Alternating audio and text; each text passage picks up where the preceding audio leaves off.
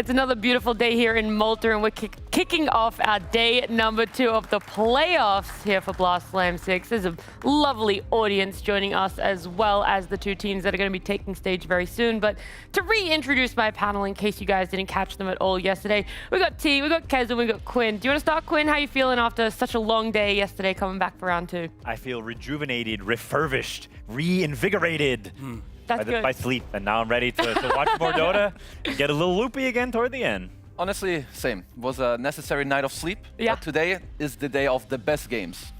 I feel awful. Okay. This panel is going to be rough. I'm going to have some energy drinks and coffee and caffeine after this game.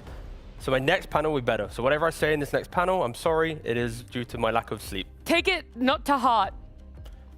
No, I'm going to be brutally honest and use that as an Okay, and excuse. you should take everything to heart. It's all from his soul. Yeah, normally it you. feels like your day is broken up, you know, like you sleep 8 hours, you work 8 hours, and then you play Dota for 8 hours. This time around, though, we're doing 12 hours of watching Dota and then sleeping wherever you can and fitting in some games. So I hope you guys are ready, because it's going to be a lot of action today. But before we jump into it, we're going to look back at what our day 1 of playoffs had for us.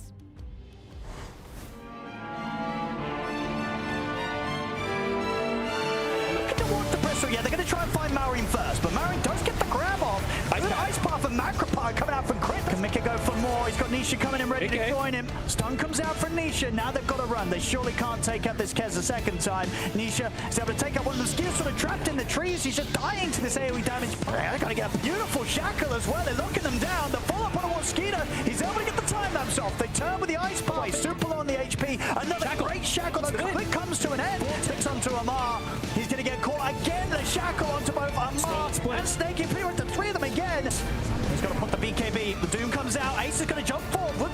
They're going to get the catch onto Amar, but the BKB's out. Bar Strike comes in from the side from Maureen. Mickey also in trouble, having to just BKB and run in with the Enrage. The doesn't really close the gap on Oace, though. And now Liquid, they're thinking about the counterplay. The shards, it catches the 3 of them. Nisha, oh my God. They managed to burst through the 2 of them. But straight away, the jump's been laid over towards Skinner. Skinner has to back off. He's been caught by the silence. Nisha will continue to try and burst. We'll get the time that's on Maureen in with the combo. Silence fall up on towards Skinner. Boxy coming in with the buyback, making sure that they have to jump forward. The GG is called. Liquid, they'll do it here today. Whisper almost dies. Now the Nightmare back. They take it off. Now it's Black Hole time. They'll catch the 2 of them. Protected. He's not going down easy. He gets through the game. Now the 3-man Black Hole. It's done. It's over. This fight is rough. Chira Jr. actually, maybe they didn't have that much damage to throw into that Black Hole. Yeah, they're all despite the huge grab with the Tombstone out, nobody actually died. And that's huge. They're going to get the toss back. The opportunity with the BKB Black Hole. See if they can focus down Watson. They're trying to get through this refraction. It's taken a while. And without a second Black Hole, they just seemingly do not have enough damage. Okay, maybe Watson is going to fall here, but Chira Jr. racking up some serious damage. Very likely to die here. Disruption goes out for a little bit. Can Whisper get off a good egg here? It's going to be oh no, he dies and he gets dunked through. Oh, damn. Heroic supports are still going to get ripped apart. And Yuma taking a ton of damage from Chira Jr. Now here comes Whisper, but it's far too late for any. Just trying to force mistakes out of Heroic. Gotta be careful of the tossbacks. Got the BKB pulverized and it completely dismantles Heroic. Caught the Enigma, and with one fell swoop, the fight is just over. And they're gonna hit the vacuum wall, but Whisper simply cannot do it alone. Heroic will call it PG, and Yandex will take the series 3-1. That was our quarterfinals. Having best of 5s meant that our first series going all 5, our second going to 4 games, so a little bit quicker. That meant that we had 9 games to try and wrap it all up there, but it did lead to Liquid coming up against OG and NAVI and Yandex in the semifinals. So we now have our top 4 teams, and what a top 4 it really truly is, especially considering 2 teams make it through, past from their group stage performance, and the others, they've already had to do the best of 5 on stage. Yeah, a lot of surprises, and I think a lot of question marks too. How good will these teams be after this break? Whenever it's like a Tundra or a Falcons going through, you still have that expectation that they're still going to own whenever they comes even after that break. Whereas these teams are a little less experienced, a little less, best of 5s under their belt. Will they still, be dominant when they get to this next stage? So I'm not sure yet. Yeah, I would definitely say it is definitely like question marks on the board, right? Especially when you look at NAVI and OG. They are obviously teams that we know that they're good, but we don't really know how good they are. And with a few days break in between, obviously they will be watching the games, they have watched games, they will understand, okay, you know, these heroes are on the rise, we need to be, you know, ready for them, because all the games we had yesterday are very close. And you can tell that a lot of games are kind of like a mix-up in the air. Like if you play better this game, if you're slightly better, like draft in this game, you might just take the game. I just love. We were both going to start talking. We were. Is it okay? Yeah, Alicia? okay. I just love how meaningful this playoff bracket is, right? Like every team you can look at and have an actual real reason, like them winning is actually like impactful to the Dota scene. I think some tournaments you look at it and go, nah, whatever, I can't wait for the next one whilst you're already in the top 4 position. But I look at OG, SEA, I like that. NAVI, 10 years of nothing, I like that. Yandex, spited by Tundra last Slam, them winning again is important for Slam. Liquid, finally getting a win with these type of players. So it's like, I don't know, I just like the fact that I look at this, the narrative and go, you know what, I'm happy if any team really wins it. Oh, for sure. The fact that we've already said it throughout group stage is this is one of the closest tier 1 events we've ever really had. Not even from the end of group stage could you predict who was going to make it into the grand finals, and you still really can't, especially with what happened yesterday, starting off with Liquid and Falcons. The fact it went to 5 games, it was a real nail biter, and even that 5th game in itself was incredibly close as to who was going to come out and be in the position of continuing their Blast Slam run. Yeah, it's I mean, it just goes to show the quality of the teams.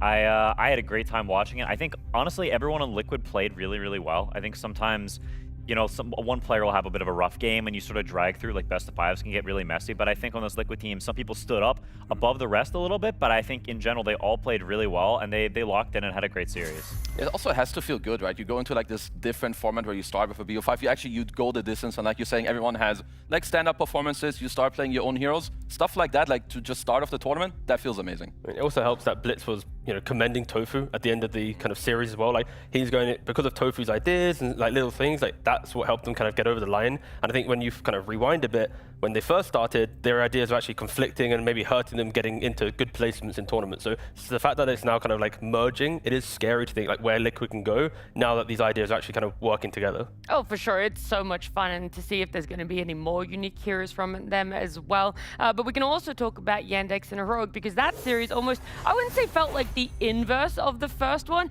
but it was so chaotic. There was no way that you could see what was going to get drafted for either team, how matchups were going to play out, how team fights were going to be, who was really going to bring everything to the table. Yeah, you bring your star player from South America and then you put them on an Enigma mid a couple games in a row. It's a rough one, all right? I feel like Heroic, they got a bit too creative. They cooked a little bit too far, and then the players weren't able really to truly shine. Again, I'm fatigued, that's why I'm saying this. Right. I will also say, you know, there's like the stock standard. We saw the Whisper Phoenix off lane, which he's done really well before, but it felt like he wasn't really at the top of his game. And I do also credit that a little bit too. He was off lane, moved to mid lane, has moved back to off lane. There is still a lot of time. This only happened a month ago, I want to say. So you can't expect things to just click like that. I mean, they're just a messy team, right? They're like messy and chaotic, and you could tell it not just from their gameplay, but also from like the way they were drafting. I think, like T was saying, they were getting a little too creative and like cooking a little bit too hard. Because like, what was the most overcooked draft? 2, 3, 4, those games. No, you can't. One, you have to pick sorry, one. I'm fatigued. I told you this battle. I'm actually okay with, the third one. Oh, okay. I actually like the second one. Anyway, I personally just don't love 2 and 4. I mean, even like the first one, I don't remember exactly what we said in the draft. This one I was like more on the fence about, but 2 and 4, while I can see them work, I think, because drafting isn't just about what you have and what you want. It's about how does it interact with what the enemies actually have. And it's just like, if I have Tai Long, my bro on the team, you know, I want to give him something a little more spicy. Yeah. I mean, I think any of those drafts, if you look at them in a vacuum, you can be like, you can defend them. I think the real issue with them comes when you look at them compared to the other team's draft. Like, they were just sort of picking stuff that made no sense against what the enemy team had. Whereas you can say, oh, on their team, there's some synergy. This hero is good with that hero, or there's a theme running. But I think they just counterpick themselves a lot of the time. Yeah. I think it might have been the game 2 draft was the one that was slightly overcooked, because it was like Enigma was their response to Viper, and then they still picked the Ursa, which Viper likes to play against because they didn't want to be Ursa'd by picking the Underlord. It was a lot of like back and forth that didn't eventuate. But that's when it's like when you move away from draft and game, like they actually were doing really cool things with a draft that you could say on paper looked worse, because like they were winning the game. They take the Roshan, they do all this stuff, and then you lose a fight, and then again you could critique that type of stuff, right? So yeah, it's just don't put that much pressure on your team when it's like, if you play well, you can win the game. But like, if you have a weak draft and you play kind of averagely, you're probably going to lose the game. Like, you need to be so careful with this type of stuff. And yeah, Heroic just didn't draft accordingly to try and win a tournament. And like at the same time, I think it gives me hope for this team because we haven't seen them in this constellation for a while, but I actually think that their gameplay, at least at certain times, it was quite high. So, you know, these losses, and especially when, you know, they were going to talk about it, like, I don't really want to play like this. I want to do something different in draft. I want to have a different hero. That's very easy to like fix, do something different, go into replays, go into your next scrims, and just kind of make it better for the next tournament. Yeah, the potential for them is still very high, and the potential for today is also incredibly high because I'm going to get T's spirits up a little bit. I know you're a bit tired Let's right bring now. him up. Huh? What? Why are you so confused? I'm so scared. What do you think has been one of your favorite things of every Blast Slam, every day that we might have been missing so far? Well, of course. You want to intro it? Yeah, of course. All right. Okay.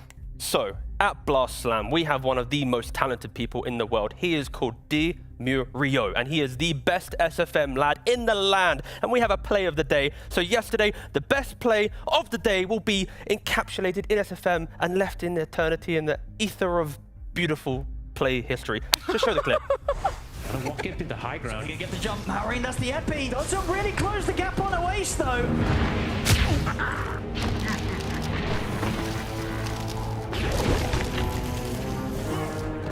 Void incarnate. Really closed the gap on Oasis though, and now Liquid, they're thinking about the counterplay. The shards, it catches the three of them. Nisha jumps Oh my in. God. They managed to burst through the two of them and make that a third as well. Amarans are ticking out at the side of the fight. Snake King's dead. I don't know what else to say. It cannot be more beautiful than that from Liquid.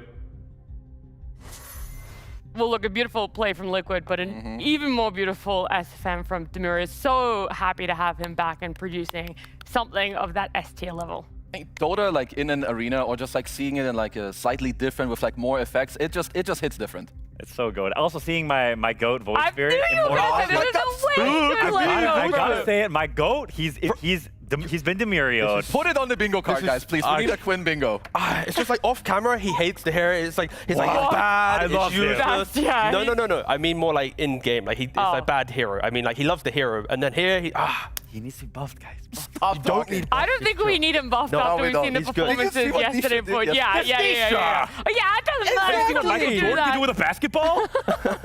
Okay, that's kind of fair play. That's kind of fair Come play. on. Well, look, we can see exactly though when what did you say? Michael Jordan with a basketball is going to be playing today because Nisha is going to be in the first series. It's going to be followed by NAVI and Yandex. So that one, who really knows when it's going to be starting? We're hoping around 7 p.m. But who knows when it comes to best of fives, especially when it's a best of five between Liquid and OG. 2 teams, 1 semifinal, the same goal, the trophy. OG, pace setters, straight to the semifinals, no detours, no quarterfinal scars. Liquid, the returning veterans, battle-tested, back on the stage, and coming in hot from yesterday. The group stage made the split clear. OG stayed on the fast lane, locked in early, earned the skip, and bought time to sharpen the blade. Liquid swayed off the highway right before the finishing line, forcing them to run an extra lap. Now they meet where shortcuts don't matter, and momentum can be everything. Rest versus rhythm. Trailblazers versus veterans. Danger versus discipline. They step onto the same stage, but only one team gets to take the final step. OG, the team that didn't need the warm-up, or Liquid, the team that ignited yesterday. This is Blast Slam 6, and this is the semifinals.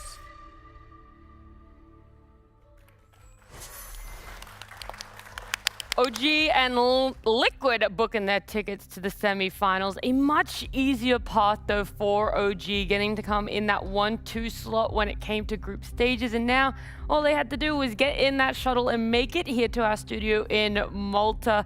We're seeing both Liquid and OG having a bit of a relax before what could potentially be a marathon of a best of 5. I think that relaxation is very important. Like I talked to Ace and Tova this morning, we were talking about, you know, if they play the best of 5 yesterday, they play a best of 5 today, and then another best of 5 the day after. That's a long haul, and so I think the endurance, and it is a real advantage for OG having coming into this, the fact that they're chill, they weren't playing yesterday, they were able to watch and study Liquid, do their drafts, and get, you know, as much sleep as they want. I think that is something very sizable for them. And with the best of 5, there's that ability to have a bit of a warm-up, right? We've seen it before that in a best of 3, maybe you get caught off guard game 1 and all of a sudden backs against the wall.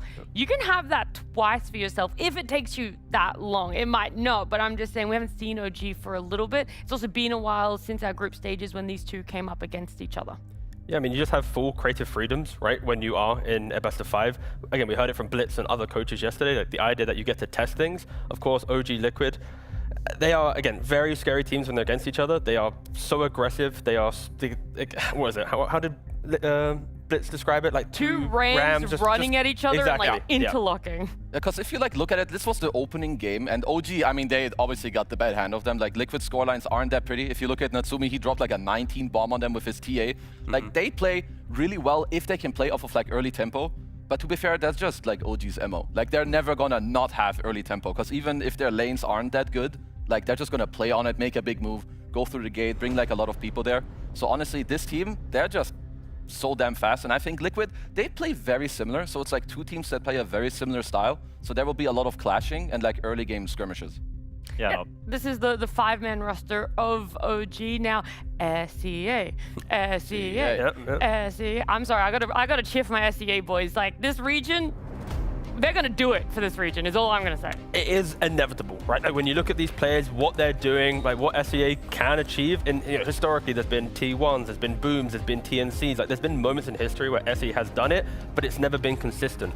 OG is moving in a trajectory that they are becoming consistent. They're always going to be top 6 in the tournaments they go to. They're now in a top 4 position. Like they are on this path to be the next SEA team to get a trophy win in the tier 1 kind of land space. I think it also can't be underestimated how difficult that actually is. European pubs are so much better than every other region. So if you're staying in SEA, you have worse scrims, you have worse pubs, you have worse practice in general, which means you need to be working extra hard to stay on that same level as the teams that are boot camping with better practice. I think it is genuinely incredibly impressive that any team that is not from the European continent is able to stay on that top level. I don't know, Ana did pretty well, winning 2 TIs with just SEA and Oz pubs. And that was before the third guy, This guy didn't even need to play PUBG. Yeah, Ana is also regional guy, he was like so a he does not gifted count. child. Yeah, that's even, like, he was like playing Maple Story before like their actual official games. Like this guy, he's just an anomaly. This guy doesn't count. And maybe, you know, that's the relaxation that OG are also channeling, where they're like, we're just gonna play some games, we're just gonna rock up, it's a best of 5, we get to enjoy what is gonna be the long run here for us. Yeah, and that's where I think when you look at OG and Liquid, they're very different teams and how they got here, right? Because when you look at qualifiers for best of 5s, how do you get to your tournaments, right? When you look at OG, they are playing Holy Tims. Holy Tims. He didn't even fit on the graph, right? Because again, OG, they're always going to SEA, they're having to play out these qualifiers, and then they get to the tier 1 LAN. It's a whole other story. But for Liquid, they don't really have to play many best of 5s historically, right? Often in Europe, you get best of 3 to qualify for tournaments because there's more slots in other regions. So again, to qualify, Liquid hasn't really experienced them as much as the OG players. But then when you look towards the LANs, when you get to the events, how does it look? Where does OG go? They disappear, right? Of course, SEA hasn't really locked in many trophies compared to the likes of Liquid. So both teams have best of 5 experience. The difference is OG, it's at home, it's at boot camp, it's online. Liquid, it's lifting the trophy, it's, you know, creating legacy. So there is experience on both sides, but Liquid just has the upper hand, of course, in regards to, you know, the setting here. Yeah, let's hear from 2 of the OG players though and see just their thoughts about a best of 5 format. For me, I think this format is not really bad. I mean, like, you can really determine who's the better team. Because, like, in the best of 3, it's like sometimes like a fluke, like just a fluke win. But in best of 5, I think it's like you can really determine who's the better team. I think the format is pretty unique. It doesn't really like follow the most used format compared to the other tournaments. I think this one brings the cake of being the most, I don't know, maybe just top, how do I say this? Top performing team it's very rewarding for the top performing team. Yeah. You know, that's one thing that we didn't really dive into is when you win this best of 5, because you're so used to it being in a finals, does it bring that similar sort of adrenaline rush for you, even though it's not necessarily the end of a run? Is it like we went through all 5 games, or we went through a whole best of 5 and came out victors? Like there is no more humming and hawing of if we deserve it or not. Because that's sort of what forced Nico was talking about that. I feel like it should at least add a little more. I mean, maybe it doesn't feel quite like winning a grand, because usually when you win a BO5, you're winning like a grand finals of a tournament. That's what I mean, But I still think you're going through like more emotions, more time of the same series against the same opponents with your teammates. So it must add, I mean, it's got to add something. Yeah, I think it helps that because they've played so many best of 5s, they get different settings, just having the discussion of like what happens after a game 2 loss where you're 0-2 down. Like if you never had that type of talk before, you won't know what's going to happen here, but because they've both experienced it, they've understood all the different dynamics, like what, 26 versions of series from Tim's, like there's so much, like they're going to be ready for this. This shouldn't be a best of 5 where like one team just lacks the experience. I think it also builds like cohesion and camaraderie. Like it's a really long time. Best of 5s are incredibly exhausting mentally and physically. And so if you come out on the other side of that victorious, I think it builds a lot of like, we did this together. I think that can be a binding experience and can be very, very good for the future when you come out on top of a best of 5. All right, well, hopefully OG are going to get to feel that for themselves today, because we're wondering just what sort of play style they're going to bring to the table, right? Is it this OG that we saw in groups that was so consistent and able to win games in a short and quick, concise manner? Yeah, like if you look at these two teams, they have, so OG has the fastest tower taken on average. By minute 10, they will always have one taken. Liquid are in like the top 4 with 11 minutes. But if you look at it, in the majority of the games, they will always be the one that takes the first tower. They set up the pace, they play the early game. Boxu runs around, gets some kills. On OG, you have Yopaj who goes to Nico's lane. They make some stuff happen. Natsumi goes through the gate. So it's just already like, you can tell going into this game, no matter what, there's going to be a lot of clashing. Lanes are super important, active runes, just like how every hero interacts with one another. The small moves they make is going to be so damn important. And that's where OG is so scary, because they are ready to bring 5 heroes to engagement. Like we're looking at some replays here, right? Against Tundra at the 14-minute mark, the second Wisdom, they bring their 5 heroes here, and this is where they kill off just what, all 5 heroes on Tundra. It was just, thank you very much, and actually it's OG dying, so my bad. I've just ruined this clip.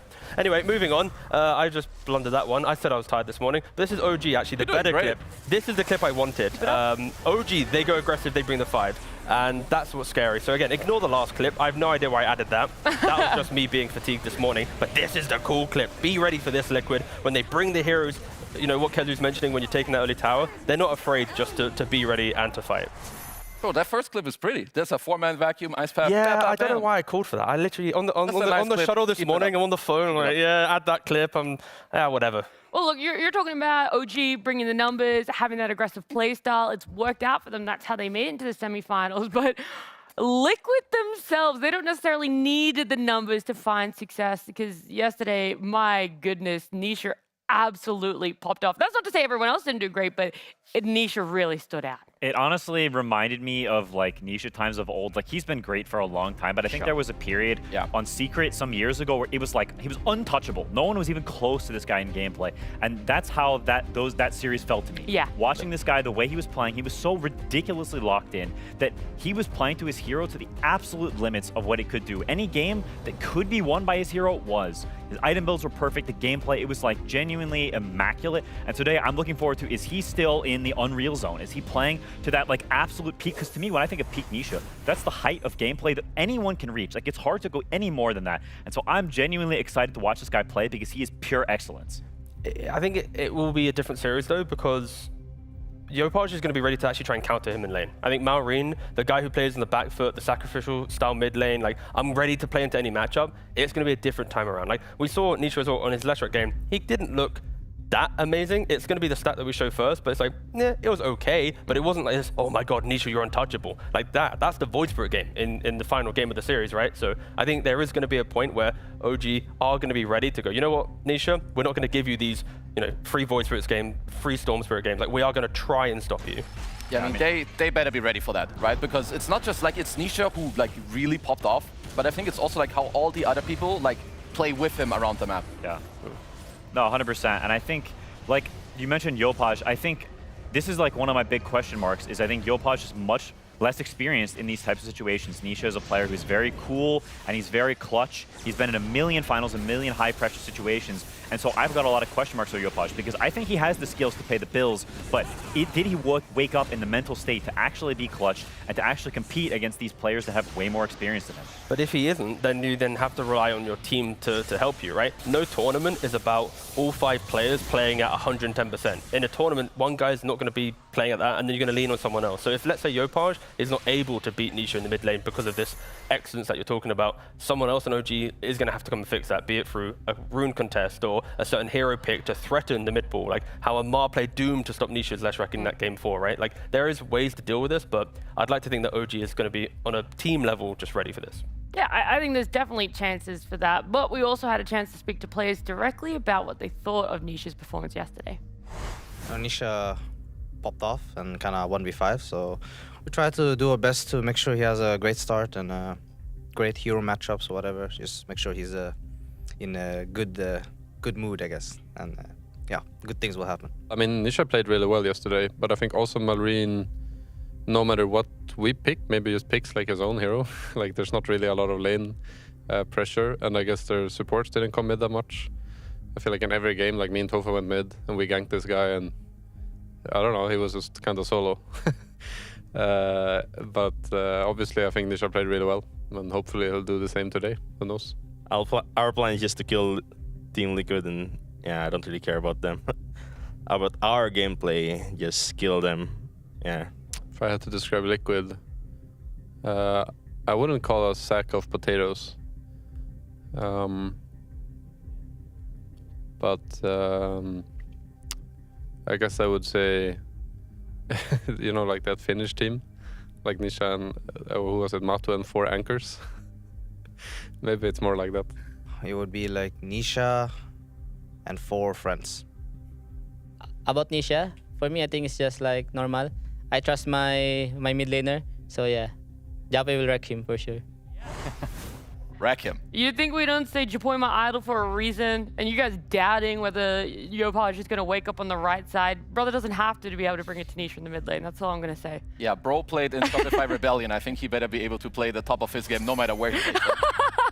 He's been in the Okay, you didn't have to drag it in like that. I mean, I'm just saying, you know, because Quinn talked about it earlier, it's not easy to just like play in C all the time. You know, you had Yopaj who played in NA, you had Nico, he was on Mouse already last year. I think, you know, bringing all this experience in, it's needed. Yeah, there is one question though around OG, and it isn't necessarily when it comes to the skill matchup, right? It's what are they going to be able to draft for themselves? Because what you guys have noticed a little bit in the off lane is it feels like there's a crutch there, right? They're always going for this Darkseer, this Mars. That's what's giving them the leg up and the advantages in the games they have won. Yeah, they're spamming these heroes. They have them in all of the games they've won. They've had these heroes, and I think that Liquid is something that they can exploit. Liquid's very good at banning heroes, at figuring out what they want, and so I think we'll have to see in this draft if that crutch, you know, potentially gets exploited. Yeah, I think it's also just, it is interesting to like also understand, because like when you're saying they do spam a lot of heroes with like what they do, right? Like the Darkseer and the Mars as well, where I think it is very important that they do get those heroes, but also if you look at Liquid, I think they've been spamming a lot of their own heroes. Like they had Razors in like a lot of their games yesterday, and while it looked good later, I think Ace struggled a little bit with it, at least early on. So that's also something for OG, like do you want to give it, do you want to counterplay it, do you give it and then just like kill him early on? Because for Liquid, it looked good later, but it looked very exploitable in the early game. I mean, Nico has always just done the same thing from the offlane, and I think Ace yesterday in the best of 5, his itemization was like changing in every game, right? Like, there was one game he goes auras, and then he played a Razor game where he was trying to go like Yasha, BKB, and a bit more right click. Then he went back for auras again. So I think Ace is trying to still find like where do I want to land with my type of itemization, or it's just dynamic. It's going to be game to game. But that's where I think there is going to be a disparity where Nico is like every game, I initiate, I have an aura, I'm ready to fight, and Ace, again, it can just differ, so it will be a really intriguing one to see what happens in this series. Yeah, it will be, of course, in this series. It's not just going to be us talking about it the whole time. We want to check in with our casters. It's going to be Owen and Fogged again, bright and early. Owen, are you ready for 5 more games here on day 2? Oh, I mean, I hope so. Absolutely. I mean, yesterday we nearly got the full 10. Obviously, you know, it did get rather late without going 2 full 5-game series, going 5 games, then 4 games. Today, yeah, we might get all the 10 games. I certainly hope so, especially 5 without this first series. OG versus Liquid. I think a lot of people have been waiting for this one. Getting to see OG on the main stage go against the Liquid, who look pretty hot. Nisha in particular yesterday, after yesterday's performance. I can't wait to see how they're going to clash. We're going to get some crazy hero picks for sure. Yesterday we saw Liquid bring in some new stuff, some Rubik. Hope we get to see that again. And obviously OG, we know they've always got some special ideas to bring out and surprise us with. Yeah, folks, were you listening in when my boys were talking about what they expected for the matchup? Do you have any criticism on either them or the players? And them as well too. No, I'm offering them. I'm offering them up. Let it out. Come on.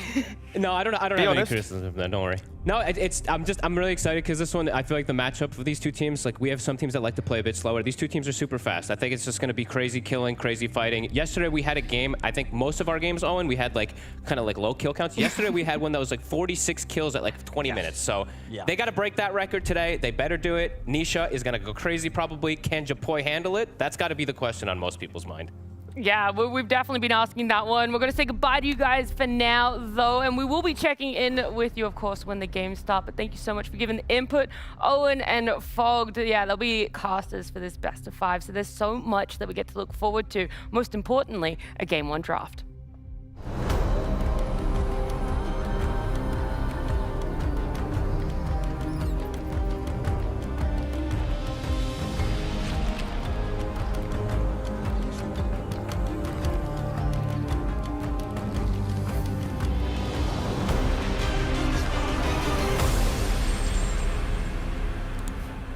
I feel like we should have just gotten Owen and Fogged in here to do the preamble of what is going to be no doubt one of the greatest best of 5s we'll get to watch here in Malta. But it all does start off with this Game 1 draft. Just what exactly is going to be pulled out? Are there even deeper pockets on the side of Liquid that we're yet to see after what Owen pointed out, that Rubik pickup yesterday? And are OG going to be ready for that? How exactly is this meta in a best of 5 going to eventuate compared to what we saw yesterday when Liquid played against Falcons? Yeah, I mean, we're already going to have some differences in that Liquid is going to ban Batrider when their second pick, apparently, as OG is first pick this game. So that's very different from the series yesterday, where Falcons banned it every single game. So that's always going to be one of the big things in these first phases is which heroes are you banning on both sides and which heroes are you just banning whenever the enemy is first pick. That's going to change a lot of what goes through, and how the meta evolves is going to be based off this first game and off of those bans. And already quite intriguingly, the OG are banning out heroes that they've picked on first pick themselves, right? The SD and Jakiro have been first pick heroes for them, but they are removing them. And of course, Mars is the next hero that they have sometimes first pick due to the fact that they can flex it between mid and off lane. So we'll see if Liquid is going to respect that. But yeah, OG, since group stage, has adjusted their kind of ban priority. I like to go on that point. I feel like the Jakiro ban is kind of interesting because it does go to tell you, because OG have played it, they have first pick. So if they wanted it, they could either force Liquid to ban it or take it themselves, which just means they're looking for a different first pick to open, to not give the Jakiro as a trade. Or they just don't want to play post 5 Jakiro, maybe because of the matchup against Boxy. Maybe they want someone that, stops the dog from running wild on the map like a Clockwork later on. So it is kind of interesting. So there's a Shadow Fiend in the pool in response to this. They chose not to take the Mars. Like you said, they've been first picking a little bit here and there. So going for the big flying snake, which makes a lot of sense. The hero has been very, very powerful. We saw it win a couple of games yesterday. And then it was full banned, I think, in all of the Liquid games. So I'm curious to see what Liquid play against. Enigma. Please. We're all getting PTSD. Please. Which, by the way, a TA first phase ban, that feels like a little PTSD from Liquid, because that is what that to me was playing in the group stage and absolutely clapped them in that best. Yeah, my boy John, he dropped 19 kills on them, so you gotta respect that. But it does make sense, of course. Nisha being a very active killing mid laner. If you do put him on Enigma, he's going to be able to still do that. I am shocked that they're using this much reserve time. Like, surely they would have an expectation that OG would pick the Viper, but they've used almost half of their reserve time already on the first pick. This is so different to yesterday. Yeah, I think the reason why there's maybe some confusion there is this type of prep is the thing that's already locked in. If there's Viper, you go this. If there's TA, you go this. If there's Mars, that's already the easiest prep of a draft. But either way, they do take a minute to then take the Shadow Fiend. Again, these are the two heroes that are often banned in the first phase, so no surprise to see them here. Yeah, I mean, I do agree, with Quinn. I think it shouldn't take you that long, but there are some heroes, I would say, that are a little harder to read, their power level, because Viper doesn't have that many counter picks, so it's like maybe you can go a bit more spicy, but then it's risky. So then like you end up going a little bit in circles. But going to the SF, I think it's good, it's safe, it can flex. You should be pretty happy. Don't forget that they only have one ban, right? So maybe this wasn't a topic of discussion around Shadowfiend. It was more, if we are picking Shadowfiend, what's going to be our ban? Like, how are we thinking about the future of the draft? So again, we're thinking about the instant moment, but again, there's many more things to happen in the draft. They can use their reserve time, at any point, of course, and still, Mars is available. That is going to be, I think, a big hero for me going into the next phase. Yeah. And also for OG, I like that they're taking out the Boxy Clockwork for now. Maybe we talked about it in the pre-show as well. Quinn mentioned Boxy. Yesterday, he played only melee heroes. He's insane on melee heroes that get space, and Ace is definitely an offlane that will give you the space if it's possible. So there's Tusk, there's his Clock. He's played Earth Spirit before. It's something that can work. I wouldn't necessarily say it's incredible against Viper when it comes to the damage output, but you can get on top of the hero. You can potentially, kick Viper back if the hero goes out of position. So there could be, some bonuses to that. Yeah, very strong bans from OG. But it does still feel like Liquid will probably open the next phase with that melee hero that you're mentioning. It'll be the Tiny or the Earth Spirit. Well, yeah, probably not Earth Spirit, but... Yeah, we'll have to see what it is. I think I'm curious to see what mid hero Liquid picks against Viper. Shadowfiend cannot lane against Viper. I mean, you sort of can, but it's like way too risky. It's not real. So I would think they would look at something like a Puck or heroes along those. Puck, Sniper are generally the ones that people resort to against Viper. Sniper, SF, pretty garbage together, so I'm looking at likely Puck. And so if OG creates a situation where Puck is not that good, then you can end up in a situation where, hey, what are you actually putting mid? Because Viper reduces your hero pool by such a large amount. I mean, the Darkseer ban, I would say, is very necessary. I don't really, you don't want to play SF into Darkseer. Also, there's some differences, where are you going to lane it? And I think also, overall, if I look, let's see. Oh, actually, slightly different with the Marcy. Okay. Did you say ew?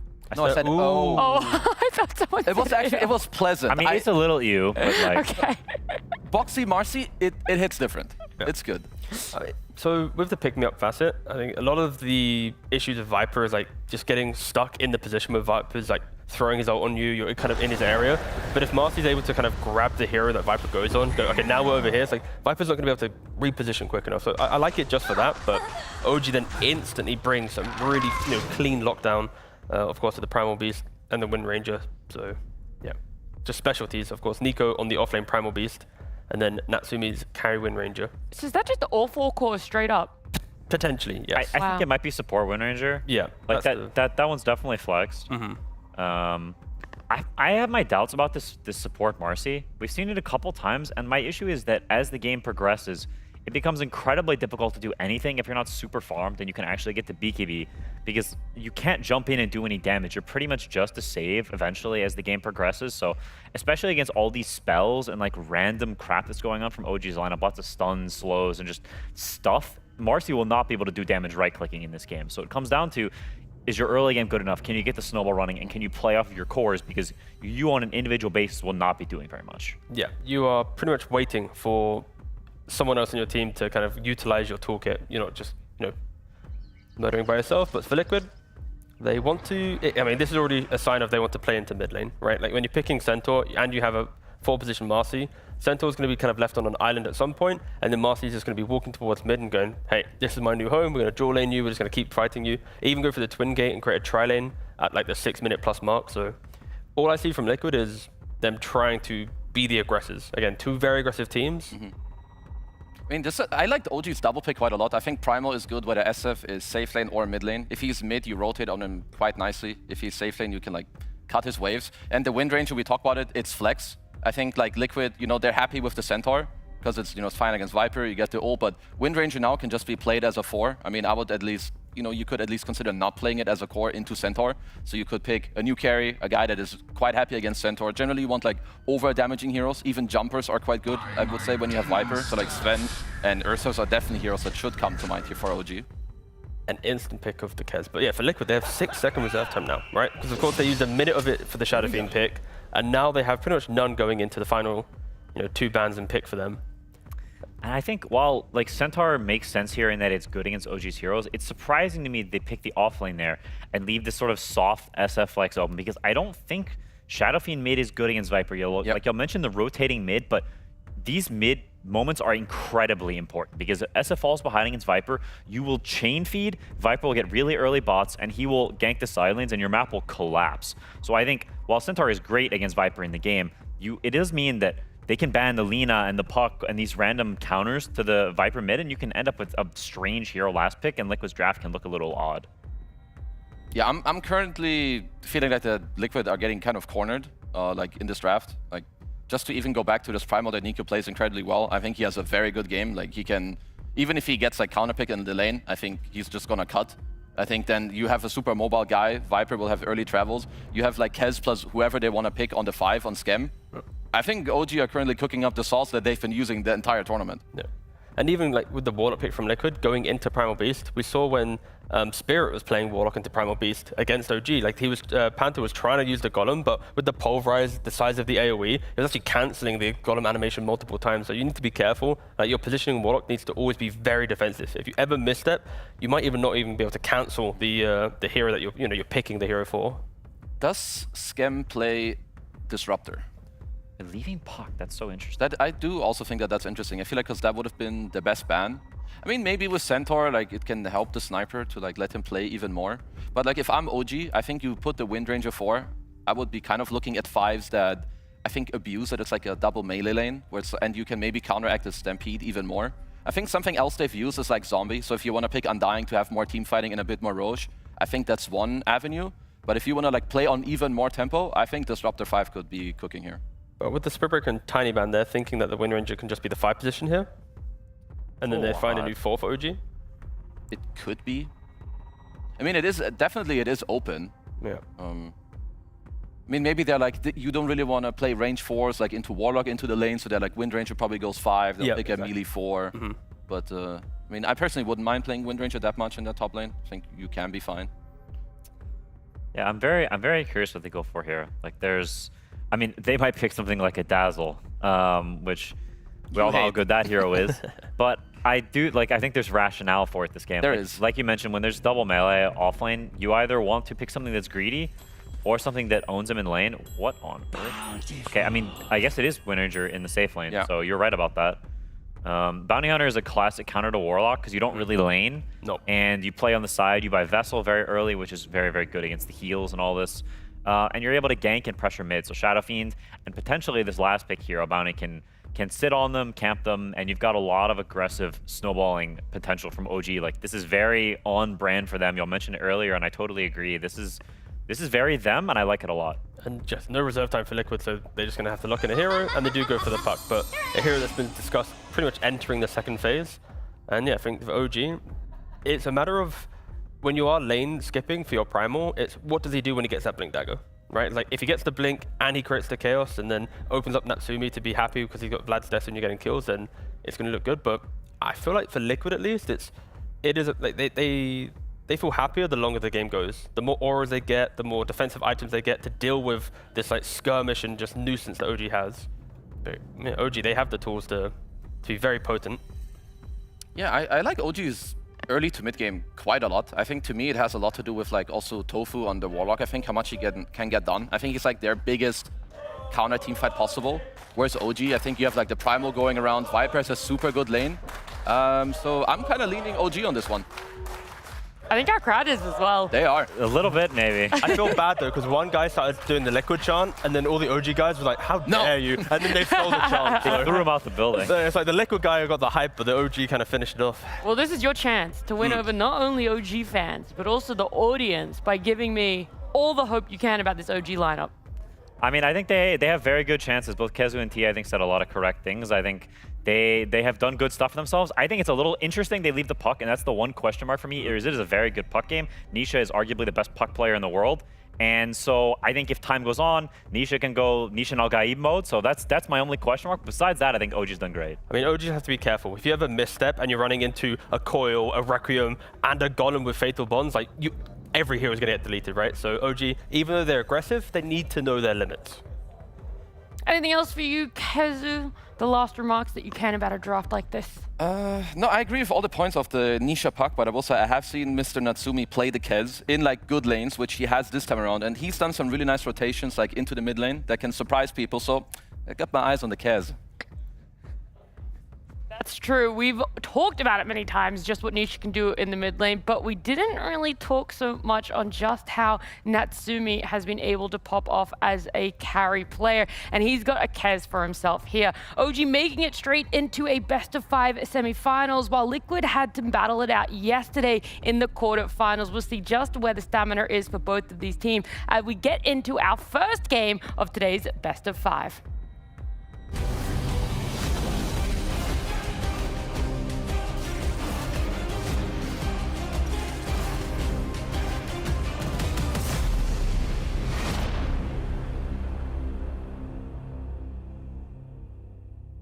What an absolute treat we're going to have here today in this best-of-5 between Liquid and OG. Fogged already, the draft very much delivering. We're getting both teams coming in with their own sort of unique identity, and we're going to get to see them clash head-to-head. Looking at these two lineups so far, what do you make of it? Is there one of these that, to you, sort of speaks a clearer route to victory? Is there anything that's sort of got question marks when you look at it right now in the lineups? Not sure about question marks, really. Both drafts look very strong. I think just different approaches, right? I think OG looking for what we were just talking about before is a lot of small skirmishes, coming out of lanes ahead, finding these small skirmishes, high individual burst damage early with like the shuriken and the power shot. However, later on, team fight, definitely a bit lackluster for the side of OG, especially in comparison. I mean, Liquid, everyone has some good contribution to a big AoE team fight control. It's just going to be up to OG to scout things and pick and choose those battles. I think that's why this Bounty Hunter is going to be something I'm looking at least. A lot of crucial movements, a lot of crucial scouting, knowing where the Warlock is, knowing where to pick and choose those skirmishes. But we're in for an absolute treat because we do have Nisha on a puck versus limited stuns. And Nisha, I have to just talk about it yesterday because he went Super Saiyan in all 5 games. Even the games they were losing, he went pretty nuts. So Yopaj, you got your work cut out for you. You do have a Bounty Hunter that's going to be roaming probably for you, so let's see what you can do. Yeah, no, looking forward to see what Nisha can do. Those high mobility heroes yesterday, his Void Spirit, having these games where I think he sort of ended up dying just the once. Could happen again here if OG's not able to deal with him, but you've only got to imagine that yesterday, OG, they probably spent it kind of glued to watching the games that were going on, right?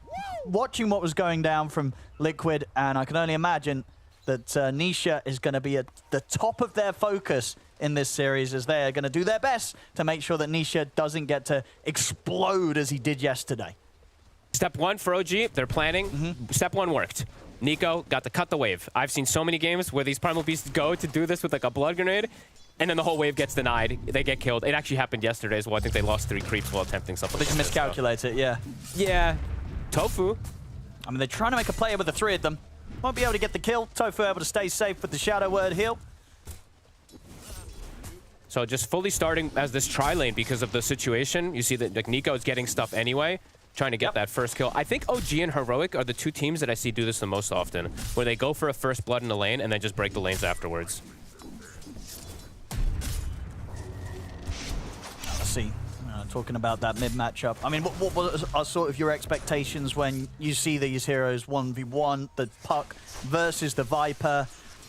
Is this an easy lane for Nisha, hard lane? Okay, so it's a challenge, you're saying, for Nisha. It should be a bit of a challenge.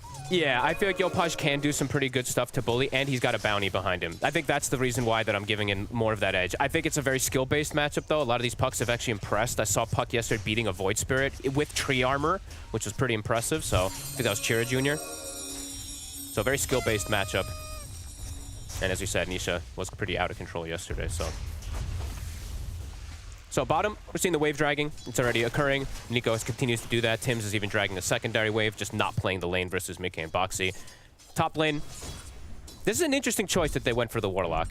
You know, we were mentioning a couple of things about it. Sure, they have to set the lanes up like this. Yep. But then it's like, they don't really have kill threat top at all. It's just this sustaining hero. The whole real purpose of Tofu in this game is the Golem to drop and cancel the Primal Beast to ult eventually at some points. Besides that, it's just like a chill Warlock. He's just keeping ace sustained. Yeah, looking forward to see from OG's side of things in the safe lane what Natsumi does with the build. I feel like one of the bottom lane Tims steps up, gets caught in a couple of raises. That's going to be first blood for Mickey, and very much seeing the reason why they're doing whatever they can down there, OG, to not really play the lane right, because when they do meet, Mickey's going to get the chance to line those raises up pretty easily. It's a broken lane. It does feel like it. Double, like kind of, not double repositioning, but almost in a way a double reposition with triple raises. Now Mickey, though, stepped up a bit far. They'll be able to get on top of him, but he's going to be able to turn and get a raise off still.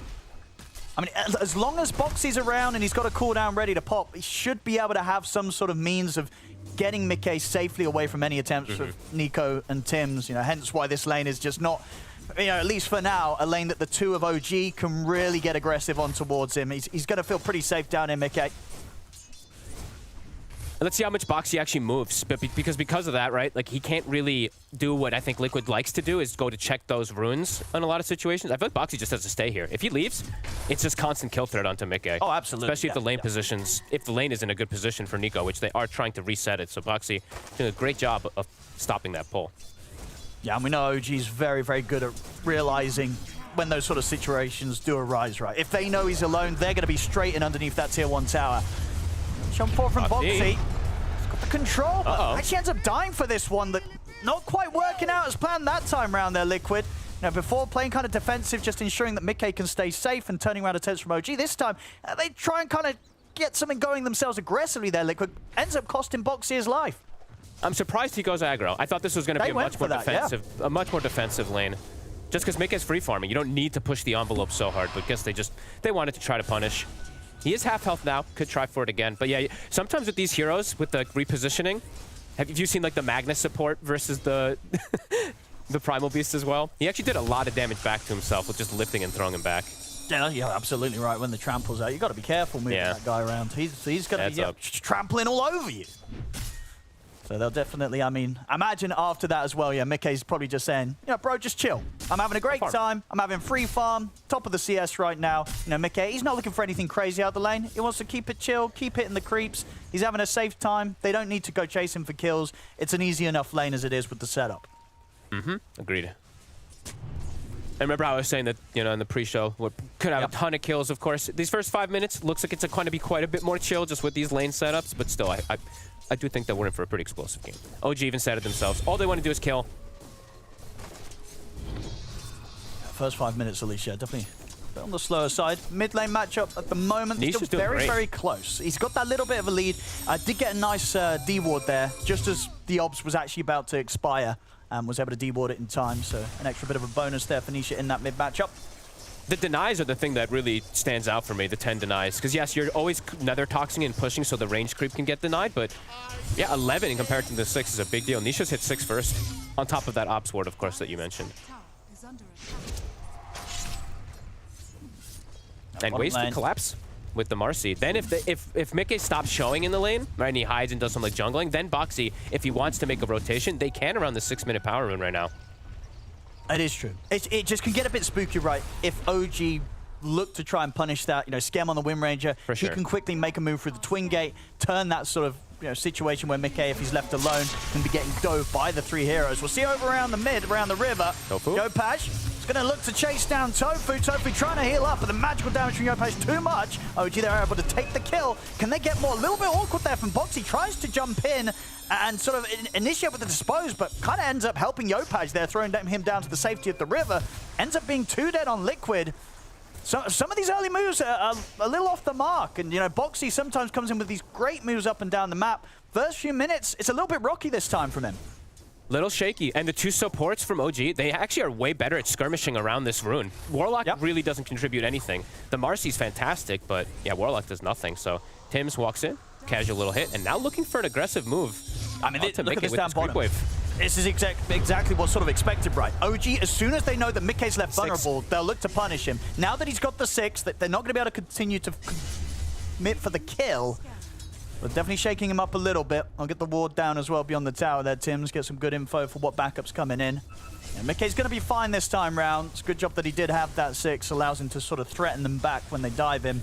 But definitely showing how ready Liquid's got to be for those aggressive plays to come in from OG, because they will come in on that bottom lane. 100%. Boxy will find the ward, so it does at least get a D-ward. Is up to level 4 now. But got to be careful with any of these movements. Yopaj getting himself a double kill. Now has that separation at least versus Nisha. Yeah, I like this as well. I feel like I don't see this much. Do you like Skem's little early game build on his items? I've been seeing, I was talking to you about this the other day. It's just the rise of Fairy Fires because of the branch costs, I think. We're seeing a lot more double. I haven't seen triple Fairy Fire much. Triple but double Fairy I have Fire. seen a lot. And there you go. Bottom. I'll get the Requiem off onto Nico. He's got Tim's by his side. Boxy and Mickey are going to try and chase him down, but they won't have any further gap close. So Nico is going to be able to walk away from that one. And this is definitely a timing right to bear in mind in this early laning stage. We'll see over in the mid. Viper Strike thrown down on towards Nisha. He's got an ult to try and jump away. Will be able to dodge both the shackle shot and the power shot, so Nisha will survive. But definitely something to have in mind, right? You know, the fact that Mickey Requiem's on cooldown for 90 seconds, that is quite a period in which that he's not going to have that ult to protect himself if OG look to try and make a move down there. They're going to get the catch on Tim's though, Liquid. Tim's caught underneath the tower. Boxy staying strong by Mickey's side here during these moments to ensure that Mickey not only stays safe, but gets the chance to pick up another kill in this lane. Continues to just barrel ahead here on the net worth. Top net worth right now on the safe lane SF. He's having a great time down here. He's set up for success. It looks like they want to try for Nico. They're going to glyph the flag bearer, but can't quite go for the play. They're really trying to push this for kills and shut down this Primal. He has hit 6, though, so they do have to be careful about the overextension, but they do not want Nico to get at least any type of advantage with movement, which I don't blame them. Honestly, Nico is pretty explosive after laning phase. He just roams. In so many of the games, he just moves around constantly, and already looking for Nisha at least. They're going to get the setup. They catch him after he's used the orb. He's still going to have the Waning Rift to jump up to the high ground. The orb's back off, so will manage to jump a little bit of a distance away from Tim's. Quick reactions and an escape there from Nisha. Gets him just away in time from both Tim's and Nico. Defensive coil use, though, so they did force that. So for the next moments, they don't have to be careful of an aggressive movement with it. Ace, top, he's chilling. He's got that Dominator already finished, as the Ash Legion shield, too. Incredibly durable. Tough for them to push him out of this lane. No. Yeah, we'll have to sort of keep eyes on what Ace is able to do with this, right? We've seen a lot of these Centaur players be very good with how they sort of manipulate the creep waves with the Helm of the Dom pickup. It is very annoying to play against, especially if your supports can't deal with it or kill it at all either. Like, who wants to deal with this? Which probably will be nobody. So Ace is going to be able to drag these waves, get pressure onto the tower too. See if OG even reacts, or if they're just going to look to play elsewhere. Probably look to play elsewhere. Yopaj does have Boots of Travel finished, so can be very mobile. Looks like they want to just steal stacks, though. That's their focus. A nice little double stack that they'll be able to take away from Liquid. Dies super fast, so. Looks like they're thinking about Ace. He's got Stampede. He's starting to take a lot of damage here. He's a bit of a tough one to kill. Shackle's not going to latch. No tree there. The Stampede, already off. He's easily able to create enough distance and get back under the safety of the tier 1 tower. Still, not going to be an easy kill, really, to go for. You know, at the moment, sure, the ultimates are being forced out of Liquid, but it is allowing them to keep themselves alive. You know, they have to use their ults defensively, but it's getting the job done. They're surviving. They're still able to get a good bit of pressure coming in now around the siege creep on the mid. We'll see both Nico and Yopaj turn up on OG to start pushing back against Nisha and Tofu. Tofu has now hit the 6, so we'll have the Golem ready for a play. See over in the jungle, Tim's is getting chased down. He's going to look for the deny to the neutrals, and he'll be able to find it there as the Tendrils of the Deep comes in from the Croaker. Information gathering. That's Tim's job. Scouting out where the Marcy is, scouting out where the puck is, keeping that information so they know if there's an aggressive move they can make onto Mickey. He'll die probably a lot on this Bounty Hunter going for these information plays, it feels like this game. It's something probably pretty appropriate because they don't want them to just be able to sit back and free farm on the side of Liquid. As we know, OG, they like to play skirmish heavy, they like to play quick. Natsumi has queued up the Deso as well, not going for the farm route. Oop, random power shot. The smoke coming in. I mean, they want to try and make a move aggressively now with the Dream Coil back off cooldown and the fact that Tofu's got this 6. I mean, they could just drop the ults on Nico here. As that Boxy, he's coming in with the setup. They might not even need the ults, honestly, with the control they have. They'll drop the Golem just to ensure that he's not able to jump out or backup's not on the way. They get the kill. They'll turn it into a push here. So Liquid starting to group up now, 12 minutes in, ready to look to take these objectives. And I guess they know, right, at any point of this early game, if Nico's off the map, if he's dead, OG are probably not going to look to form a sort of defense against these pushes from Liquid. Nico is pretty crucial for the entirety of the team fight on the side of OG, to be honest with you. So if he's dead, it's hard for them to really make too many aggressive moves. Nisha has coil available. I mean, Yopaj is getting very aggressive there. He's going to force out the TPs. Stampede's there. Boxy and Ace ready to close the gap on him. He's in trouble, Yopaj. Blown up by the Requiem. I mean, anytime you're sort of hanging around in that tree area, it's sort of pressuring the enemy mid, you got to expect this sort of TP reaction to come into play. Maybe with the fact that Liquid showed so many down on the bottom lane, Yopaj didn't think that there'd be that sort of TP level of backup ready to come in on the mid. But it was there. Liquid turn up after killing Nico bottom and taking the tower. They go over towards the mid lane, kill off Yopaj. They get that tier 1 as well. Liquid, they're starting to get the show going. Liquid's been super good at just responding and just playing fast, and that's why I was very excited to see these two teams match up because of the pace that they both usually play at. Liquid today, at least this morning right now, reacting just a bit better. These movements, they're feeling strong to take any team fight. Right now they don't have any cooldowns at least available, but they're still feeling confident to take the fights. Looks like they might sack this tower since they have literally 0 ults. Yeah, now that Nico and Yopaj are back out on the map, ready to start pressuring objectives together. Liquid, they'll respect that. Let the tower go. I think Yopaj overall just has to be more... He can't do that type of like super deep aggressive play if his Primal Beast is dead. If his Primal's alive, maybe he can do something like that. But even then, that one was just a bit too deep. Make it. Insane levels of farm for him, 7,200. Following around with Boxy and with Tofu, not splitting away too much. They're really playing together a lot here on Liquid.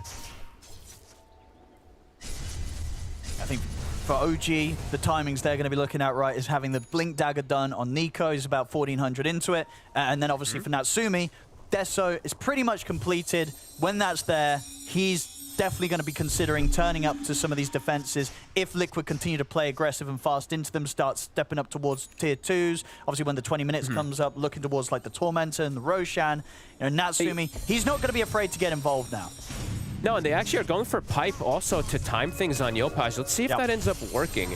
It is a ton of magic damage on Liquid, but you can never... I mean, it's a Shadow Fiend. This is one of the highest physical damage right-clickers at the moment, so see if that works out for Yopaj going for this build. It can make him fall off pretty hard if they don't win the fights with this Pipe. It's a bit of a deep attempt here under the tier 2. They came in with the smoke, make the jump over the ward scan. They will kill him off. See if they can get out, though, because OG, they want to fight back. They get the setup on towards Nisha. The Requiem comes up. The burst was already there. They've killed Nisha off. Jumping forward, they get the full combo off. Here's Liquid. They don't care that Nisha's dead. You know, they can take the puck, OG, but Liquid, they were more than ready to keep that fight going. That was a rough effort from OG to try and punch back there against Liquid, ending up losing 4 heroes to get Nisha. I mean, obviously, Nisha, he's a very, very valuable kill, but losing 4 heroes for it, that's going to hurt. That's not going to slow down Liquid anytime soon. No, and this could get pretty painful pretty quickly. I was just mentioning the Viper's build, right? If he's going to go down this Pipe build, he dies again even before having it. He not only just dies, he gets completely massacred. A picture-perfect team fight from Liquid without their Centaur. That's like a 3v4, 3v5. Yeah, that's rough. There. I mean, just straight away, the Requiem and Golem was immediately ready for reaction. Back in action, Natsumi ends up getting caught down on the bottom lane. So they might not have killed him in that sort of scenario over in the mid, but as the game continues, OG not just losing that 4 heroes around the mid lane, then up losing their carry randomly down on the bottom lane. Liquid, they're starting to look pretty scary pretty early on here, Fogged. Yeah, and OG overall with their lineup, they can't really be hemorrhaging like this early. Since they don't have team fight advantage, it's not like they have an option at some point where it's like, okay guys, we have a disadvantage, we're losing, let's group up and go. The group up and go will just play into Liquid's hands with all these cooldowns. Wards as well too, we see Liquid's placement. After that one team fight, Tofu has placed 2 super deep wards to watch any movements that are coming out. So Liquid very on top of these, I mean, these pretty much the entire early game so far here. Let's see what I'm worried was going to be from OG. I mean, as you say, obviously looking for the team fight. It's not easy for OG now that they are behind, down 6k. Obviously, the Blink Dagger just delivered out towards Nico. They got to play for it's about pickoffs. 300 gold away.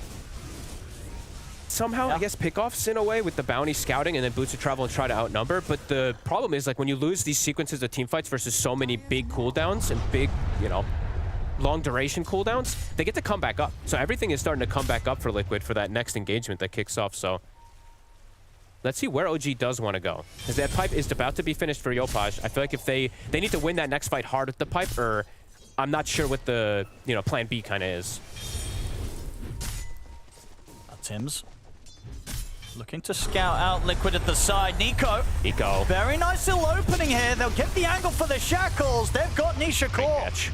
Very well done there between the two. You know, Tim's kind of giving the vision, sort of the angle of initiation, and Nico straight in. Beautiful setup with the onslaught into the pulverize, leaves But looking for more. no chance to play out. With any type of kill, they're looking to get that outnumber versus this heavy team fight draft. It looks like Liquid they've will got be to able keep to going disengage. here. I mean, Tim's is going to do his best to stay on top of them. And Liquid's looking at the Roshan. I don't think they're going to go for this, surely. With 4 of them up, They're starting it. it looks they're going to try. I mean, Ace they is still feel that they're very much tanky. strong. It's true. I guess Liquid are like, well, we don't care. We're going to start going for this. What are you going to do about it? A few seconds, Nisha's going to be back in the game. 50 HP per second on Ace with the Crimson. Well, they'll step away now. They're more content to get a kill first before they do go for that Roshan, but I mean, they can, yeah, they're going to keep weaving in and out of the pit.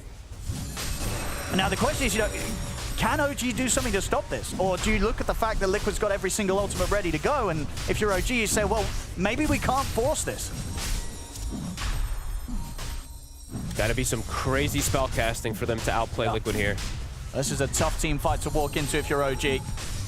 And Yopaj, he's sort of caught in the river. He'll get the pipe off, but the Requiem is into the Who Stomp. They've locked him down. Yopaj trying to get out of it, turn with the Viper Strike, but he's already gone. Yopaj not at a point where he can really afford to just tank the front of the team fight. Over to the side, Tim's is chased down. Nico will come crashing in to take out Box. He gets the Pulverize as well on towards him, but the Golem comes out from Tofu. Onto the 3 of them. OG, they've got to get out of here. They're on the retreat, but Nico's been found. Liquid chase him down. OG trying to poke Liquid around the Roshan, and indeed when you see the result, the outcome like that, you can certainly see why Liquid, they were very content to just sort of absent-mindedly go for this Rosh, because they know at this point, OG, they can't do anything about it. No, they have no, like, they can't really frontline, because the problem is Primal wants to be able to get an angle to get this initiation, even though he did get the rock throw, which I love. He can't find this angle, so Viper tries to frontline and just dies. There's no way that Yopaj with a pipe can versus the amount of damage that Liquid has. Yeah, looking very concerning. Aegis now for Mickey, who's already having a completely free game. And he's keeping the presence stacks going in a lot of these team fights too, I do have to mention that. So they usually get like a kill and sequence it right afterwards. Oh, that's very true, Ace? yeah, 29. He's tanky. So tanky. And he's got backup coming. Shackle will latch with the Viper Strike. They'll start to bring him down low. They'll get the pipe and the Crimson off, and now the backup's turned up. They really want to try and finish off the job. They'll get him, but it's going to cost them Yopaj's life, maybe even more. Natsumi does get the invis up, but now the dust is out. They'll have vision upon him. He'll jump up to the high ground, go straight for the TP, but Boxy's able to drag him back down to the low ground. They kill off Natsumi. Scam, he'll be fortunate enough to TP away. But yeah, even in these moves where they're getting something, they're losing so much more. Nisha behind the tower with the amplified damage, and the Dream Coil takes out Nico. Liquid get the chance to clean up the Tormentor. Liquid, they're just getting everything. And OG, at this point, it's kind of hard to see what they can find. This game is slipping away from OG rapidly. And they're trying to do their, you know, their OG specialty where they just kind of run at them and try to pick them apart. Liquid just, they're like, okay, we know how strong we are. We're just going to match you. We'll fight right back in every single one of the occasions. Ace is, honestly, Ace is unbelievably farmed too. You know, we give a lot of credit to Mickey and to Nisha and the supports. Ace just quietly farmed. He's got Pipe Crimson and the Dominator. Like, I was watching him, and he's just, he was not really dying. They had to commit absolutely everything onto him. Gave time. Okay. Up to 4 stacks. And 30 Necromaster. We should point this out, too, since he hasn't died. It's going up and up. The extra souls. It is stacking up. It's going to be interesting to see how OG try and sort of get themselves out of this position. They have turned around some tough games before. Other cool thing to point out, I don't really see most players do this on SF, so I did want to highlight it. He leveled Feast of Souls, by the way. Top, Nico. That's the 2 supports. Yep. Pretty much doing it just between them. Nisha will head over to try and get in on the action, but they pretty much indeed had that kill with just the supports, as you say. Pressure's coming in on the mid. Mickey starting to tease around with the tier 3. Still 2 minutes and a half on this Aegis. I mean, it's 22 minutes into the game, and Liquid, they're threatening the high ground. Ace. Parking himself. I mean, what do you do? What do you do? Liquid. This is... I mean, this is Bounty's nightmare. Come out. I mean, it really is, right?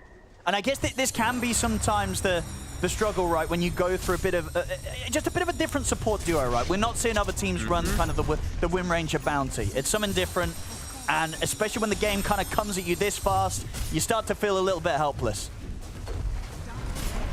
Oh, you truly do. They got that, what, the little kill around the power rune, and then that was kind of it in terms of what the supports were able to contribute.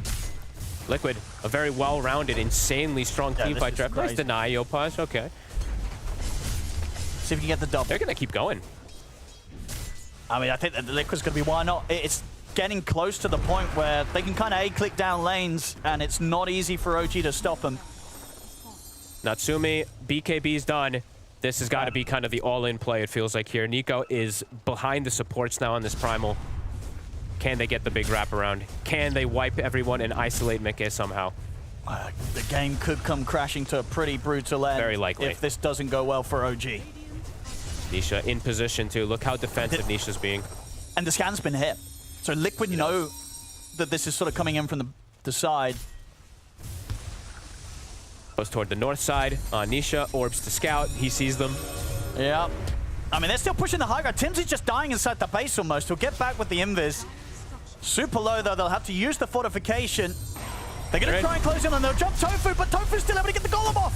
He gets the golem down on towards them. Natsumi commits in with the BKB, trying to chase Tofu, but the Stampede, the Crimson, keeps Tofu alive a little longer. He'll finally fall, but it took so much coming out from Natsumi that Natsumi still ends up dying. Yopaj caught in the Dream Coil. They'll tap out of this one. 24-minute victory here for Liquid in Game 1. My goodness, OG, they weren't ready for them in this first match, Fog. This was quite the snowball, quite the stomping. Insane team fight.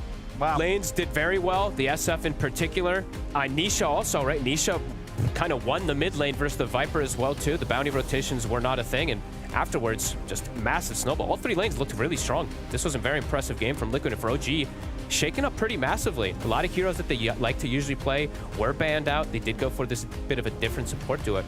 Does not work out at all versus Liquid today. It really doesn't. It really doesn't. I mean, they've got to sort of pay more attention, I guess, to... It's trying to set up the draft so Nisha doesn't get the chance to get this sort of hero where he can pop off, right? Nisha's definitely a problem with how much he's doing. And this bottom lane, we've seen it before, right, when teams go against OG, right? They focus Nico. They know if they can shut Nico down, the game's going to start falling apart pretty early for OG, and it certainly did here. Liquid coming in with this Game 1 stop. Liquid getting the ball rolling for themselves early on with a very clean victory, and a very quick victory at that as well. I feel like not a lot of us were expecting it to go this way, knowing just how aggressive OG have been in the past, but maybe just shaking off the rust. It's been a couple of days for them. Yeah, I mean, they kind of just got decked in lanes and outplayed across the board. I think this to me is a little worrying, if I'm being honest, because I think in some ways they have a lot of the stuff that they want from a draft, and they just got trounced in the early game, which is generally OG's specialty. That's a little scary. Yeah, it's definitely true. I will say, like, very big credit to Liquid for swapping up their supports. It's not something that, like, I looked at right away when the draft did, and because it made a huge difference. Like, Boxy playing bottom on his Marcy with Mickey, it completely changed the entire game. But I totally agree with Quinn. I think OG didn't look as good in this early to mid game as they usually do. I think also the mid matchup, I thought Yopaj would do a little bit better. He was like low HP very frequently. But Liquid overall, I think good lanes. They look good, solid, kind of just like they're doing like what they did yesterday. They're just taking it and bringing it into today. I mean, there was just no pressure on Liquid. Like the way that they're playing, you didn't feel like they were going, oh, OG's going to run at us, they're going to do this. Like they're just playing their lanes, doing their job. And for OG, it's like you need the Primal to get the blink to play that. You need more conditions to go your way. And yeah, I think Liquid just exploited that. They shut down the Viper. They stopped Primal from feeling like he had any impact. And then, you know, Natsumi can't carry when, you know, everyone else is recovering. Yeah, there was a little bit of playing through mid on the side of OG that we could see as well, like bringing the numbers, trying to get the advantage there. They obviously saw, and what we've been talking about, right, as how Nisha played yesterday. So they're like, okay, maybe we focus a little bit more on this puck, but it wasn't always the numbers advantage that went their way. It more felt like, yeah, you're bringing in the numbers, but you're kind of just, again, the meat grinder analogy comes back, it feels. Yeah, there were definitely a couple blunders from the early game, I think, from OG, where they just mess up some spells. You can see this one here where they've got a free kill on Puck, and Nico just doesn't press his ult in time. He waits a little too long, and Nisha gets the waning rift off. He can just press it insta. Yeah, right there. But he's trying to get too much damage, and then Puck lives. Like, things like this matters a lot. Now suddenly Puck would be bottom net worth. Primal's back a little bit. Or here, Viper's kind of just walking under the tower against a Puck that can never die. Puck cannot die in this game. And then Viper just ends up feeding, and they feed 1 or 2 kills away here. These are mistakes that are just, these are self-forced errors. It's not like Liquid even made a move. You just kind of ran into them and held them 2K gold from these 2 plays alone. Like, these are really big deals and stuff that I'm like, OG, you got to lock in, and you have to play cleaner than last game, because you're just handing them gold. Yeah, you have to know your limits for these type of heroes. Like, again, the mistakes that you make, like, there's no recovery with these type of heroes. Like, you need to find kills, get an item, find kills, get Aegis, it's constant forward-thinking progression. As soon as you have one, like, blunder, you are going to just be overwhelmed with the type of draft that Liquid had. Yeah, but it wasn't just OG making these blunders that gave Liquid the advantage. They themselves were very forward-thinking on what they wanted to do with their heroes, and also the space that they then had on the map. Yeah, I like a lot how Liquid played, like, maybe the post-laning stage. I mean, their lanes were already very good, but I think OG also handed that to them a little bit. But some of the mid-game moves and the smokes that Liquid went for were just, honestly, quite high skill. Like, if you look at this, you're gonna go to your safe lane, it's pushed, but you're coming here with your Puck Warlock. Like, this move has very low chance of failing, because you're gonna go on this one Primal Beast. If they come and Tofu sees some TPs, boom, you're gonna get Fatal Bonds, rocked, and then like later, again, like they're going into mid, they're like 1 step ahead. OG come for the response, and we talked about, I think T mentioned, if you're gonna run into these Radiant heroes, like, just watch what's gonna happen. This Fatal Bonds Golem, you're getting picked me up, yeah, see you later. Like, on this moment, I think the game ended, like, straight up. But it's like they're TPing in, and then they're just walking down the lane. It wasn't as if there was like this one clean, like, we've got him, go for the kill. It was just kind of like, let's just walk down mid and see what happens, and then you get reminded about the heroes that Liquid have. I also didn't see, but was there any lane or river wards that indicated the positioning of Liquid? Because that's the other thing, is you're all TPing in. If you're not seeing anyone else, you're kind of just blindly being like, well, I hope he's not behind them. Let's say for the sake of OG there wasn't. Because if there was a ward there and they're still making that move, that's like true. 10 times worse. So there wasn't one. There we go. There definitely, I didn't see one. Yeah. No, I actually think they didn't have one, because when I looked at the minimap, like, towards the end, I feel like Liquid had absolutely the upper hand. They had, like, lane ward spot, a lane ward bottom. They saw, like, kind of everything, and they're making all the moves. And at the same time, you can also tell, I think OG, they're the type of team, if they're, like, slightly behind, they will all in on their one idea. It's not common or even usual, I would say, that you have a mid-Viper going travels, like, into, like, pipe later. But I think it's just the philosophy of the team. They're gonna play for one plan, and even if the early game or something isn't good, they will still fully try to execute it with everything they have to, like, all in it in a way. Yeah, I mean, to me, part of this series, or a lot of this series, I feel, is that they need to, while still having that team identity, they need to also understand they need to excel individually. Because I think, you mentioned, like, they sort of run down the lane, like, chasing, and almost in a coping way. Yep. I think that can happen in best of fives, or when you're stressed especially, you can start making moves in a coping way where someone's like, can we kill this guy? And then everyone tries to kill him. You're not thinking about what you should be doing individually. You're just like, this guy said kill this guy. I'm assuming that applies to me, and everyone shows there, and suddenly you're grouped up really big. The enemy is playing, they're playing it, like, to their heroes. They're playing it to the situation, and you get really stomped when there's that sort of mindset difference. Trust me, I've been on both ends of that spectrum. So I think it is really important for OG that they understand that Dota's a team game, but also, like, just play your own game, because you're just one piece of that puzzle for each of those players, and you need all the pieces to even have a puzzle. Yeah, I do think that maybe something else when it comes to completing this puzzle that was a little bit lackluster is what you pointed out to me behind the stage T, is the items, the lack of what they were going for on the side of OG. There wasn't really that cohesion.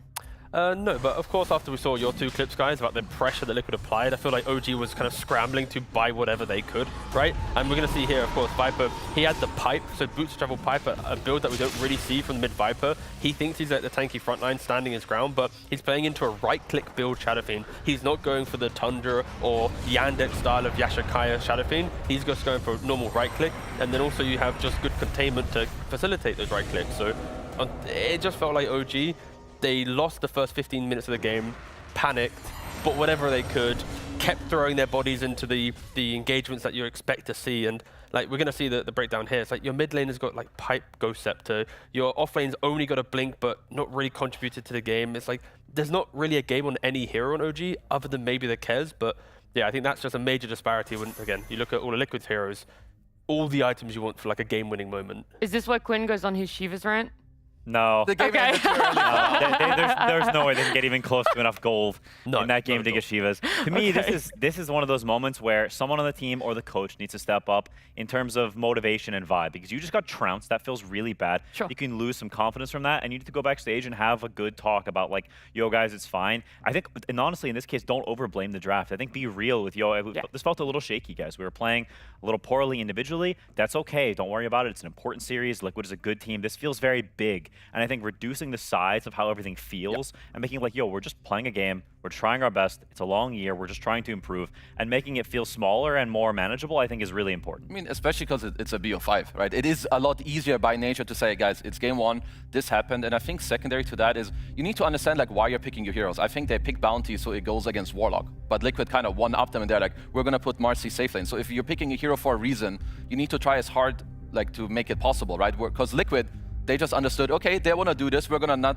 let them have it. And it was just one simple lane swap, and it changed like the entire game. So if you're OG and you have purpose of heroes, you got to make it happen. I'm going to simplify it. No Viper in the mid lane.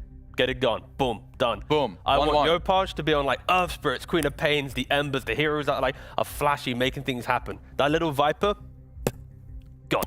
I think they should go back to opening up with Mars. I liked the fact that they had a flex pick. There's many options. Very solid. Like, but coming No, into... there's only that one. There's just one, guys. Yeah, that's the only one.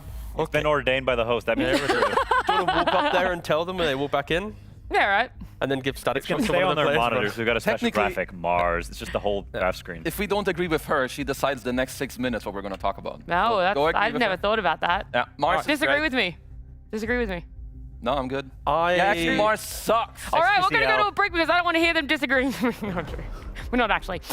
Someone pressed... Oh, that's hype, though. We're ready for the break. There was Someone one heard me guy... say it and I was only memeing. One guy in production was like, oh my god, I get a break. Yeah, oh, okay, no. That's great. Sorry. What are we talking about then? I actually got really thrown off for a second. You're talking about the heroes. The changes, yes. The Yeah. things you'd like to see change for a game 2 in a best of 5. No, I mean, I think if we're talking draft, I think personally the first phase bans are a little goobery. I think this first phase Jakiro ban, whenever you have the first pick, Just that's take it. kind of like you can just ban the Shadow Fiend or pick the Shadow Fiend. There it is. You can pick the Jakiro, like you've got a lot of options, but I think handing them a hero that is banned almost every game that both Mika and Nisha are incredible on, and it's broken, to me is like, this is a bit silly. They got a little too big for their britches. I think I agree with the Viper take. I think Viper is not really that particularly suited to this team. It's not a Yopaj hero. He likes mobility by nature. waving.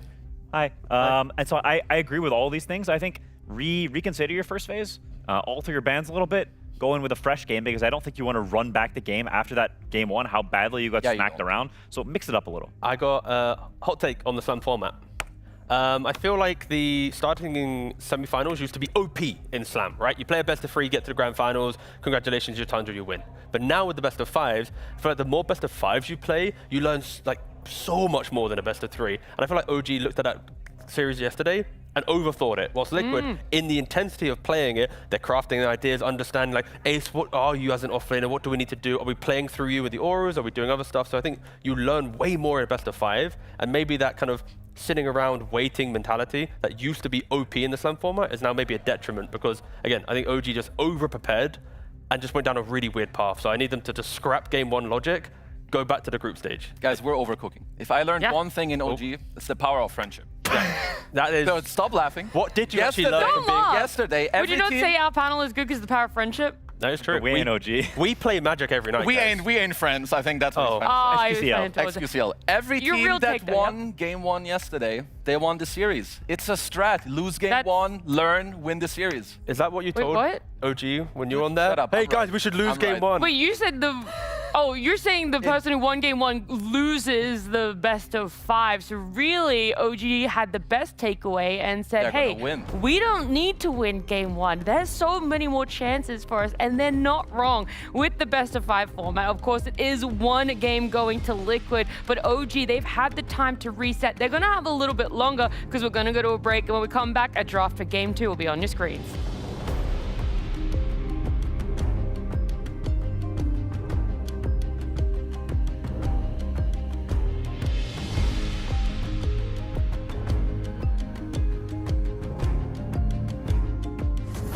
very hot information, official Valve facets that they've proposed. These are 100% genuine facets, don't peek. And these won't get put in the game if you don't approve them. Just wanted your opinion on them. We didn't make these up at all, I promise. This is the first one, supply chain. This is for Beastmaster. Controlled units can carry and use items, and the items are not lost on death. What do you think? I think this one is so OP. Even if just the units could have boots, it would already be busted. But if they have like other items too, that would be like, yeah, it's like laundry on steroids.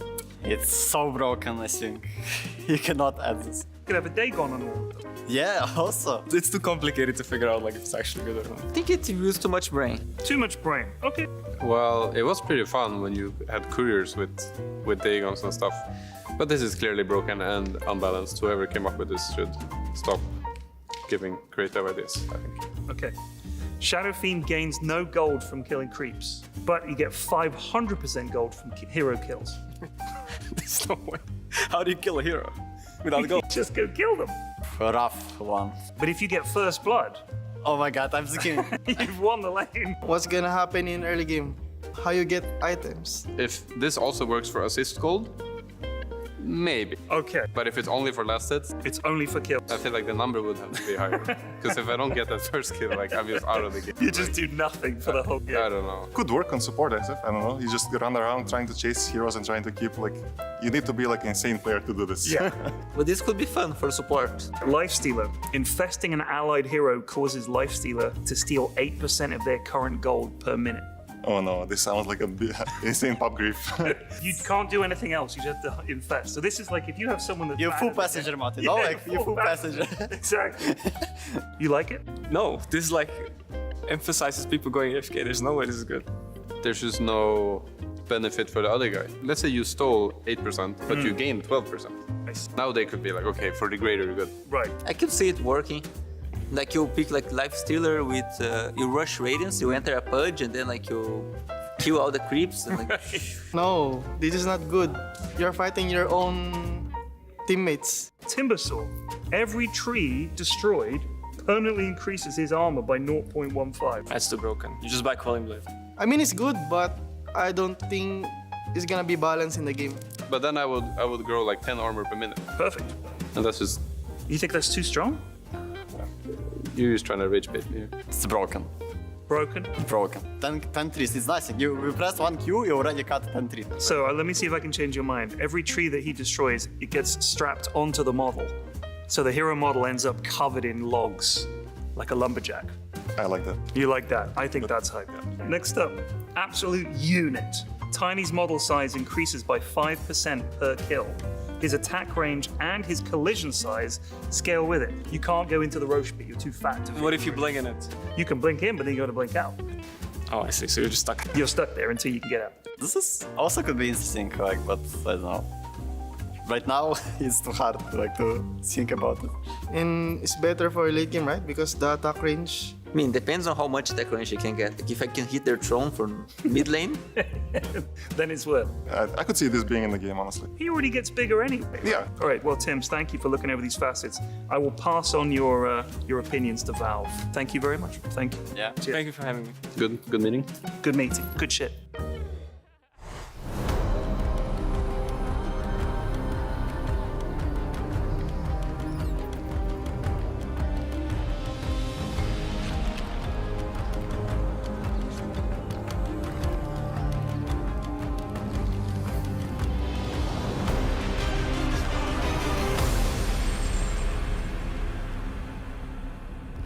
Our best of 5 continuing with Liquid and OG after a fun little content piece that Perian got to do with all the players. Which one do you think was the most broken that he put forth? Yeah, for me, probably Timbersaw. The armor one was like an actual joke. 0.15 permanently. Like, this hero can never lose. Like before even the horn starts, you could just like spawn, just cut all the trees in your base, you walk to mid. 20 armor. You then just like aggro a creep wave and never die. That's, what the? Yeah, those numbers were not okay. They were not okay. But the idea, though, I could definitely see. And hopefully OG have come up with some new ideas. Maybe not that unbalanced for themselves, but in the draft. As game 1 going the way of Liquid, going to need a new reset for themselves inside of OG. Now having banned out Treant, Protector, SF, Razor, one more ban for themselves. And Liquid taking out both the Mars and the Darkseer that we talked about in the preamble of the series. This is fascinating to me because they are hardcore calling their bluff and saying, we actually think you can't win without these heroes. Show us that you can. And OG, you gotta have a chip on your shoulder when this happens because they are clearly, they're targeting you, right? This is saying, we think you're limited. And OG needs to prove that they aren't. Of course, now OG, they don't ban the Jakiro, so for Liquid, they do have access to that. But no, I love when a team has these type of bans. You know, it's not a matter of like, what's the tournament meta, what's this? It's just, as a team, we respect you for this. Now show it, and yeah, of course, Liquid, they do take the Jakiro. Again, it probably should have just been the draft pattern for OG in the last game, but... I also like that Liquid take it over the Viper, and I think like even double downing on the bluff that Quinn is talking about, I don't think OG would be... Like, they can't be that happy to reach for a Viper pick here on 9. So if you're Liquid, you just start with, you know, the Tofu Jakiro. He showed it yesterday. He, like, destroyed multiple games. It's like, I would say the +5 of the entire tournament. But OG, you know, they obviously had some time between the games to talk about it. I think Chen, another very standout +5 hero that has looked very, very strong. Yeah, this is a much better response. I agree. I think the Viper pick there would have been a disaster. So picking Chen, it's very solid. You've traded 5 for 5. They're both broken laners. They offer slightly different things in terms of what they offer to a team, but they are both very, very strong. I do think one sort of thing to Chen's downfall is that Boxy only plays melee fours right now, and melee fours are much, much better against Chen than ranged ones. So I think in some ways it plays into Liquid's hand a little bit, but I think it's fine. But is that where OG with their singular ban, are they going to look to try and... I mean, you're not going to try and ban the melee fours now, because you have one. Like, you ban Tusk, they go Clock. You ban Clock, they go Tusk, right? So it is a matter of Liquid will have absolute freedom for kind of the strongest hero of Boxy in the playoffs. I mean, you could look later, like if the matchup is like so damn weird. I mean, you could either cover it with Natsumi's carry, or you could also consider putting the Chen, you know, as a 4, or like go for like some lane swaps later, which is what Liquid showed us in game 1. Obviously, if it makes sense. Because yeah, I think Boxy, he will get his pick of the litter of his +4 heroes, like you said. This Clink span is really interesting to me. I don't think it's fine with Chen, but it doesn't strike me as particularly incredible, and so I wonder if this is a ban that's protecting something they want down the line, or what the rationale is, because it's not totally intuitive to me. We'll see again with the later picks, but if we're ignoring that, I feel like it's also just statement heroes that OG have utilized at different points, right? Just, you look at the Darkseer Mars ban, they're respecting OG. You look at Natsumi TA that was banned in the first phase last time, Clinked as well. It's like they're just heroes that OG can lean on with a 4 protect 1 style of draft. They go back for the Primal, but now it's like, oh, they banned Clock. Okay, I see. It's not leaning in Shadow Fiend, it's not leaning against Clock. And I think it's still a flex for them. Like, Yopaj plays this hero as well. They're both very, very competent on it. So I think, like, to shy away from it would be a little bit too much respect or fear. So in some ways, I like that they pick it again, even though I think it's not that great against Jakiro in the early game because of all the slows. So it mega reduces trample damage, but still, I can see why they pick it. And I think the magic damage, sort of the high damage burst, pairs well with Chen. They also did something last game that I wasn't the biggest fan of, like OG. They started the safe lane with like a tri lane. Like, I understand, you know, your Primal, he went for like the creep skip, but then your Bounty went bottom later. He was level 1 by the time Mickey was like level 3. That was like a huge problem. So Liquid, they get their Tusk. I think, again, you could consider having Tusk in the safe lane with another melee carry, or you can pick an offlaner. There's a lot of offlaners that can self-sustain against Chen fairly early on. So if you can like leave this lane as Tusk, like minute 3, and you can look into the safe lane to this Primal Beast, and suddenly there's Tusk Jakiro +1. The offlaner can very easily struggle. And Largo offlane, the volatile hero that we see it for, but I think Liquid is becoming one of the teams that can utilize it correctly because of how well their supports play the early game. Like Largo, after your laning phase, you're farming camps, you're getting like mana boots, agonyms, and then you're chasing another item. But I feel like the way Liquid's playing, I think my hesitation to be excited for the hero, it's now gone. Like, I'm like, okay, this is a team that can do it. So for OG, it's like they got to try and shut down Largo in lane. They got to try and make sure the Tusk is, hugging Largo the entire time so he can't go to mid lane. So that is where Natsumi needs to find a carry that can just keep bullying, and maybe why the TA and Clink's ban now makes sense, because of course Largo does need.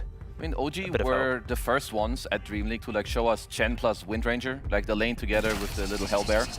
Okay, they'll go for something different. I do still like that it's a range carry. I think against Largo you want high damage, but picking Sven here, there's too many good counter picks for Liquid on 18, so I do like the Weaver. but the Weaver was a hero that was played into Liquid, right? And he went for me on it, and it felt like the damage kind of fell apart later on as the game progressed. Is this where you need to go for the Desolator, get it as early as possible, get the charges? Sure, Largo can gain armor with his ultimate, but you need to be explosive with your damage, like Deso, Daedalus, like become a threat on the map rather than kind of like tickling the enemy. That is definitely important. Like, I'm actually unsure about how I feel about this matchup because I can see the damage fall off, but at the same time, like, Weaver should be good against Largo because you're very high tempo and Largo is quite a slow hero.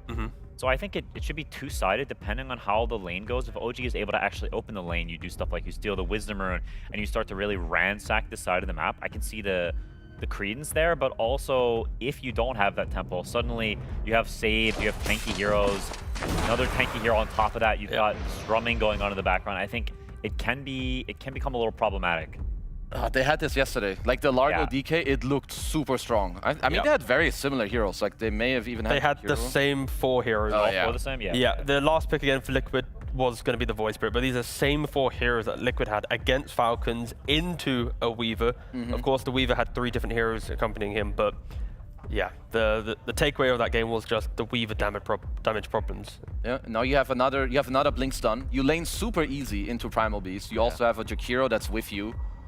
You have incredible damage like into like the mid to later stages of the game with your Blink, Armlet, Mask of Madness, Daedalus. Like you chunk these heroes down.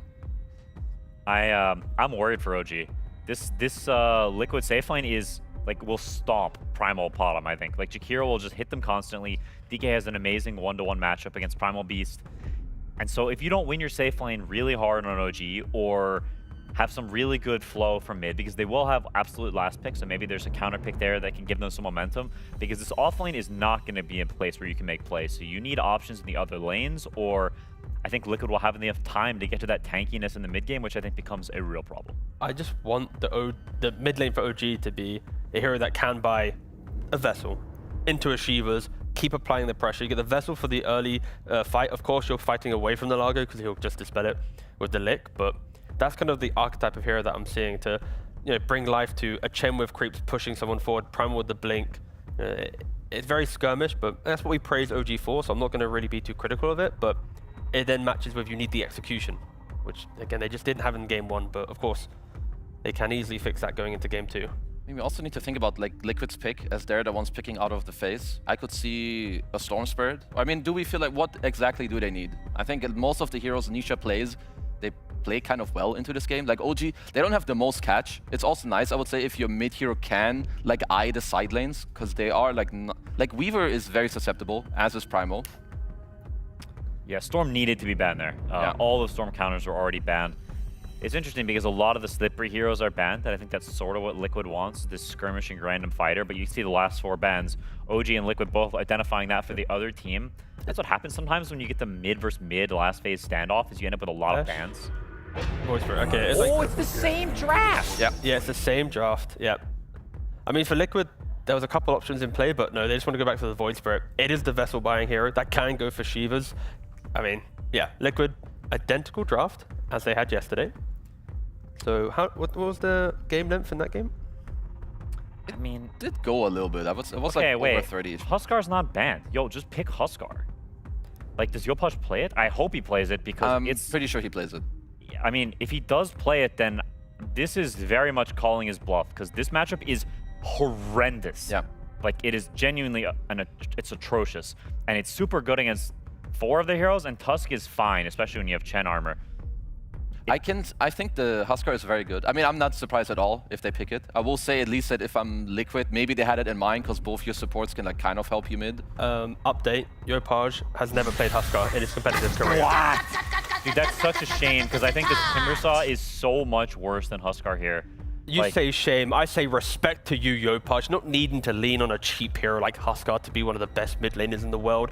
You don't need to cheat your way to no trophies, do it the honest way. Fair play, respect for never playing the hero. Let's see if he makes it with the Timbersaw. Yeah, we'll see how it feels whenever they're down 0-2.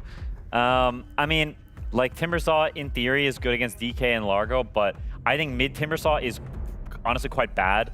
If Malrine is not playing it, then I have my serious doubts about it, and he's not. Void Spirit does totally fine in this lane. It's quite drawish, I think. and they also don't have really any heroes to help him set up his chakram. So it's one of those games where I think Yopaj has to be full locked in, like full Chad mode, because he is an island. He doesn't have any supports that help him. And it's also the problem where, like in the Viper game where he was overplaying his hand on the mid lane, you cannot do that this time around. Like there's a Tusk and a Jakiro. Either hero will TP and kill you off with a Void Spirit, even though you are meant to be this Timber being annoying. It's like you need to just, again, know your limits. I feel like for OG, Natsumi's itemization will be so critical to their success. Like if he goes for Mjolnir, I'm worried they won't have damage. I kind of feel like this needs to be a Deso game, but yeah, OG, it's, I mean, at least they know exactly what Liquid's gonna do. Like if they watched the replay yesterday. I mean, for OG, I think I'd slightly prefer the Liquid draft. I think for OG as well, you need to think of how you make those moves happen. Like, can Yopaj find ways to like play into the safe lane maybe, to like feed some kills off of the Frog? Maybe you buy some ATOS, play on some active runes, because like you guys mentioned, they don't have that much setup. Like it's a Chen support with a Mirana. Like there's a lot of skill shotting going on, so I think it's a very high skill game and like very high on execution. Where I think Liquid, I mean, they showed it to us yesterday. They played it, looked phenomenal. This is a very solid draft from them. OG's the type of draft like win 3 lanes, win the game type of concept. Yeah, I'm real worried for OG. I would vastly prefer Liquid's draft here, so I need to see some magic from Yopaj. Look, Liquid won on this exact draft yesterday in a Game 5 against Falcons. They bring it out a little bit earlier now in this best of 5. We've seen it find success. Are OG able to break that apart and get a win for themselves as we're getting into our game number 2 of our best of 5?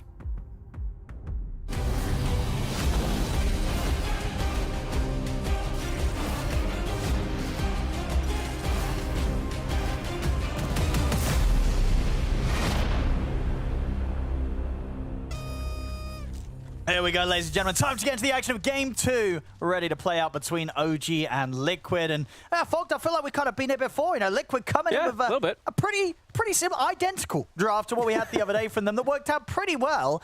The question is, you know, did OG do their homework, watch those replays, turn up today and say, okay, you want to do that? We've got a plan against this. Do you think this is going to work out for OG? Have they solved what Falcons couldn't yesterday against this lineup from Liquid? I don't really like the last pick that they went from, really, with Quinn. Timber saw mid. If I was thinking the exact thing. If Malorine's not playing this hero mid, there's a worry, right? So let's see what Yopaj can do with it. I definitely have my concerns for them because Liquid yesterday, they got to just kind of hit creeps when they played this lineup. They hit their 2 timings.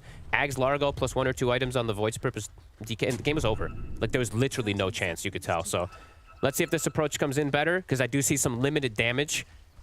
Especially if this Timbersaw struggles at all, I see some limited damage on the side of OG. So let's see what we do get, as you can all follow, of course, on Polymarket with our official prediction market of Blast Slam. And let's see what we get for this game. Yeah, the smoke came out here from both sides, but won't be able to get the catch on one another. See if they want to try and contest for this rune. They do have the numbers here, Liquid, the 3 versus the 2. Yeah, OG won't try and contest for that one because they're happy getting the elsewhere. They'll manage to get the advantage, get the 3 bounty runes to start this one off. OG. I think that's because Tofu, he is playing differently this time since the Primal Beast cut the wave. You know, he's playing back in that position just in case of things to stop that wave cutting, but that's not going to be the case this time. And looking at these lane setups, kind of interesting. They're putting Skem with the Primal, and they're putting the Mirana bottom. So I guess wanting this double range to be able to really harass. I mean, could they have to, right? We saw what happened when Ace kind of gets to chill, farming up on this Largo. He does get into sort of an unkillable territory pretty quick on this hero. So I feel like surely the answer to that is you've got to bully him early. Yeah, I guess it's just a little bit more harassment, and the Chen can provide better protection versus the Jakiro. That's probably what I'm looking at here, because overall, like Mirana versus Jakiro, you can't trade that effectively. Chen with the creep, you can actually trade. So, okay, cool little clever little movements. Liquid just doing absolute standard though, and standard looks really good for Liquid this game because their heroes look unbelievably strong. You know, all eyes really are going to be on what Yopaj is going to be able to offer on the Timbersaw. I mean, I can imagine, you know, one of the things that the Timber can kind of offer, you know, especially when you consider how Liquid's been playing and what happened in the last game, right? It is that mid hero that can at least turn up to some of these tier 1 defenses and, you know, be quite annoying to push around, right? You can turn up and just sort of be there to de-push and just sort of be that tanky hero early on that can make those tier 1 towers that Liquid want to look for very early a little harder for them to find. True. I would say that they have some good burst though on Liquid, especially with the Void. Like it's not physical burst. It's a lot of magical damage, and Tusk can sometimes just make even tanky heroes look quite a bit squishier. But let's see. Honestly, the Timbersaw is the biggest question for me in this game.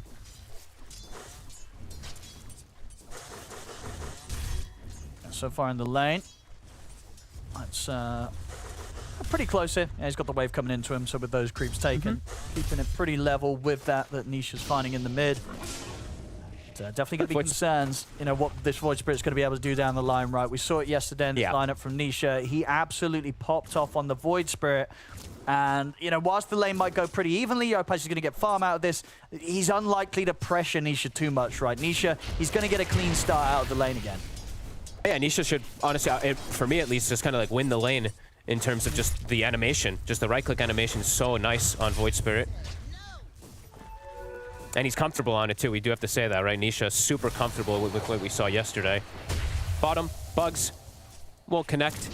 Playing Weaver versus Tusk, I wanted to mention this one too. It can be a bit annoying in terms of mid-game. Right now, good attempt with the shards, but Tim's able to jump over, finish off the job, get that first blood secured for OG.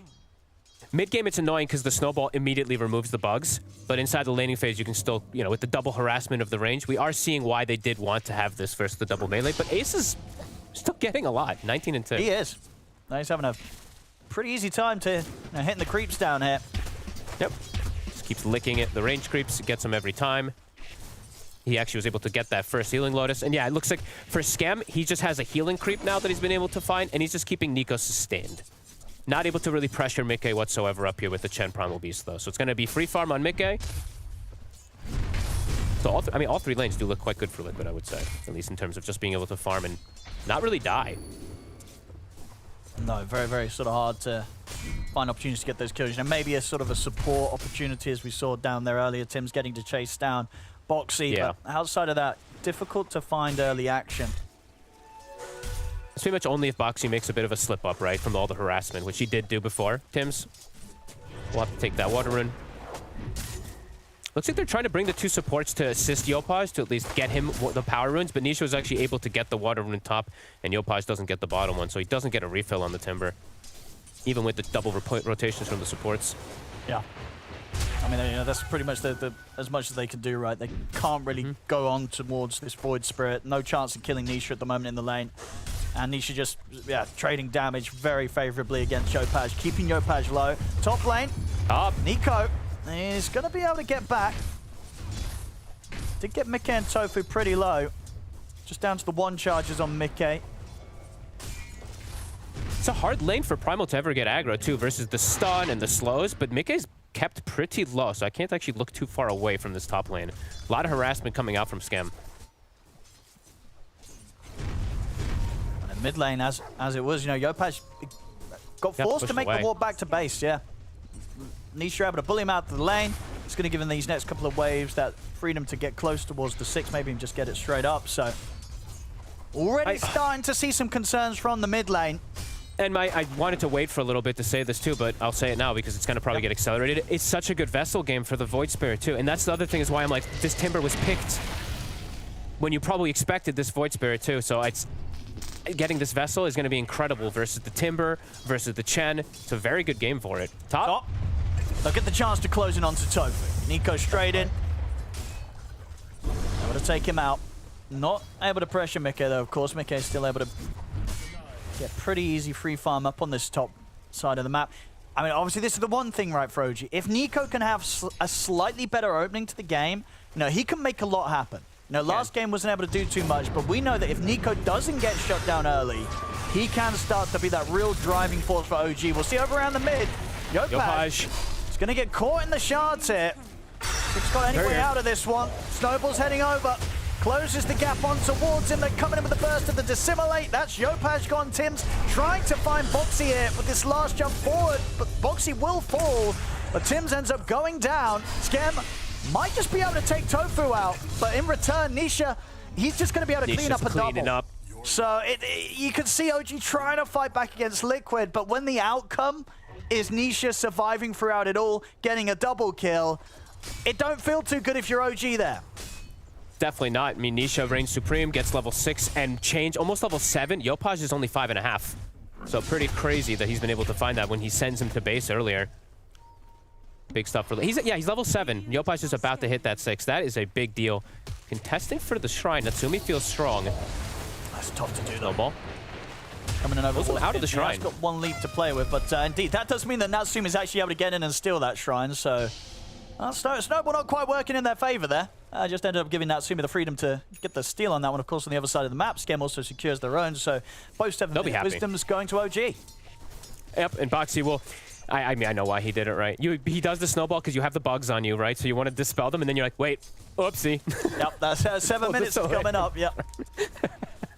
It happens.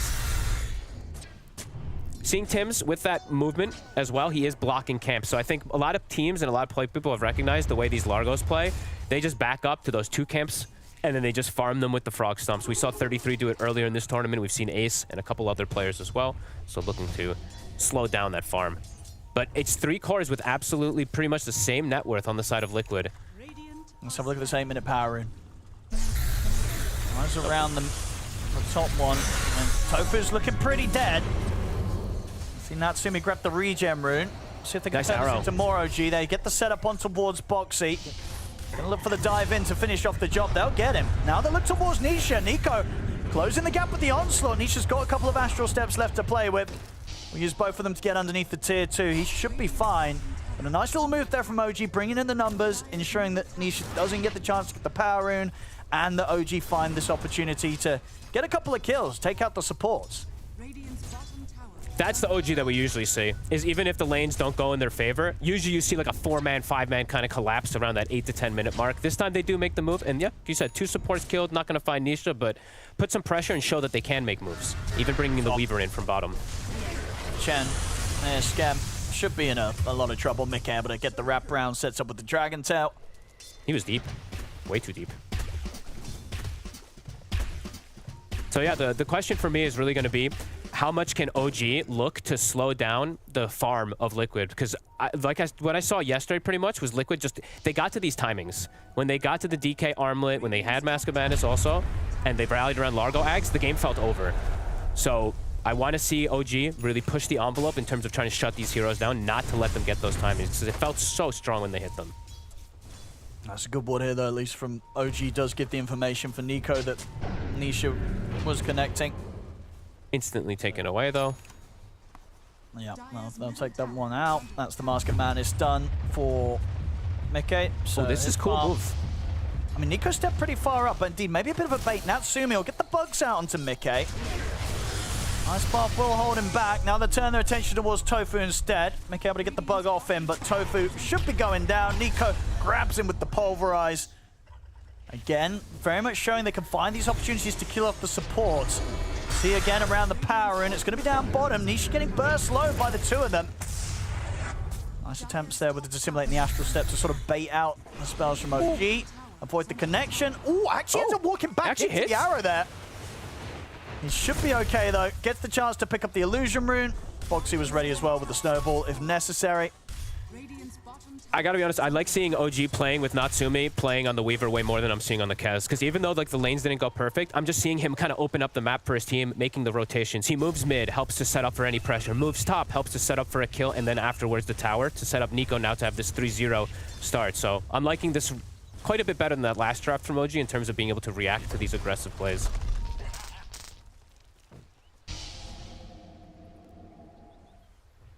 Ace, he does have 2 components already though, so that Liquid timing, it is gonna hit pretty quickly.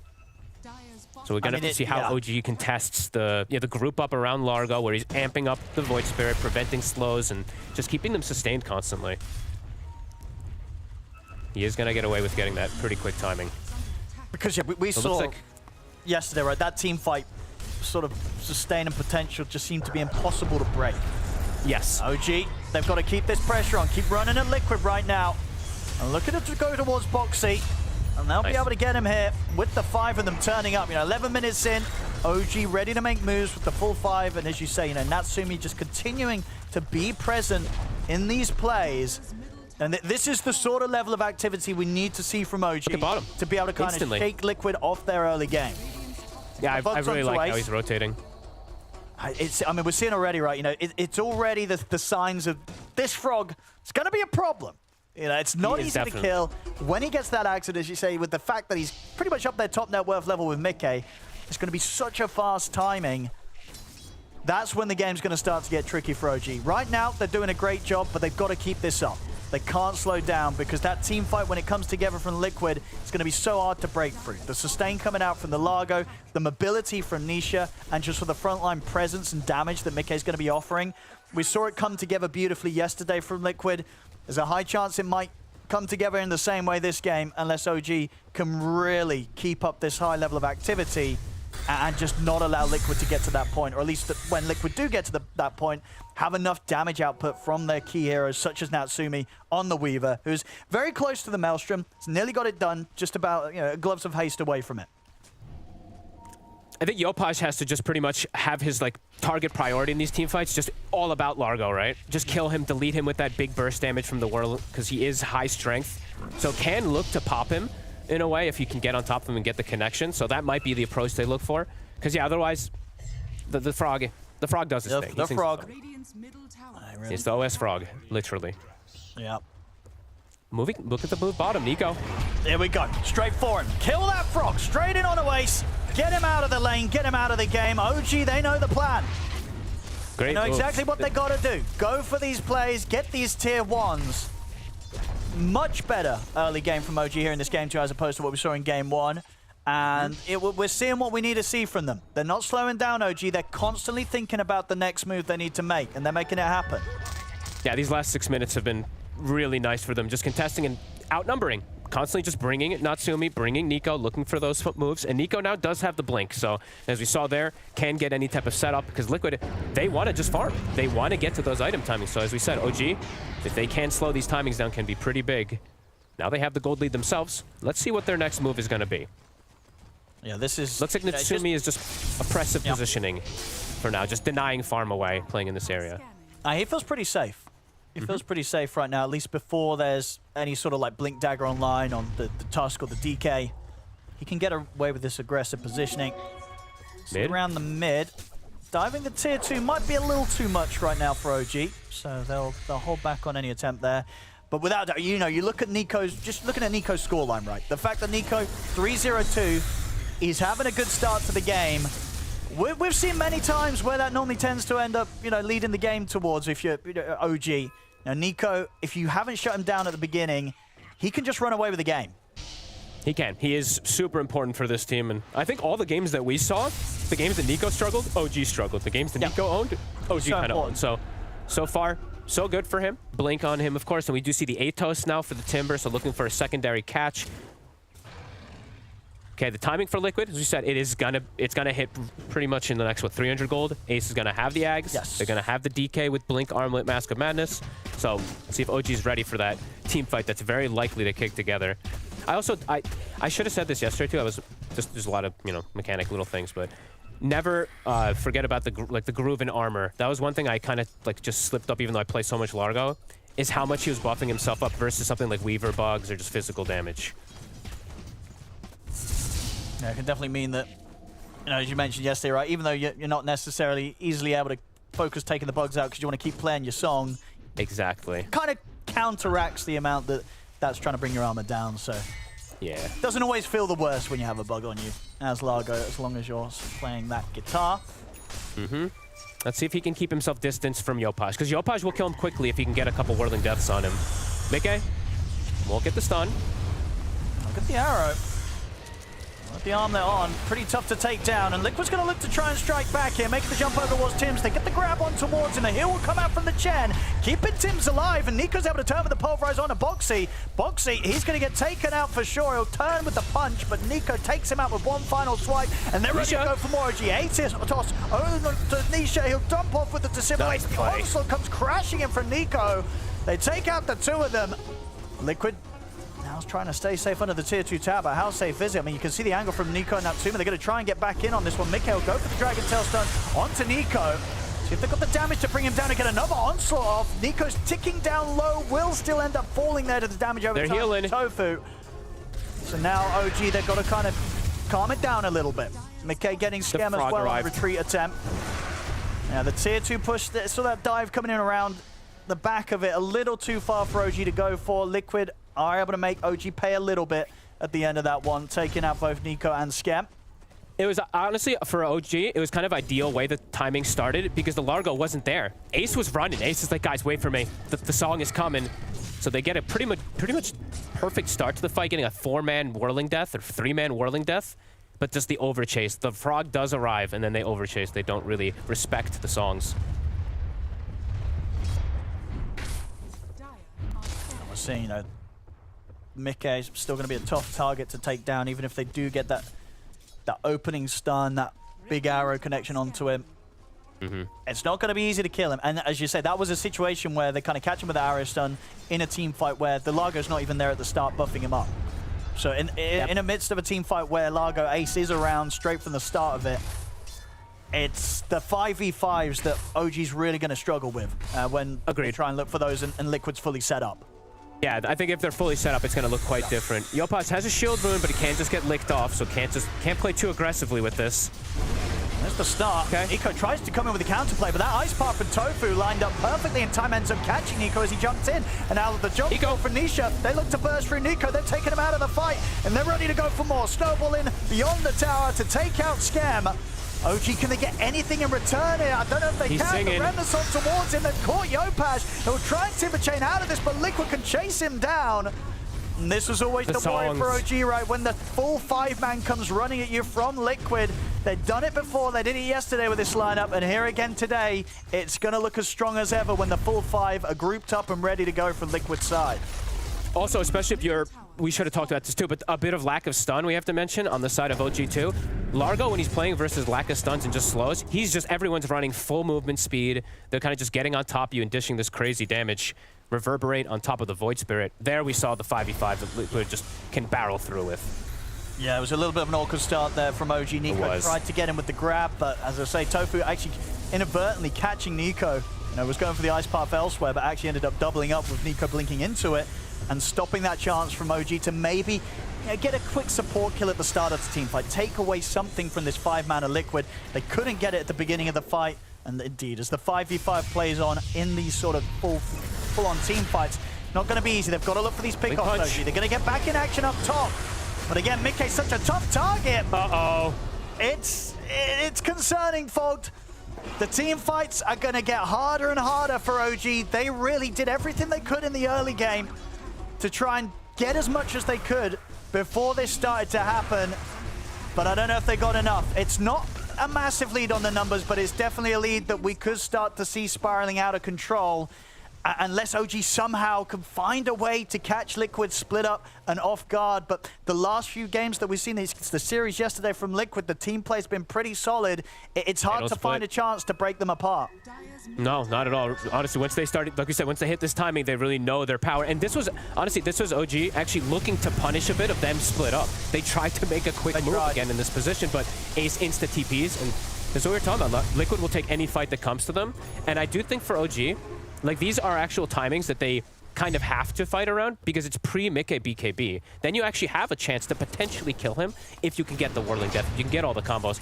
With BKB, that adds a whole nother level of difficulty for them to bring down Mickey. It really is. The heroes just don't really deal out that physical damage at all. Blink for Boxy finished up. How's the BKB for Nico looking? It's close. He has foregone his shard this game, which is a pretty big deal because it's a lot of damage, as we've been mentioning a lot for these primals. And there is still going to be ways to stop him. A Blink BKB grab, it can still get punched by the Tusk. Let's see if they get some in with this. Smoke up from... Oh, sorry, no, yeah, just the Moonlight Shadow. There's actually the smoke in return coming in from Liquid. And they are pretty... Scan. Yeah, relatively split up this time. Boxy. Boxy. He's going to try and put a stop to this. Nico will be able to shove him out of it, get the Shrine of Wisdom. Gets the blink as well. Should be able to get out. So Nico nicely getting away with that. Cute little onslaught to just knock Boxy out of the range of the Wisdom. This wraparound is running? coming in hot from Liquid, though. The smoke up from them. I mean, they're already going to get the catch on towards Tim's, and they might just find Nico as well. Nisha and Sophie, they're on top of Nico. He is going to get the BKB delivered. He doesn't want to press it, though. He's going to accept his fate, knows that there's no way out, even if he does use it there after it gets delivered. It's Nico dead. They get a Shrine of Wisdom, but it does feel like it's a bit of a small consolation prize at this point, Fog. The game continuing to slip away from OG. Liquid game plan is completely hit.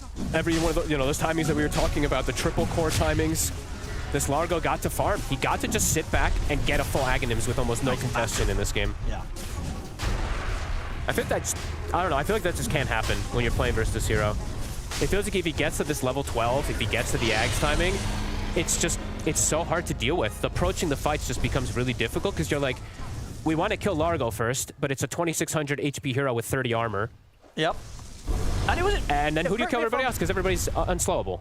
Correct me if I'm wrong, but yesterday, right, Falcons also did the Weaver against this, right, and it didn't work out. They did. Yeah. So maybe OG feeling that they had a bit of a different approach with it, but... I actually wanted to look at something. Wasn't that a Weaver that... Did he go beyond Godlike in that game? Was that one that he popped off in the beginning and then ended up just faltering? I can't remember, because there was one of these games. Yeah, he was at 12-4. So this was one of those games I think that Skeeter had a ton of kills and then just hit a brick wall of damage and couldn't do anything. We'll be able to find a pick-off. They get Tofu. Kill. And I mean, I guess again, this game, Natsumi's Weaver, his KDA's looking great. His farm's looking That's what I mean. 3-0-4. That's why I was like, wait a minute. But as you say, yeah, I guess if a Weaver having a good game can't win the game against this sort of lineup, maybe it doesn't matter too much that Natsumi's getting as much farm as he has, and maybe Liquid don't really care whatsoever about that. Yeah, I mean, Liquid has, it's a Weaver playing versus 1, 2, 3, 4, 5 heroes. Everyone has a stun, right? Maybe not the best stuns. We'll talk about the Largo one, which is pretty crappy, but they have stuns. So Weaver overall, the game is not the easiest for him to just skitter-scatter inside of the fights, even if he is very farmed. And the Timber saw the concern that we had for Yopaj in particular. It's absolutely glaring, right? 0, 3, and 5. He's truly been dealt with. Yeah, he turns up to the fights, and again, in these 5v5s, they'll kill him. They have the raw physical damage. They have even the magical damage that gets amped and added up. Even though no one really uses that song that often, you still can sing that song and get additional magic damage with attacks as well. This hero just gives you just way too much if he gets to this point, honestly, Largo. Yeah, we saw it yesterday, Ace looked very comfortable on the hero, and again here today, just absolutely maximizing the farm. Because even though it's only like it only is a 4 or 5k lead, right? It feels quite a bit bigger. Even though the Weaver's farming so well, I'm worried of how they're ever going to deal with these super strong tanky cores on the side of Liquid. Killing the supports, they absolutely can do, but it's just killing the cores that's a big issue. I mean, for OG at this point, with the way the team fights have gone, do you think there is that sort of call to make the change in the game plan of like, well, we can't even really look for pickoffs.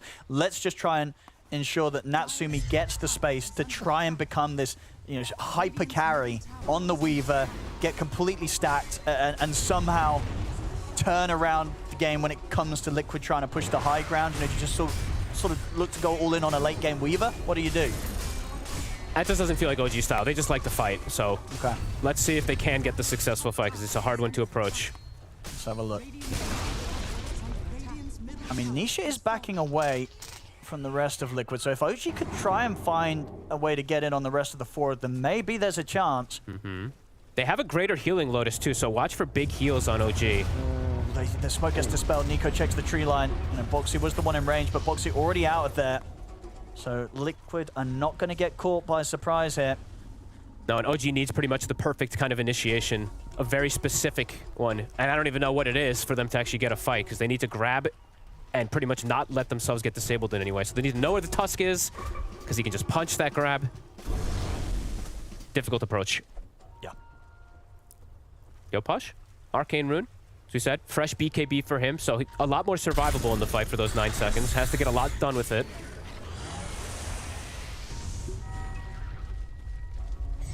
And Ace is gonna, if Ace gets BKB, I already don't really know how they kill this Slug. If he gets BKB, I think there's like no way they kill him. Okay, he's in. They're going to get the setup on the walls now. Sumi will be able to get out to the side here. Pops the time. That's Ice Buff. The Ice Shards don't catch him. He'll be able to force his way out of it. Turn with the bugs. They burst through Boxy. Now they can maybe look towards Mickey, because Mickey's still got this Aegis, though, for 40 seconds. It's a bit awkward. Oh, the Remnant catches him.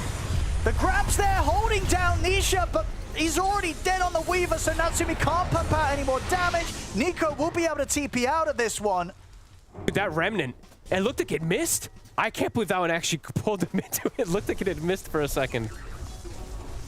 Mika standing tall. Again, they can kill the supports. They can't kill the cores, Owen. That's the struggle. That's the struggle. They tried to sort of turn that attempt. And we're seeing, obviously, you know, especially when Mickey has the Aegis, he's not afraid to just go for these blink initiations, even when the whole team isn't immediately there behind him. Nico. He's walked down here. His BKB still on cooldown, Fog. I think he's in trouble. Oh, actually, well, maybe Tofu's in trouble. Nico's actually... No, never mind. Ace is here, coming in with the heals, coming in with the damage. Nico dead, out for 45. And Ace will full heal his buddy, or almost full heal his buddy. As yeah, we got to see this. That 8th Remnant looked like it was just on the cusp of things to catch him, but good sequence of chain stuns again anyway from Liquid. Yeah, you know, Natsumi at the beginning, able to sort of step away, turn with the help of the burst damage of Yopaj to at least kill Boxy. But yeah, at this point, Dragon Tail jumping forward, getting the grab with the Remnant, and having just enough to take him out during that stun, despite Nico's best efforts to hold back the rest of him with the Pulverize. And back in action, Liquid up to the high ground, looking at the base now of OG. As Bottom Rack's in a lot of trouble. They'll have everybody up in a couple of seconds. Nico back in the game. And this Bottom Rack's pretty much gone. Nisha actually gets in, they get the grab on a Yopaj.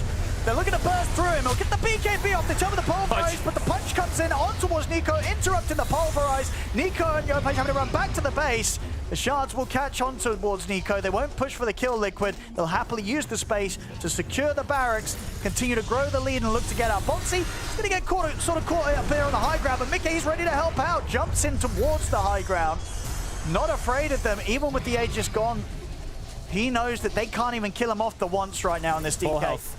Everyone full HP. Ace is singing the song. His full BKB is coming out on the courier too. They might... Okay, no. Dragon Form's ending. They're going to back away. Boxy almost looked like he got ditched there because he was stuck on the wall. But they bailed him out. Commit for him. Yeah. Even able to get Boxy out of that bit of a tough spot there. And he went back up on the high ground. OG, they're back out. They're going to see if they can maybe catch Liquid with a fast play. But again, these scans are hitting. Liquid know what's up. These wards as well. They know that OG's back out on the map. And again, OG aren't going to catch Liquid by surprise. You can't let this draft get set up. Like, when they're all set up with the Largo gets to come in and they set up for the fights, it's absolutely beautiful. They tried to jump, and that was not a real hero. That was an illusion. It happens. It happens to the best. It happens. Those illusions. They feel the pressure. That's for sure. They do. They got to try and just jump on anything that they see right now, just in case it works out. Because they know if they sit back and wait until Liquid rolls up to the base again with the 5-man push, they're not going to be pushing them back. They're not going to be keeping the barracks alive. Not against the siege potential of Liquid right now. No, and Liquid, they're identifying all this as well. They have 2 waves pushing in, so they know OG. They're playing on the top side. They're reading it perfectly. They're drawing the line. They're ready for this potential final fight.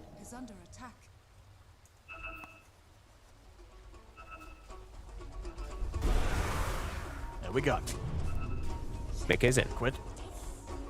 OG, what do they want to do about this? Moonlight, Nico's going to have to put the BKB pretty early on here. We'll be able to pop in time before the Remnant comes in. They'll turn towards 8. They're going to look to kill the Frog. They've done it. They've killed the Frog. Can they go for more now? They'll look to Boxy, take him out. 2 big kills here from OG to start the playoff. And Mickey, he's now surrounded. He'll hold his ground over the Dragon Tail's done over towards Yopaj, but the arrow comes in from Tims. That's going to be enough to bring Mickey down. Yopaj will still fall. Nisha, sort of on his own here. Can OG chase down this big kill as well? I mean, they did lose 2 cores themselves, but considering they might have the game, OG will absolutely take that. Another arrow comes in. They'll definitely take it. With that cleanup at the end, it may have cost them the lives of Yopaj and Nico, but getting 4 kills, and the massive ones as well, right? They get all 3 of the cores. OG showing signs of life here, Fogged. They chain stunned. It was an arrow, I'm pretty sure. Tims, he hit an arrow onto Ace, and then Ace gets pulverized, and I don't think there was a punch in time to protect him. The Frog got nothing off. Dude, I think that was 3 arrows that fight from Tim's then. That was the first one. Coming in, sets them up to get the chance to kill off Ace, and then just sort of watch Tim's positioning. He's able to play to the edge of the fight. I think he lines up another one right coming in soon. That was insane. Yeah, there's the... does he throw one out now? Yep, there it is. Comes in onto Mickey. Second arrow, absolute winner there from Tim's. And then at the end, obviously, he had that one to help get the chance to take down Nisha. So OG, they do it there. Tim's back to back to back. 3 beautiful arrows from him. The most important one, of course, is that one on Ace, though, right? Ace did not get BKB off, did not get saved. I think Boxy tried to snowball him, but you can't snowball the Pulverize. You have to punch that Pulverize. Ace dies before getting literally anything off, and it is the hero that is about rallying around. So that is unreal, honestly. Yeah, that is crazy, but something that Falcons couldn't achieve against Liquid, right, when they played against this lineup yesterday. OG showing it can be done. They can break it apart. And that's got to be the playbook, right, when they look at Liquid's lineup this game. Get that Frog out of the game. They have to go for Ace first every single time. If they can kill Ace, they can take a team fight. Pretty much, that's their one condition. They have to get the chain stun. They have to not let Boxy save. So there's still a lot of conditions, but that was pretty much the perfect situation for it all to happen. And Natsumi now does have some extra damage. Has hit 20, has the Geminate, has a small crit. Let's see what the next fight looks like if they can do similar. Can they chain stun Ace? There we go, setting up with the Moonlight, but Sentry is down. Liquid are going to see the Mickey's going to make the jump first. They're going to make the move first on towards Nico. Ice Path to follow up, but he's out to the side. Nico, can he get out of this? The punch from Boxy says no. Punches Nico up. That's Nico out of the fight, and now Liquid's ready to push on for more. BKB from Yopaj as he timber chains away. Will go for the TP out, but the BKB does not last long enough. Comes to an end. Ice Path's there as well as a second Dragon Tail stun. They tried to get out on the map, but anytime, of course, that Liquid are the ones that are able to make the jump, Liquid will win these team fights. Now, it really does have to be a fight where OG find Ace. If it goes any other way, it's not going to be a team fight win for OG. It also probably has to be that condition where they have the high ground advantage. I think them walking into high ground is disastrous versus DK plus Jakiro also. Liquid back on, taking these barracks, taking these objectives. It's going to be a mid-set here, taken by Liquid. Back to business when Ace is actually able to play his hero. The fight doesn't look close whatsoever. Swift blink online now for Mickey, and yeah, they can head over and take that. The question is, can OG get here quick enough? Do they have a smoke up? They do. Tim's has got one. It's going down so fast. There's no BKB for Yopaj, and it's going down so fast, yeah. So Liquid, Aegis is going to be theirs. OG are smoking over. Do they still want to contemplate maybe looking for a fight after the Aegis is taken? Could be an opportunity if Liquid split up after this. It's very risky though, but they do have to take these risks, OG. They're not going to come back into this game sitting back. They have to get out, look for some sort of chance to get the jump, surprise Liquid, get their hands on Ace first. Gotta see Ace. They are pinging where he is right now. I think they saw the song for a second, so the I Moonlight. think they're looking for a flank. They see Mickey, but again, yeah, you can't go on anyone else. No, on the waves, again, bottom is starting to shove in mid, so it's kind of told where they're standing on the side of OG right now. Liquid very prepared. Aegis for 4 minutes. Mickey. He can kind of just do his own thing now in the team fights. I think for the side of Liquid, their whole thing is just protect Ace, and they will win the fight. Mickey is very unlikely to die twice, so as long as they can just make sure that Ace doesn't get picked off, the fight should be successful. And then on OG, right? They just have to kill Ace. They have to somehow get chain stun. Don't let Boxy save him. That's their win condition. Shiva's for Nisha. Nico was getting close to Shiva's too, but I think it got slowed down. Yeah, Natsumi getting very close to that Daedalus. They need an Ace up. Probably one of those games, right, where he spends up, right? I don't know if you save for buyback. He has to. Go all in on that I think you have to. The jump. Liquid, they've found this. The opportunity to get on a Yopaj and put the BKB, try and get out of there, but the punch up comes in. Boxy's got the control. The punch into the charge. Yopaj will be able to break his way down to the low ground here, but he's ticking out to the damage again from Tofu. Again, anytime Liquid get a jump, it's an easy move for them to make. They take the 2 kills. Nisha's going to be ready to bring in the top wave. Look towards this final tier 2 tower. You might even find Skem by accident here. Skem, hello. Oh. Actually, he also sees the chance to find Nico, maybe. Nico will get the blink off. He's trying to protect the wave. So Nisha really wants to make sure they have this wave for the push. Nico's trying to cut it. Not going to be able to. Tier 2 on the top's going to be gone very quickly. Liquid, 2.5 minutes here where they can be prepared to jump into the base, try and get the mega creeps against OG. OG, what have they got? He's in. Straight away, Liquid's in. Mickey, he just sees the chance to make the jump over towards Skem, but the 4-staff is there. Skem will be kept alive. Liquid, Nisha now with the jump potential. Will hold back, focusing the tower first. They don't need the kills right now. They're happy to just continue to get these objectives. Look for the barracks. Okay, he's able to actually get a curry on top of it as well that Yopaj ends up sending out. They'll hold them back momentarily, but already a severe amount of damage done to the melee barracks. OG's got everybody back up. Liquid's chilling here. They're waiting. Dragon forms in 5 seconds. They're ready to go. Banner does finish it.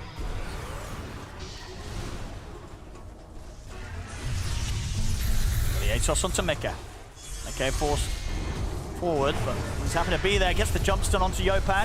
It's going to be the melee racks gone. Just the range racks remaining. Anisha's in with the jump. Gets the silence out of the two of them. OG, they'll look to move in now. No, Nico holds back.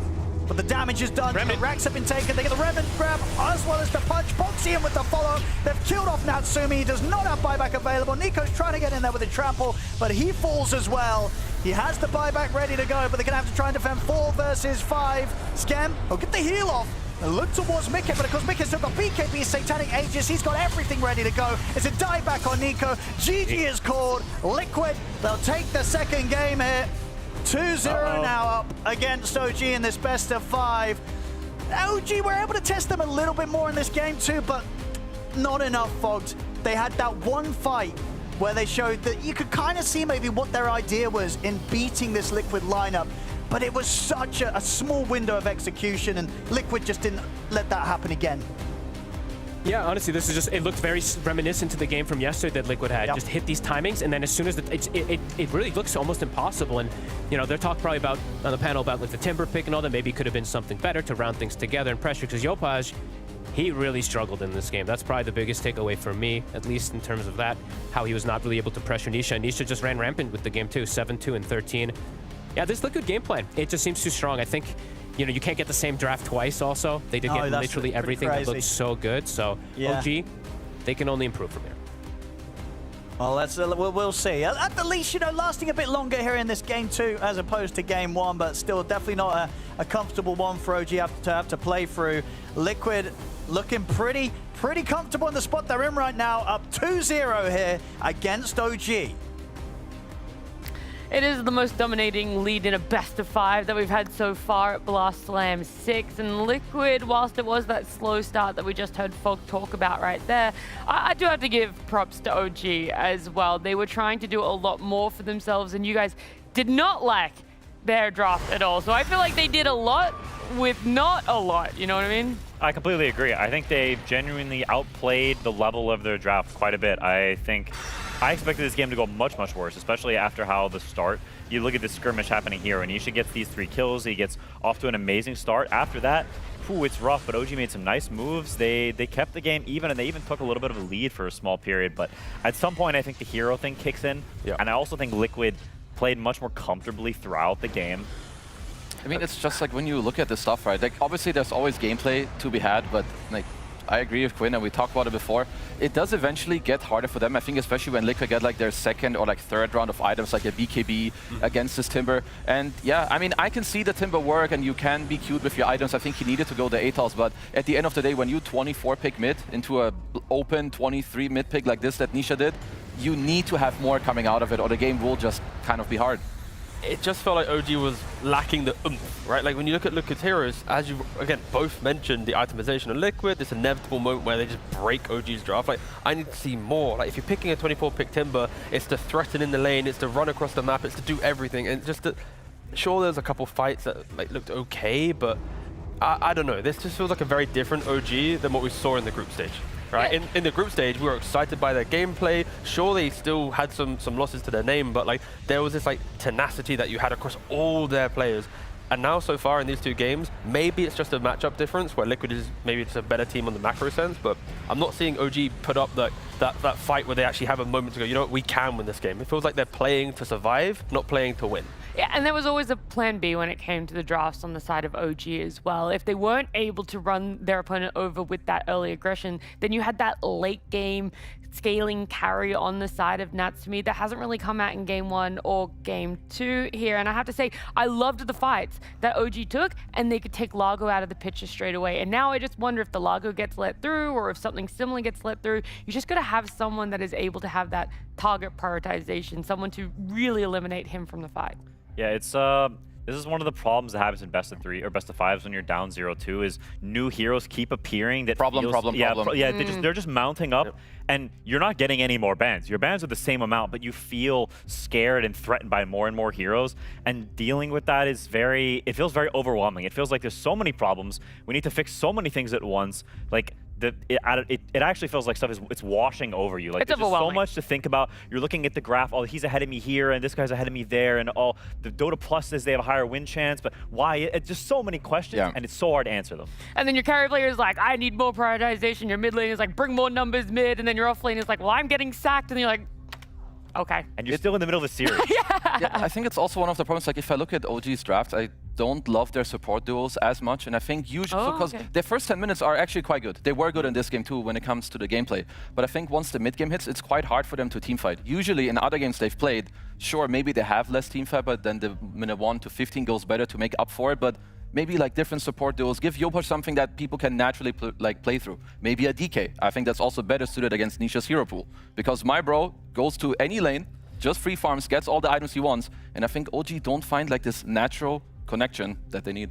Yeah, they're just isn't anything happening for them, and you know, maybe in the bans you look towards Boxy, maybe you look towards actually having some threat, because if you're giving Liquid a Largo and you don't have any early game, we always talk about you need 2-3 items to feel good on Largo. Guess what? He's getting the ags for free. He's getting the next item for free. He's joining the fight. It's like, you need to do something to disrupt him. Like, I've not seen once in this series Ace go, oh, I need to farm, and might even take some of Mickey's farm, or I might actually overlap with Nisha's farm. Like, all 3 cores in Liquid are farming where they want. They're doing what they want. Like, there's no point in which Liquid feel threatened. So their drafts are just inevitably getting to the boiling point where it's like, and now we break them. So even if there's moments of OG's just kind of playing into Liquid's game, and it kind of goes back to my point where I'm not seeing OG playing this series. They're just basically just existing in Liquid's kind of mind right now.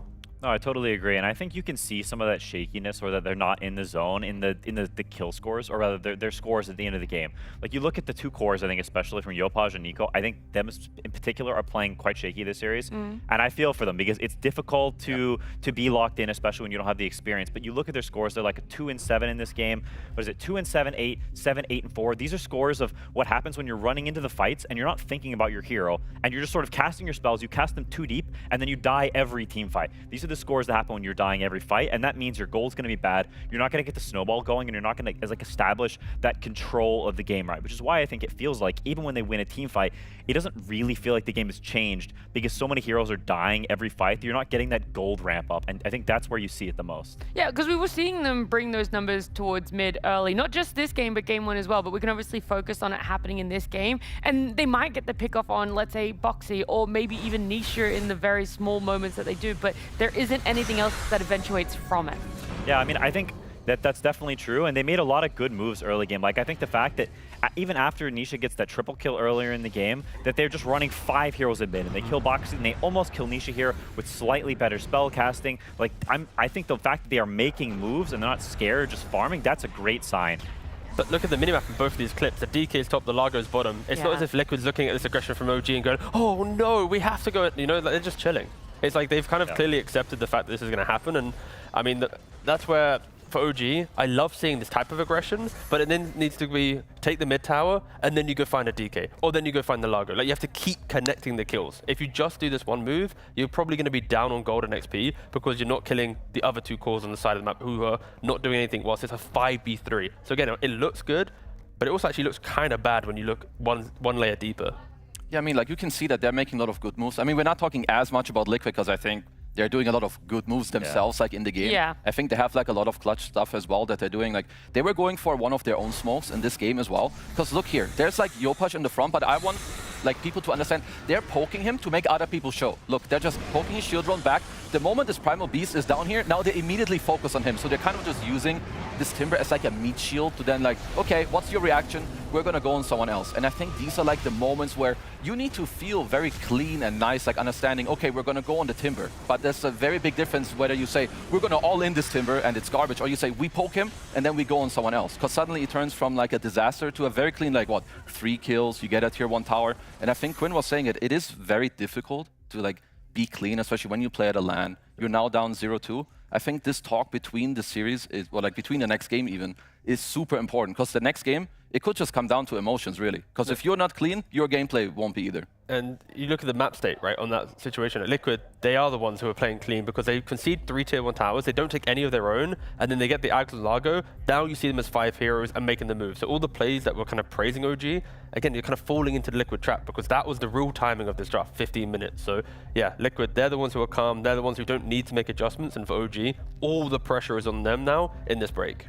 I mean, on the flip side, you see them, OG, they're kind of just running into the Ags Largo fight. Like, you know he's been AFK farming for the whole game at this point. Yep. He just gets it. And then you go take a 5v5 when your Primal has 1 Blink Dagger, your heroes do not specialize in team fighting against them, and you just hand them exactly what they want. To me, it's another one of these instances where, sure, Liquid is making a good move. They're going for the mid tower, they're bringing numbers, but OG, they just massively overreact, and they're not actually reading the situation. They're not understanding that, yo, this Largo has Ags, we need to wait until we have this item or that item, and then we can fight. Or we need to fight in these different contexts. It's just like, oh, fight. Oh, there's a fight. I should fight. That's what I'm supposed to do. And they're not. They're just doing what they're supposed to do, and that's really what you don't want. To be fair, that is something that OG has done throughout the entire group stage. Because you know, earlier when I showed those clips and I accidentally showed them dying 5 heroes to Tundra, like they are doing this thing where it's like when there's an idea, like they are going. You know. So I feel like in another world, if they played the lanes better, they had like that slight lead. That type of move, we're gonna praise them for being this relentless, aggressive team. But I think the fact they're still doing it in losing situations or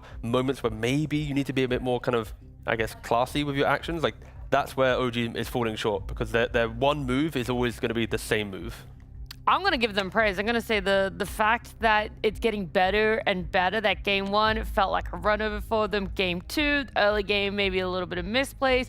Towards the end, it might have been a little bit too late in that game to be able to have some good target prioritization. It's on the up, Keza. It is on the up, but in order for me to believe in the next game... No buts. No buts.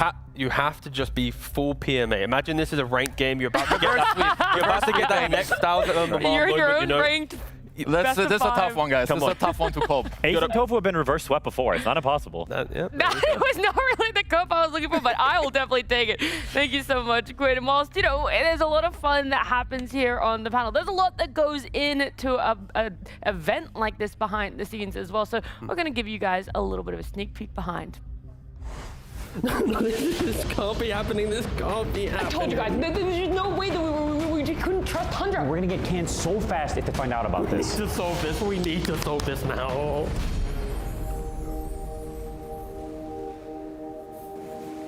Hey guys, I was just working on the winning ceremony for Blast Line 6. Do you have any ideas? I mean, Tundra's just gonna win again. What's the point? I mean, maybe. Why don't we just spice it up and customize it just for Tundra?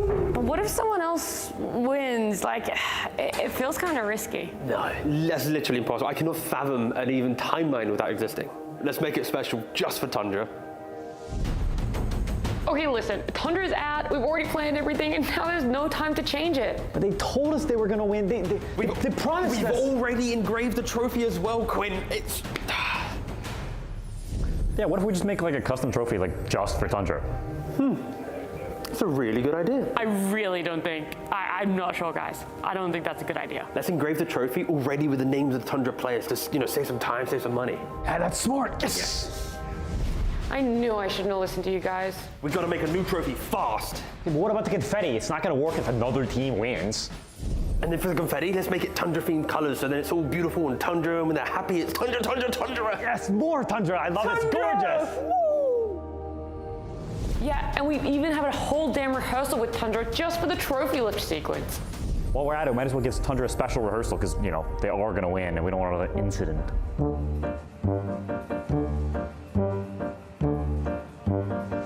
I guess that was just a huge waste of time. What do we do now? Do we pick OG? Do we pick NAVI? Like, we need to go all in on a new team. No. We've already learned from our mistakes. Okay, but we got to make the ceremony even crazier, even better than before. Why don't we just do it the good old-fashioned way, like we used to do? That's literally what I said. I told you this wasn't going to work out. That was a good bit. I think sorry. you guys my favorite part was Tundra. I think you guys did good because the number of times you guys had to say their name, I think it's making me feel a specific type of way. I'm not sure I said their name once, actually, in that. Can we just run it back, please, production? No. No.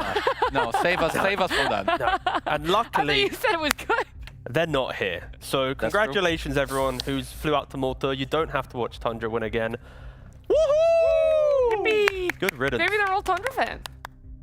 They're not. They're probably not. They're probably OG fans. Are there OG?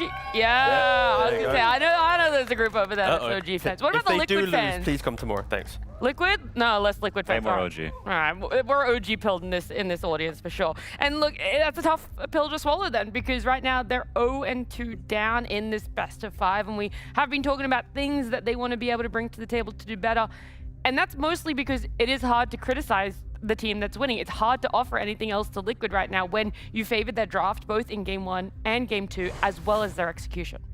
Yeah, I think they are just in a better headspace right now. I think even if you look at their sort of the way they reacted after the game, it was very nonchalant. Like, they're looking at the game, they're just casually talking about how to improve and fix things. Like, when you're ahead in these situations, I think there's a fine line between you don't want to get cocky and feel like this is easy, you're stomping people, because they have been, right? They have been stomping OG these past couple of games, but it is very possible that one little thing changes. Like, Dota is such a game of small things that if a little thing tweaks, suddenly everything can feel very, very different. Doubts can start to creep in, and suddenly one loss stacks up, the second loss happens, you're like, oh shoot, now we're back, now we can lose again.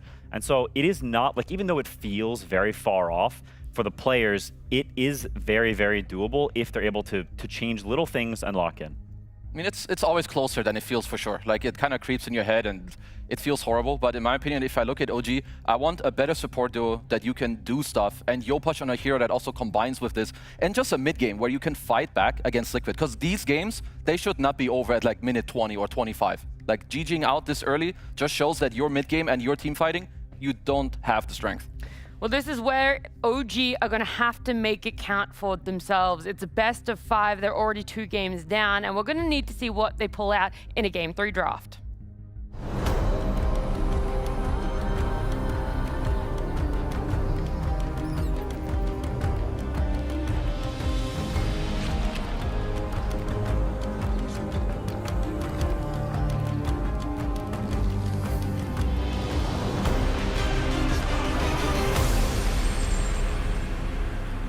It is back to OG, back to OG having first pick here, just like in Game 1 for themselves. And we weren't really too sure if that was going to favor them, as there was that bluff call from Liquid. Are you going to pick up Viper? Is this a hero you can play? And so now I wonder what sort of game of chicken is going to unfold in a Game 3 where OG have that advantage. Keep it simple. Just, okay, all right, you're not allowed to Jakiro, all right? No simplicity, all right. Well. That's at least one good change-up, right? Because in Game 1, when OG had first pick, they banned the Jakiro themselves. So now that's something extra that Liquid have had to ban and allow another hero through. But that's because Liquid did also ban Chen and TA in this position. And obviously, you're never going to first pick a TA. They are as an investment ban. So that's Liquid's going, we respect your Chen. Then they beat the Chen, so it's kind of like is OG going to now run back to it? Like, that's kind of the debate OG has. Oh. They don't. They then go back to the Viper, a hero that we were critical in Game 1 because of not utilizing Yopaj's map play. Even though you do buy Boots of Travel, it's a clunkier mid hero. It's not as kind of explosive in that regard. It's just very tanky. I believe they have played this hero before on even Natsumi. I don't know if Nico has played it, but I feel like I've at least seen him play this hero as a carry. So there is the world that this can be flexed. At least if you're going to have it like this, I want still the rest to be like more suited around the hero. I think offlane Mars later down the line, melee guys that go in for you, whether it's a Tusk, a Clock, you know, on Scam, who's very capable of also playing the melee 5s and, you know, like leading the charge for the team. I also just want one draft where I look at the OG supports and go, you can follow Tofu and Boxy as well. Like, I can feel like there's an even footing at the early game, because that is where Liquid is shining. Like, even I think Boxy's interview against Falcons, they were surprised that they didn't really play through mid, but we do, and then we just stopped Malrine. It's kind of the same thing happening here, where Liquid is just a little bit better on paper. I mean, OG, of course, when they do go to mid, they are bringing 4 or 5 heroes instead. I mean, with this pick, I think the script for the game has already been set. And Kezu said it backstage, but Largo is basically Alchemist in the off lane. He's just farming. He will not do anything else. He's going to sit there with his Arcane Boots and he's going to farm. And so for OG, you need tempo, or you need to have theory crafted in the break some way to crack this hero's mid-game timing when he gets the Ags. Because if you can't do that, then Liquid is going to do the same thing they did before. They're going to farm, and then you can't fight them anymore. Yeah, you got to try and throw him in lane. Even having something like where a support is freed up to go and block a camp in the jungle, force the Largo to grab a sentry to then unblock it. Like, do all these little motions because, yeah, you cannot allow Largo just to AFK for 15. Yeah, if I'm OG, I'd be looking at high damage, like Giga damage, and just like straight up counters to Largo. Whether you're looking at like nuclear counters of like AA Doom, or do you want like over damage like some Mars Snapfire, you pick a Sven carry later to also go in and just get the guy out of the game. Because we've seen it. If you don't kill this guy first, his entire team are just going to live throughout the entire fight. They keep healing, everyone has armor, and you're not going to win it.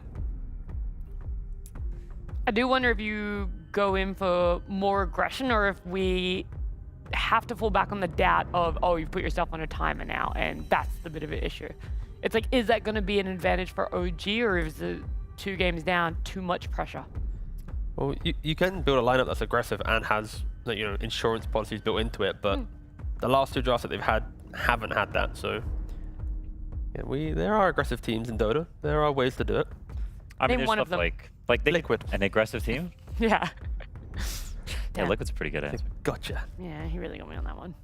I mean, I think they could look for something like Sven plus AA. Like you can look for some carry that has a good matchup against Largo, and then also like a later game counter. I like that they ban the puck.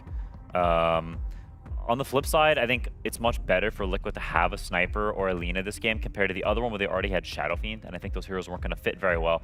Now you've got Largo, this tanky boy, so you can have a more like ranged DPS hero that's good against the Viper. To that counter is the problem that Largo is AFK farming, so if you've got another AFK farming ranged hero that has to lane against Viper, you are very volatile to being trampled. Like, that is the weakness of this Largo here. He's super slow, so Liquid, OG, they can take the game over. That is where I think Liquid excels at being one of the better Largo teams, because like if they do have 2 farming cores, someone else will step up to try and be a bit, you know, noisier in the early game, right? If you're mid and offlane's farming, Mickey is going to play the Monkey King or Nature's Prophet style hero to, you know, go, hey, look at me, right? And then that kind of buys time, and of course you can then interchange that with Nisha. Liquid should also consider banning Mars. I think on the same like line that we're talking about, where, you know, excuse me, where Quinn is mentioning you want like a Lina or a sniper. So if you want to counteract that as OG, you need to also think about, okay, they're going to want this hero.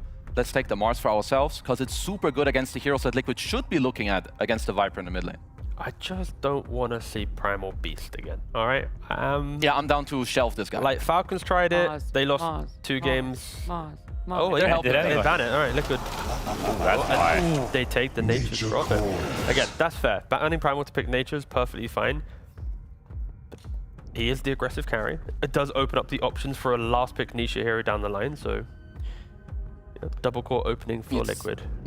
Literal OG counter to Viper. Like, whether you lane against it, I mean, back in the day you would go Treants and kind of beat him, but now you can TP on his lane when he overplays super slow and sluggish hero.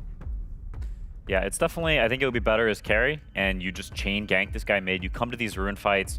If you start getting the kills going, like T said, you need some active heroes. You've got a Largo, he's farming, so balance that out. And already I think Viper's in he can be a little bit of a sticky situation, so you're going to need to execute very cleanly. Oh, okay, they are going for the big option. Yeah. Is this that support combo T where I feel like your sigh is enough of an answer? It's like they've realized the issues of Largo throughout this best of 5. They've come up with a solution, but in draft, I feel like they've now opened themselves up for other pacing problems, because this is like a team fight thing, right? Like, I find Largo, I find the core, I'm going to kill him, but now they need to respect the fact that you have an Ancient Apparition, which is a weak laner. Position 4s can now exploit that potentially. You have a Clock who's going to be your 4 position, pulling waves, and they're not going to be the best at like running towards mid and like breaking them. It's like Clock can help and survive, but yeah, I'm just slightly worried about the early game, like what supports Liquid can bring, the damage they can provide. But yeah, sure, in the game, great. Ice Blast, Hook Shot, one guy's gonna die. It's a lot better than before. While I understand that, like, I don't think their draft is particularly good against Nature's Prophet at all. Both AA and Viper heavily suffer against this hero. Yeah, like, but OG's 18 picks, I think they have some good, you know, heroes on the menu. Whether it's Darkseer or a potential Sven, because actually Darkseer was not banned in this draft. And if I'm looking at what Liquid are doing, they're going to overrun you on some lanes. So if I'm OG, I would love heroes that either I can play through or that can go to the Viper mid and actually help when Mickey TP's there to make something happen. Is Largo potentially now moving to... We're waiting for it? Yeah. Yeah, I think you're right. Like, when I see Ancient Apparition, my hesitation was because the laning, right? It's like great for the game, but against any zoo, you do nothing. Against kill combinations, you do nothing. You're literally just a right-click, high-range bot. That's it. And then you're hoping for your level 6. So if Beast is going to offlane, buying Helm of Dom, pushing through your towers, there is a concern there. Yeah, this is, I think, a pretty strong pivot from Liquid. Yeah.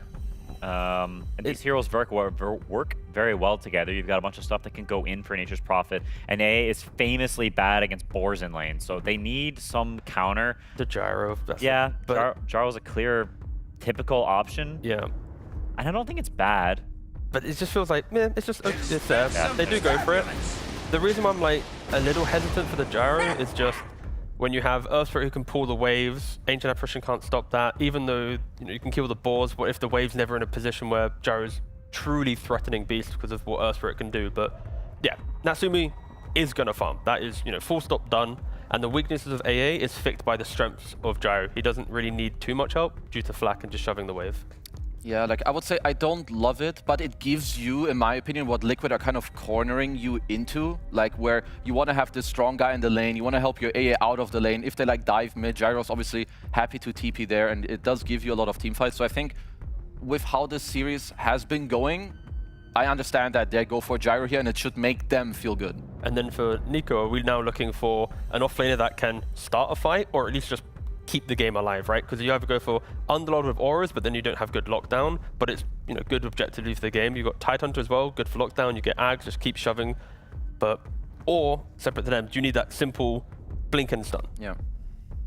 Yeah, I think when you have AA on your team, you need as many Chads who can stun people as you can get, especially with Viper and Gyrocopter. I think anything that's not some sort of a fight starter, Clockwork being your only fight start against Beastmaster, against saves in the Geomagnetic Grip and also the Lick, I think is not going to end well. And Force Staff is already too good in this game, so you need something that prevents that from being a very powerful tool. Otherwise, Liquid can just play off kiting, off of pulling people back, off of these Force Staffs, BKBs, resetting spells, and I think OG will have a difficult time locking people down. So the Mars ban makes a ton of sense. It's also a matter of Largo can still just be offlane. Beast just goes mid, Prophet goes carry, and then there's a whole new kind of option in play, right? So they ban Underlord themselves, which is a bit interesting. I feel like if Liquid chuck a ban on Tide, OG aren't super happy. I mean, they could try to go back. They haven't lost with Darkseer, but laning Darkseer into Largo as well, he's gonna dispel some stuff, and it's a bit wonky for your draft. I mean, you build auras, which is cool. Liquid are low damage, so I understand. You're gonna look for an offlaner that gives you teamfight in any capacity, but I would expect Liquid to probably take out the Tidehunter. Yeah, I didn't even think. Yeah, they do take. Yeah, exactly. I mean, it's the perfect two bans. I think they could have taken the Centaur if they didn't ban it themselves. I think that was maybe a pretty gigantic whoopsie, if I'm honest.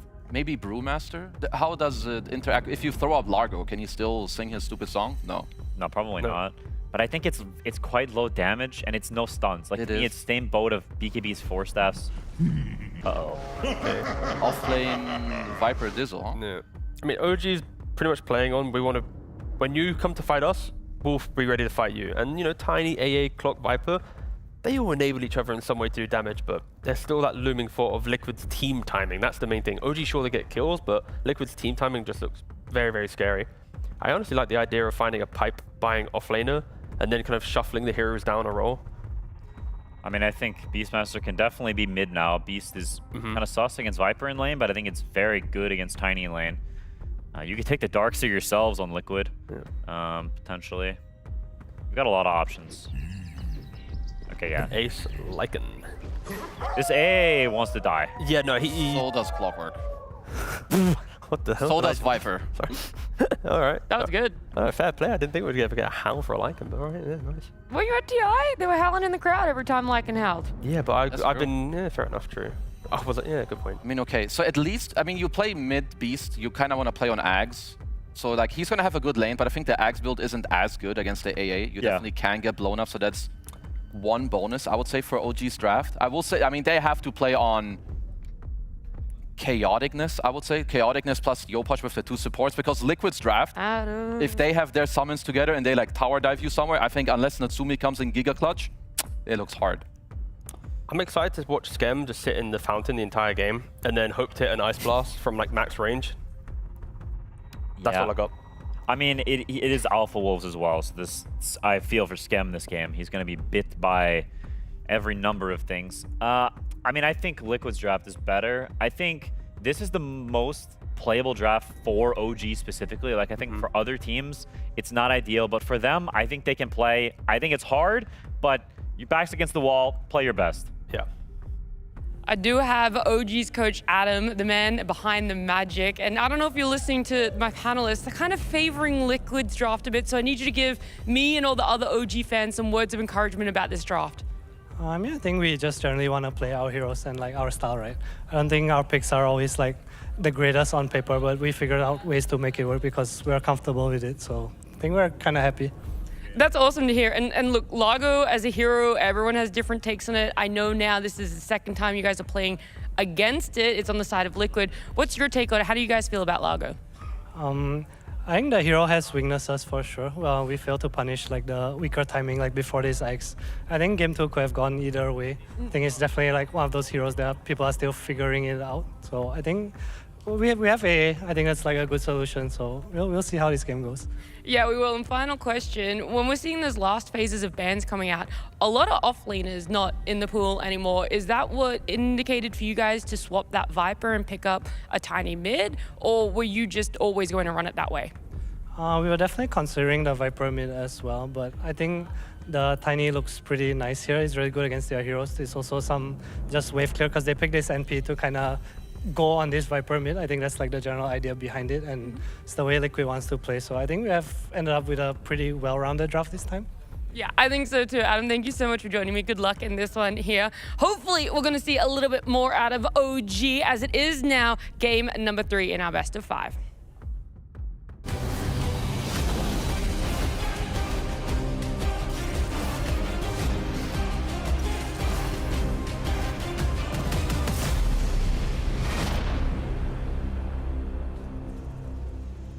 Game 3 time here, ladies and gentlemen. Liquid currently up 2-0 against OG. Can OG start to swing the series back in their favor? Fogged, coming into this one, of course, that first pick from Liquid, they get that Largo out of there. As we heard from Adam, you know, OG respond, they get this AA. Does end up being a bit of a switch up from Liquid. They say, you know what, this Largo's supporting this time. Ace gets the last pick, Lycan. What do you make of this? You know, we have from the panel, they saw a little bit more potential as opposed to some of the other drafts from OG. Do you see that again here, or are you once again worried for them against Liquid lineup? I think this is the better one that at least in terms of what I see compared to the other two, because I do feel like this is one where they can fight back if they don't get steamrolled in lanes. My worry is they could just get steamrolled in lanes and then their fighting looks really awkward. But if they can come out of these lanes in a decent spot, they do have, you know, they are playing to this like triple kind of melee with a gyro. If they can land these abilities, get their levels, the natural, natural abilities from their heroes are quite strong. It's just, I don't think Liquid's going to be clustered as much in this game like that. They'll have summons, they'll be playing kind of differently, it does feel. So let's see if the approach from OG actually ends up working with their comfort versus Liquid's, I would say, counter picks. Something that you don't see too often anymore. And I'm glad the panel did say this. I feel for Scam, this could become one of those games where you're just dying to Alpha Wolves and just some like random critters. That might not be the easiest one for him this time round. It's going to be the 3 bounties going the way of Liquid to start things off. And indeed, Tofu coming in with some nice body blocks. Yopaj in trouble. Can they finish the job off? They can't quite. Yopaj will live. It's another lick. And now, Tofu, he really wanted to go for the kill, but the lick, not enough damage to finish the job.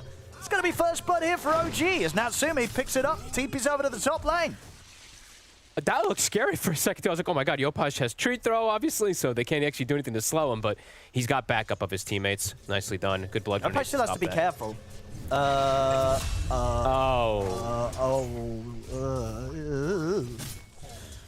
that happened. happened. He just got walked down by Nisha, and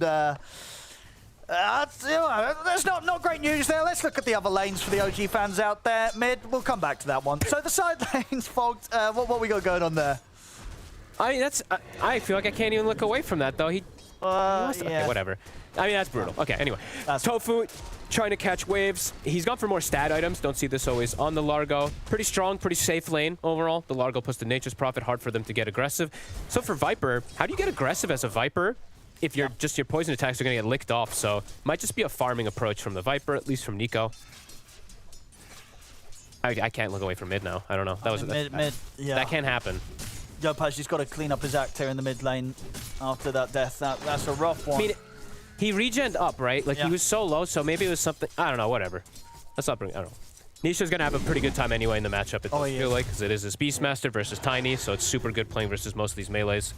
And he's been crushing it. Just, you know, through the games yesterday and into today, right, Nisha, he's been looking to be absolutely on the top of his game this tournament. And a strong, very early timing lineup again that Liquid wants to play around. Super fast-paced, looking to set tempo. But yeah, I think OG, if they do come out of lanes in a decent spot, they have ways to fight around it with this Gyrocopter, since he's the answer versus the collapse that's going to come. Not the player, the collapse of the heroes that's going to come from Liquid. Definitely, you know, one thing that's going to be less of an issue this game for OG is going to be the Largo, right? You know, being the support position rather than core. It's going to be completely different. And different in a way where we've definitely seen a fair few games where the support Largo can look underwhelming. That's been in 4 position though, right? I think, in a lot of them?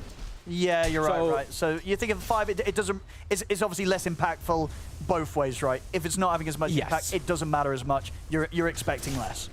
I personally, like, I like this as a 5 and a 3 right now. I think 4 is very hard to make work because you get literally no farm and you don't really have kill threat. You're kind of just like this lane pulling pseudo... Not sure, because you don't have kill threat for roaming either. So I think in 5 and 3, it suits in most situations just a bit better. Especially for this team. Mickey is going to have free farm. Very difficult for them to ever get aggressive. And they could even get aggressive themselves. You know, Mickey does like to be pretty active with this Nature's Prophet. So eyes on those rotations if there's any mistakes in lane. What's Boxy up to? Seen him play this a couple times also. The Earth Spirit support. They've been trying to make it work. Of course, it's gotten a lot of... quite a bit buffs. Does find a courier for... I mean, he was walking through the wave. Come on, Natsumi. These carries with their damn couriers. It happens a lot. It really does. It's way too much. Yesterday, I watched like 5. Yeah. Always in that little same spot as well, just behind the tail. Always. Ace will lose both of his wolves. I mean, they're bringing a TP. Coming in. They're going to look to try and turn and get aggressive here, Liquid. Scam is in trouble.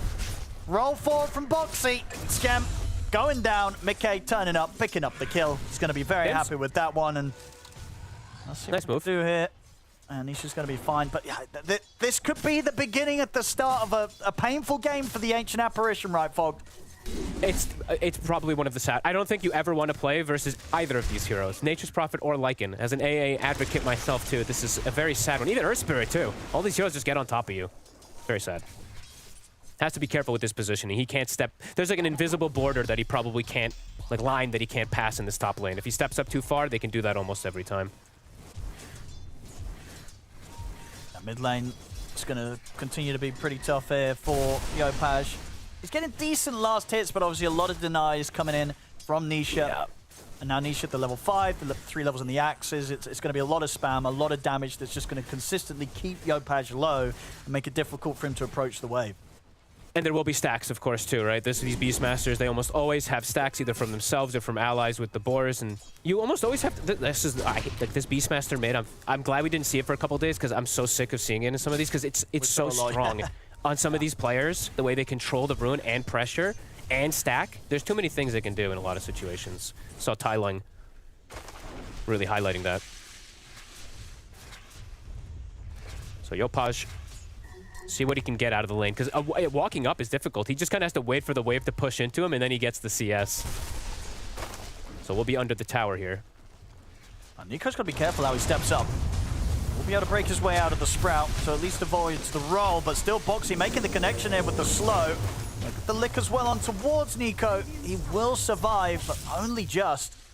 That was What a damage. 16 wand and a Lotus to keep him alive. Now he's very unhealthy. He has to back away. We'll be able to get some stacks perhaps to work on, but can't walk back to the lane now. 100 HP. So we are seeing Liquid, the two supports, looking to make the move around the power rune, and it does not look like OG can contest. No, this is going to be an easy haste rune for Nisha to be able to grab in the bottle. Obviously, you can set up for something potentially around the mid lane or quick TPs to the side, but the haste into the raw. A lot of options for Liquid. Already starting to show in this early game. In terms of that lane pressure, Ace is getting to play a free lane, essentially, on the Lycan, even though he's playing versus a Gyro who can spam. It's an AA, so he's going to just naturally be able to farm in this matchup. He's queuing up the Midas. All right, I mean, yeah, as you say, should be able to freely farm at top. Yeah. If he's just able to sit back and hit those creeps, get the timings for those, whichever build he wants to fully go down. I think I'm okay with this. I don't like Midas a lot of times, but I think there's like 3 heroes that I'm okay with, and I think we've named them now, right? It's like Slark, Brew, and I guess Lycan can add to the mix. Maybe there's 1 or 2 others, but...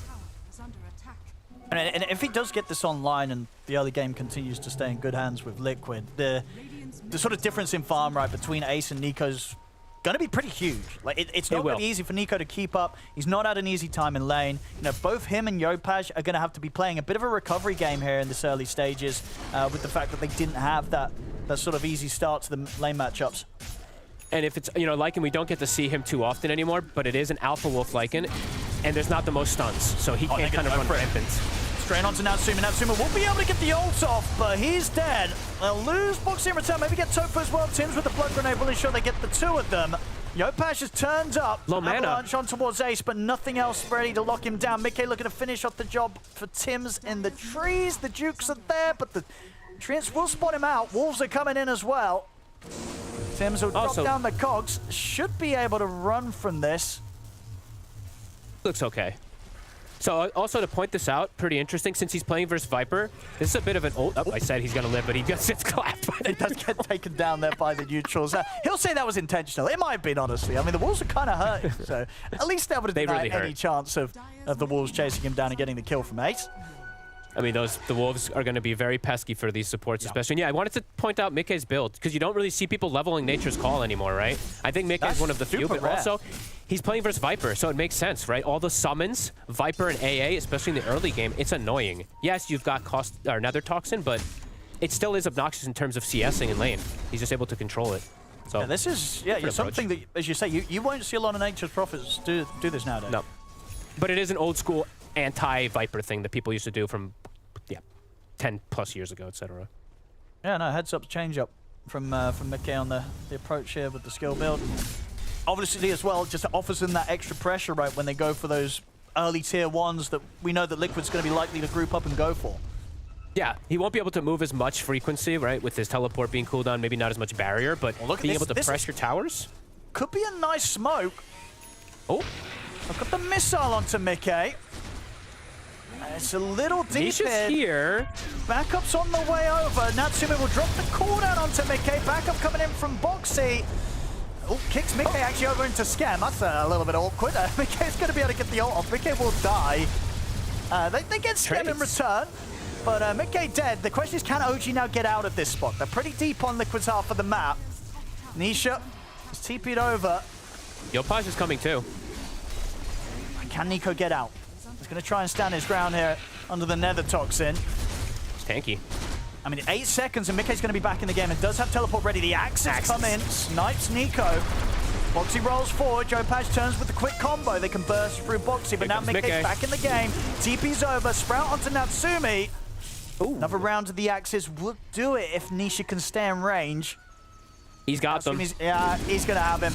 The axes come in again. Nisha still gets the cleanup. You could definitely see what OG was going for there, but it just takes a little too long at the end, and it is, again, Liquid getting the cleanup at the end of it all, right? Mickey TP's back in after the respawn, and Nisha, he's having a great start once more, right? Turns up, getting these kills, and nobody's threatening the Beastmaster. And the other thing that Tucci was mentioning, at least a little bit on the panel, when OG did do that 5-man in terms of what they did to kind of recover things last game, you look at the lane positioning too. Yes, they get some kills, but you watch Nisha, or Ace. Ace was just free farming the whole time. He's just hitting creeps up top. His Midas is essentially done. So, yeah, on top of all that, you can factor in Ace getting all that extra. We did say Mika's build maybe hurt a little, right? They did get the kill on the gyro, but you're seeing the lack of some of the damage on the Sprout in some of those situations. But Liquid reacting well. Bringing the squad to respond, but not overreacting, as we mentioned. No. Ace still getting a lot. Definitely one of the sort of the fears from the lineup of Liquid, right? That they do essentially have 3 cores that can become 3 carries. Whereas OG's lineup, it is one of those ones, especially considering that it's a bit of a slower start indeed for the Tiny and the Viper, where it's going to be a sort of 4 protect 1, right? They're looking a lot towards Natsumi to be able to do the hard carrying this game on his gyro. 100%. Gyro is one of the better 4 protect 1 heroes, I will say, but he is into some pretty debilitating heroes when you are playing 4 protect 1. Tofu? Tims will get the grab on him, and this should be a nice and easy one here for OG. They get the kill, and they might just be able to turn this into a tier 1 as well. Fortification will come out. If the Tiny and Viper really do start to fall behind too much, I have big worries, because there's the Roar, there's Howl, there's damage reduction, there's a lot of different things that this Gyro can run into in terms of problems. At least but I do want to see them be pretty active. I want to see Yopaj honestly just like move around constantly. That's the problem with this Tiny mid. We don't see it too frequently. I think just Chira Jr. is playing it, so see what Yopaj can do in terms of setting tempo early and slowing down Liquid. Top tier 1 nearly taken out as well. So tier 1 mid taken by Liquid. OG get the tier 1 bottom. Liquid ready to enter into the jungle of OG with this smoke. They've got big team fight. And Nisha. See if they can grab. Magnetize is ready. Tims. Yeah, they want something bigger than that. It's under a tier 1 though, but a tier 1 that's very close to dying. Looks like they're hesitant because it did look like OG was setting up for the defense. I think they saw that clockwork getting in position. Ace. I want to try and go for him, but it's not going to be possible for Tims to get the angle with the hook shot, with the creep camp, with the wolves out. Can't find a way to start the fight. These damn wolves, they're so annoying to play against. And here come the sacks. Can they get into contest? Might be too dangerous. Yeah, difficult to get over. I think at the moment as well, they do have a smoke upon Tims, but it would have to come out quickly, and it's not happening. So Liquid, they're going to get the space for Nisha to clean these stacks up. That's going to be as Aghanim's done after he finished these off. So now fighting into the Aghanim's Beastmaster, it's going to be difficult. A lot of eyes on Skem, right, to hit these key ice blasts to allow them to kill the targets. In the early game, has to just ice blast Nisha. I feel like that just has to be prime target number 1. Ace, he's got to kind of run rampant in the fights. He's going to be difficult to deal with because the lack of control, but they're going to have to pick and choose what they can take in terms of early fights. Because right now, I mean, Liquid, they're content with getting that farm till that one timing. That's how Liquid likes to play. They get that one big item timing at least to rally around, and then usually push the envelope. And as you said, the Axe, it's done for the Beast. So let's see how OG reacts to it, and let's see how Perfect Skem can play to react. It's a hard game for the AA, as we were mentioning. It really is. It really is. I mean, it could be one of those ones where it falls to a point where you're kind of asking Skem to sit in the fountain and just throw the ice blast out. We've seen it before. Yeah. It can be a play. That's for sure. Not too early, though. No. That's usually like 30 plus, that's you know, 35. That's pretty low down the list on plans and backup plans. Yes. Okay, so timings. Liquid starting to gather, at least toward top, it does seem. OG not prepared at the moment to defend. Natsumi is in the area, though, so he's calling for the defense. Are his heroes healthy enough, though? Nico is not at the moment. He's backing up to heal. Okay, the 2 supports are here now. And his tower's going to go down pretty quickly as soon as Liquid get in, and Boxy is going to start off the move. They get the root set up on towards Natsumi. Boxy rolls forward. It's going to be Natsumi gone. OG, they'll get Boxy in return. They'll turn now over towards Nisha. It's a pretty good ice blast. Got the connection on the two, and allows Yopaj to clean up the double kill. Mickey is going to opt for the TP out after he gets the double kill himself, and he'll make it out. Back to the safety of the fountain, so 2 for 2. Decent hit back there from OG. Again, off the back of Skem, getting that all-important ice blast out onto these targets, such as Nisha. They still lose the tower, but at least get in the trade there, OG. At least get something. Tim's great job at least getting the double cogs, right? He trapped the two of them. Nice attempt of the lick from Tofu to pull Nisha out, but not quite in time. The blast did hit. Natsumi does die though. And as we said, this is a Fort Protect 1, so the ideal, of course, for OG is always him not dying since, yeah, they get some gold on the other heroes, but in terms of scaling, unsure how much it helps. Okay. They do have a really nice ward that they placed before they went through the portal to defend top. So they do have some good information of where the Nature's Prophet's farming. They could do some kind of clever plays to hunt Mickey with just even supports. I think they're going to want to do that. I think this is definitely a game at this point where Tims and Skem, if they make good moves as a duo, to sort of successfully hunt down those targets before, you know, Liquid kind of... This is the problem, Owen. When they get the 20-minute group up. Playing AA. The damn Wolves. Here comes the blast, though. They're making that move. And there's the hook shot. Tims finds the opening. The blast comes in. Mickey's gone. I said you got to... Yeah, Tims and Skem, they really could make some magic happen in this part of the game. And, you know, Skem keeping his cool even when these Wolves are trying to bite him apart. Literally biting at his heels while he's sending the ulti across the map. Tims, I mean, these are really nice moves from Tims in terms of his, like, actually all of the kills pretty much are because Tims has been there to get the setup, so really nicely done. He is being stalked now. Tofu's going to try and turn on towards him. Boxy rolls over as well. This time Tims is going to be found and killed off. And maybe Ace now changes his priority of who he follows with Wolves. I think if he follows the Clockwork, it's just way better. Yeah, maybe he can kill the AA in some situations, but the Clockwork's the one making the plays. So we just saw there, if he sits it on the clock, it's actually hard for Tims to sneak around the map by any means. Seeing the wards. Also, Liquid. That's painful for Natsume. Goes into his triangle and both blocked camps. So this gyrocopter has limited spaces to farm. Oh, that is pretty nasty, those. That's dirty. Camp blocks. They got to get rid of that ASAP. They need as much available on the map for this gyro as possible, OG. Oh, and Tims is going to show dewarding. So now Liquid knows that Tims isn't wherever they make the move top, since he just showed dewarding. Let's have a look. If they find someone. Looks like OG's playing pretty careful. Pretty much 4 of them backed by the tier 2s. There's going to be an amplified damage rune top here for Nisha. And he does have Blink, so he can get and commit pretty quickly in terms of following up with Boxy. Smoke up from Skem. Wolf was right on top of him. So they do see, they are completely aware of the smoke movement. Very hard to get the jump on Liquid.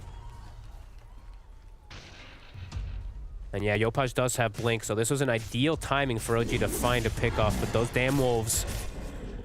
Nice micro from Ace.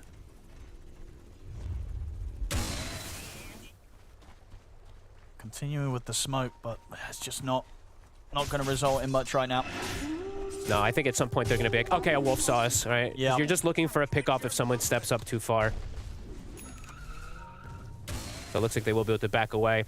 A lot of these games sometimes do end up being, you have to buy some type of gem or something to just be able to make these smoke movements if you lose control of the map too early.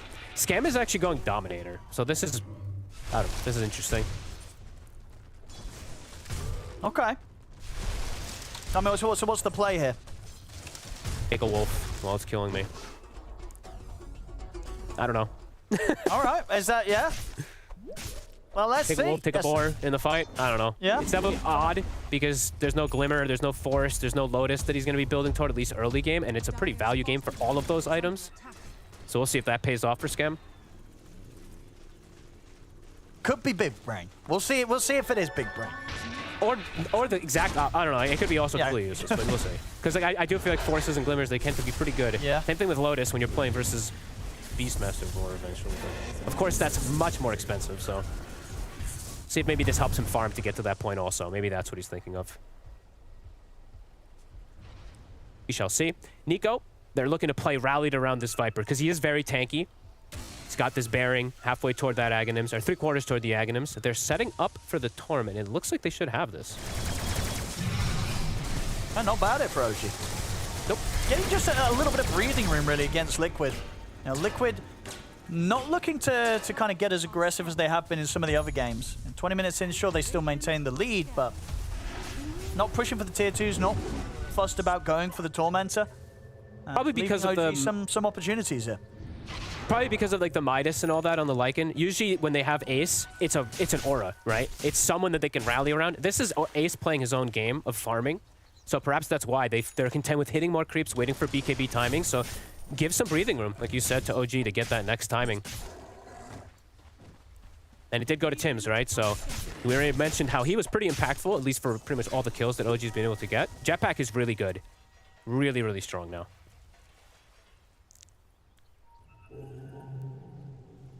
Here come the Wolves again. Scam.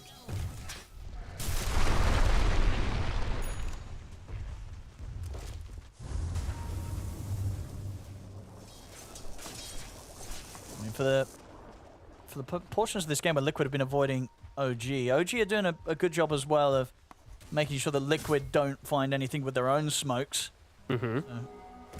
Ensuring that Natsumi continues to progress pretty nicely, keeping up for the most part with the farm on Mikkei's Nature's Prophet. Liquid's farming more though. The only reason the gold stayed same is because the Tormentor, you know, so that's the kind of the shift. So Liquid, I would say, they're out farming pretty consistently right now. Even though the numbers look like it stayed the same, it's because that Tormentor gold for the Dire side. The Midas is kicking in. He's got the BKB done. They have a second one also on Nisha in a second. All right. Dude, I mean, I like that's my kind of support build on Scam. He's going helmet to Midas. Get rid of the kill both wolves. Dom one, Midas the other. That's dude, honestly, my way would have been the refresher Midas strat, but I could appreciate the Helm Midas here. Hookshot comes in, Tim's gonna be able to get the catch on Tofu. OG ready to bring us a little bit more action to get the pick off. They're gonna start hitting a Roche. I mean, if they get it's a bit surprising that Liquid hasn't tried to force it. They are playing versus Clockwork Rocket and AA Blast. They slowed down a lot. OG's taking advantage of that. It's really not sort of the same fast gameplay that we've seen from Liquid and a lot of the other wins that they've had so far in the main stage. And yeah, OG's getting to get some stuff done with that in mind. Might still fight or sneak. There's a wolf inside. I mean, it's falling quickly though. OG's gonna have it. It's gonna be the Aegis, the Roshan, and now they toss back over towards Ace. He'll get the BKB off, as well as the shapeshift, so manages to get out of there. But OG, they're getting the chance to get these objectives. And then 23 minutes in, they've got the Aegis now on Natsumi. Pretty close to starting to work towards that Satanic on top of the Ags, the Crystallis. He's having an okay time. There's potential here from OG. I mean, definitely much more potential right here in this game 3, as we saw, 100%. Missing from them in game 1 and then in game 2. Honestly, Owen, I think I can be sold on this Dominator a little. I'm watching him. He took one of the wolves. Yeah, what's he doing with it? Scout. He's just scouting. The wolf is strong. They are. It's kind of cool. Anything can work, right? So we'll see if it does end up working for him, because it is odd, but kind of cool. Mean, because we needed to see some good stuff from Tims and Scam. They've made those kind of good early support combo plays to get some pretty key pickoffs that maybe were the beginning of slowing down Liquid from feeling that they could continue to just run at OG with the lead that they had and do still have. And then now with this sort of change up in itemization, could be some of the smarter stuff we've seen it. So let's see where he goes with this. I'm pretty sure he will commit for the Midas to go for the complete, as you say, just anti-alpha wolves strat. He's got a plan here, Scam. He's got a plan. And he's got his own little creep to farm, maybe send and follow around. I mean, whatever. I'm down. I'm down. You know, sometimes the 5 you can look at your support and be like, why the hell don't you have Force or Glimmer? But you know what, Scam? If you got permission, yeah, they got to trust him. And if they don't, he's got a mute button. So you know he can get into the solo zone and just focus, ignore the teammates. Get ready to purely carry this game solo with the Helm Midas. Top lane. He's getting info, so he knows that they placed this ward and it's a fresh one, so they're actually getting a flank. Look at this positioning from OG. Look at this wraparound. Natsumi. I don't know. Maybe off the mark with the cooldown. The hook shot, though, is a nice one. Catches Tofu, but does mean that Nisha kind of gets bailed out there a little bit by Tofu dying, so space there for him to blink out. Nisha's nice force staff. Tofu instantly forced Nisha. He's like, I'm throwing my life away from you. Doesn't want him to get caught inside that Ice Blast. OG finding some momentum.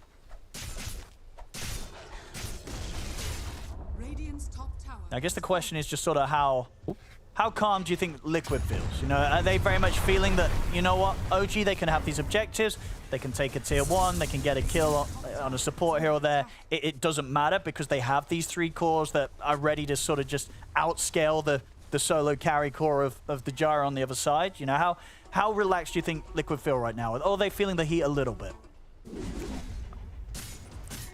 It's a good question, to be honest. Because I do feel like they are content, but I do feel like OG's also content. So yeah, it is a good question.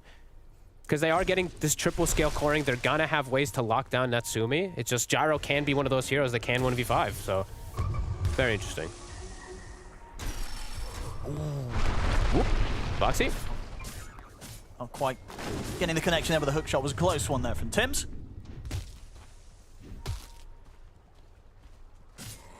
Aegis for 90 seconds. Yeah. OG has a very good strength around him with this timing, so he can continue to just play around this Gyro. Liquid probably going to avoid for the next minute. Yeah, McKay. Yeah, I'm shocked though that Liquid didn't, like, right, they just, when the Tormentor happened, they did, usually what you see is the Tormentor trade, right, for the Roche or something. They didn't do any of that, so it's just been a lot, it's been pretty calm for, how long actually? 10 minutes at least from the side of Liquid, just hitting creeps. Yes, it's a bit of a different approach for them, and I do think, you know, as you say, I think it is because they do feel like, hey, we're just out farming them on all 3 of our cores. I think so. I think so. Everything's going to be all right, but yeah, as I said, on the flip side of it, OG, I think, you know, they know to trust in Natsumi. They feel like it's fine. We don't need 3 carries. You know, we can do it with just the 1. We'll see if it plays out. See if they buff him up enough. I see sorry, Tims is the one that's buying all the things that I was mentioning for the Gyro, right? He's going to Lotus, he's going to Solar, and Skem's Dominator is giving an Alpha Wolf. It actually is a buff up for the Gyrocopter, so kind of cool. Looking to fully enable him as much as possible here. Even buying a secondary Lotus, even Nico is queuing one up, which I like. As Lotus is very valuable when you're playing versus Beastmaster, Magnetize. Yes. Yeah, no, absolutely. All these different and especially when the game's going as it is, right, for Nico and Yopash, you know, Nico in particular has to, you know, he's got to buy these sort of sacrificial items, right? All that matters is Natsumi. As long as he lives, if everyone else dies, as long as Natsumi lives and kills everyone off, you're happy if you're OG. That's all that matters. That's what their draft is designed to do with this tiny pick as well, right? It's just all about Natsumi. Let's see if that game plan works, because I don't, Liquid's not reacting. Liquid's like, okay, we're just going to scale. We're just going to be bigger than you. Have these 3 cores versus the single. Shiva's soon to be done for Beast. That's going to be a big pickup, because they're not, actually, okay, Yopai's just queuing one up. So he's actually going to maybe have the same timing. So both mids doing the same thing. And it's going to be scary timing from Ace, though, coming up, right? He's going to have the Nullifier pretty much done for the next fight, so he can just get in with the Shapeshift, BKB, Nullifier, focus the target down. You know, it has been quiet from Liquid when it comes to their decision to look for fights, but you can't help but feel that when the fights do kick off, you know, Natsumi, he might be able to live, but everybody else on OG might die pretty quickly, Fogged. Especially the supports. They'll find Boxy, though. Yopash, 5-1, finding these pickoffs. They did buy that gem some time ago. I actually forgot to point it out when they did pick it up, but it does help always versus these wolves.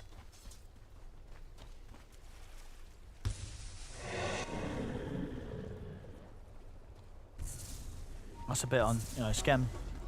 He's had to buy some sentries. It's slowing down his Midas. I think it's unacceptable. You know, Skem's got to tell the other guys to pick the sentries. You know, you don't want to be buying sentries. You got to get that Midas. Who cares about the dewarding? There's money to be made. Well, I guess you make money from that as well. But that Midas timing. He's 600 gold at the moment in towards that recipe. He's just the amp up. He's literally just following Yopaj and Ice Vortexing anything that Yopaj uses a spell combo on. That's his job. Timings are hit again. OG feeling strong. Here we go. The Satanic. There is a wolf on them. I think the wolf saw the smoke. And this is the call from Liquid now. You know, we've seen them be very, very focused on the farming. Now they're smoked. They're ready to try and start something. Hit the jump from Vincere straight in and looking to try and burst through Natsumi, see if they can bring him down. He's getting low. He's able to pop the Satanic though. Natsumi's going to start healing up. The Magnetize doing a lot of damage here to the squishier members of OG though. Brings Tims down. Mickey, he's in trouble though. BKB comes to an end. Natsumi and Nico turn around, chase him out. They'll get the big kill there, taking Mickey down. Sure, they lose 2 on their side of things, but taking out the carry, keeping Natsumi alive, and Natsumi being the one to kill Mickey off, OG, they're fine with that. And that was Liquid smoking up and finally looking to try and use this net worth advantage against OG. It doesn't go too cleanly. OG, they're fine with this. Natsumi, he comes out on top. They did lose their gem, though, so that's the one painful thing for the side of OG. They did lose a support and a mid, and they got a carry. They did lose their gem, which is very important in terms of controlling the Wolves. But yeah, the Cogs, honestly, Tim's, I feel like he's absolutely the MVP for me in terms of protecting his cores. Another beautiful one. Natsumi is deep right now. Well, he is. He wants this tier 2. It's giving time for Liquid to come back into the game, and Raw's there. Natsumi. What? That's a risky tier 2 push that cost him his life. He did not respect the timings. Maybe they can still find something in return. They look towards Ace, but the BKB's up. He'll get pulled back to safety here by Boxy, but Yopaj, with a 2-man avalanche, Boxy able to roll away Liquid. They're back up to the high ground. OG, they can't chase on further. Liquid will get everybody else out of there. I mean, it was a good fight around the mid in terms of what Natsumi was able to find, but he can't die like this, folks. They need Natsumi to play flawless. Dying for that tier 2, that can't happen if you're OG. That hurts massively. Liquid able to shut OG back down and continue to grow this net worth lead with that very painful death on the carry. That's a big blunder. They just got at least another set of like some momentum. Sure, they lost their gem and all that, but that one, he's pretty alone on an island. He only has the AA behind him. Maybe he thought he could just get the sustain off with the Satanic afterwards, but they have lockdown. They have more than enough stun for him. Yeah, I think that the Raw pretty much had just come off cooldown, so maybe just mistiming the expectations on that. Liquid, big kill. That's true, perhaps. And now Tormentor, Tofu, he'll just survive and will be rewarded with the shard going his way. Doesn't have any items to benefit from the shard, but at least can do this licking, you know, so he gets they get the buff at least. And he does, of course, get the Croak buff that he can always throw on to an ally and now have it for himself. 14,000 lead. Natsumi has his work cut out for him, and as you said, it does feel like he can't make these mistakes. Even like one more mistake might be too much. It might already have been that, just with that one death there. It was a rough mistake. It really was. Yeah, no doubt about it. And yeah, we've seen obviously the power of Nisha's Raw, right? And when he has the refresher, when he has 2 of those to go, it's going to be straight in for Natsumi in these fights. They have to be Lotus up and ready to protect him. Yeah, they cannot let Natsumi get jumped and killed off. Yeah, Tim's is getting pretty close to having the Lotus. It feels like they absolutely need it for Natsumi. At least it just prevents some of that extra damage. Just protect in any type of extra way. They need all the buff ups for Natsumi as possible. Well, the good news for OG is Skem's nearly got his Midas online. I knew you were going to say, I knew you were going to say the damn Midas. There we go. So Skem gets to be happy. Okay. One more creep or so and he'll have that. I saw the Dom, and I was okay with the Dom. I'm going to be honest, I'm not okay with the Midas. But well, if it works, sure, whatever, but it could be like some build-up of a Glimmer or something for Natsumi. It's all about Natsumi, so... Well, that's the thing. If he can get to 60 minutes, Skem says no. He says it's all about me. He says he's 4 protect 1. Well, you can have 3 protect 1. That's the best we can do for you, Natsumi. Skem's ready to, you know, say he wants to deal with those Wolves. He's had it with them. The Wolves broke him in the early game. So he's buying everything he can to make sure those Wolves never come for him again. They do absolutely do that. And I mean, his work is, he can't show in these fights. We actually may be getting to the point where he has to really hide, because this Beastmaster, this Lycan, the Lycan in particular, eat him alive. Lycan just harpoons once, double hits him, and he's dead. Has to be incredibly defensive posture from Skem. Has to be very careful, because his Ice Blast is super crucial.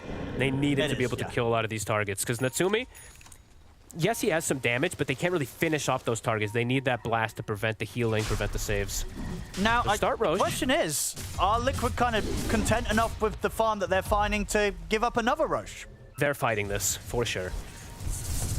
If they make I don't know if they're making it in time. Yeah, it's going down quickly here to OG. Liquid. Can they interrupt this? Nisha's in. First roll straight down on towards Tim's. Roshan's been taken. Natsumi's able to pick up the Aegis. Here's the second roll ready to go. Turns towards Nico. Will get reflected. Ice Blast is coming in here. Bringing Nisha down low. Nisha's got to back up out of the fight. Natsumi moves in over towards Mickey. Mickey able to push himself back with the Hurricane Pike. And in the river, Ace starting to clean up. Gets the double as he takes out Yopaj. Buyback came out here from Tim's. Mickey TPing in aggressively here with Boxy to try and threaten Natsumi. But Natsumi will be able to turn, kill Boxy off. He's ready to start chasing down Tofu as well. He's got the Glimmer here. We'll get him back up to the high ground. Force as well to keep his distance from the gyro. So they get the Aegis, and of course, you know, Natsumi doesn't die even the once in that fight, so they'll still have the luxury of the next 4 minutes to play with it, but they're losing their other cores. You know, the pressure continues to build up on the shoulders of Natsumi, as both Yopaj and Nico continue to fall behind. Look, the first roar, it was actually a split second that the Lotus doesn't reflect that one, so great timing there, at least from Nisha. Look at this angle from the AA. I was actually really impressed with Scam's positioning. You don't even see him on the screen here, but look at all this. The Ice Blast comes from the lower right, catches on 3 or 4 heroes. Oh, so that, no, for me, at least, was a really cool There's position. a big problem. Okay, my goodness. I just watched Scam walk around for 20 seconds with 2 Midas charges available, Fog. It was distressing. He's used it now. We're all good. But yeah, fight around the Roche. They get the Aegis, but that net worth lead, it's not slowing down against them. They keep the Aegis, though. I think that's pretty important for the next upcoming fight, because if he can get the Butterfly finish and still has Aegis, 2 lives, that's a step toward the right direction. Still, of course, uphill battle versus triple cores, as we're seeing Ace kind of being the real carry in a lot of situations, but... I mean, they've got 3 carries. It really is. And they're all as farmed as Natsumi. They are. That's a problem. Yeah, that's a problem. They literally have pretty much the same net worth. You know, it's... If somehow OG's able to pull this off around Natsumi, this is going to be one of the crazier carry performances we've seen in a while. Out-carrying 3 carries, you know, Liquid 3 carries as well, that have been having quite, you know, the performance yesterday's series into today's series. Let's see, can Natsumi do it? Would be so impressive. The timing with his Butterfly is huge, though, because they do not have a counter versus at the moment, right? Sure. Yeah, Nobody no wants to buy MKBs, anything, no really. True Strike. They have the Mjolnir, so it's a pseudo run, and I don't think we might not see Mika get it for some time, at least the MKB. So I think this is a timing for Natsumi, at least, to feel very strong. Sure. And a timing where he's probably going to consider if that next item should be the Divine Rapier up. I think it has to be Fogged, right? Pretty likely. He doesn't have the liberty of, you know, last night I was watching Watson being able to play a little more aggressively without needing Rapier. He doesn't have this Drinking Buddy's Tusk. I think that just changes the way the gyro matchup works a lot of time. Just that extra damage. Liquid, full vision control, avoiding the Aegis. Come on, Natsumi, cue it up. We want to see it. Everyone wants to see it. And he knows, I'm sure he knows it's going to be necessary. He's done it a lot. Natsumi is one of those players that he's done rapiers without BKB a lot of times on Gyrocopter. And this is one of those games where, yeah, it could be rapier without BKB. Risky, but sometimes games call for it. Pash. Boxy. Boxy. Boxy. It's not going to be getting out of this one. So OG, look at a support pickoff. Sketch. And they turned it into another kill. I mean, Tofu in the tree line. Scam is being very sneaky, by the way. This probably will not be noticed, and that could result in a toss-back play. We'll see if Liquid do happen to sort of check that out when it comes to that defense on the bottom lane. Someone needs to address top. The wolf is coming in, the trees are coming in, the boars are coming in. It's a zoo up top. And that pressure. There we go. Scam, he'll take a counter wolf to be able to stop the push. There's level 25 Treants with the triple damage, triple HP. Doing quite the work from Mickey. Building is dead. Natsumi wants to try and see how much he can get, but only 30 seconds left on this Aegis. Nisha. He's in. He's going to find the Roar. They get the kickback as well. Tim's in trouble. He's gone. Boxy will die in return. So a 1-for-1 on the supports. He's dead for a while, though. 80 seconds. The Ice Blast was thrown. It whiffs, and the Thrax is dead, Owen. The trees are doing it. I mean, they're very strong. As I said, that 25, right? Triple damage, triple HP. You got to have someone deal with them. Usually carries don't take that too often either, so pretty cool pivots that we're seeing from Mickey. Honestly, I'm a little surprised that it's not taken more, honestly. It feels really good to play with. Like, triple damage. I think in the past it got nerfed, right? Treants just aren't what they were. I think some of the other, maybe that talent in particular also got nerfed. But it's strong. And honestly, you know, teleportation is sort of 20-second cooldown anyway. It's kind of good enough. So I feel like a lot of the times, you don't really feel like you're missing too much taking this. I mean, it's not having the 0-second cooldown on teleportation. It's not the Ironwood, whatever the hell, stupid trance or anything, but they still do. It's a lot. They add up. It's a lot of them. And we did see he had 2 sets of summons out there to be able to go for that push with the Wolf as well, too. So, yeah, pretty much a free Rax they've been able to claim. I'm seeing some big items being picked up. Ace, MKB's done. Now they can perhaps focus that gyro. I'm talking about the gyro. It's not going to be the rapier yet. It's not. Wants to go for the positioning, going for the swift blink, spending up for it as well. It's just about 1,500 gold, and he'll be able to get the Eagle Song, get the swift blink completed on Natsumi. But if we're going to see a rapier, it's not going to happen yet. 25 on Beastmaster. Oh, he already had the Eagle Song. Okay, so he's actually got that with some money to spare. So yeah, he split. Oh, he did the play where you see that the enemy is buying MKBs and you disassemble and swap. So this is common that we've seen people do it in the past. So now that's smart. Liquid does have 2 MKBs, but it's not like MKB's that bad of an item anyway. So. It still is smart though. I love when I see people use Chop Shop because it's not used enough in my opinion. That's good news because it means he's still got a lot of money that could go towards that rapier that we're all hoping to see. 3k gold on him, but maybe we'll play with buyback in mind. Might be the more valuable choice now at this stage where Liquid could be close to approaching the high ground again of OG. I think this is the first time I saw someone keep Cobalt Cup till tier 4, by the way. Tofu kept the movement speed buff to buff up his allies. That's something. Oh, here we come. Liquid. They get the jump. Nisha's in. He finds the opening roll. They manage to get the setup on towards him. Someone's going to bail Natsumi out of here. The Abyssal Blade slapped down on towards him. He's gone. They've killed Natsumi off. Dead for 90. The buyback's going to come out from Yopaj. Can OG fight back without their carry? They've lost Tim's. Tofu tries to drag back Nico. So see the jump in from Yopaj. He brought back for this one, looking to try and burst through Mickey. Mickey slides to the side again, but he'll still fall. They can bring Mickey down. So Yopaj at least able to make sure that with that buyback, they get Liquid's carry in return. That's insanely expensive, Owen. You lost your Rax as well, too, right? That top melee Rax died as Natsumi died. So the split push from the Treants were able to finish off the top Rax as they got the kill. Natsumi just got double roared, completely focused with everything. Yeah, the jump just comes in so fast from Nisha. And it really is the problem. Yeah, if he gets that opening roar cleanly in onto the target, it's hard to bail the gyro out. They tried their best, right? I think what Yopaj tried was sort of a toss to get him away from Liquid. But yeah, the roar into obviously that Abyssal Blade now that you know, Ace is ready to come in with as well. It's just so much lockdown. But even when, you know, the BKB that he's got queued up next is coming out, they're still going to have ways to go on him to get that setup.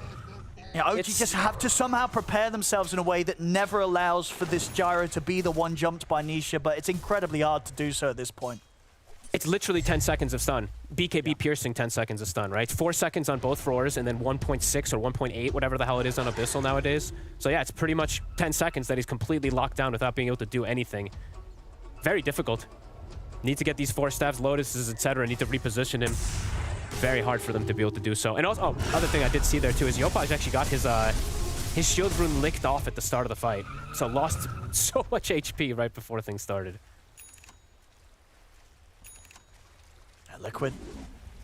They've definitely come into this game 3 and they're playing it much more relaxed, but it's one of those sort of scary relaxed to sort of watch, right? Because you know that they know that with every moment this lead is just continuing to grow incredibly. And again, just the fact that they've got 3 carries, they're all 32k net worth here at 44 minutes in. They're all ahead now of Natsumi. It's pretty terrifying, Fogged. It is, and Ace is getting to play a pretty different style game than what we've seen from him for, honestly, a long time, right? Even when he's playing these raises and all that, he's not having these things. This is probably one of the best games that I've seen him have, and he got to just go Midas and hit some creeps, right? Now he's got the +2 Wolves, continuing to put this pressure on the lanes. He's like full slotted as well. It pretty much is. Yeah, this is going to have to be quite the smoke and a half here from OG. Yeah. Smoke coming out. And Foxy. We'll be able to find him to start the move, but can they turn it into anything else? Roshan's already gone. Liquid clean that up. This time round there's Aegis, Refresher Shard, and Cheese for them. The buildings. Yeah, the Wolves are doing. The Wolves in the trees. They're just going to take the base. The range Rex on the bottom lane gone. Just so much for OG to deal with right now. It's all adding up against them. And Natsumi spent it for the BKB. So maybe now, Fogged. We'll see the Maybe rapier now. in the distance for Natsumi. He still can get fully controlled during this BKB. It still can just be double roar into that Abyssal. Yeah. It will protect him, of course, if he gets it off first. It probably will save his life, but it has to be super fast reaction from Natsumi. And it might not save him. It still could just still die. Ags now, I was seeing he was toying around with a few different item ideas on Ace. So you said they have triple carry. Throw that bite onto the Beastmaster as Swift Blink.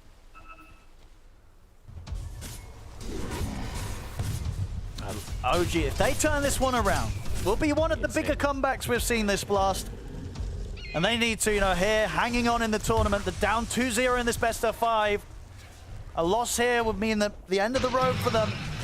And they've had a great run up until now, but today they are struggling massively against Liquid. Just feels like a very tough matchup for them because OG is a team that likes to play fast, and Liquid usually, not in this game so much, but usually likes to play fast. So it just feels like they kind of clashed in this way where Liquid just looking cleaner. These Wolves giving so much info. They have to, I mean, they're stuck in the base, completely stuck in the base now. Yeah, they have to deal with these summons, just being thrown down the lanes. And Nico's got his next time done. Bloodstone's online. We'll see how much survivability that gives him in the midst of the team fight. You see what Ace is doing too? He's not letting them even get the last hiss on the Wolves, and then when they're about to kill them, he resummons them. So all that time spent from the Viper trying to kill a Wolf, wasted. Can't even get the gold from it. Actual bullying. Yeah, feels like Liquid are very much enjoying their moments in this game. Maybe Boxy not so much, every now and then Boxy dies somewhere. But the 3 cores, they're having a great time hitting the creeps, becoming incredibly powerful. 6 slotted, 7 slotted. It's all coming up here for Liquid. Boxy's half the deaths, and I feel like that's just fine. He's just kind of catching the movements. That time he used his BKB, so maybe he was thinking that he could just get out, but maybe a fight kicks off here. They have vision. Oh, he's gonna get spotted though. Anisha's here, Nisha. Not gonna quite get the jump. Avalanche holds him back. I mean, OG, they might have to try and make a move here. That's too risky. They have 2 heroes stuck in the base, dealing with creeps. Yeah. It's not going to happen. They've got to back off from this point now. We'll see. A new gem picked up here by Mickey. Continue to control the map. It's just scary for OG because it's so much information too, right? Besides Liquid having this tremendous gold lead, these cores, these carries that continue to get that right-click prowess, this constant pressure on lanes, it's seeing 2 heroes. Yes, they have Boots of Travel on the Viper to join in, but could just get stopped as well.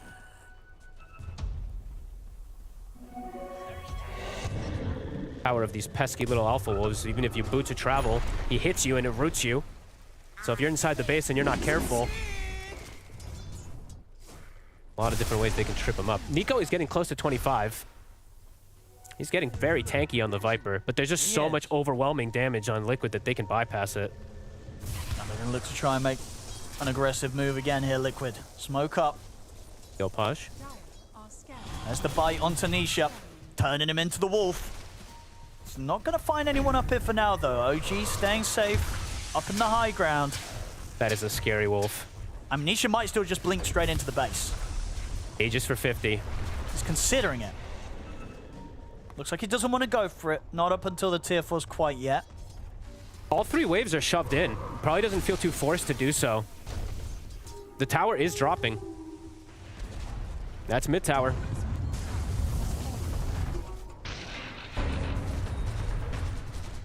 So there's they definitely decided to sort of do this game very slowly and painfully here for OG. Liquid just really making sure that OG are not having fun in this one, unless Natsumi. Nope. I think he's going to divide the rapier now, right? I think he's got to be thinking about it. Come on, Natsumi. We all want to see it. He's got 5.6k gold in the bank. Obviously, would have to free up his slots a little bit. Maybe wait until he's got the Ag's Blessing recipe. He's getting close. He might wait for that 10k gold, because then he can consume the Aghanims and have the rapier. And potentially have buy, but maybe he doesn't. We'll see. We'll see which approach he does go for. The Rax is the buildings are dying. They're trying to make a move playing around these 3 clusters, but the Viper and the AA can't stop this consistent damage onto the range Rax.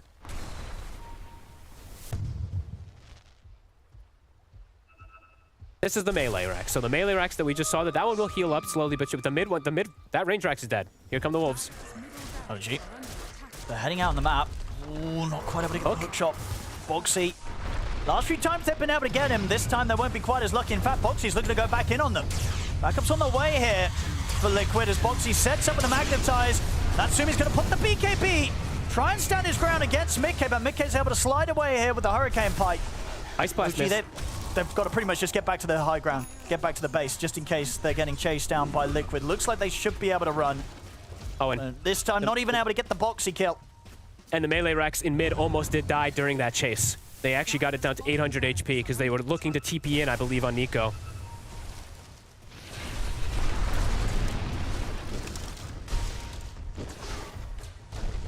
Now Liquid. They could get close to stepping up towards the high ground if they want to. But again, if they want to chill out and continue to play this out slowly, Roshan potentially going to be up in a minute and a half. Might just wait for that one, Liquid. They are pretty, I mean, they're trapping them base, so it on paper should be a pretty free Rosh as long as they have vision to catch them when they step out with the 3 heroes. Hook shot. Still going to get the jump in with the Avalanche. Ace has to put the BKB straight away. Tofu's going to get tossed back into the Viper Strike for Nico. He's speedy. He is very fast. Even with sort of the Very slows speedy. coming into play for Nico, they will get the jump again though. copenhagen with the toss back. Tofu does manage to get the heal up. I mean, it's taken a lot for them to try and kill him. He's still got the Yules to bail him out. He's fine. Nisha's coming in from the side. He's looking for an angle potentially, but they get the vision on him. He has to blink out safely. Indeed, the base in trouble. Oh, that's a dangerous glyph to use at this point. I mean, they really didn't want to lose that mid-rack strike. It was falling super low. And they're just getting macroed. They're trying to go for these plays, Tofu, Cheese, but he still had the greater healing Lotus as well to still survive. He sings the song of the disengage. They're close. They're close to the big pickup. Natsumi. He's queued it up. He's ready. He's ready to get it out. Get it delivered. I think he's got enough right for the blessing on the rapier here. So he can get that picked up. I mean, they're going to probably have to play versus Megas. You might just have to accept it. Like, this rack's it's 200 HP. Eventually, without this glyph, if they just look away for a second, it's going to drop. They're spam pinging it. Okay, Natsumi. There we have it. So he's online. Problem is, the 3 carries of Liquid are very much online as well. But they are. Maybe the rapier gyro could be the beginning of the turnaround. This Viper's getting quite a bit of gold, too, that's just naturally coming into the base. He's getting pretty close to being full 6-slotted also. Yeah, AC's going to be super nice. If he can pick up that AC, I mean, we already saw what Tim's, he just picked up the Vlads. He did. Again, everything they can that's going to make the potential of this gyro that much more in the team fight. Except for Scam, because Scam is playing his own game, right? He has a Lotus for the teammate, but he's got Midas, Dominator, and a Dagon to kill the creeps. He's all about killing the creeps. Yeah. I mean, he bought the Lotus. He's supporting. You can't report him. No reports, please. I love it. No reports, please. Hilarious. He bought a Lotus. He did. I saw him buy a fair few sentries as well. He's supporting. True. He gets the inventory. Who would you guess? I don't know. Yeah, what is that kind of an expected build on? I don't really know. Anyway, in the bench, they found the Tiny. I mean, Natsuda's going to try and help him out here, and tell you what, brings in the damage, takes out Boxy. Now it's going to look over towards Mikke. Has Mikke dead? Natsumi kind of doing it here with the rapier. That's a double kill. Buildings, the mid-racks did fall. Bottom one, still alive. That's the show of the rapier. Eviscerates them. But maybe this was the plan all along from OG. All about the rapier, baby. It doesn't matter. You can hit all the creeps you want on Liquid. You can farm as much as you'd like. But once we have the gyro rapier, we can clean this game up. Doesn't matter if you're 24k ahead. I mean, earlier they were even more than that. That lead is getting taken away a little bit. A little bit. Well, as the game progresses too, right? Like these 20k leads, once it's like, compared to like a 30-minute 20k lead, a 50-minute, it's dealable with. It's absolutely dealable with. Buildings, like I said, they're probably going to deal with Megas at some point, but Scam, he is actually able to clear 3 or 4 of those summons that come in from time to time now. Almost 25 as well. And they're getting themselves the Aegis. Very impressive. There's Natsumi. Aegis in hand. Sure. Still wants to try and make a go here, but won't find a clean entrance in towards the fight. Nico's able to hold him back with the glide net. Lotus up as well, can safely back away. That's the mega creeps. Damage has been done. They've got to deal with the mega creeps. I mean, all in all, how long? good is their lineup at dealing with mega creeps? I mean, pretty decent. The Gyro and the Viper can forever kind of do it. It's just I'm always gonna be looking at the glyph. It's still about 80 seconds. So I think they should have time for that glyph to come back up before any type of play that can come. I mean, we got a game. This game could continue for a long time now, Owen. They are rallied around Natsumi with this Rapier, giving him Moon Shard as well. Let's go Refresher Shard as well. On top of that. So for Liquid, is it wait for Aegis to go away? Keep the map in this kind of state where they can't really step outside and get that extra farm. They are still farming a lot less. Mega creeps are worth pretty crappy gold. So if Liquid just farms the whole map, they still, I mean, I don't know what else they can gain though. How many more items can they get? I mean, Tofu still doesn't have Aghanim, so that would be nice if he can finish that one up for the team. That's true, yeah, 3,000 gold towards it if he wants to.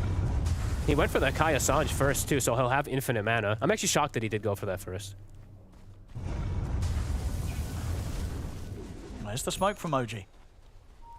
Obviously feeling hard strong for them to get around out. the Aegis. I mean, it's going to be down to sort of Tims or Yopaj to make some crazy initiations with the hook shots, with the blinks. Ace. The Ace! They get the setup. Avalanche in a toss. He'll get the BKB off them. Natsumi? He blinked on the cliff. Okay, he got tossed down. It's a good job Yopaj was ready to bail him out. That would have been quite an unfortunate end to the game if the Rapier Gyro gets caught on the cliff on his own sort of choice. But he's fine. I actually just started sweating for him. That was, yeah. I'm not even kidding. Yeah. I was like, oh Yeah, my god, what if Nisha just blinks and like goes for the goes YOLO? Jesus, that was dangerous. Ooh, hook shot off the mark there from Tims. Not going to be able to get the catch on Tofu. Blinks up. Mickey looking to they're looking to catch when people are split up. Boots of travel 2 plus teleport. Big up for Nico. Get the roar in on towards him. Nico, he's gone, but Natsumi's ready to turn around and try and fight back. A look towards Mickey. Mickey's in trouble. Natsumi again able to shoot him down. Missile onto Nisha. No patch. Might have him. Got the follow-up. Has the toss back. It's going to be the mid and the carry dead. Nice play. This infinite, I mean, this Ice Blast duration, we said it might get to the point where Skem is literally just sitting in Fountain throwing them. It bypasses, hits 2 or 3 targets. Lasts forever on them too. 2 cores dead. They kill the Viper, but it takes them some time to kill him. Natsumi. And the plan is... magic happen. It's kind of working out for OG. If this was the game plan all along, this is the biggest brain and game plan I've seen from a team. Top. To be able to turn around a game like this. Ward does see Liquid all positioned around the area. They might be able to jump and catch somebody here. Scam, Yopaj looking. Because Natsumi wants to hit the base, right? It's 50 seconds without the mid and carry. Just to go expect the fact that a quick buyback might come in, but they've seen Boxy. Look at the roll off. BKB from Ace. Looks for the TP, but the hook shot's there. Tims gets the angle. He's going to be able to stop the escape of Ace. Kill off the Lycan. OG, they're holding. Things are falling into place in a way that they're getting rich. Might not have been expected here, Fogged. They're getting pretty rich. The support, everyone's starting to get so much gold on OG. Just infinite creeps coming into them, finding these pickoffs. Everyone's 25, right? Tim's 25, Scam 25. And they're forced out the fortification. They're into the base. Natsumi is going to be able to take the bottom set of barracks. And we'll be able to get out before Mickey and Nisha can have anything to say about it. I mean, indeed, they're sticking around.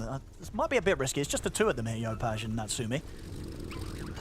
They've got the bots 2 on the Viper. He can always join in too. That's true. And they do have the vision down around this area, so yeah, feeling that they've got good info to hang around here.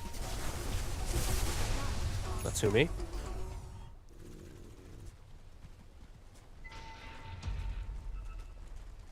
Aegis about to expire. Has to be careful. Playing around this ward. Yopaj shows himself. Will be okay.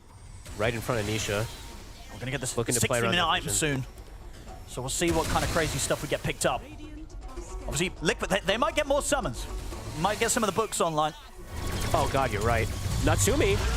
BKB. They're going to find the roar.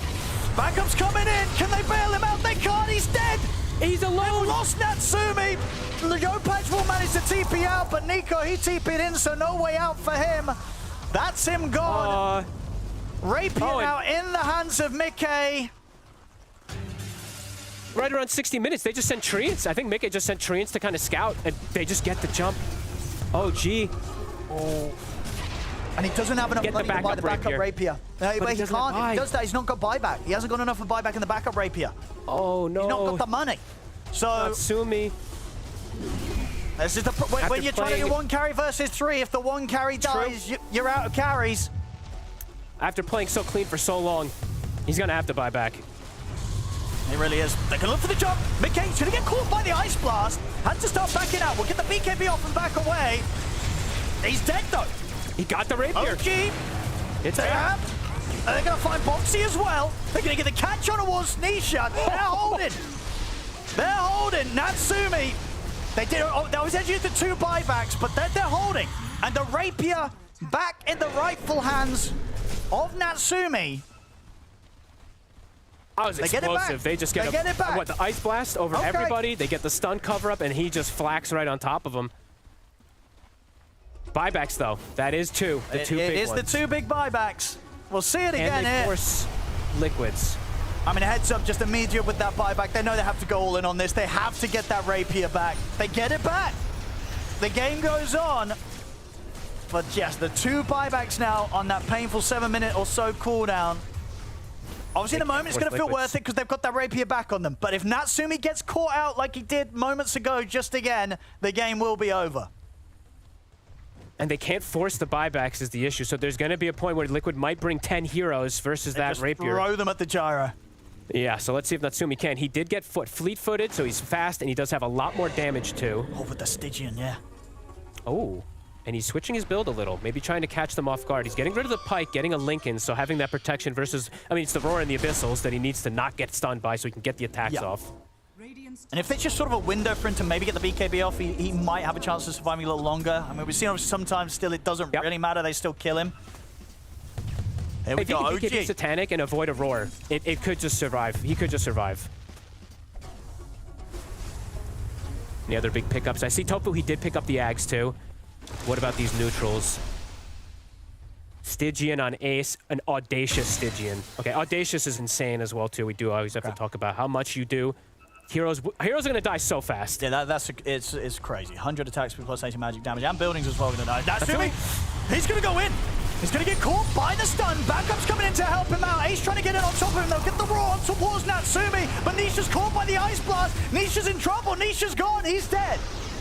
He's got the luxury of buyback. Looks a bit scary there for the moment with Natsumi at the front, but it works out. Everybody lives on OG, and Nisha's gone. They can't get on... They see him, they try to full jump him, and then Tim's just puts down cogs around him, and that's like 4 fights in a row that he's been able to do that. They can't hit the gyrocopter. Roche, 40 seconds. Might have a window to be able to get that while Nisha's not alive. I think they might. That's going to be very cool how they start the fight, too. Like, Natsumi is just super aggressive. I love that he's doing just in there. It's risky, but why not? Yeah, I mean, that's the way to sort of bait Liquid into a situation where as long as you're quick enough on the backup from OG, you can make them pay, and taking out Nisha means they have the chance, OG, to get back up on the high ground, take the mid set of barracks. They're going to match the Megas. Looks like that's the call for them. Oh my goodness, they found him! Mickey gets caught by the hook charge, going to try and go for the BKB TP out, and we'll only just make it. Looks like they're going for a catch in the meantime. Perhaps seeing that they're split up. Yopaj is still here. They don't have Nisha yet. Okay, he's had enough. He wants to Rapier himself. I think he needs it. He's not doing any damage. I mean, he's barely getting to attack as well, too, but Nico is providing that front line for the team. He has a heart now, too. They can just let Natsumi attack, which he has been able to. It's going to be their Roshan as well. Unless Liquid make an incredibly quick move. Yeah, it's not going to come quick enough. This is going to be OG's. Natsumi might not have the buyback, but he's got an Aegis.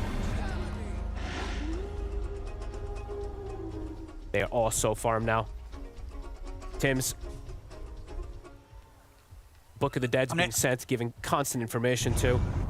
I guess the question now is... What's that? Is this an Aegis to try and force the high ground, go aggressive, or is it an Aegis that you're just holding on to keep you safe whilst you don't have the buyback and you don't necessarily go for anything too crazy with it? OG is more about the risk. High risk, high reward. Yep. I feel like they're just going to maybe try to go for this YOLO play and go for this end. Because Liquid's been pretty passive in a lot of situations, and it's been catching them off guard. Double books.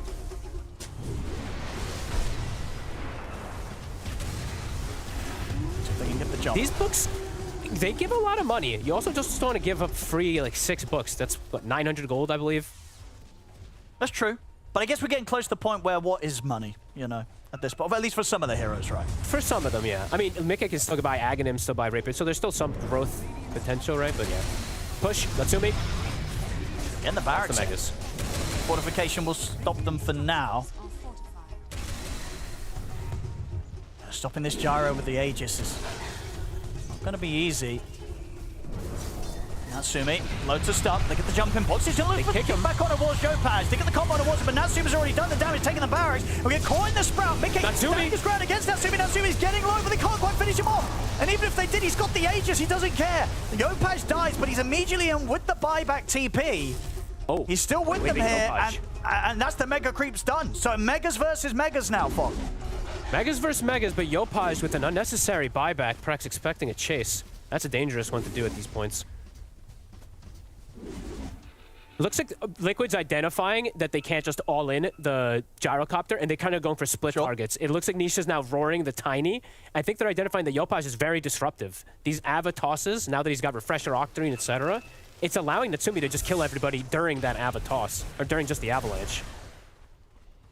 And I will say one thing you did see in that fight as well, you know, Mickey, he was quite close to killing off that gyrocopter. And this is obviously before he's got the Divine Rapier. You know, we're definitely seeing the effect of having that audacious, that extra attack speed and magic to attack damage. So you can only imagine. Nico. Mickey's going to be able to find him here up top. Nico. He's not getting out of this one. He is out, and his buyback still on cooldown. Either way, didn't have the money for. So, yes, long story short, he's out of the game for 2 minutes. Natsumi at least will be able to find box here with the rest of the team, so at least make sure that Liquid don't have the full 5-man up to punish this, but it's still a long time without this Viper fogged. It is, and Yopaj just also has to be careful. As we mentioned, he did use that buyback just before, too. Natsumi has to rally toward his teammates. 2 minutes left on this Aegis. Can buy backup Rapier soon. That's going to be a pretty important purchase, yeah. This game is so tense now. All the little plays matter. Yeah, this is OG absolutely giving us a show in this one, holding on as they are and doing it in this fashion around Natsumi's gyrocopter. And in a game where, you know, it definitely felt like Liquid felt pretty comfortable with their 3 cores, just hitting the creeps, getting very farmed on all 3 of them. Now this sort of final hurdle of closing up the game, closing up the series, getting that 3-0, it's not happening as sort of cleanly as I think Liquid were sort of feeling this game was going towards. Natsumi and the boys holding on here on OG.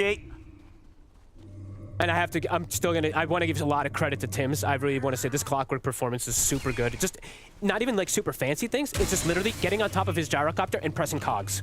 It sounds super simple, but it's zoning away a Beastmaster. It's zoning away the Lycan from getting in to hit him, because it puts him in a really clustered, dangerous spot versus this big AoE lineup. And there's no doubt about it. The way that Skem's built, it's working out. It's a game where he's an AA. He's only died 4 times, Fog. Yeah, in a game where everyone was very worried that this AA is going to feed. No. He's going to feed off the creeps in a good way. He's just going to kill everything, farm everything. He's now massive. You know, bots 2. He's got his Dagon. He's ready to get that Octarine online as well, Skem. The approach, there's no doubt about it. It's working out. And OG, they absolutely have a chance to close this game up and push it on towards the game 4. All execution now at this point. If they just make too many mistakes with this no buyback on Yopaj, have to be super careful, but you know, the mistakes are more there from Liquid in these last few moments, it feels like. Liquid.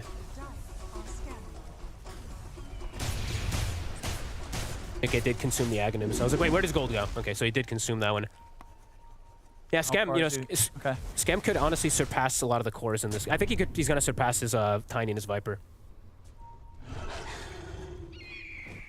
Just full-on base defense. Yep. But he's literally defensive. He's doing it.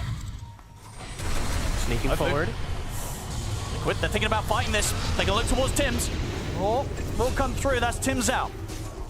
Tofu's seeing if he can get the catch onto anyone else, but OG, they're hot on the retreat. Natsumi able to get the blink off just in time. Boxy's going to roll forward, gets the kickback on towards Yopaj. Yopaj, he's surrounded. A solid kickback there from Boxy allows Liquid to take Yopaj out. 2 minutes, he's dead. No buyback on him. Can they get disengaged? They're positioning themselves on high ground. Looks like they are backing up more, though, afraid. This Tiny's been very important in terms of control. 100 seconds. Very nice chase and kickback there from Boxy. Without the Aghanims, right? Just the boundless Aether Lens, the insane cast range that he can go for these plays. Let's see what Liquid do with this. 90 seconds, no Tiny. They're going to know that he doesn't have the buyback. That's the Rapier picked up by Mickey. Has enough to get that purchase. Still have the luxury of buyback on top of it. What do you get This rid is of? going to be a very tense 80 seconds here for OG.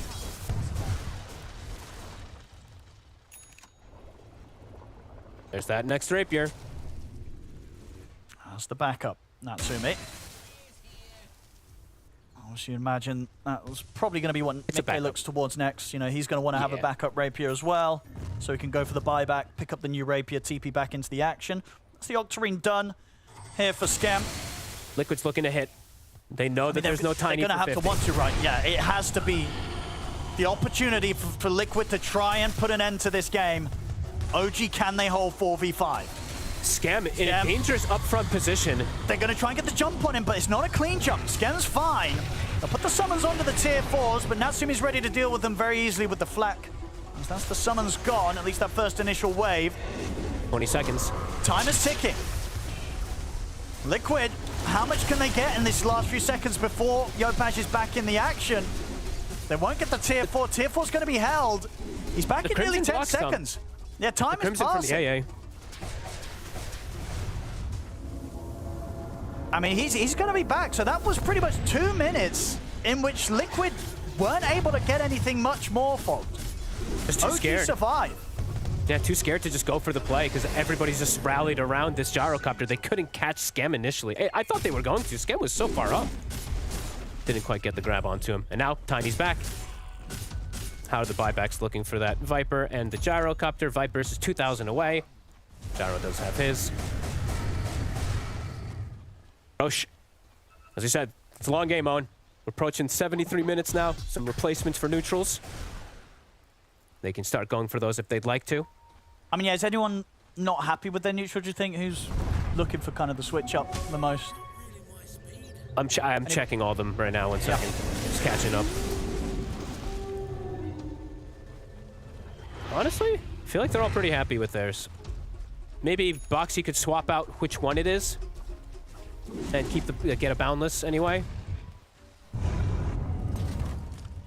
Yeah, I think they're all pretty happy. Maybe Tofu swaps his.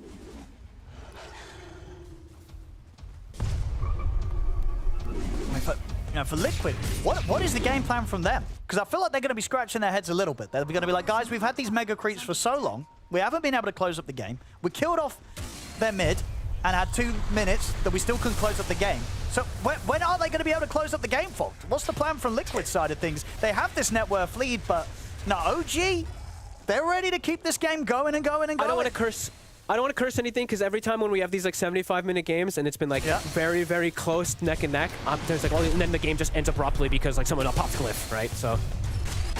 Tofu trying to push out the top wave, but Tim's is going to find him. That's the catch. Because both sides have great ways to just go for the throne. Obviously, Liquids, with all the summons and with all the buildings dead, they have a bit more opportunity to do so. But even the gyrocopter we could see some weird base race situation. So much. I've very rarely see this much current gold on heroes. 12k Beastmaster, 11k Nature's Prop. I mean, 30k gold lead, but it's all in the stash. So. Yeah, at the moment, you know, the playing field is pretty level. OG, they've managed to really hold on this game. Boxy.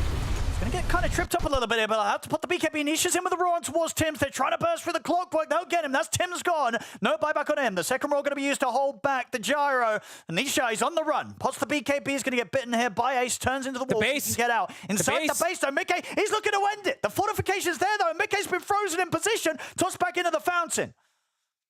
All right. I mean, they've got to be ready for these sort of moves. Nico, back in the action down bottom, is getting dealt with slowly but surely by Liquid. You know, he's got a lot of self-sustain here, Nico. Not enough to survive the damage output coming in from Liquid.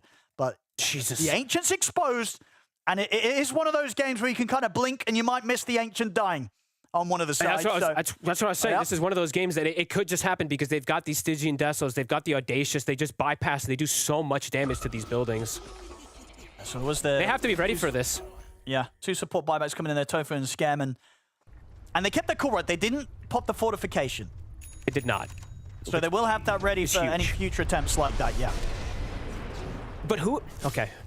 I'm trying to think how they want to split these fights up, because now if Liquid forces things outside, this is going to happen. And someone has to stay back. The AA can't do it alone. But they need the other people on the outside. Yeah, this is... complicated. Going for this sort of move now is going to be difficult as well, especially because Yopaj gets the chance to get the rapier.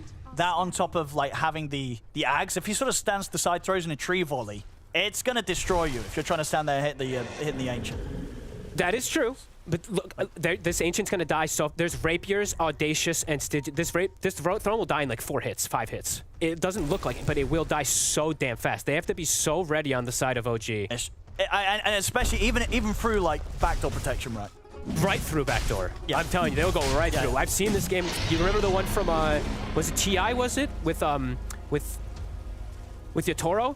I think it was, right? The crazy one where they were behind super long and they almost thrown. It was like a Crimson Guard that ends up protecting, I think it was, from Falcons. So there is a Crimson, so maybe, but it is on an AA, so it's not the tankiest hero that provides that extra bonus source. As the secondary rapier picked up from Mickey after losing that initial one.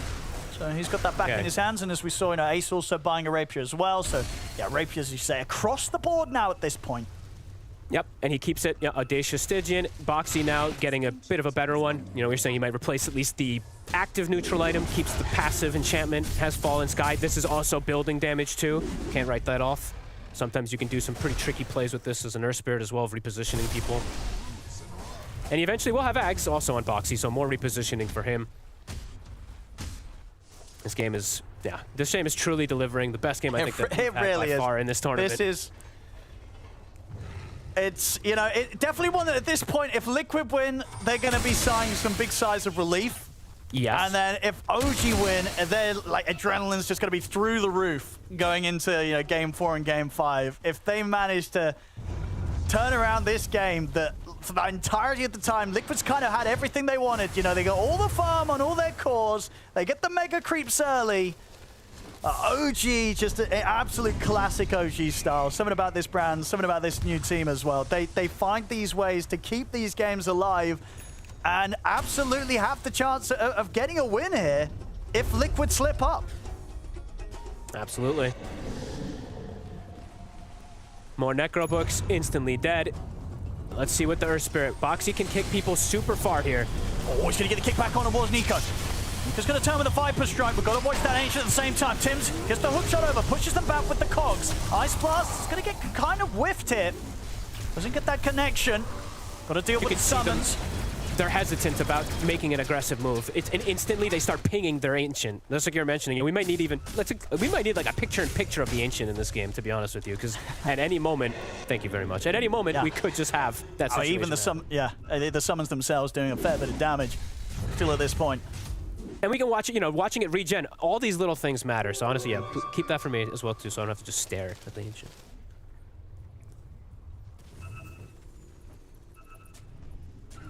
Such tense moments, both teams. I'm looking forward to see the tree volley too. I want to see if a tree volley can do some crazy stuff because people are clustered. It's gonna do a lot of damage. Actively.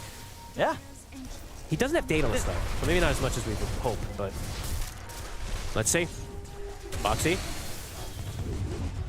Will he go for another kick? Oh, he's not going to get it. Another turn towards him. He's got the Eon Disc to protect him. He's going to get the chance to get back down to the low ground with the Axe here. He's going to look to survive a little longer, but they'll kill him off. Nisha in with the jump. Fight the roar on towards Natsumi. Natsumi's in trouble. He's gone. He's going to have to buy back very likely here. As Yopaj, he's in with the 3-man avalanche and the tree volley, but will still get put to a stop it by the roar. Nisha backing off super low on the Beastmaster. Natsumi Scam coming is in on struggling. with the buyback, chasing Tofu down. That's Tofu out. Nisha caught at the side by Yopaj's Avalanche. They'll get the kills here. Again, it's having to come off the back of Natsumi's buyback. A big buyback coming out.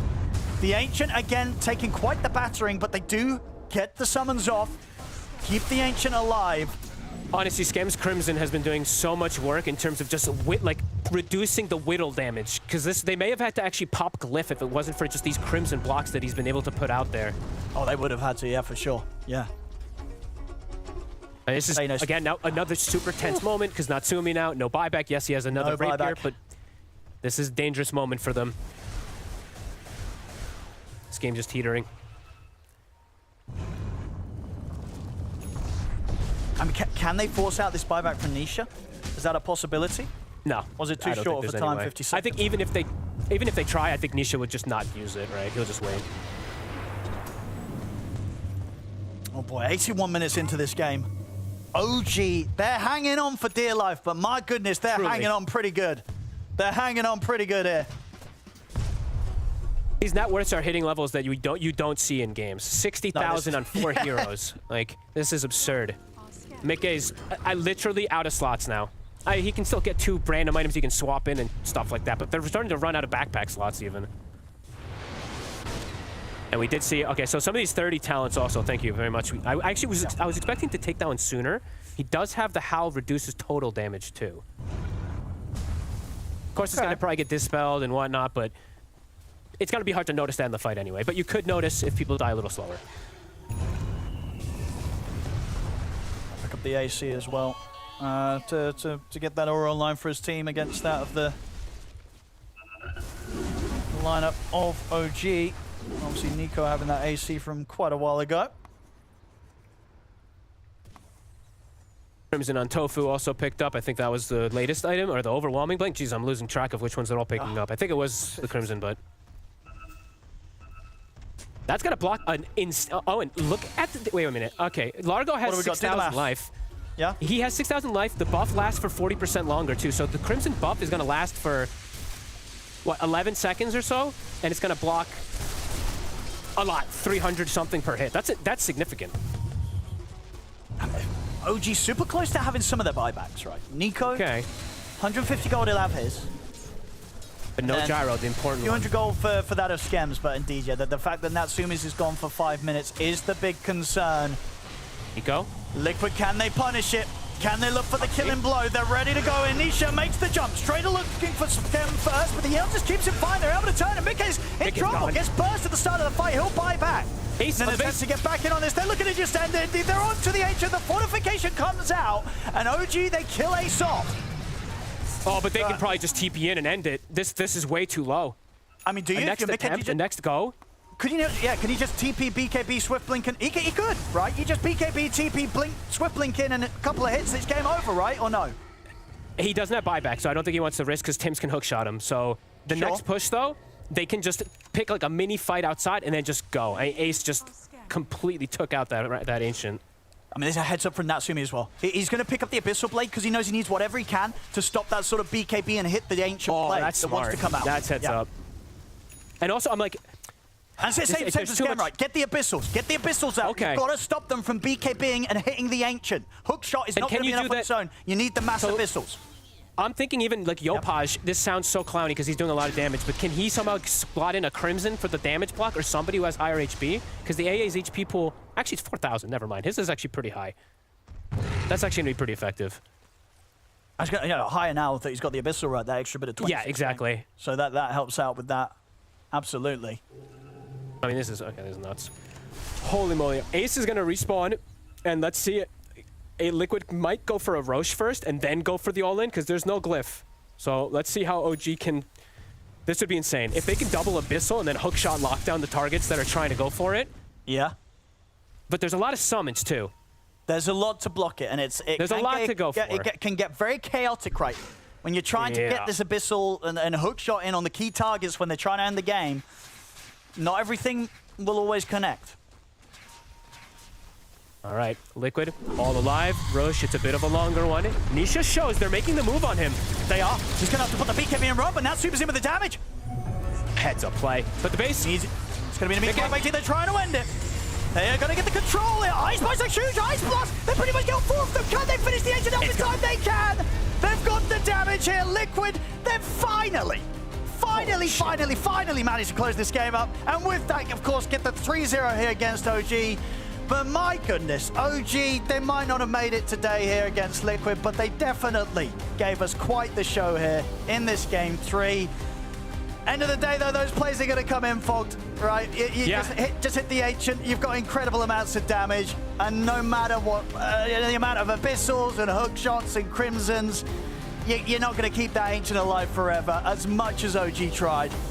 That was insane. Honestly, it was 40 minutes of them kind of holding in a way, right? Like Liquid, they got that big advantage, and then it was just holding and holding it. They kind of turned things with this rapier in a few of these fights, but my goodness, the dangerous feeling of that inevitable, right? That dangerous 60 minutes when they can just bypass going through that back door.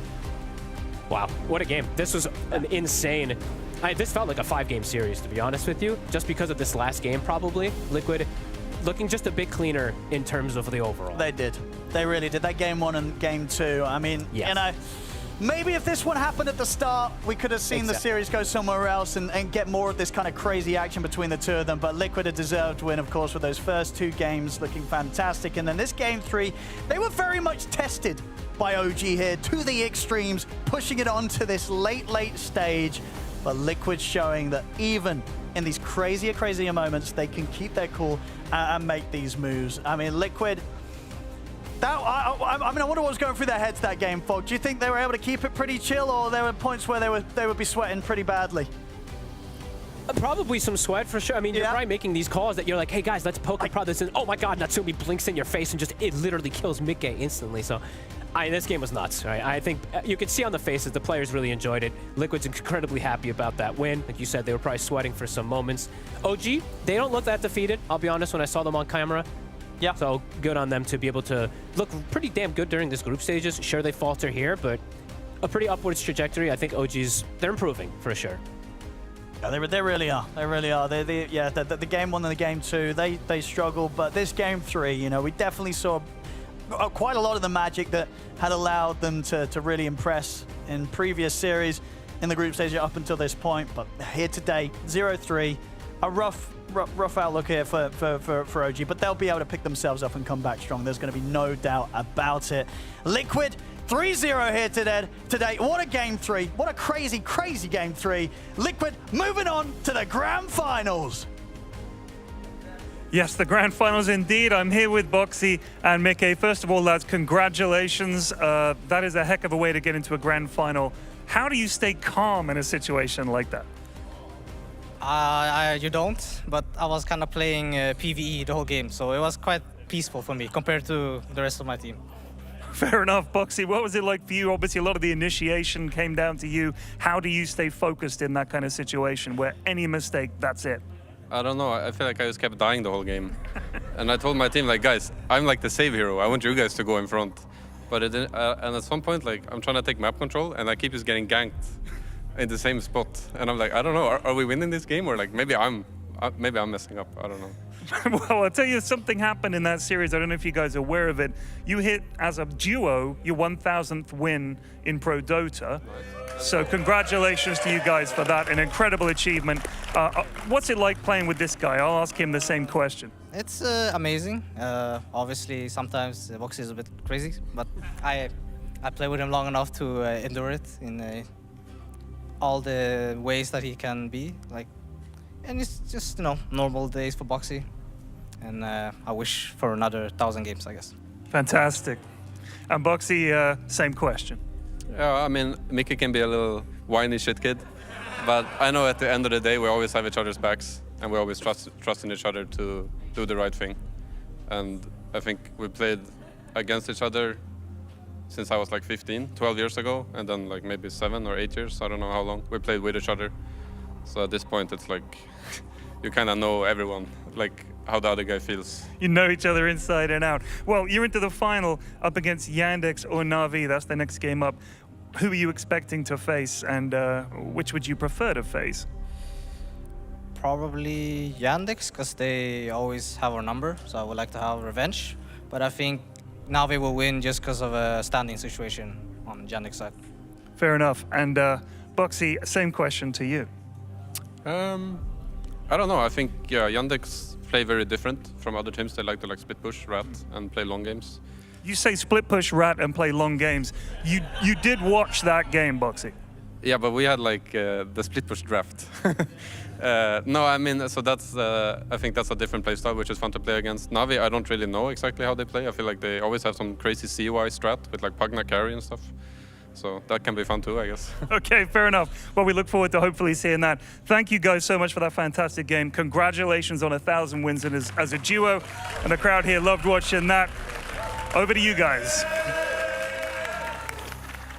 Yeah, I feel like everyone enjoyed that, not just here on the panel and in the studio, but of course everyone else watching at home. I don't even know how this game eventuated to that point, because if you rewind, I want to say 40 minutes ago, everyone's packing it up. All right, Liquid, easy game, easy 3-0. Guess OG wasn't ready, but they did not go down without a fight. They did not. A massive props to both teams. I think it's an incredible spirit and incredible recovery from OG to be able to pull a game that was lost in a series. You're down 0-2 back from the point of oblivion to actually, they were millimeters from winning there at the end of the game. That is an amazing feat. And so even though they're out, that is honestly very impressed. Yeah, I mean, I was kind of counting them out at minute 25 even, but they bring it back. Earlier than everyone else. Yeah, I was hoping that we could have seen this maybe in even game 1 or game 2. I mean, you saw it there. Yopaj was getting solo killed mid by a Beastmaster level 1. But then I feel like they just they shrugged it all off and then put everything together.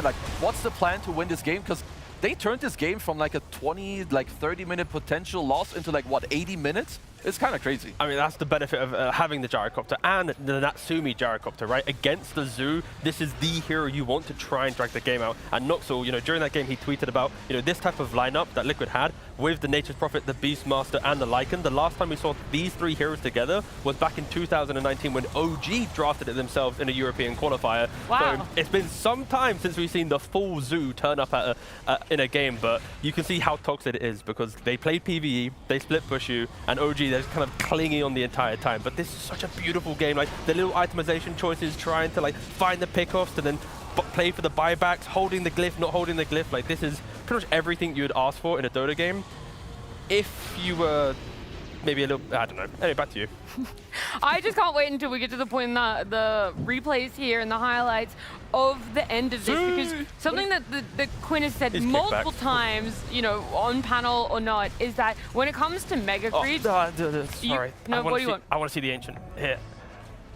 I just want to relive this moment for a second. With the hook shot, the stun, the Ice Blast, there's a drop of damage. Man, this got real close. If it's one tree, one something, anything just hits a little bit quicker, we could easily be talking about OG winning this.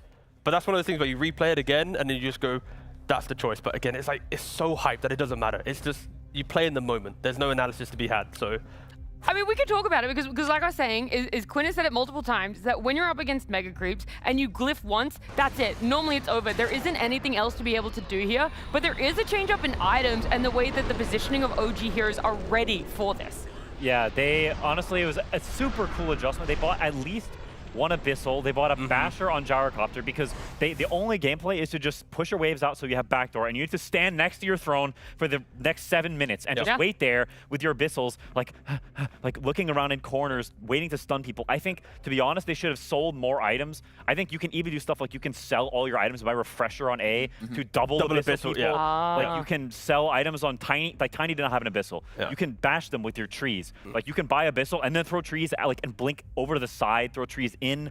There's a lot of random things you can do to stun them, because at that point the game is literally, we're gonna stand here for 7 minutes and wait to stun you when you try to force the throne. I'm pretty sure there were some, obviously it's a very hectic situation, but there's some stun stacking. Or if you maybe you can plant 25 branches so that the Tiny can be closer. So that it hits quicker. On the side, whatever small things. I mean, obviously it didn't really work out, but I will say we have to commend them as we are on the things they were doing to drag it out to 85 minutes, buying these items to do this. Because after seeing them in the first 2 games, I honestly didn't really expect it. No, but even again, the fact that you talk about hugging your Ancient, to go onto the map to find the Beastmaster to get that kill, to then go back, you could then debate should you kill the Beast? Should you hug the Ancient? There's all these little things. So I kind of, it's so commendable. Again, I'm just so sad that it had to be the game 3 that OG stepped up and had this type of game, right? Like, if this was in game 1 or game 2, this would have been a complete full series, like easily like a 5-game series. So again, OG, they did show development from game 1, 2, and 3, but yeah, unfortunately, the game 1 and 2 was so one-sided that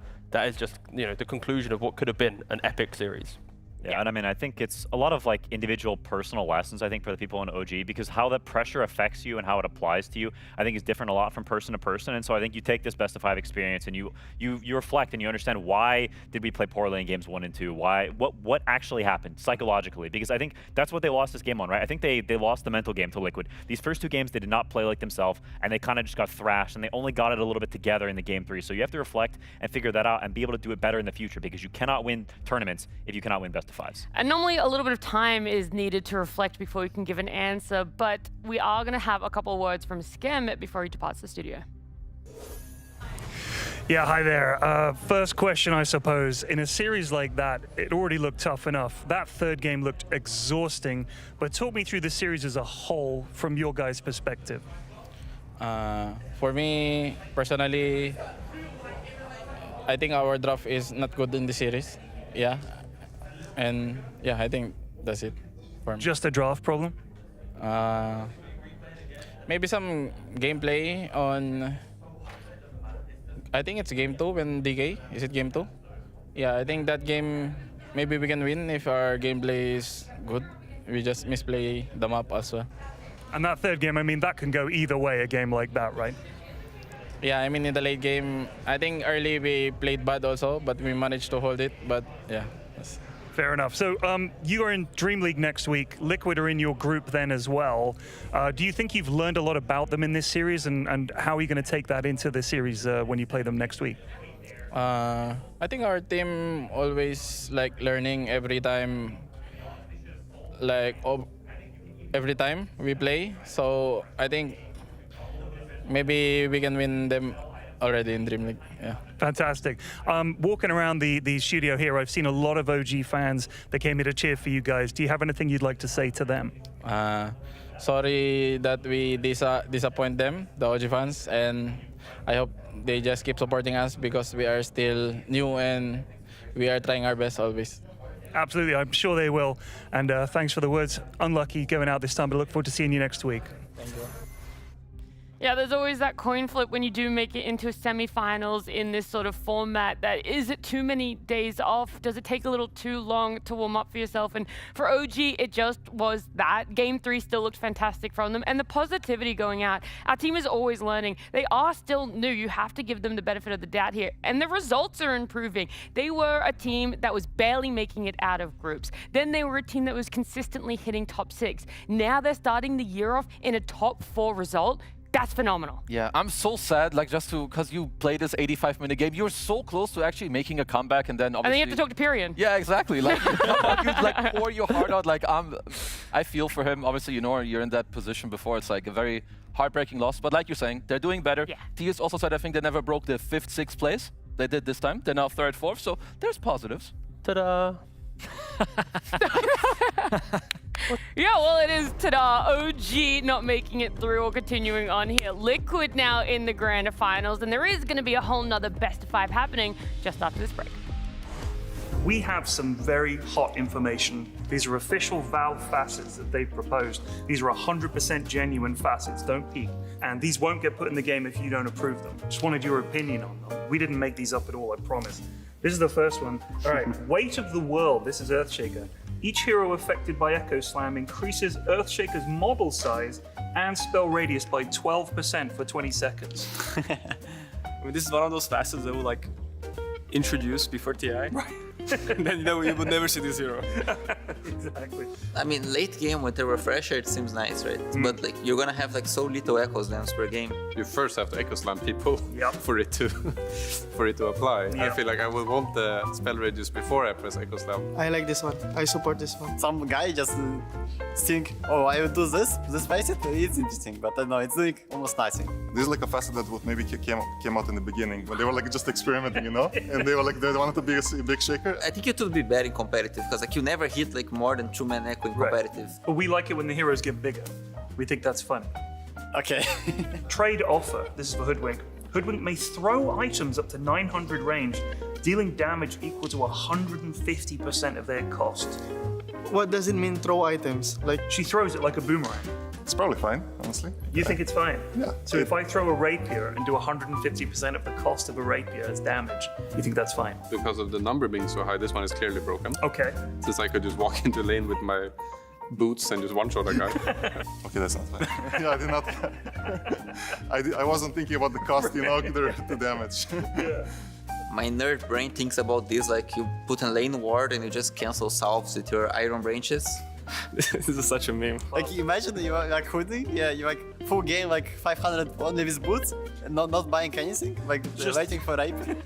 I like the idea that you can like risk your money to get something. Yeah, like conceptually, I like that. Yeah. Okay, what about this one? Blood Price. Huskar gains 6 permanent strength for every death, but he loses half of that bonus when he gets a kill. It's actually a very big price because you're gonna lose the most broken facet that Huskar has right now. I will just die 6 times, like when starting, I just go die. This is like some support suicide bomber playstyle. I don't know. Like I will die as much as I can, like 6 times, and then like I'm not killing anyone for 30 minutes, full jungle mod, like hitting creeps, and then like okay, I will finish game. Huskar should get strength when he dies. No. So you probably feed 10 times on purpose. Yep. Then at level 7, you'd have 200 regen and 2k life. Losing things on like when you're supposed to be gaining is like, it's not a concept that works well in Dota. It's like they almost removed all of it. The ones in Dota are more broken than this, you know, like, oh, look at this broken facet now. Mirror Image. Terrorblade illusions deal no damage, but they replicate spells and item effects at 60% of their power. The Terrorblade strength, like pushing waves with the illusion, is gonna be gone. Could be broken, could be good, I don't know. Sounds kind of interesting, honestly. But you cannot farm, no. Can't farm, can't push lanes. It's same almost as like no goals from creeps. What the fuck is this? No, it would not work. It is the worst one. It does. It's hard to kind of tell what this would look like. I mean, they would need to fix the illusion vision range because now you cannot really scout much with illusion. So basically, you kind of have like a useless spell. It's not consistent enough to be like you deal damage all the time to creeps and it's like always consistent. But you know, replicating spells and items is like. Obviously, it would like ruin the hero. Yeah. Completely change the playstyle, be impossible to balance.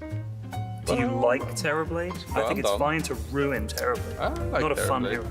So it's Arc Warden. It's already created. What about this one? King of Kings, Wraith King, gains the passives of all dead heroes globally. Wow. At 50% effectiveness. It's so strong, seems so strong. Too OP. I don't think it would be very good. See, I actually think this isn't broken. I think this is just bad. Yeah, it is very niche. No, I don't like this one. Not a fan.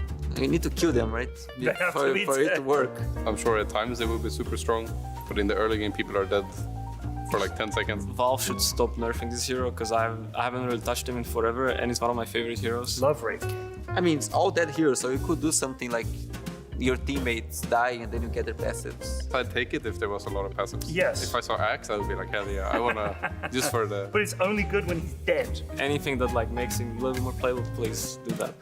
Please. But I don't think this is one of them. This is not the answer.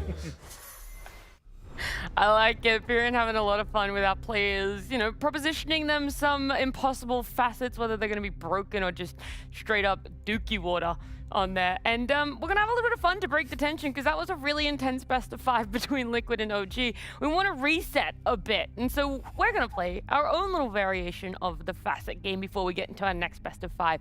Production has prepared some just for us here on the panel and maybe anyone else in the audience that wants to play along as well. So we've got a nutrient protector one.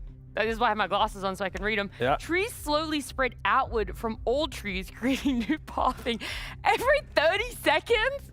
I just kind of would love to see what the map would look like. I feel like you can't, like you would want people to see anything. I don't think people will even be able to play the game because you'll just keep crashing. Like a new tree spawning and then despawning and spawning and despawning. Like some guys on his laptop in an airport just unable, you know, come on. Who's doing Yeah, that if your laptop's old, you're cooked. Like 3 months ago, our Dota 2, I see some guy, he's in the, you know, he's making the post, but. I think it's more vision. Like, where are you even going to ward? I feel like it's insanely broken. Like, Yeah, I really like this. I think you can It also sounds like fun, actually though. gank mid or go somewhere else. And you're True, not with just the locked when in you your get your lane. shot but- and Well, imagine like your teammates running away and then it's just like, boop, tree, and then it's like, bang, ow, and then he just gets body blocked by your own tree, right? You could grief your team very, very easily. yeah, I say it's good then. This one's a W. to me. Perfect. Big yeah. W. Yep. We No. won it. It's in the game now. Simple. Unanimous decision. IO, shared a soul. All damage dealt to IO is split evenly among allied heroes within a 900 radius. They should do this, but for your tethered target.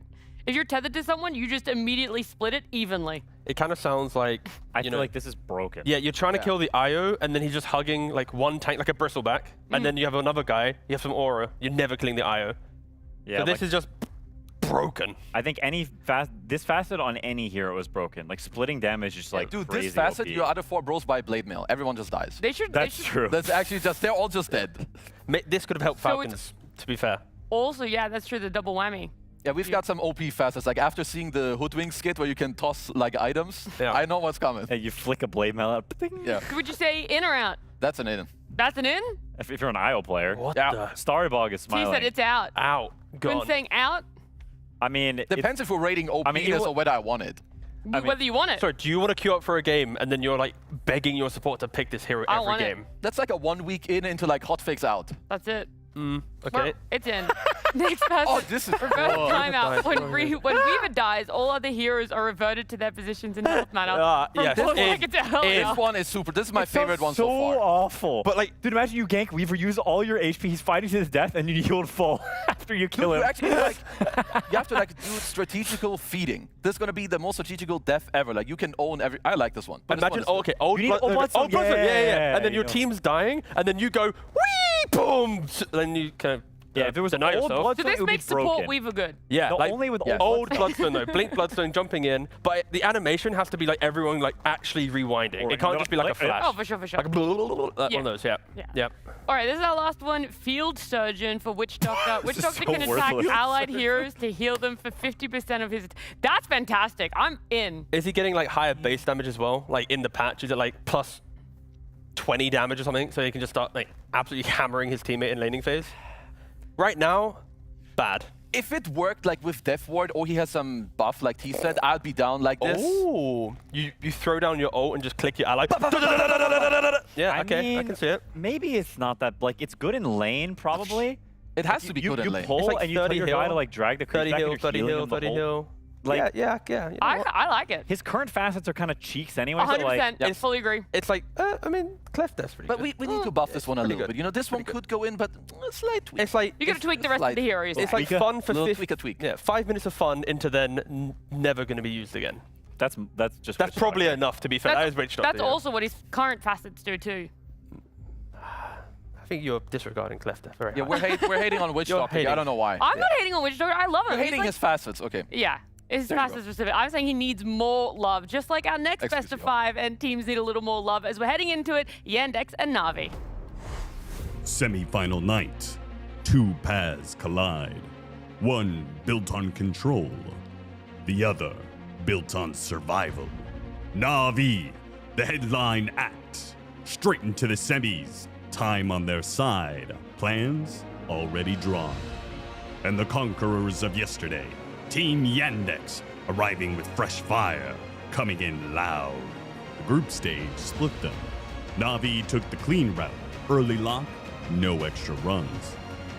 Yandex had to earn every step, having to battle it out in the danger zone.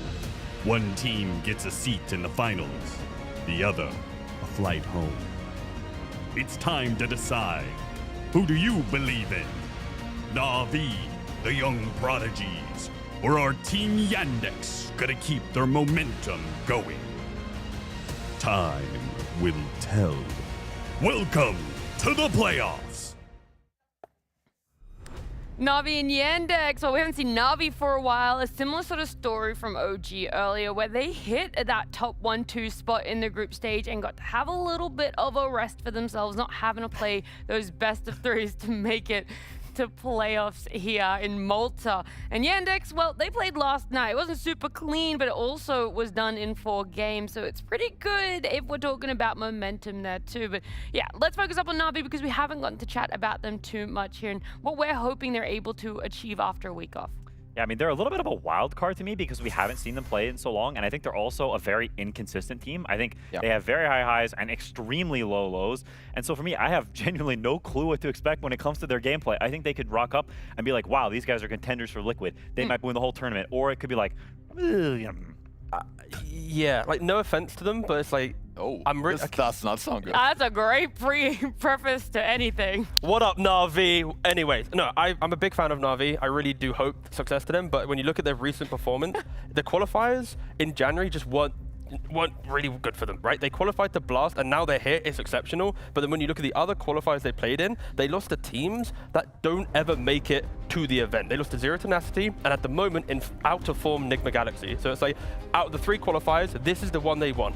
This is now the one that they're in top 4. So it's very good, but you have to think to the wider position of Navi. Like, I think they are in a good position, but I am looking to see improvements since the group stage. Yeah, I mean, like, I agree with both of you. They are definitely still like one of the, I would say, like, in terms of players, like younger, you know, like around, but I will say that it's absolutely correct. I think their inconsistency is like one of this team's like biggest hurdle overall, which is why I also think it's important that, you know, they get off to like a good start. If I look at OG, we didn't see them for like a few days, and suddenly you're like, they're like not as good as before. And if you can see here, like Nico, this guy is 17 years old. Also, like, basically everyone apart from Zayas is like 20 years or younger. So obviously these players still have a lot of room to grow, but there's also still a lot of things they have to still learn. You know, they haven't played tournaments for like multiple years, so you need to give them some time. But the other thing also that's very important, I think CY is super, super crucial also to this team. Like, coming in with the experience, you know, being like the older player that has played with like the better teams that he has coached, to bring in the experience, I think is super important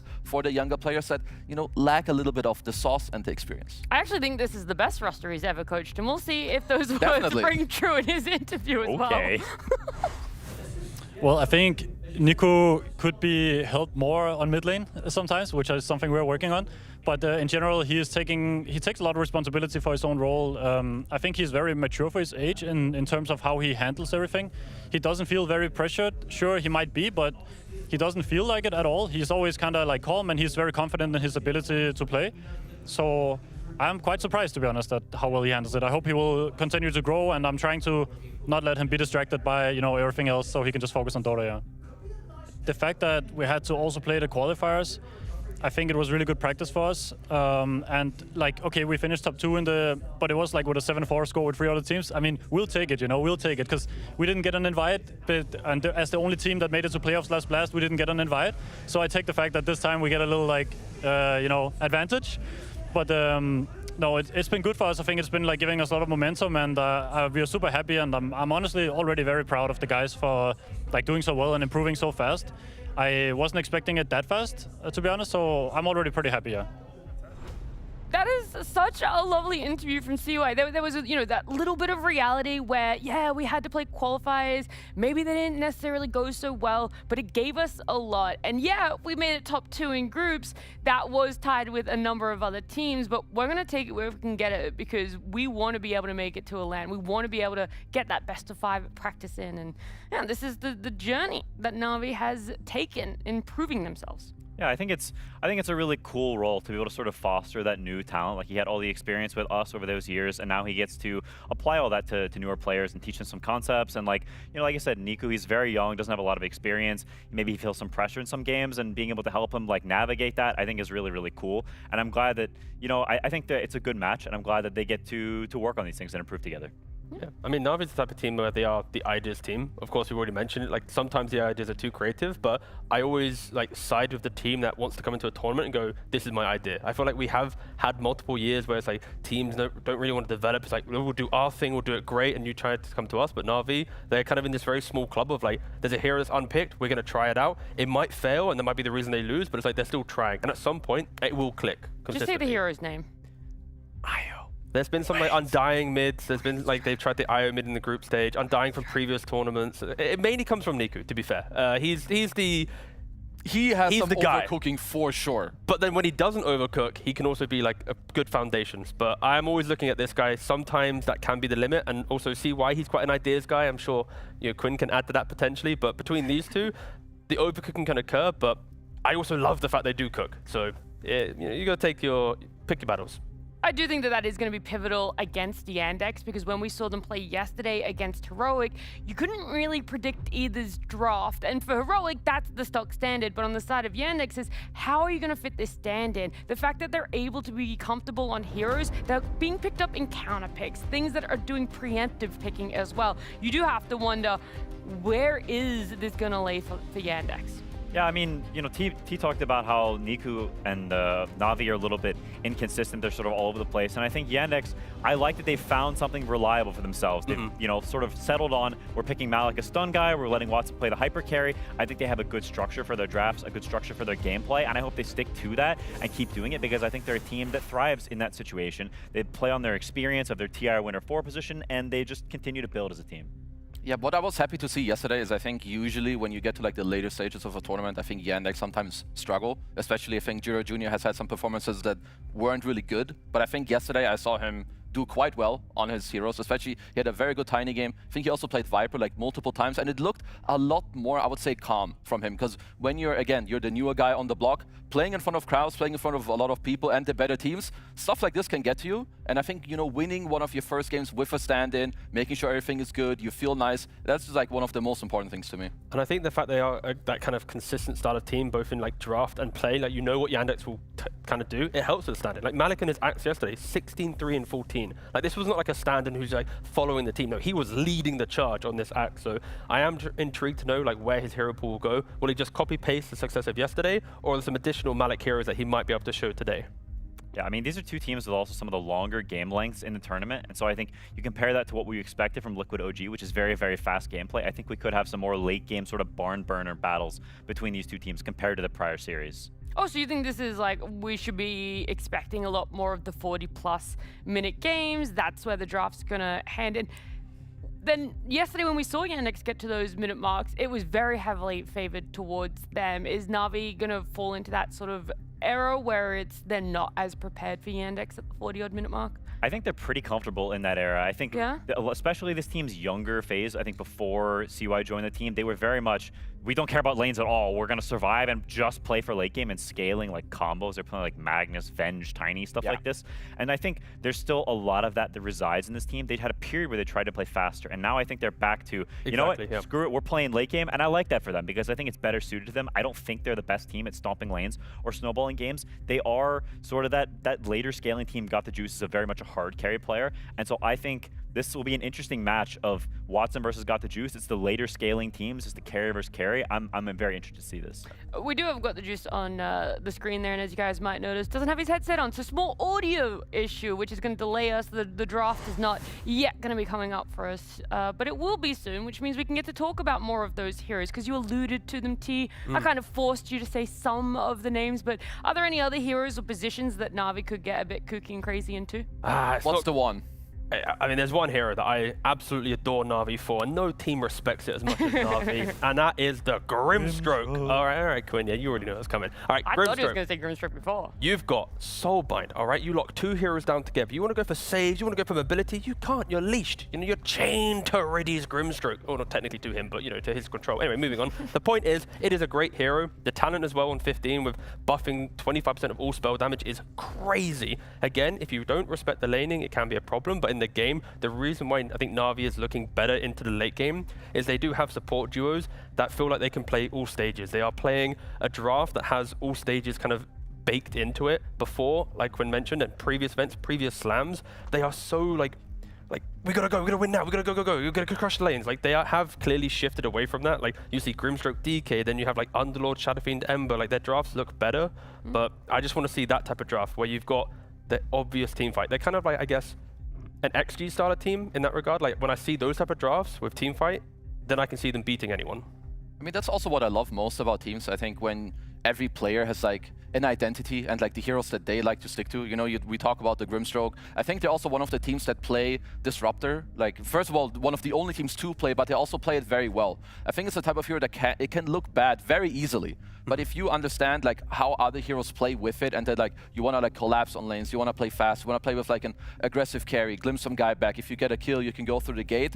Then, you know, they have like a lot of these small things that when they come together nicely, it looks super, super good. But I will say again, I think one of their biggest issues and what they will have to show us today is how inconsistent or consistent they can be.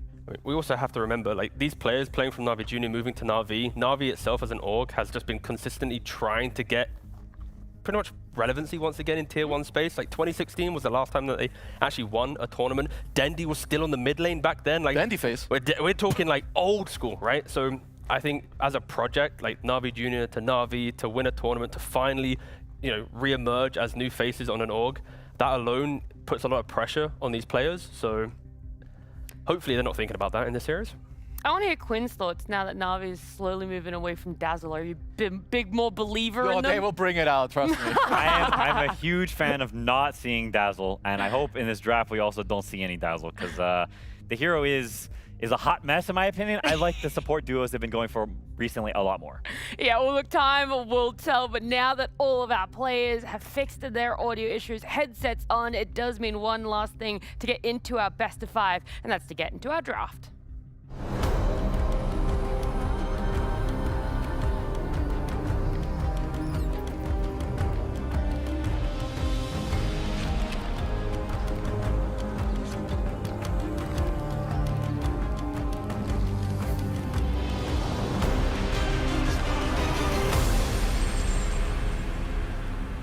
Yandex already having one best of 5 under their belt here at Blast Slam 6. Navi fresh off that break for themselves. Maybe some new ideas have been cooked, but is it a little bit too much for them? We'll see as this draft plays out. What seems pretty stock standard right now is the bans: Treant, Protector, Shadow Fiend, Viper, Chen, Razor, Batrider, and Puck taken out, allowing Yandex's first pick to be Shadow Demon. Yeah, Niku Puck is something of a legend. When we used to scrim these guys, we would just first phase ban it because he would just pick Puck and we would lose, and we just got sick of it. Like, we're not playing against this Puck anymore. He is insanely good at this hero. So I think this first phase ban is pure respect. It's not the quality of Puck as a hero, it's literally just Niku is too good at it. I mean, they have like a lot of these other heroes. I would even say like PMA fits in like a very similar bill. He was one of like the earlier ones to also play this offlane bad with the Boots of Bearing and like play super open and very obnoxious. I think he's also a very interesting player because he's actually an offlane that can go a lot of different styles. Like same if you look at Zayat, you know, the last time you really heard much of him is when he got like second place, you know, with Secret at TI. I would say he's the only guy that post 4 Treant, he can actually make it look good. Obviously, they had to ban it out this time around because they're not first pick. But in these series, if anyone can play this hero in the offlane on a support role, it's this guy. Navi at least entering this draft, I'd argue the first 7 bans from both teams combined did put Navi in at least a new direction that we've seen from Blast Slam. I think the only option available was Wind Ranger if we were to try and talk about same hero as a group stage. But they are a very comfortable Hoodwink team. It is an interesting response to Shadow Demon though, because I don't think these two heroes interact really that much. No. And that's always just an interesting first phase to look at, is when two teams pick 2 heroes that don't necessarily do anything to each other. Yandex picks Shadow Demon because they think it's strong, and Navi's like, well, we don't really feel like picking any core, so we're gonna pick Hoodwink because we think it's strong. And then they go into next phase and the draft is almost reset, but I think the Navi has a little bit more to prove now in this draft because they're picking out the phase, and so they're gonna be the first ones to show a core most likely, meaning Yandex will have a counter pick. So picking your support on 9 like this after seeing a support is often sort of frowned upon, even though it's not the end of the world. Yeah, I'm not really sure. Because let's say you want a specific hero against SD. You know that one of the better cores would be Centaur. It's like kind of your spot where you could pick it, but now of course you're giving Yandex like a double ban into it. You know, maybe there's something Navi has scrimmed more in like the last couple days. Maybe they're like, we can play it 4, we can play it 5, so it gives us like a lot of draft flexibility. But yeah, have to fully agree with Gwen. It's also just Zayat has played 2 ranged heroes so far in the tournament. SD and Hoodwink. So it could also just be a matter of, oh wait, SD's gone. We want PMA to be playing the Centaurs, the Underlords, the Mars, the kind of the melee bodies that utilize a ranged hero. So we're kind of forced to pick it now because it will get banned based on the next phase. No, that's totally fair. I didn't think about that. But like Kaiser said, the Centaur does get banned out, so it's very much a trade-off. And not to mention on top of that, but when you pick the support first phase, it means you need to be sort of on the ball of being sure what core you're picking when you do this ban. They need to be very coordinated. Whereas when you do it the other direction, it's easier that, oh, we picked the Centaur, now we ban this. The other way, you need more foresight. And so it's just slightly more tricky thing to do. And they do just take the Mars. That is kind of going to be the treat of this series between Yandex and Navi. I'd argue Malik and PMA kind of follow the same style of offlane in how they want to both draft and play. So there will be kind of a battle of those heroes, and maybe in future games we get to see the offlanes get promoted to first phase because they are kind of racing to pick up the same hero pool. I mean, it just does make a lot of sense. Like against SD, you want the backline jumpers. You can, of course, take the Bloodsport facet as well, so that it's kind of harder to save. I will say as well that PMA, he's very very known for his Mars. Like, this guy has crazy performances on this hero. I mean, if I'm looking at Yandex, you have SD Jakiro, you've got some good lanes, you've got decent damage. I think when you play against Mars, you know, you always have some offlaners that come to mind. Your Underlords, whatnot. Of course, you have to respect the Ursas, the counter picks. So here for Yandex, it would most likely make the most sense to actually end up picking Watson's hero, because you see that, you know, there's a Mars, he is gonna be in the offlane. Kez is available. It's a hero that you always have to talk about when Mars is picked like this. Of course, Liquid utilized it against Falcons. There it is. That's the first time in my life I think I've talked about Kez in a draft and gets picked. Jakiro Kez versus Mars. That is not a nice lane. We saw how that lane went in the game that Falcons got mollywopped by Liquid. So we'll see if NAVI can do any better in lane. I think did they have double melee in that lane, or was it also a range 4 with the Mars? I think it was double. It was double, yeah. Okay, then that's especially bad. Wasn't it the Largo? Yeah, Largo Mars into Kez Jakiro. That was unplayable. Good grief. Yeah, this will not be as bad as that. Hoodwink is a much stronger laner than 4 Largo, especially against a lane like this. You need to be able to fight back against them some because they're harassed so strong. So if you can't fight back at all, then they will just endlessly pepper you with damage, and you'll just lose the lane over time. But if you take one favorable trade, then you can stall it out and last a little bit longer. But also I'm looking towards, you know, Riddies and Niku here potentially, right? Like if you get a mid laner that can TP, the natural aggression of Kez Jakiro, you play quite close to the Navi tower. So there's an option there that you can just TP get a kill, or even the 5 position, go through the twin gate and go for the kill. And there's the Grimstroke. Ah, the beautiful, beautiful Grimstroke, the most disrespected hero in competitive Dota. Outside of like the 40 heroes that are unpicked, but I mean, I'm happy to see, I would say, a little more Dragonite. I think the hero has looked very good in the games that we have seen it. I think specifically Liquid. So for Navi, this is a hero that you can flex. It works very well with the 2 supports. Like you love the 2 supports, the 2 supports love you. You can go for a blink, they can always put their spells on you or follow you up. I will say Yandex, they do have a good amount of damage. Like SD Jakiro are not bad supports at killing DK whatsoever, but it gives Navi a lot of the things that they were looking for. Yeah, this is one of those drafts where Navi is sort of just picking heroes that are nice for them, and they're not really looking at the other screen. Like, exactly. DK is pretty bad against Shadow Demon in scaling, and I think it's also kind of bad against Kez in scaling, but like you said, it is very good with the heroes. This Underlord pick might be a gigantic problem, because now Underlord is super good against DK too. If this game goes longer, like we talked about is very possible, I do not think it is favorable for Navi at all. They kind of need to utilize this last pick to, of course, first establish the 5 heroes of Yandex and then find a point of pressure to keep applying, because yeah, at the moment it is very spooky. I think the main thing, at least with the DK Grimstroke, is I'm expecting, let's say DK safe lane, DK Underlord, they're just going to hit creeps, and then Grimstroke will go for the twin gate, you'll create a tri-lane, and they'll just throw spells constantly onto Kez. So that is one way to deal with the Kez lane matchup problem, and maybe why they even offered up the Mars, because they wanted to see the Kez to then pick these aggressive heroes, and maybe they already had a plan in mind, like, okay, we are just going to try and kill Watson once we bait out the Kez pick.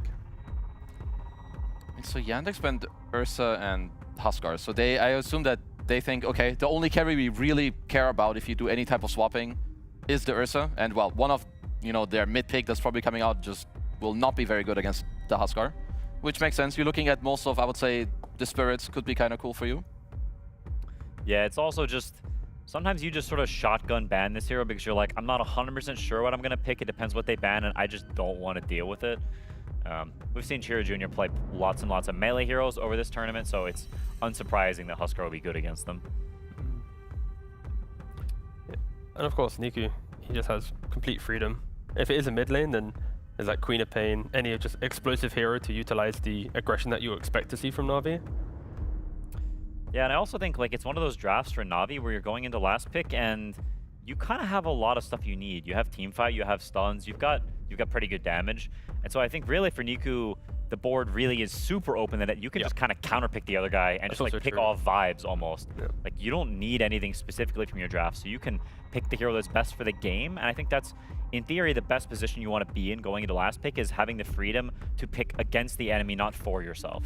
Yeah, I think the only hero available for Chiro Jr. that isn't like hard counterable from some like Niku hero is the Beastmaster. Everything else just feels like there is, you know, punishment when you are picking it kind of exposed like this. It's also that what Navi have, it's kind of annoying to pick mid heroes, in my opinion. Like Grim is very annoying for a lot of like spirits that you probably would want. Same with like the DK. So like it would kind of like raise the value, in my opinion, of like innate tanky heroes a bit more. But there's no Kunkka around. We all know what we think about Tiny. Yeah, there is going to be a problem for Yandex potentially where their natural initiation is Kez plus mid lane double jumping someone. There isn't like a support that does it. The offlaner needs to wait for the initiation, and they do go for the Beastmaster as mentioned, but I feel like you are kind of, if really has good positioning, Kez Beastmaster are probably going to get soulbind in every big team fight based on how they naturally play in their positioning of their heroes. That's something to maybe be mindful of. They could sniper here. It's kind of cute. I don't know if Niku really likes it that much, but it's like an option. Yandex's heroes lack reach to a pretty decent extent, so if you want to do something that's a little more hipstery, a little more scalar, you definitely can.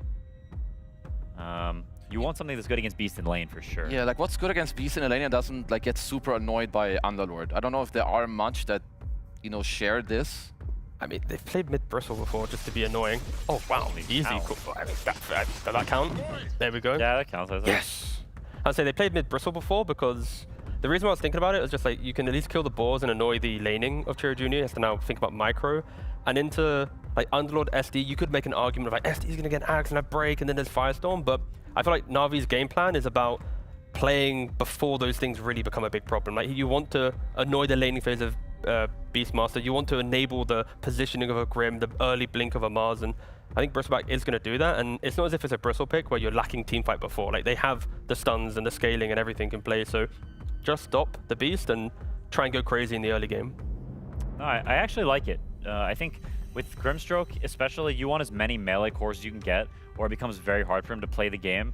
And I think even though he's playing against Shadow Demon, I somehow feel that it's fine. I'm not exactly sure what it is, but it is very good against Beastmaster. It's one of the heroes that will always do fine, and you can even stomp him if he feeds a couple boars. So I like the pick, and this game is one of the more even drafts I think we've seen today. I think this is very gameplay oriented, and I'm honestly looking forward to see how it plays out.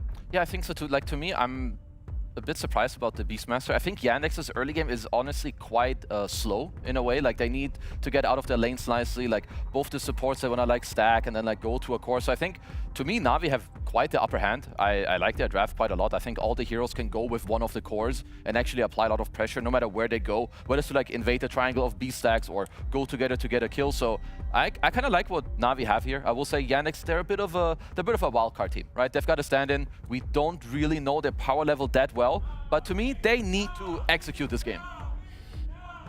Yeah, we were saying when that Underlord came out that maybe it was going to be an issue that Navi can't deal with. Do you feel like that's been dealt with? Because Underlord, if he gets that free reign, if he's able to join his team in any sort of team fight and positioning, he could become that big issue. I mean, Yandex is a treat of like the counterplay, right? The Underlord that you're mentioning, you got the defensive ice path. Sax is positioning the entire game, just disrupt and saving in a soulbind or anything to then buy for that second fight. It's like, I think Yandex is about discipline, and then for Navi, it's about, you know, having the team fight and being just really proactive. Well, we've seen Yandex draft like this many times before. They love it when games can go that distance, but will they make it there? Navi is a team that we haven't seen for a while. We're actually favoring that draft, and so it does bring a lot of questions around a game one in a best of 5.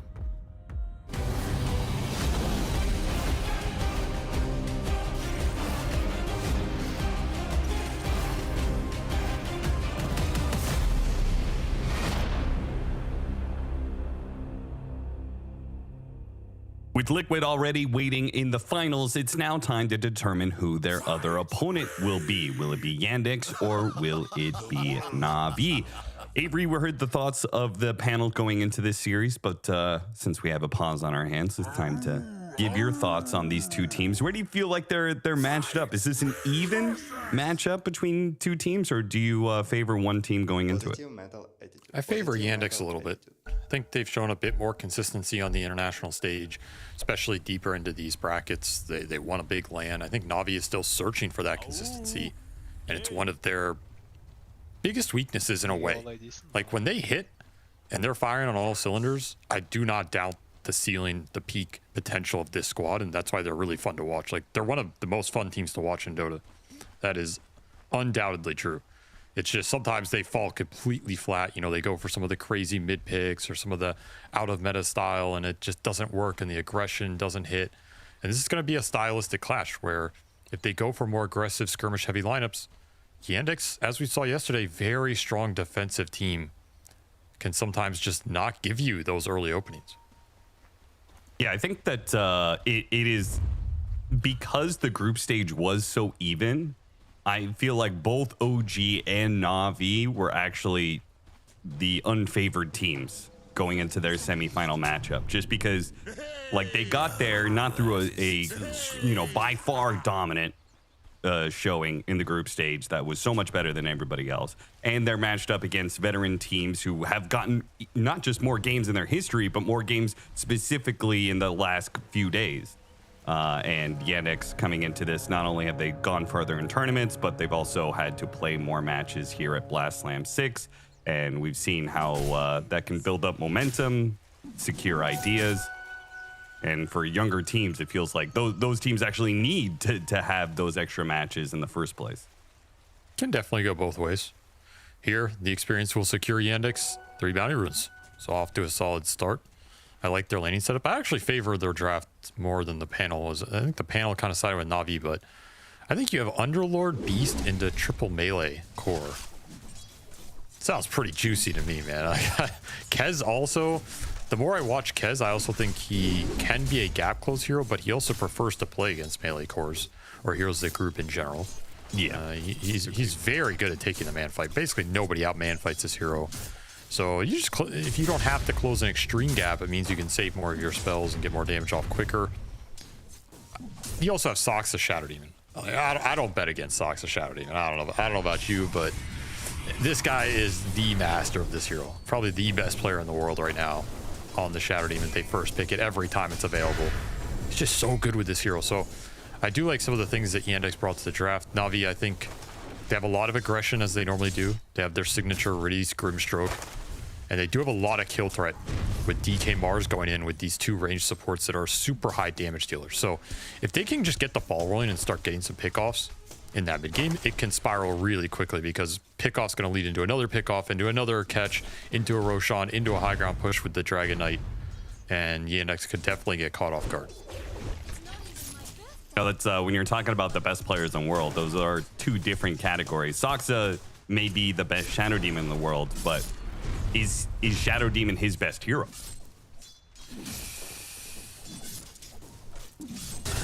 That's a tough question. He has a lot of very good heroes. I know, right? It might be up there. I think there's a lot of people who say his Tusk is his best hero because of the legacy of it. Okay. Like he has so many games in his career that were just insane Tusk performances, but he doesn't play it as much anymore, so it's kind of hard to gauge, you know. Stun. Into a little bit more stuns with the Blood Grenade. They're going to get a lot of damage on Malik here. Not enough to finish the job, though. Focusing back on NAVI, what has been the greatest strengths of this squad as you've been watching them? Snowball potential, early game aggression, the team fighting as well. I think they have very good team fight synergy. It's why they like to play a lot of these high damage range supports that can follow up on stuns, give you the kill combinations. They're very fast at just going in, playing cohesively together. So you do not want to give them these kind of openings. They take advantage of them very quickly and they can just snowball the game out of nowhere. So we'll see how much Yandex can play their, defensive style, get the stacks up, not give up too many pickoffs. I think Yandex is one of the better teams at not feeding kills in the early game, particularly with their support duo. Very stable support duo. So this could be something that NAVI does not enjoy in this series. They can't get some early pickoffs. Ality full committed for it and does manage to get the first blood. Probably going to be traded out here with the... he's chilling. Had a Fairy Fire, so he'll stay alive. Yeah, 2 Fairy Fires. Now he gets past the Lotus. I've seen a lot more Fairy Fire purchases as well. And I think it's because of some of the economic changes to the early items like branches, clarity, all these things costing a little more gold. I've just seen people going more for pretty much Fairy Fires across the board. Some of these supports are now even getting 2 just to try and make more out of the slots early. Yeah, I think that trend was already happening before the branches went to 55 gold. There was a lot of singular Fairy Fires being grabbed, and then the change happened, and it was like, okay, well, if you already liked Fairy Fires before, you're going to love them now. Jumping after the EMA. Oh, He's yeah, taking a lot of damage from Watson as it's stacking up with a Kazurai Katana. PMA is probably just going to take out to all the damage over time here. Dude, this lane sucks, man. Kez Jakiro. I actually can't think of a more cancerous lane in this current patch.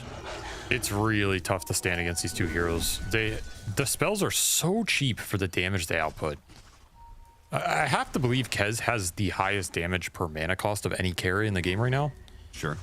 I don't know that for a fact, but he's got to be in at least the top 3. And Jakiro is probably in top 3 in terms of damage per mana cost as well, because Liquid Fire is a free spell.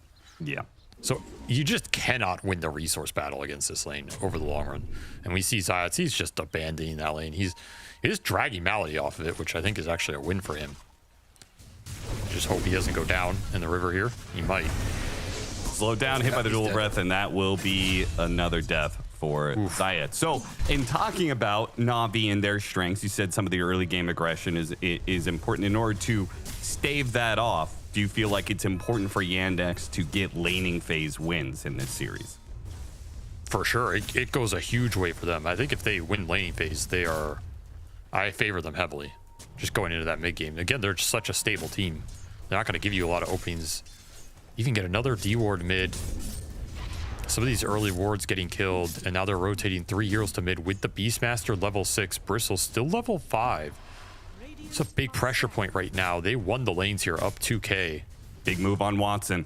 This needs to land, but it's such a mobile hero. The first sign of aggression, immediately grappling claws to the right-hand side. They were trying to sandwich him with 3 different heroes, and it doesn't work at all. That's a big move to fail because it also means you're not bringing the support mid. So now we see Ridis TPing in, but this could just be a trap. Already spotted by Soxa. He's going to be caught in the disruption, stuck in these trees, though the roar's going to go down, so he's going to be stuck either way.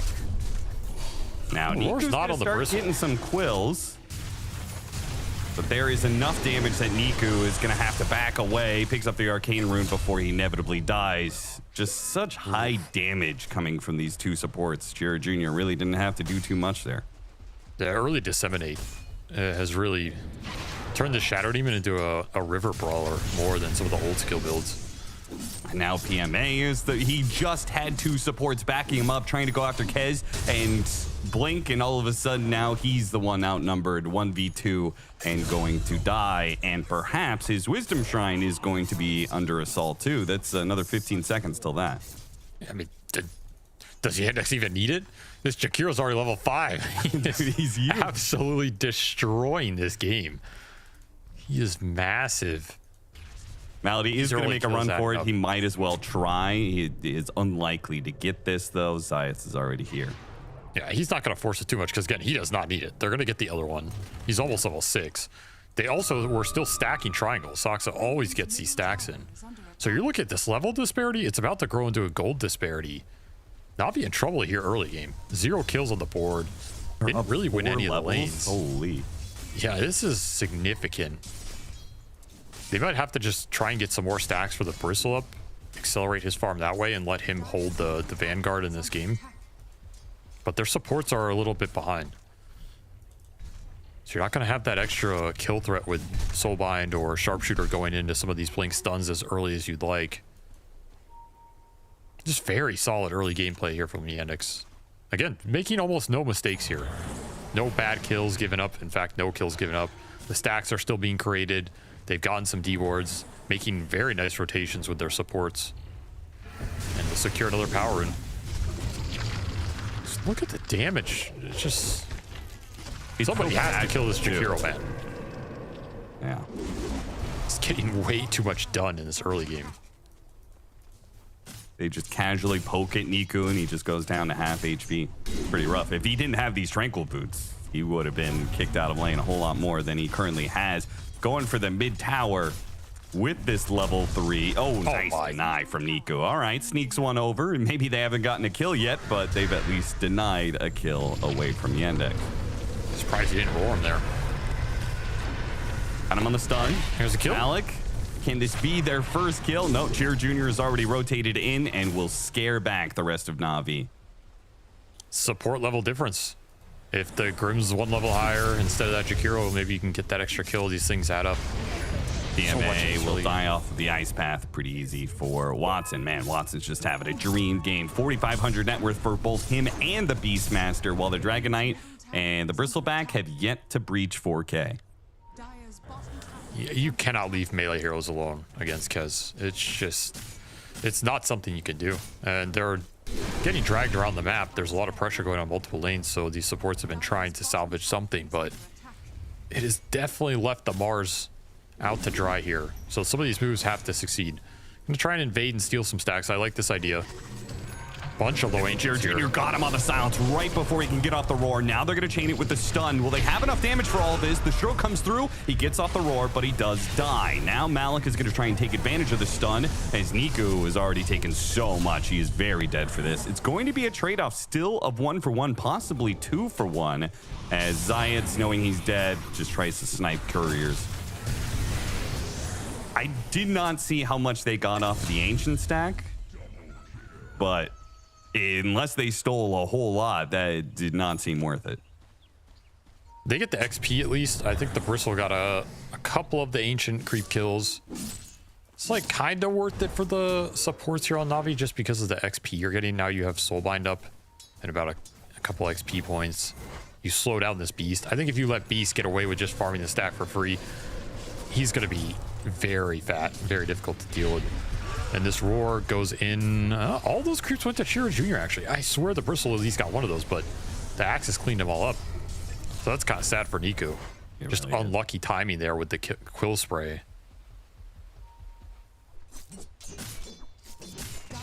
And maybe Shiro Jr. not too sad about that in the end. I mean, a lot invested into that move where he gets most of that stack anyway. And now this push. Underlord Jakiro. Tough to fight into the Underlord. He's going to push the waves in, and then the Jakiro just spamming liquid fire on towers. Already level 7 max liquid fire available. It's going to do some heavy lifting against these tier 1s. Navi know to give this up, not just due to the heroes that are already here, but they saw Kez making the rotation through the gate. They have double wards. One lane ward and one twin gate ward. Just got to keep stacking, farming up, getting efficiency out of the jungle. You have a Mask of Madness DK that can go to work. You have a Bristleback that can clear through the other set of Ancients pretty quickly here. So you're not going to fall behind if nothing's happening. It's just the Mars who is going to have some really slow timings here. He got Kezzed in that laning phase. That happens to the best of them. But this blink is going to be mega delayed. I mean, he's not even close to it. What do you think of that's nice. So Greaves has become, you know, one of the new meta items where we're seeing some mids, some off lanes are getting Greaves. Really nice pickup. But we're also seeing Boots of Bearing on very specific heroes as like a rush. We've seen it on the offlane Batrider. Now we're seeing on Nico's mid Bristleback. You think this has some legs? Do you think this is actually good? I think the item is good. I'm still not convinced as a core item, just because there's a lot of gold going into the ring, which health regen's nice, but for that much gold in the early game, it's not helping you farm. It's not helping you accelerate or push waves or anything. They'll finally claim this Jakiro. I mean, that's about time. Yeah, seriously, Melody's been so far forward for most of this game. Navi finally get the second kill of the game. It is a nice Boots of Baron game, though, in terms of getting out of some of the Underlord gunk, some of the Jakiro gunk. Maybe you can kite Kez a little easier. There's a lot of slows in this Yandex lineup. So I like the idea here. See if it can pay off for Niku in the fight. Of course, the regen on the Bristle is nice. I mean, any sort of EHP on this hero goes a long way. And now you have your support ults. So Navi kind of weathering the storm here. I don't think that early game went according to how they wanted it to, but they're making the most of the situation, not giving up any more bad deaths. They got the stacks going. They're keeping their cores up in that net worth. And they got to the support levels. So not as bad of a position as I thought it might have been, given the start. And still have a Wisdom Shrine to claim here in 10 seconds.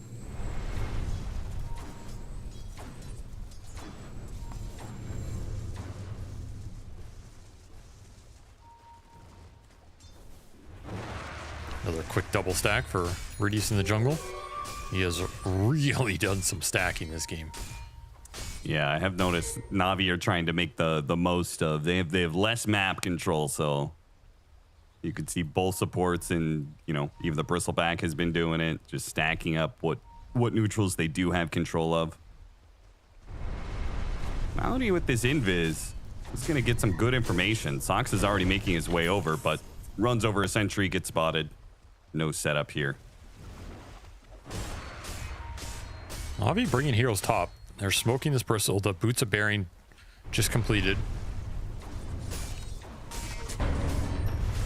Trying to run down these heroes. Spotted Malady. Oh, the surge goes out. Niku is just grounded to a halt there underneath the Macropyre. They're already going to take so much damage. Not feeling great about this chase. This Beastmaster coming in from the side. He has an Ags completely done. Yeah, this fight's over as soon as that roar goes down and the drums start playing. I don't think Navi won any of that. And of course, the stacks that they were just doing, well, Chira Jr. is going to take a lot of those. Those are 2 triples, I think, by Redis. All to the Beast. That's not who you wanted those stacks going to. Nope. And Roche is also going top. So perfect time for this Beast Ags. You prevent the move from Navi early. You get the stacks and you're straight into the Roche. Can't really ask for any more value out of this Beastmaster Ags timing. They gotta catch Watson. They've tried a few times now to shut down Watson's Kez, who has largely been left alone after the punishment he gave them in the laning phase. This Roshan, they take it, but Navi may not even get this tower. The TP is coming in from Malik. If they don't get the pick off, and now the Underlord is sitting in front of the tower, they just have to give this up. A big rotation that doesn't net them anything in return while this Roshan was being done. It's pretty scary to just push these towers straight up with the Underlord who can connect with Gate. And Crimson already done. He's so strong around these tier 1s. Until you have some more sustain, like BKBs later on, or some Lotus Orbs or something. It's pretty hard for this triple melee core to just go into a tower like that.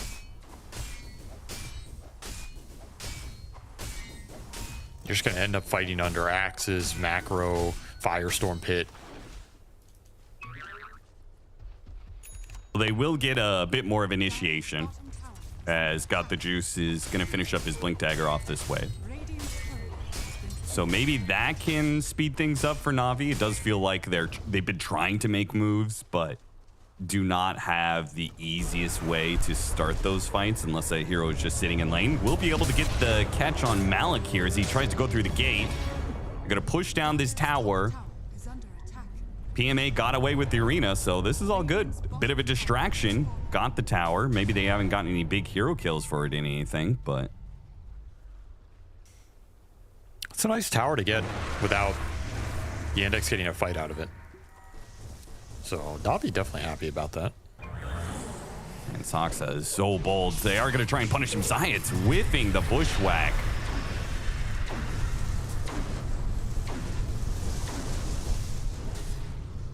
Just not connecting here on some of these kills. We'll have to pick up at some point, and I think got the Juice. I think he's just thinking about going BKB here over the earlier Blink, because they just don't have the vision and the aggressive map to really utilize this. If he goes for some Blink play and it fails, then his game just becomes shot completely. You already have the Blink on the Mars, so the supports, in my opinion, they have to go with PMA and start looking for some casual pickoffs. You don't want to just dive into Yandex when they're all assembled as 5. You want to try and find the isolated heroes around the map right now. Get some wards up around these ancient camps on the side. See where this beast is farming. He's going to be one of the isolated heroes. He has Aegis right now, but can always set up for it later. Maybe find the Underlord as well. Those are kind of the 2 targets you're hoping to get the pickoffs on. Until you have somebody who could just run into this head on with a BKB or some defensive item, I don't think you're taking a 5-on-5. It's not going to end well for you. I think Watson just got bored. He's like had this Deso for a little bit. He's halfway to his BKB, but he's going to join his 2 supports on a smoke gank, see if he can get some Deso charges here instead of just completing the BKB first. Niku, first target they run into underneath the tier 2 tower, and they easily slay him. Now the roar goes down on Got the Juice. Half HP already. trying to save him with the arena. It's not going to do much, though. The drums just keep on banging. Now it's going to be Watson in some trouble, though. Maybe they can at least get this one kill. They throw out the silence. Both supports are trying to do the damage to finish him off. The stroke comes through. It's still not enough. He's ticking, but he will not die. Watson stays alive through it all, and NAVI lose every single hero outside of Zayat, who may still die as dodging the bushwhack. Watson goes back in and finishes them off, seals the deal. 5 for nothing. Nada. They got absolutely 0 out of that. Somehow Soxy gets that kill. Did work in that fight. The only reason Watson is alive is an incredibly clutch disruption at the perfect time to bail that Kez out. And that whole fight just turns on a dime. This is a tough target for Yandex to go on first. Bristle under a tower with the Boots of Bearing. Kind of an ideal setup for NAVI. That Raptor dance just did so much damage. You get the soul bind, you get a pretty good ink swell. But again, you're in pit, you're in macro pyre, you're in firestorm. And that disruption bailing Kez out. Just so big for Yandex. This is why I don't want to give this guy Shadow Demon. His spellcasting with the heroes is just nasty, man. And we saw at the end of that fight, BKB bought out for the Dragon Knight. Imagine you have it for that exchange. How different that fight will go. Yeah. I don't know. I'm a little hesitant to say it would be that different just because, I mean, that Bristleback died so quickly.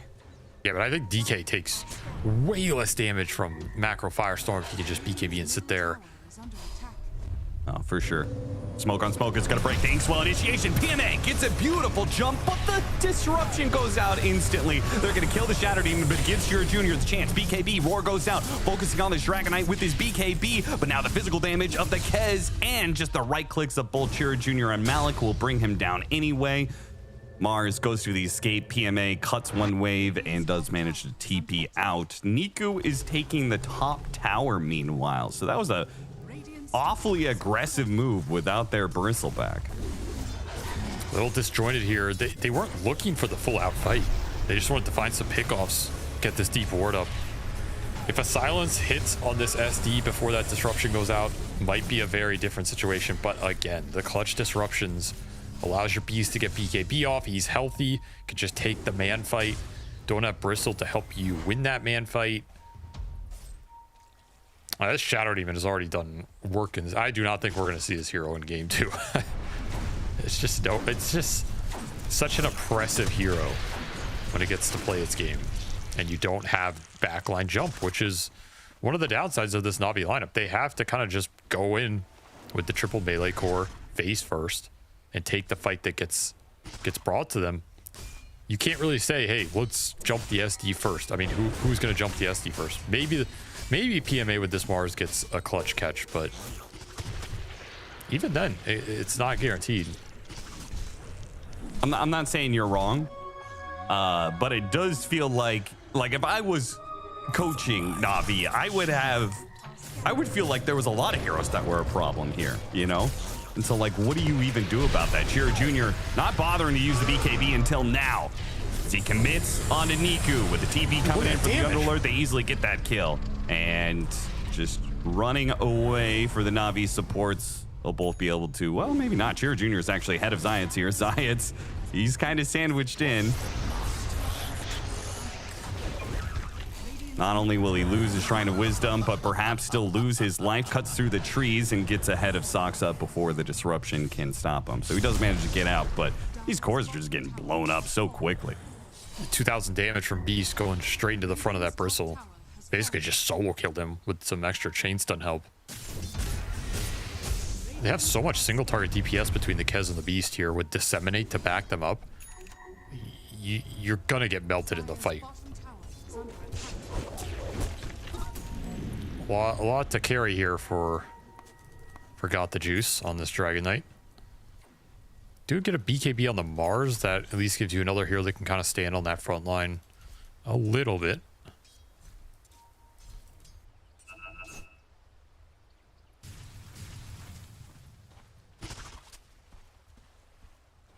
This rate, SD PMA is just so fat, dude. PMA needs a shard just to be able to have a chance to win a fight. Feels like they actually need Maybe, yeah. a two-man spear initiation in order to win a fight the way things are so lopsided right now. 15,000 net worth lead for Yandex, 18-4. You're looking at this butterfly on Kez. That's going to be a very difficult item to deal with. The Ags on the Shadow Demon is coming out soon. Great break game. You have 3 cores that can get broken here. Dear God, that is as valuable as it gets. So there's big items continuing to come out for Yandex. These team fights are not getting easier. I think you're going to have to try and make a move for the next Roshan here if you're Navi. You have your like little BKB timing right now. If you can get an Inkswelled core stunner into the middle of the fray and just chain stun one of these heroes down, it's your best entryway into the fight. You can, I think, 100-0 any core with proper chain stun, assuming there is no disruption. And that is not an assumption you should make. So somebody has to tag this Shadow Demon in the fight. Man smoke into the triangle. Yandex mirroring that. 4-man smoke into Dire's triangle, wrapping around through mid. Trying to bait out the Underlord, but Navi are not taking that bait. Waiting for something else to show up on the map. Nothing is. Placing other wards. The smoke has been running to each other. Backward. They do catch Riddies. Riddies holds him back with a soul bind. Here comes the gate that's going to grab several heroes here. They may just have to all BKB TP out. Trying to get away from Chira Jr. Chira Jr. is going to catch up, as is the Kez. PMA now pops BKB. Hopes Arena to keep him out and does so successfully. Still a close call. They use so much just to escape. That's not what you want to see. Likely giving up Roche here too. Be surprised if Yandex don't try and force it though. Watson, did he go bottom here? Kind of interesting they didn't just go straight to the pit. Yeah. They don't even need him to do it, but it does slow it down considerably.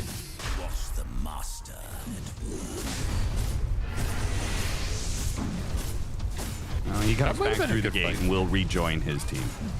Might have been a good fight on that ward, but the Mars using both of his spells on that camp before it broke out was not a great timing. Unfortunate catch. PMA no longer has BKB Arena to protect himself, so Soxa's high ground ward will be the death of him. Jeez, I mean, he's basically solo killing him. Yep. 7-1-7 on this SD. 2 incredibly clutch disruptions. Now he's solo killing cores. Just don't want to give this guy a 0. Not gonna have a good time. This is a easy high ground push here. Yeah, because they did Roshan so early into the game. They have a banner at 27 minutes. Crimson, Vlad's, Drum. All the aura is already done for this physical oriented lineup with the Kez on the front line. Take the roar. Whatever shows up. Chira Jr. executes Zayat. It is there. I mean, there is a buyback on the Hoodwings, and now the roar is on cooldown. Is there a chance that NAVI can take an advantageous fight here? Man, they don't even feel confident pushing forward. Chira Jr. just blinks onto him. Not even caring. Good Arena. Catches the back line. They go for the Shadow Demon. The Shadow Demon. Oh, he still got off the disruption before the Inkswell. It delays his death a few extra seconds, or maybe it delays it entirely. He gets off the demonic cleanse. He's not going to die. Once again, it is Navi trying so hard to get a singular kill, and Yandex deprived them of everything. Such a stable team. I mean, that is the definition of Yandex right now. Just no openings available. What should be an easy support kill with an Arena turns into an impossible kill with Solar Crest, Crimson, Cleanse. And Chira Jr. still messing around with him up here. He does not want to let them outside the base. Yeah, he's got Roar back up. I mean, if he has BKB Roar, he's kind of untouchable. Already a Shiva's done for this Underlord as well. That is a very valuable item against this triple melee core. Now, this game spiraled quite quickly off that laning phase when AC done as... I mean, there's too many big items in this game. Came out too fast. it's going to take some crazy soulbind. Like, you're going to need soulbind into double DK stun, a double spear landing, Inkswell stunning 2 or 3 hero. You're going to need that kind of fight with your control, because you have a lot of control. You have to make it work. That's the thing, is they don't have like the most amazing single target abilities to play off of soulbind, so found the Dragon Tail. Catching the SD at the start is beautiful, and Watson, he'll be stunned up immediately. Did not get off his BKB, not recognizing the threat whatsoever. Now he's gonna die for it. No, Watson still fighting through. He's still keeping himself alive. Jesus, he survived for so long. It felt like he was guaranteed dead with how much damage was on him already, the ticks, but he survives long enough to get a boatload more damage in. NAVI will finally get some kills, but another disadvantageous fight, 2 for 3. Well, they did win out on the golden XP because they're so far behind, so technically a victory right there. I mean, that's the dream. Find the SD at the start, and then you get the chain stun this Kez. Watson very greedy with the PKB usage there. Never gets a Raptor Dance off here, but man, the lifesteal on this hero. He has Gunpowder Gauntlet too, so if he has the evasion. So if he can get in there and just start lifestealing, like, he can live for a really long time.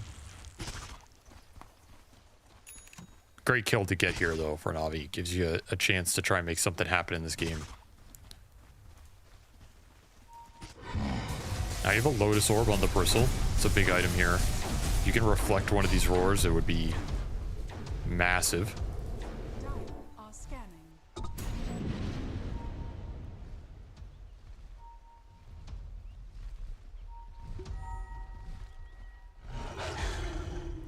Give it a little bit more time. Got the juice. Can get to Daedalus, which is a pretty massive damage upgrade. But it doesn't look like Yandex is going to give him that time. Chira Jr. and the rest of the squad are already coming through with a smoke. Chira Jr. smoke breaks, blinks forward, goes for the roar, gets it on Riddies. Riddies, Force Staff just a little bit too late. Bushwhack doesn't land as BKB goes off, and Riddies falls. Somebody just dies to roar every fight. It feels almost unpreventable. But you'll take that. Sacrifice the 5, push your DK towards that Daedalus. Yandex, they're not going to get too much more off this. They're going to try for a Demonic Purge here. That is an Axe Purge. There's the catch of the gate. Macro Pyre burning him out. Miku's not going anywhere, man. Now the gate. Mal comes through, hits a pit on 2 more heroes. They'll back out. This Bristleback is not tanky at all. Not when he's getting broken by 2 Demonic Purges. Yeah. Back to back. Almost nobody's surviving that.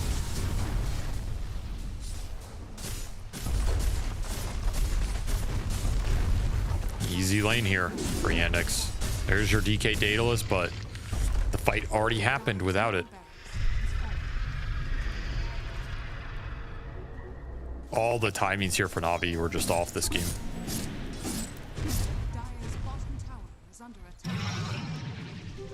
Watson's saying, you know what? That Daedalus looks pretty nice. I think I'll pick one up too. We'll have it probably before they go for the high ground push here is, yeah.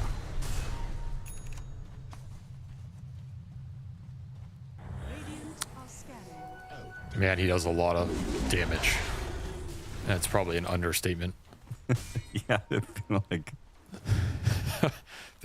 this Kez gets to hit people, they're just gone.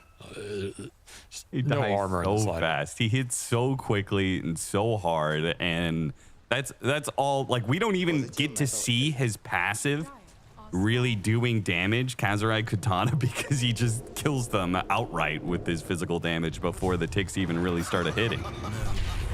Unlucky, got the juice, runs into Watson. One hero he could not afford to run into. Every other hero, BKB, TP out, but Kez kills him in 2 seconds flat. Oh, so they just call it. Yeah, I don't blame him, dude. That was like, okay, get me out of Kez world.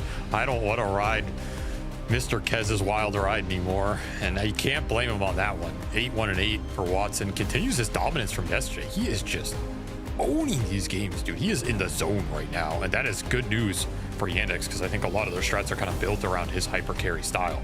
So you need that guy to be performing well for it to all come together. But honestly, this game, This game got won by the supports. First 10 to 15 minutes, Malady on this Jakiro decimates that bottom lane, makes the rotations in the mid, even some top. Soxa with great stacking, defensive gameplay, very clutch disruptions. Like, these guys are just playing in the zone right now. So you're gonna have to deprive them of some of their better heroes, or just come in with, you know, guns blazing, pure aggression, take them out of bounds. It's going to be a long series for NAVI at this rate, a best of 5 and a lot of problems to solve after game 1. Well, that could be a bad thing for NAVI and NAVI fans, but it's also a good thing because it means it's a long series. And we've had a bit of a change up on our panel as well. I'm going to address the elephant or the bald man in the room, Teddy! There it is. There it is. A bold joke in the first 10 seconds of the panel. I appreciate it. Think anything less of me if I didn't? We're taking over. Yeah, we're multiplying. What's going to happen next game, huh? We shake Quinn's head. No, I'm joking. It is a lot of fun. We're going to have Pyrian joining us for this breakdown of game number 1 between NAVI and Yandex. And you guys said it, Yandex, they love it when they get their games to be stable for themselves. Don't even need to necessarily have winning lanes, but this time around, that was a big key to their recipe of success. Yeah, I mean, to be honest, they broke the script of the traditional games, which is draw the lanes, farm a lot, and then eventually win. They just absolutely ransacked them in lanes. It was not even close. I think this Mars versus Kez, this cannot happen again, because this lane is not real, and the game is not real after it happens. I gave them the benefit of the doubters. You know what? If you're picking Mars, offering up the Kez, I'm expecting some spice, some juice, you know, some like rotations or something, but they didn't do anything. They didn't rotate. Their mid laner bought Tranquil Soul Ring and just kind of existed. Like, nothing Na'Vi did was like trying to beat what was a good draft from Yandex. So yeah, I really hope for Na'Vi's sake, you just fully forget this game, and we get to see a new Na'Vi in game 2, because yeah, this was just complete team diff. You don't want to forget it too much.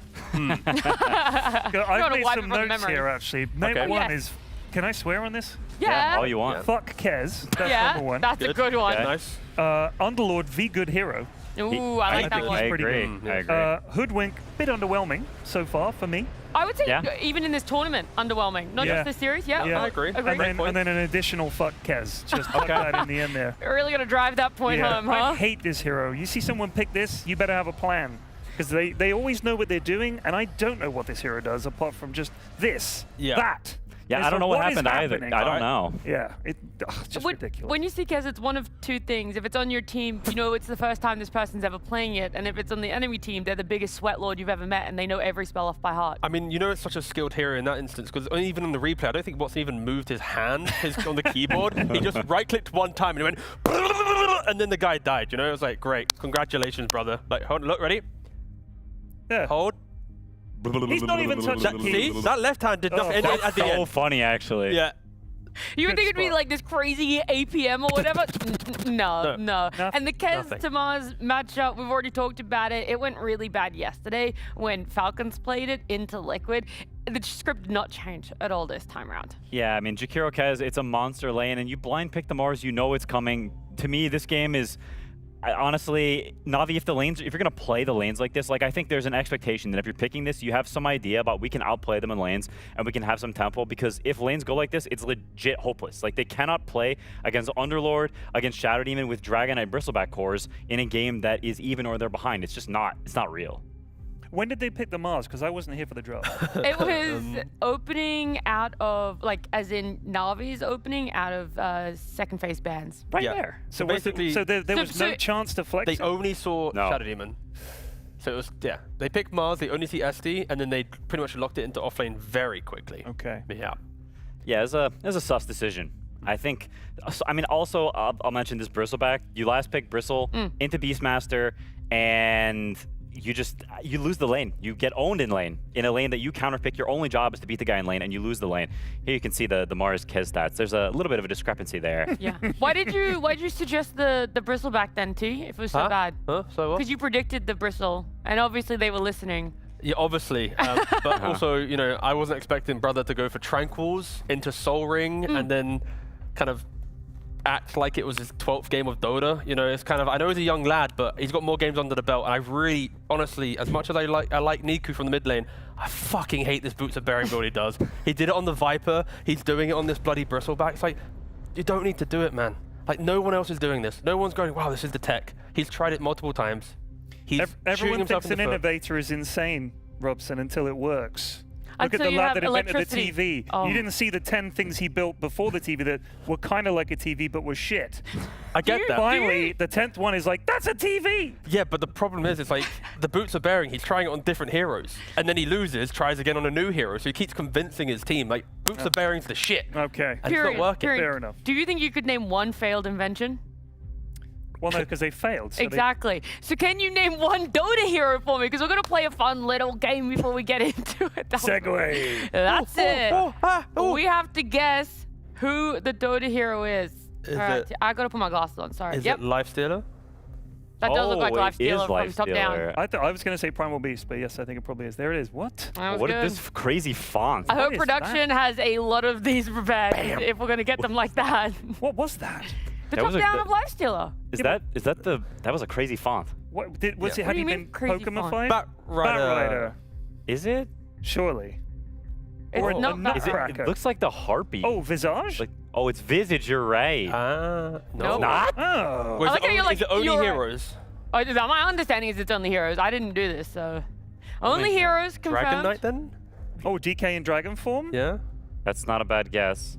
Oh! Hey, Nice. there Oh, it it's is. the Monster Hunter skin. That's what it is. Very good. Very cool. And I'm little wearing a zany. monster jumper, so. It is a really good jumper, by the way. Those are balloons. That's techies. That's Pudge. Pudge, yeah. Oh, that's Right. right. So I was looking at your jumper. I was looking at it like a nose at the front, like the techies at the front with the horn. That was a good debate, though. Yeah, that was. That was pretty good. I'm a good really scan. impressed at how quickly you guys are getting them. I knew you would get them quick, but Viper? That's Viper. That's 100% Viper. nope. Shit! What is this crazy top? What's going on at the top of him? Winter Wyvern. Ooh, yeah. Yeah! My guy. What is this whack job set?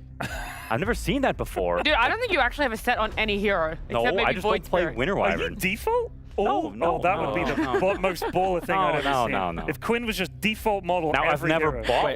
That was good. Well, the ones I have, people have gifted me. So Oh, okay. I don't know if that add this baller. Brag about it. Sand King? Sand King. Yeah, that one's. Ooh. Sand King. That one's a bit of a all day. gimme. Yeah. Yeah. That was almost as easy as the Math lifestyle posture. one. Yep. Give us a difficult one, production, because Whoa! far too simple. Make it hard. Far too simple. As he says, 100% Viper. You plebeians. What the? Oh, That's this is Like T-Gun Space on T-Gun Largo. It's T-Largo. Is that what that is? I see that bald head from a mile away. Ah, yeah. La Governor. Are there any bald heroes in Dota? Awkward, I think guess. Axe is bald. He's shaved the top of He's his got head. a I think. ponytail, doesn't he? Yeah, but you can be bald and have a ponytail. Oh, like really? the Buddhist monks, they have that sometimes. You'd still call them bald. Is that? Ooh. What the? Sky? feels- I want to go feels like a- Skyroth, but I don't think it is. What? It looks like a catapult, but it's only heroes. Oh yeah, I really thought that was Skyrim. I feel like those weapons are so unique. Or it looks like a camera turned Is left. it Legion Commander? Oh. No. Venge. Who has a big long staff? I feel like it's Great baiting question, you Quinn. into like a Monkey King or something.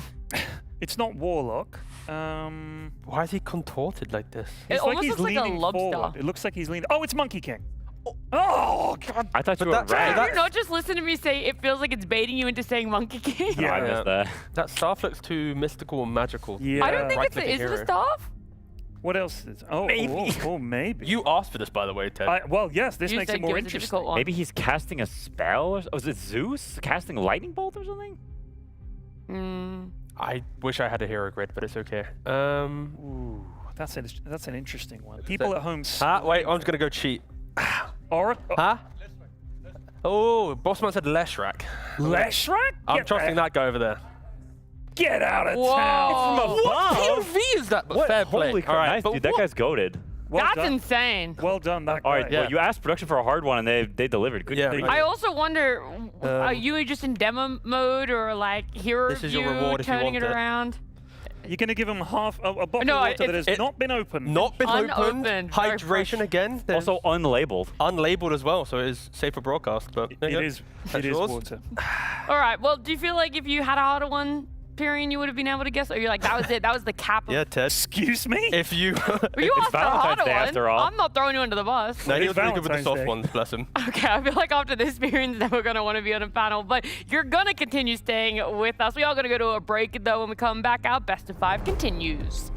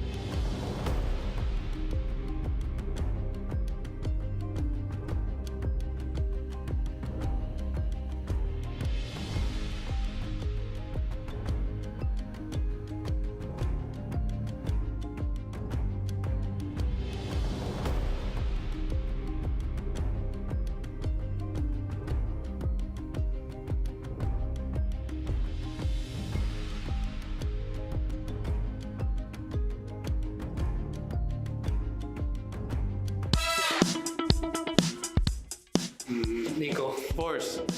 Nico. Nico. Nico. Maybe you should just turn around. Boxy. Boxy. Ah, Boxy.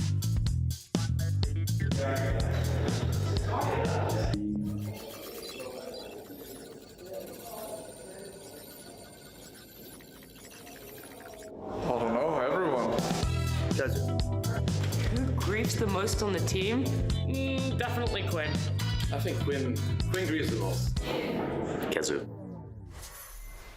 God. Oh, whoa, holy crap, hello there. I'm not a griefer. Yep. There are two forms of griefing. Okay, but it's also what someone who isn't a griefer would say. What are the two forms? The one that runs down mid and the one that requests people to run down mid. Who does that? Yeah, who would do such a thing? Who would give up in a Dota game? Requested myself. Okay, I always say if you want something done, you got to do it yourself. Like, I'm not requesting it. Okay. That's true. Yes. I'm not some overlord. I am the serf. That's true. But when you just say end, can you say that? Can you imagine a game to just give me an end?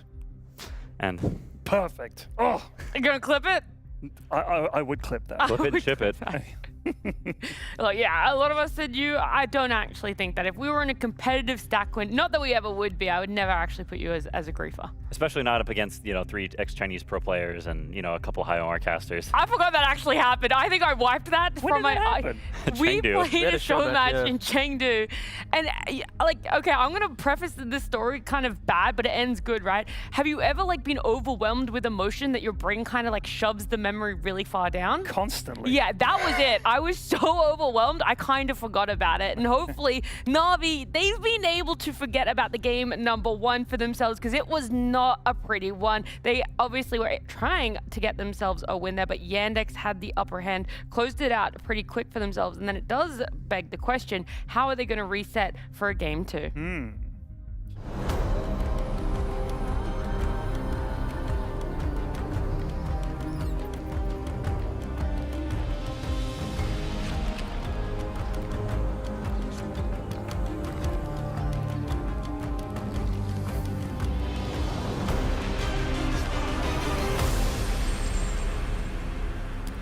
It is a best of 5, so maybe I'm being a little bit harsh here. There are always learning lessons when it comes to competitive Dota, but it's how quickly can you react to them. And I'm going to ask Pyrian how he feels maybe Navi could react after that game 1 and change up what is going to be happening in their band, as Yandex still have first pick here. Don't ask me. Oh, okay. Oh, I really wanted your insight. Oh, I thought you were going to say no Kez. Yeah, no Kez. Yeah. Well, they've let it through, so they obviously feel that they've got an answer to it. I don't know what the answer to Kez is other than you got to stop him in lane, I think, feels like it. But I don't play the hero, so I don't know what he wants and what he doesn't want. You make a great point there. I feel like Navi just winning one lane will be a good bit of That progression. would be a start, It yeah. is a start, yeah. And already locking in the Warlock. That's a great start. Love You can't this hero. lose a lane on Warlock. You cannot. Your carry will farm the entire time. Yes. That is just true, honestly. I can't debate that one bit.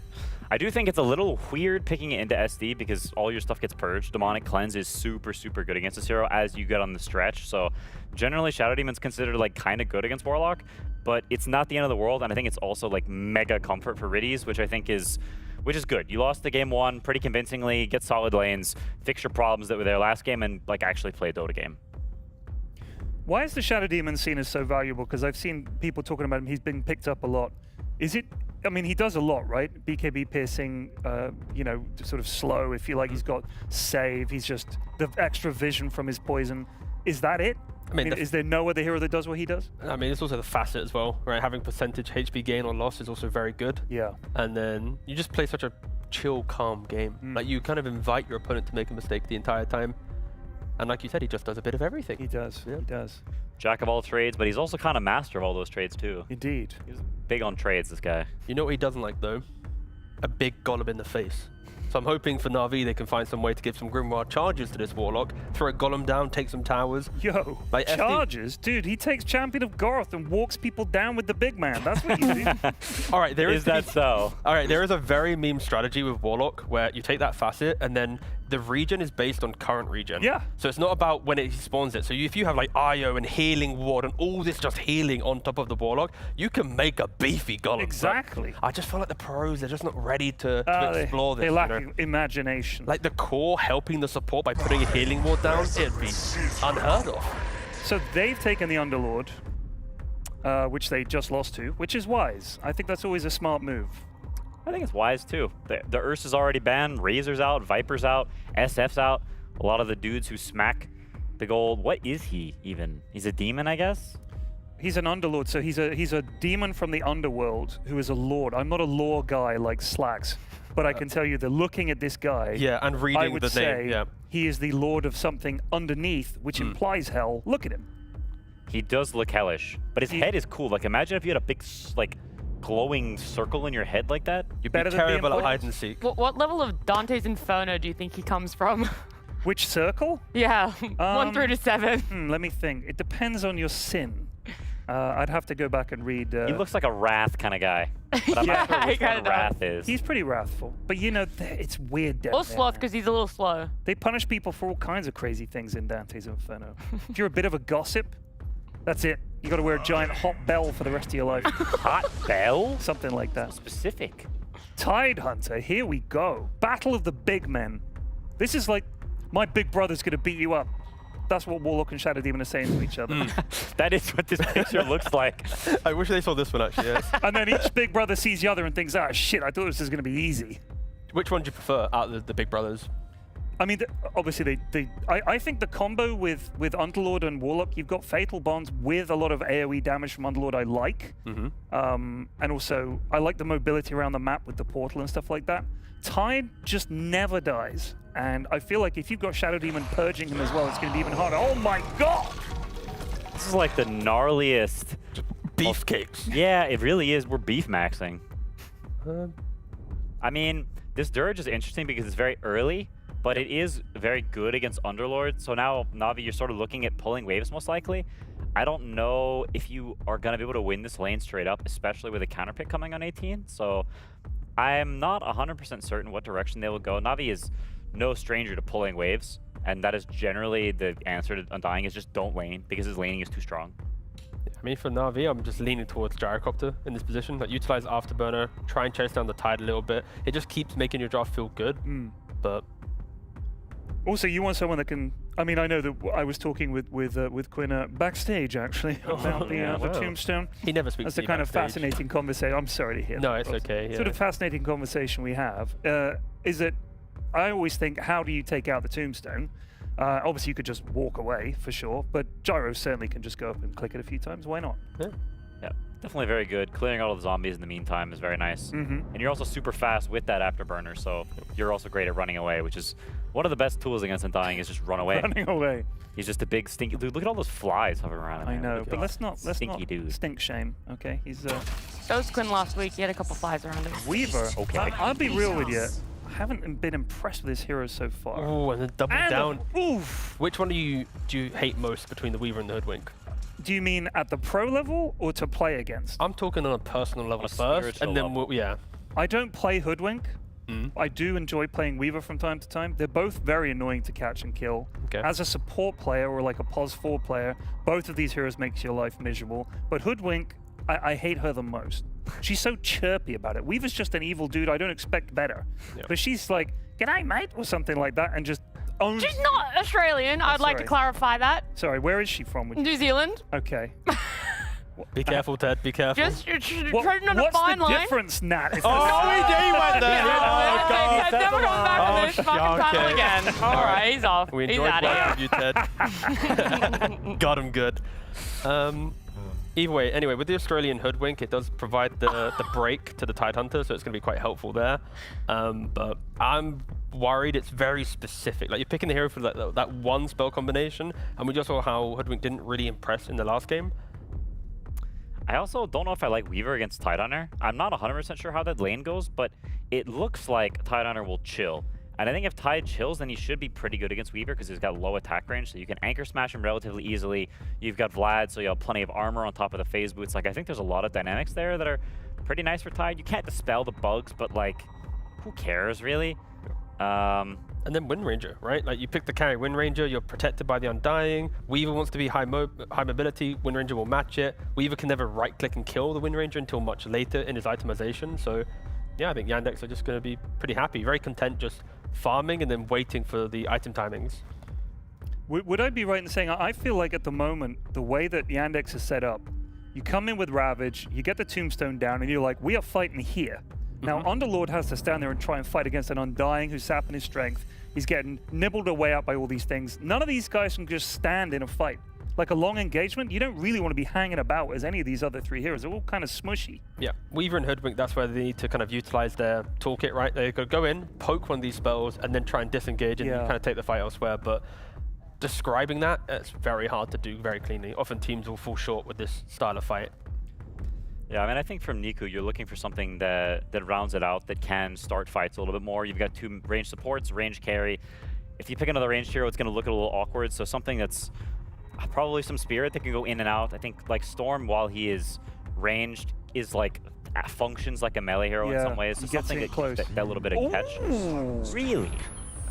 They are just going to play on the I press Ravage and then potentially Cataclysm. Again, depending on the pick, they might change his facet choice, but if it is going to be like BZM style Tundra Invoker, it's just one Ravage, Cataclysm, and poof, Weaver's gone. He ain't got no mana if you get the EMP on him too. And this is a mana-starved lineup. Underlord has a shit mana pool, Weaver has a shit mana pool. It's true.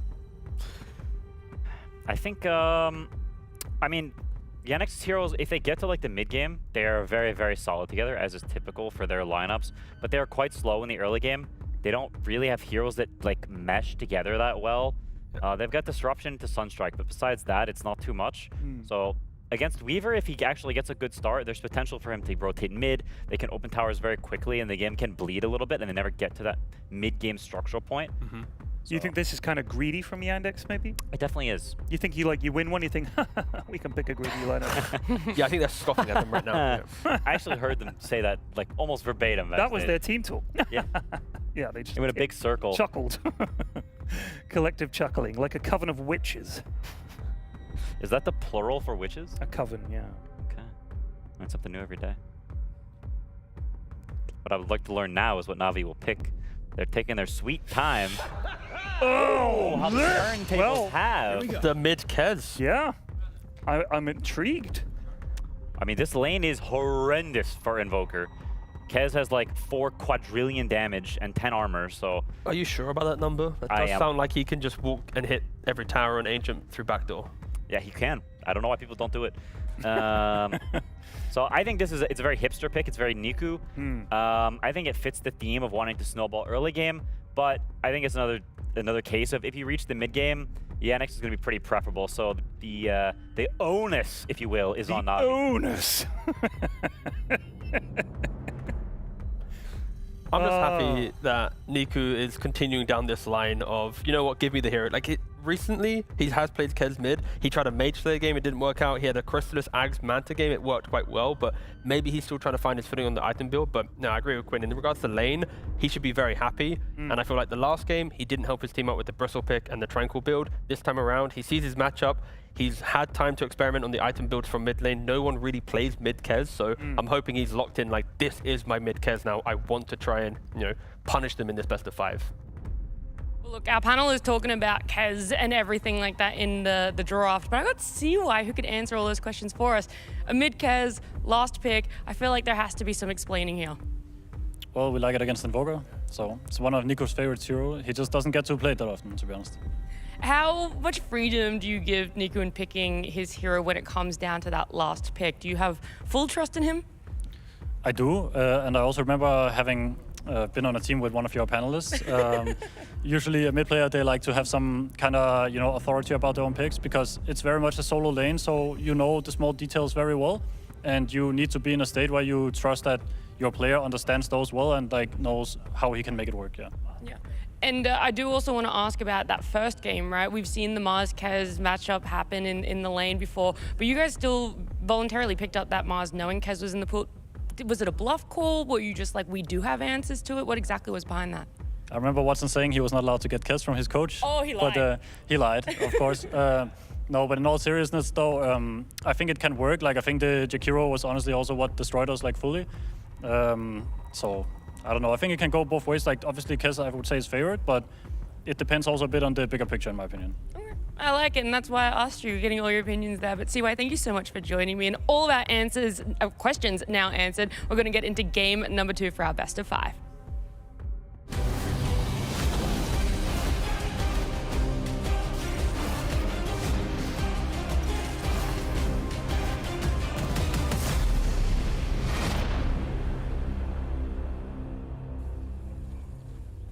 Well, we've swapped some heroes around, we've moved some things, but one thing in particular is staying the same, Avery. It is a Soxa Shadow Demon coming back in game 2. Navi apparently feeling like there were other heroes that were the issue, like the Jakiro that was mentioned by CY. Avery, was this a massive blunder? Was this a big mistake? We will find out. I'll say that much. I would not have given this hero to them. I would have rather played against that Jakiro Kez rather than give this to him, which I know is an insane statement to say, but I think that was a more straightforward issue to solve. Like, laning, I think, is one of the easier things to fix because you can always just pick different matchups. You can play the lane a different way. You can always go pull waves if you want to dodge the lane. Hero specialists, that's often a lot more difficult to fix. I think if you wanted to give the SD, you should have gone for some backline threat like a Storm Spirit type hero. They end up with mid Kez, they have an Underlord Gate, and they have Weaver. Weaver is very good against this hero. So they did make some nice core adjustments to try and threaten this SD more in the fight, which is why they gave it up. You're just going to have to execute those, get on the back line, start threatening this guy, not give him free team fights where he can have the same impact like he did in the previous game. Tidehunter sneaking around is going to get 3 bounty runes for Yandex. And Vexox You should have banned the SD. Oh, should have banned the Shadow Demon. I can't believe they knew they were getting 3. And Soxa still said, "What? Hold my beer. I'm going to get us 4. Honestly, it's kind of worth.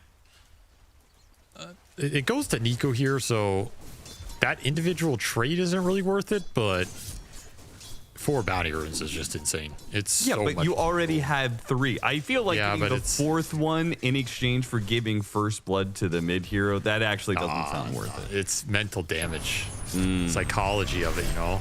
Like, we lost all runes. He does get that deny, though. Okay, Nico in the zone right now on one of his Siggies in a favored matchup. He might go ham here.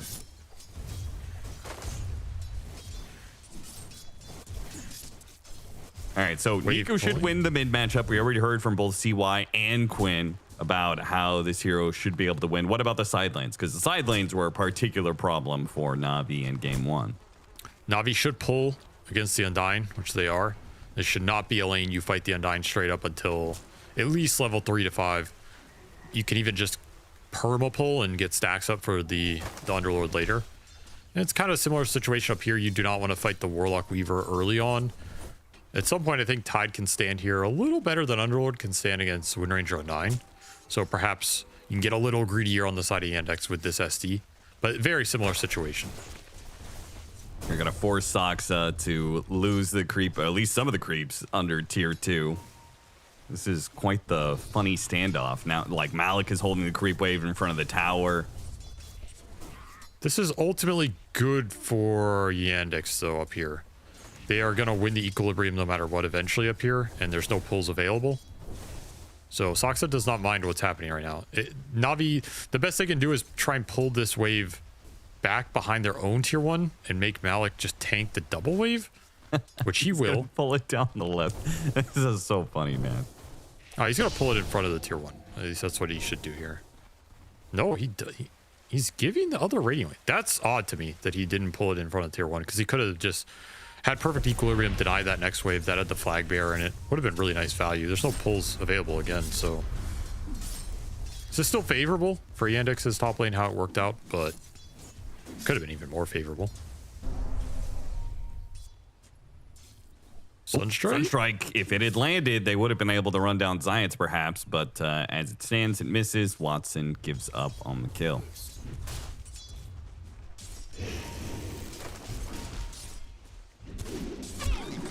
Shackle lands bottom. This is an entangled Windranger. It's going to be a lot of damage. Yeah, look at him. Just being chunked down between the combination of the bonus damage off of that level 2 Shackle shot with the Tangled Facet and the fact he's missing strength from Decay. Bad combo. You do not want to die while you're pulling the wave. It's just conceding way too much on the lane. You're giving free farm to an enemy carry, and then you're giving them kills on top. Bad news down here in terms of the early start for PMA. Put in a very rough position again. Not much you can do about it, though. I mean, he's gone up against some tough lanes in this series. Jakiro Kez and now Windranger Undying. Like, I kind of feel for the dude. Yeah. Show him some mercy. Dear Lord. Corruption into some body blocks here. Still no camps available. Sox has just permanently blocked these out as Urdis has done his best to deward it. I mean, he has double sentries, killed all the sentries. He should get 1 spawn here. Soxa only able to block 1. He will block the small, but it's tough for a Warlock, man. This is a hero that wants to pull, wants to get the extra experience. Watson, great body blocks there from Zions. Almost resulted in a kill on Watson. Watson managed to slip on through. Still has a lot of regen, Healing Lotus, and 6 Magic Wand charges, and a Fairy Fire on top of everything else. Shackle shot turned back around on PMA. Gonna drop the Tombstone. They're gonna deal with the Tombstone. Nice and quick. The Sunstrike is gonna land off of that, though, so PMA is gonna get quite low. They still have a Blood Grenade. Watson He's just got to be careful, mind his own HP here, but Zayat's largely out of resources. Malady drops a blood grenade, still going for that kill. Shackleshat launches into Zayat. Zayat is going to end up dying. Watson is going to go for both now as he win runs, chases after PMA, and the final hit will come through a double for Watson off the laning phase. Watson has been cooking. He is absolutely in his prime right now. I haven't seen him play this well in a long time. He is absolutely just, like you said, cooking fools every game. His stat lines have been insane. They're playing the safe lane super well every game. They're putting themselves in a favorable position, but they are using that favorable position to extract decent advantages here, just setting themselves up for success. His Wind Ranger off to a fantastic start. Should mention that the Kez is right up there with him. With that first blood, Niku took over this mid lane. He has decimated Chira Jr. in CS. 34-19 to 13-4. What the hell? This is like game ending right here. What is going on? Chira Jr. needs Sunstrike kills just to get back into this game. He can't even lane. Like, this lane completely one-sided. Doesn't even want to walk anywhere near this guy right now. So big pressure point for Navi. You need to go to this Kez as much as you can. Zayat is trying to find the opening on Chira Jr. Gets the bushwhack on him, hits him with the blood grenade. Niku, Tornado goes out. Niku still puts some damage on Chira Jr. Deafening Blast trying to push him away, but the Raven's Veil will ensure it. He is gone. Now, Watson trying to get the revenge on Niku. Looking good for it, too, with the focus fire. Niku jumps over to the other side of the tree, still tracked down by Soxa. A zombie following him as well. Surely he dies. Indeed, he does. Heads up TP from Watson there. Kez is out of control, but the Wind Ranger with an early 6. Like, that's a very early 6 for a side laner. Even get the chase down on Zayat. So much damage. Man, this safe lane for Yandex carrying so much of the early game. Like, they're winning their safe lane and they're trying to turn this mid lane around. That was the one lane snowballing for Navi. Still a lane Navi can go back to. This Kez is mega strong with early Orb Corrosion plus Urn. Safe lane's also going pretty well. Weaver free farming up here. We'll dodge the Sunstrike. Get rid of the bug.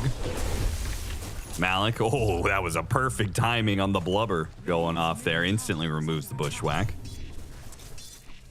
He's going to be tough to bring down this game. I guess you can get a sharpshooter break into him later. That might be your best bet, or just Kez running him down, but he's pretty much immune to the rest of the damage.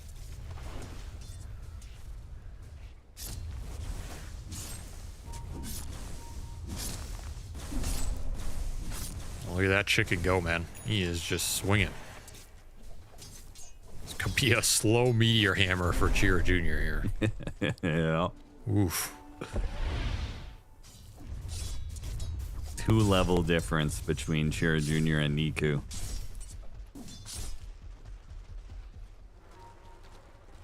Tornado Dispel. Now the question is, what do you do from here as your Kez, right? You already rotated supports into mid. Does he just like play as Dragonite, keep chipping away at this mid tower? Well, I think you want to just go fight as much as possible. Rotation comes through, got the juice, already bringing Watson low here. The wind run on cooldown. Oh, is that a misclick? Die underneath tower. I think that was a misclick by Soxa, the self-disruption. Very awkward. Now, we're left with 2 supports underneath the tower. Navi taking their time going for this dive. Where's the rotations at? I guess they don't really have a mid to help them save their safe lane. The Chira Jr. just needs to fully recover, and Malik not having a TP. There's nobody you can rotate. It's only the Tide, I guess, who can come in and ravage lane. He's gating now, but that's late to the party. That's a great connection from Navi, taking advantage of the numbers and their heroes that can connect really quickly. Didn't even need the Kez for that, as he can just sit there and take mid lane tower. It's the last hit as well. So 2 tier 1s going down within 30 seconds off of successful moves from Navi, and they are well ahead in this laning phase.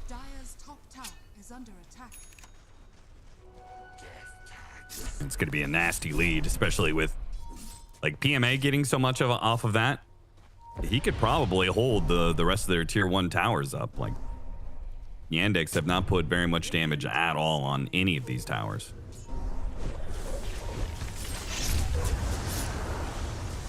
Tornado, good time there from Shira Jr. Man, even underneath tier 2, he's being just constantly oppressed by Niku's nasty Kez. This is what you're supposed to do to Invoker, is put something there that can win the lane, take pressure his tower, and just kick him out of those early jungle camps. This hero is terrible at recovering. It takes forever. At least till he gets that first item, whether it's, you know, Midas, Helm, Hammer, whatever it is. If that item gets delayed, he's just a creep. Unless you're getting Sunstrike kills, which haven't really come together here for Yandex. Very awkward game for them. Navi finding some holes in the armor. Drop the golem on him. It's still going to take a lot to bring this guy down. He's going to ravage off of this with a Sunstrike. They easily kill Zayat. I don't know what the game plan was there, because Malik, I don't think you can really kill him with the Weaver anyway. Maybe if you bring in Niku, now that's a little different. There's a hero that can actually put damage to cut through the Tidehunter's Kraken shell. A very awkward gank. Does get the job done. You should get the last tier 1 here. So that honestly works out in the end. I mean, that's maybe even better because you get the Kez involved. He gets some more earn charges, gets some more tower gold. He is super fat.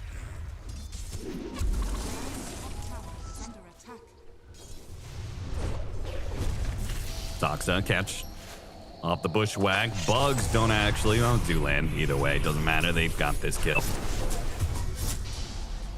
This is the Navi people expected in this series. Super fast-paced, very aggressive, dominating some lanes and just transitioning it into early map control. Don't let Yandex play their stack-style defensive game.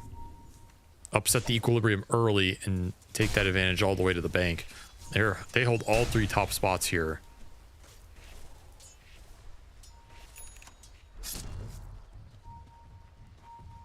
And now we'll see Yandex. I mean, it feels like this is kind of what the series should have been about, which is Navi winning lanes and then Yandex with their style kind of holding the game together and trying to stabilize things. So we'll see if Yandex can accomplish that part. They can recover here. Hammer's up for the Invoker. The Tide is still very strong. He can push waves out. And the Wind Ranger had that crazy good start. Slowing down now, for sure. Just a matter of how much space this Kez can occupy. He's just a menace on the map. No one wants to interact with this guy. So Niku's going to be able to play super aggressive, take space, take camps away from Yandex. Malik on the run. Every hero in the game is after him. He knows it too. The sad part is that because the gate, it ends up being very efficient for Navi. They rotate so many heroes over, but they just go back through the gate and they're out on the map again. Really not that much space for the rest of Yandex to work with. They got nothing out of that. It's just not anything to farm. Sox is doing his usual camp stacking, but you lost the tier 1 so early. This is an easy invade for Navi. Can just send the Weaver in here. He can scout it out. Limited stuns in this Yandex lineup to threaten Got the Juice. I'm gonna try here. Tornado half HP. Sunstrike's gonna do some damage if it lands. Instead, the time lapse goes out and he's able to get away. Malik is trying to close the distance. They can Ravage off of this. Throw silence on this Tidehunter. Ravage goes out and the Weaver will die. Actually, Ravage with the shackle shot on the side. Watson, he catches both Riddies and Niku. Now Niku, whoa, big turnaround though. That is gonna hurt. A Raptor Dance that gets him the double kill, and away he goes. A grappling claw away and out of the hands of Yandex. Oh, nice little snag there from Zayat to pick up the extra kill on Soxa as well. See if you can get out here. Might not be worth it if you give another kill to Watson. Yeah, but Nico's around. They can't really keep chasing when Nico's here. Look at the damage he puts on Malik. Bushwhack pulling back in Malik. Malik not getting any love from the Blubber. Will not be released from any of these controlled abilities. Now Malady in some trouble. Good shackle shot, though. That'll clear things out. Kez is an absolute menace. He's even going to steal their whole Ancient stack. And they got the Wisdom Shrine, got the juice with his Deso is going to show up after taking the Wisdom Shrine. What a shackle shot. Oh, dude, it almost led into a kill. Got the juice so low. Still has his ultimate. He'll finish off the Undying, and off the Warlock heals, he'll get away. What a pace NAVI are setting right here. Yeah. Beautiful last pick. It's doing everything for him in the fights. They have the backup of, you know, Underlord plus Warlock for some heals in early aura. This Weaver's giving you some extra minus armor synergy. And this Kez is just ripping this lineup apart. Significant lead now. 8K at 14.5 minutes. Not where an Invoker lineup wants to be. I mean, Watson is doing his best to pull something out of nothing here. Like, he is doing work with the Wind Ranger, but it's a Wind Ranger. Zero, it only really kills people with the focus fire. So he can only do so much. What happens if he's the one who gets ganked? Oh, the bushwhack just a little shy there. Zayat's overconfidence. He was going to be able to land that. Misses his ultimate. Watson still trying to run away from Niku off this amp damage. Looks like they'll collect the kill off the Kazurai Katana. No problem. So, despite the whiff, they still get it. Easy invasion for Navi. Yandex really struggling to stabilize this map right now. Their heroes are not that great at protecting each other in terms of the 3 cores. Very slow lineup. You Tide Hunter, Invoker, Wind Ranger. You need Ravage for the Tide to get involved. The Invoker has a very slow buildup and lost the lane. So it's just Navi taking advantage of the long cooldowns here. And they can also just do a very early Rosh here. If they want to just go in the pit with the Weaver plus the Deso, let Kez go to work. Could secure an early Aegis, put it on this Kez, he can get even more aggressive. But they have done a really nice job stealing camps from Yandex. That is a big component of the matchup this series. Disruption Meteor drop on PMA. Shot hitting Chira Jr. does some damage. PMA is not dead yet. He gets a lot of damage back out through that Firestorm. Not enough to kill Chira Jr. though. They just do not have enough backup. It's only Zayats and only Riddies just now joining them. Watson hunting for more. Caught by the bushwhack. Unable to find an extra kill. That's effectively a 5-man move from Yandex. Using all their support spells. Do you get that They're going to bring 5 heroes to the opposite side of the map. You might as well attempt Roshan. Such an easy Rosh here. Definitely give this to Niku.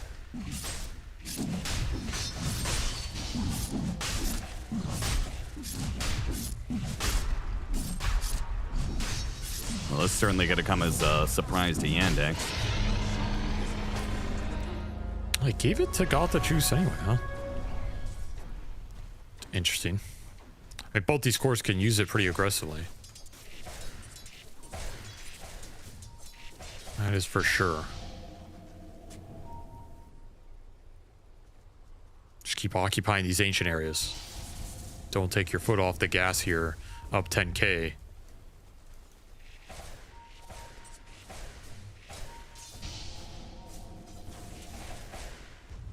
Yeah, if you're able to so effortlessly hold triangle, what are the chances that Yandex, like, is it even possible for them to keep up, stabilize this net worth?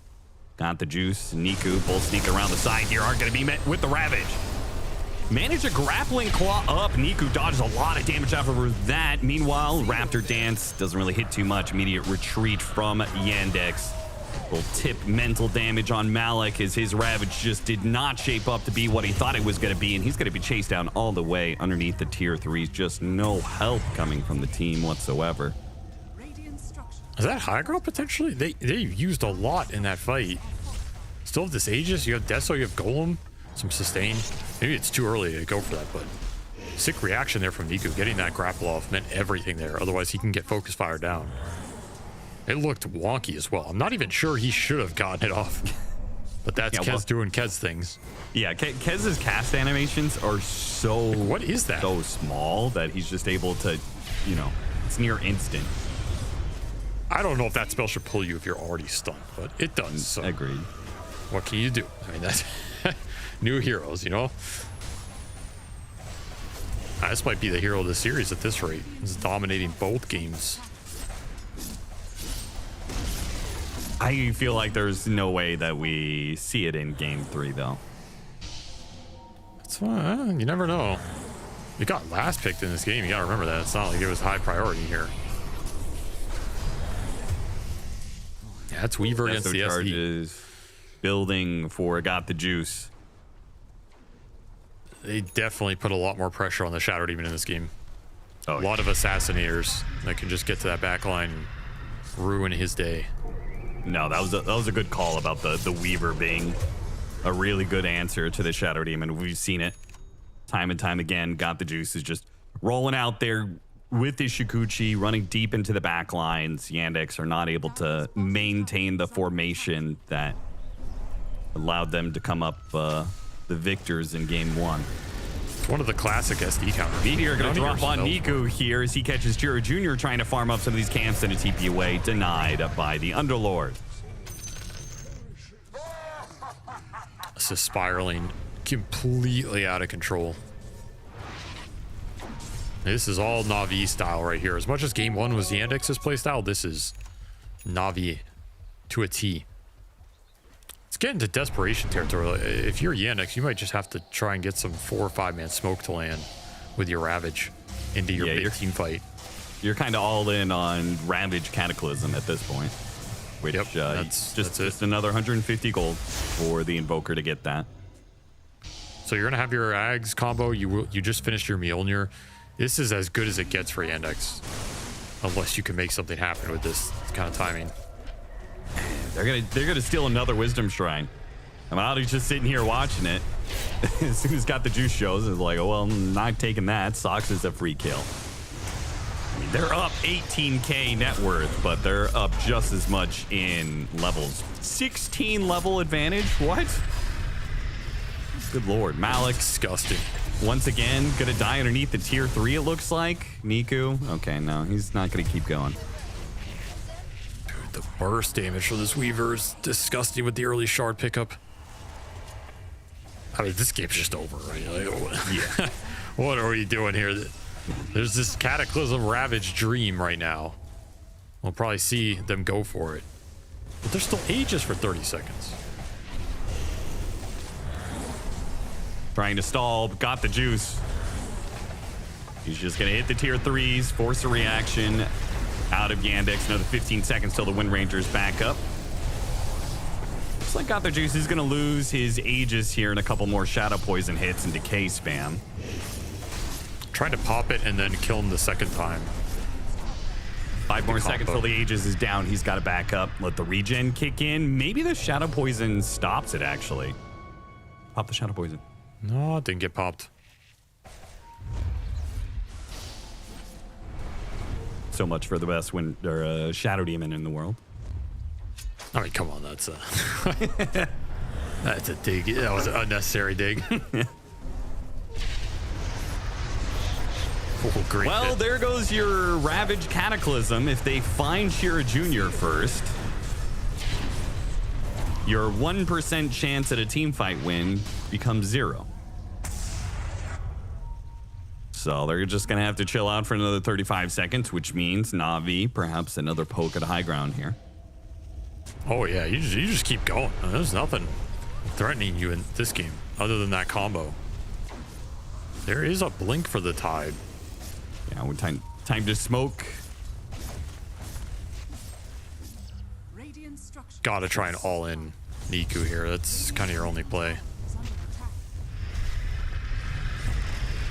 All right, 5 more seconds. You can make the initiation anytime. About now.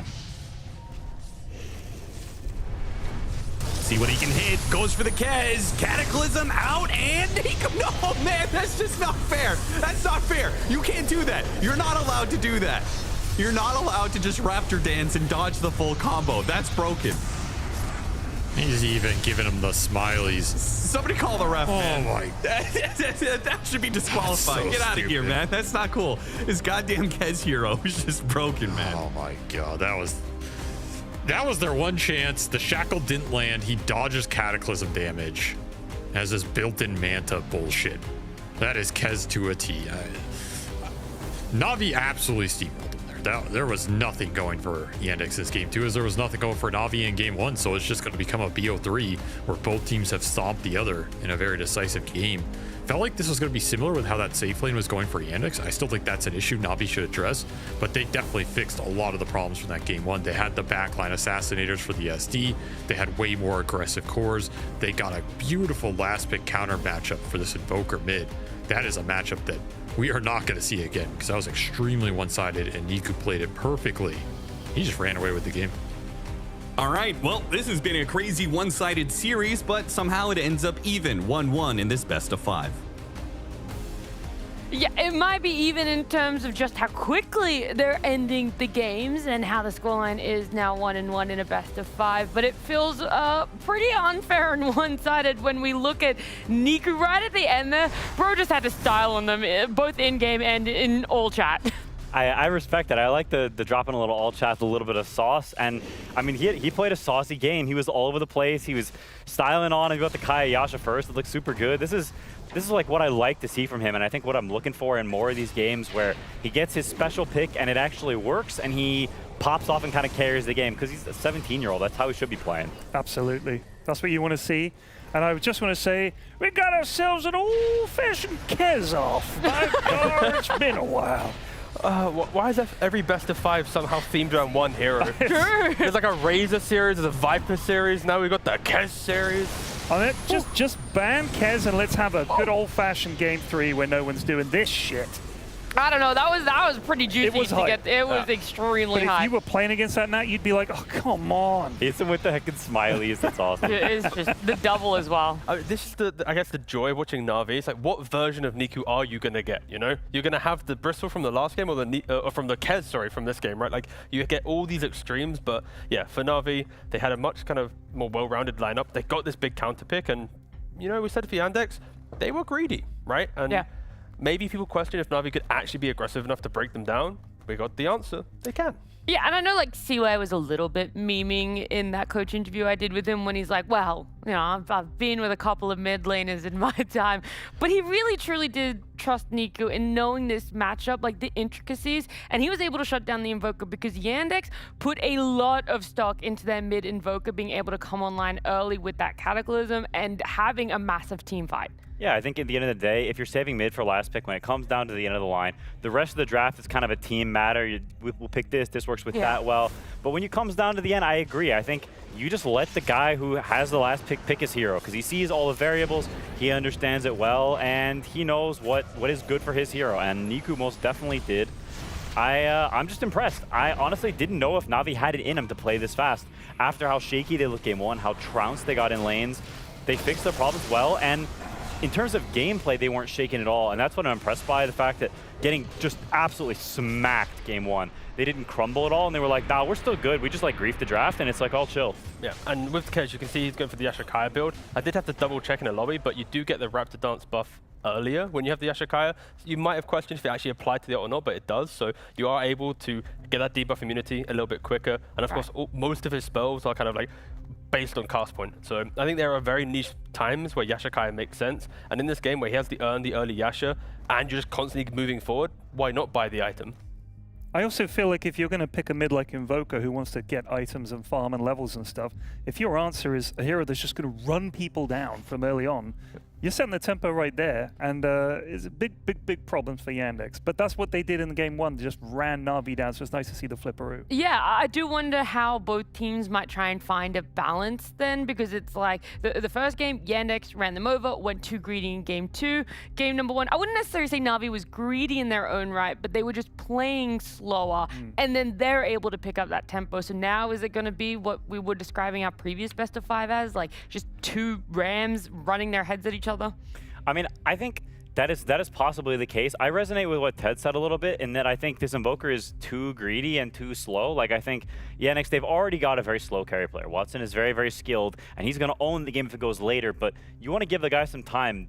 Invoker is kind of sit around blob man, I press Sunstrikes. I think Cheer Jr. is suited best on stuff like the Beastmaster. They can play through, they can open up the towers, gives them another melee beefy boy because their supports have been playing a lot of range supports recently. It means you want that melee mid. You want that dude who can go in and enable the rest of your lineup. This game, they don't have that. They have some AFK farming bot buying Meteor Hammer. Like this Invoker hero is also just kind of trash ever since they dunked on Midas. Admittedly, Navi did do well in the drafting for that, right? Because their end two bans were Beast and Slaughter. So the two that your archetypes that you were just talking about there. But does that force an Invoker pick? No. Probably not. I guess That's they'd have to true. pick something else. I don't know what that would be because I'm not a genius, but I think the answer is if they're like, oh, they're banning fast heroes, let's pick a slow hero.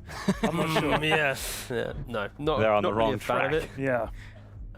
But I mean, also you talk about Invoker. I think Undying is the type of hero that you need to like. You don't crush lanes on Undying and just win a game in 20 minutes. This isn't like old school Dota where that's the way you play it. I think Undying to me is like the saving hero. You're playing on the shard later on. Like you need to have a good lane, but a reason to have it later. And I'd rather see Malady on like the Clockworks and these like random initiating heroes as well. Because like not only is your mid doing nothing, your Undying has no playmaking moves either. So yeah, unless they like Giga Crush lane, got 3 items each, and then dictated the game on Ravage Cataclysm, sorry.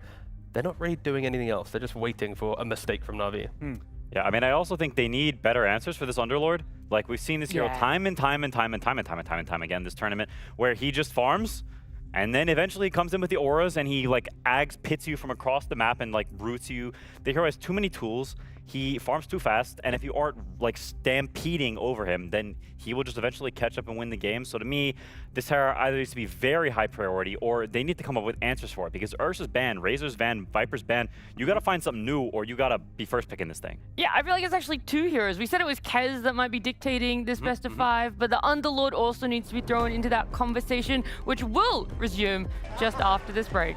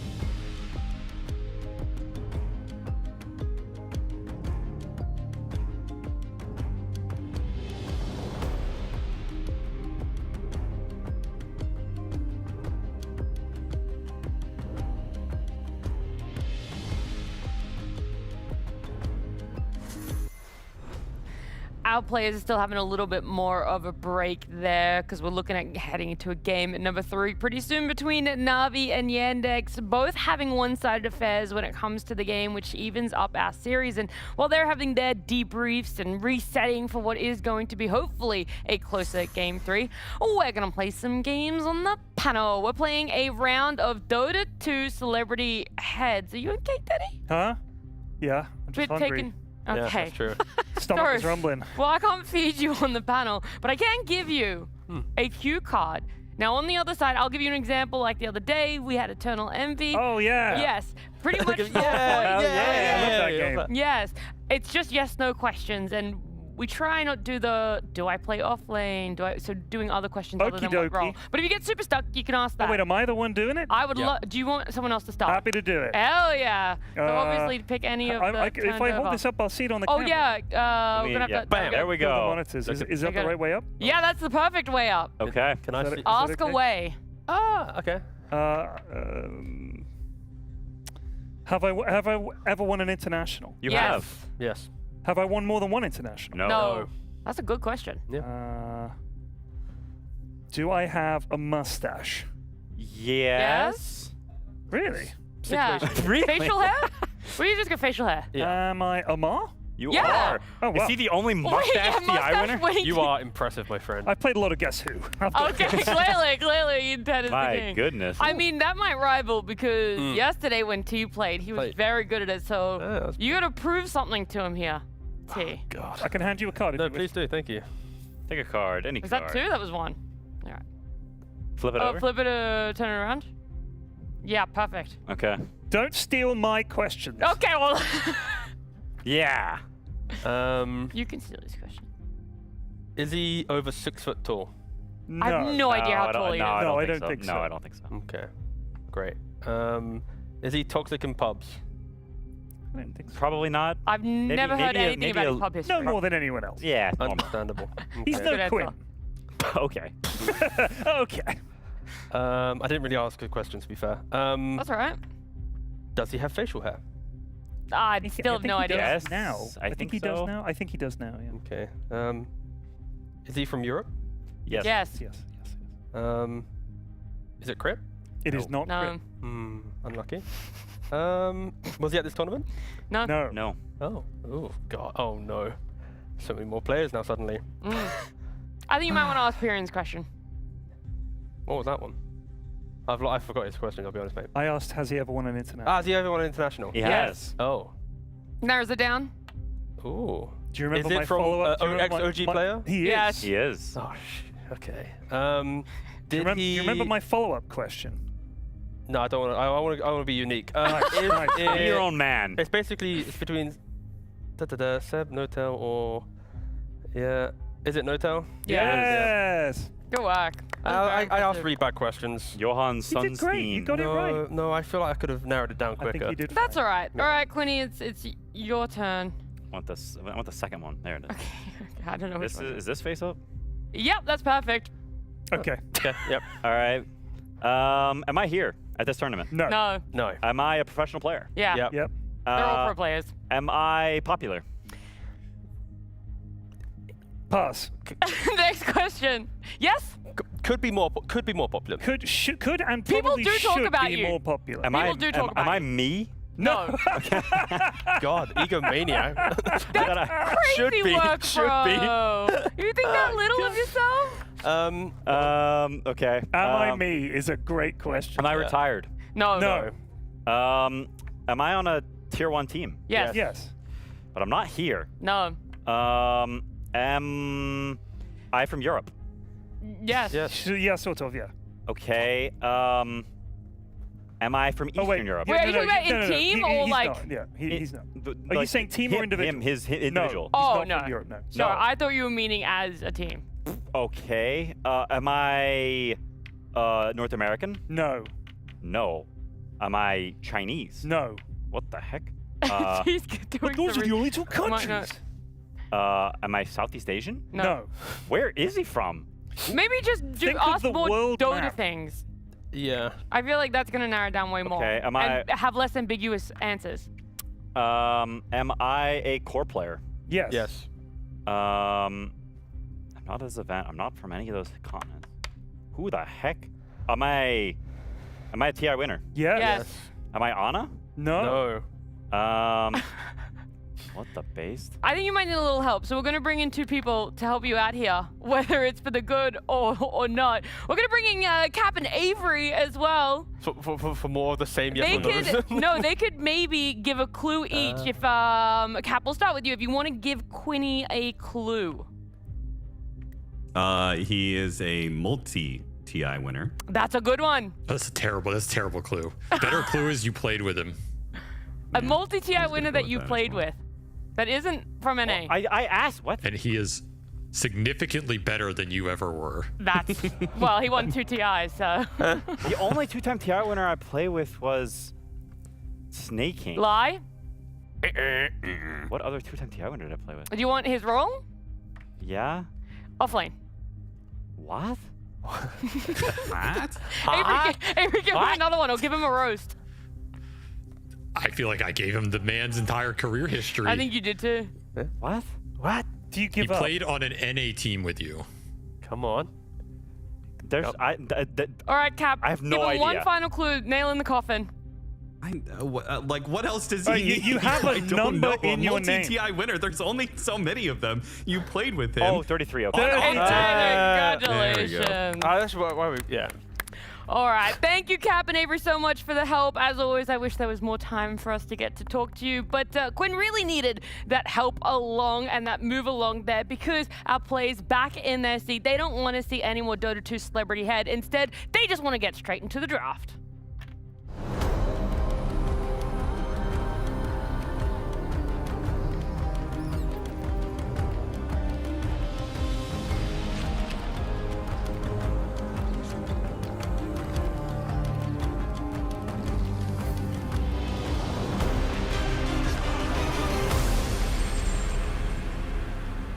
We got to have a lot of fun in the break, catch up with Cap and Avery a little bit, play a little bit of Dota 2 Celebrity Head, whilst the players, well, they were slogging away thinking about what exactly they wanted to be able to draft for themselves. And what isn't left in the pool, Bat, Razor, Ursa, Chen, Underlord, SF, and Tree. So I feel like that Ursa ban coming out did prompt the Underlord to also be taken out there. But they get the Jakiro, who's been a bit of a powerhouse so far, and they get the Frogman.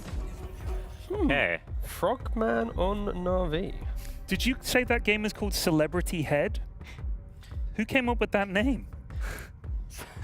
Somebody who was feeling a little spicy. Just a little bit. Brave. I mean, Largo can lick the Jakiro stuff off. I guess that's their idea, is offlane Largo. Jakiro's slow damage, Largo is slow heal, something like that. So far, they've only played it position 4 and 5 in the group stage. Again, I feel like due to Navi's kind of brilliance on the hero in the last couple of days, you could assume that maybe it gets promoted to offlane. But again, if PMA hasn't been playing it in pubs, you don't really want to throw your offlane on a hero that's very kind of niche in regards to like the farm pattern stuff. But yeah, so far, only support for Navi. Okay, good to know. Then if it's support, then it's another one of those situations where I'm like, why, I guess? Like, Warlock's in the pool if you wanted to pick a support. So the fact they pick a Largo here is like a little peculiar, maybe? But I mean, it's not the end of the world. I do have another peculiar question. Do Navi just really prefer second pick? Because this is 3 games in a row, Yandex the first pick. I have not seen the priority at any of the drafts. Yeah, it's just interesting. I mean, at some point, Navi would have had to of course, yeah. pick that second pick for themselves. Again, with Navi taking second pick, I feel like if they can utilize how they got Kez into Invoker, like they tried to bristle into Beast. Like it's been 2 games in a row that Niku's seen his matchup, picked his hero. It failed, then it worked. So the assumption is they are relying on Niku to be like the X factor in these games. Why are we down on the Frog? I think he's looked pretty good so far. I'm not down on the Frog. Maybe just in playoffs. Core Frog versus support Frog. I mean, a core Frog. You get the Ags. That's nuts. So that Navi aren't doing that. They're putting it in the support. They're just that I'm not such a big fan of. Yeah, that's where the question mark comes at. And sometimes as well, if you're playing the core Largo and the enemy team is just faster at playing the game, you're not really going to get to the Ags or that critical point where you're like, I'm doing things. That's such a great hero model. Look at his little He's so cute. His the haste belly animation is beautiful. Like him like full leaping through the map. Yeah, that's so good. I love his little friends. His friends are the best part. The little tiny guys. They're adorable. Yeah, it's a great design. Well done, Valve. there should be more cute characters. I feel like there's like all these scary characters and like Chads and stuff like. I want some. You want some more cute stuff? Yeah, give me some cute characters. Sure, why not? Yeah. I don't know what they're looking for in next phase. It's hard to tell because the Largo is quite ambiguous. If it's support, then the Underlord, which they picked out the phase last time, is banned. They could go for something like the Kez if they want to flex it. They can go for the Mars if they want to ban the Kez. They have some options, but you definitely need to do better in the lane against this Jakiro than you did last time.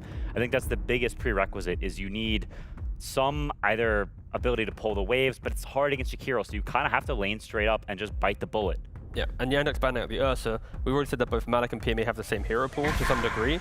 So the fact that they're kind of taking that ban, Navi then take the Viper, so I feel like they were trying to protect the open pick offlaner here, like the random tides or whatevers, but the fact that Navi do lock in the Viper, it now kind of threatens Yandex's ability to try and go for the kind of the beefy offlaner pick that Malik would have wanted to go for, at least in this position.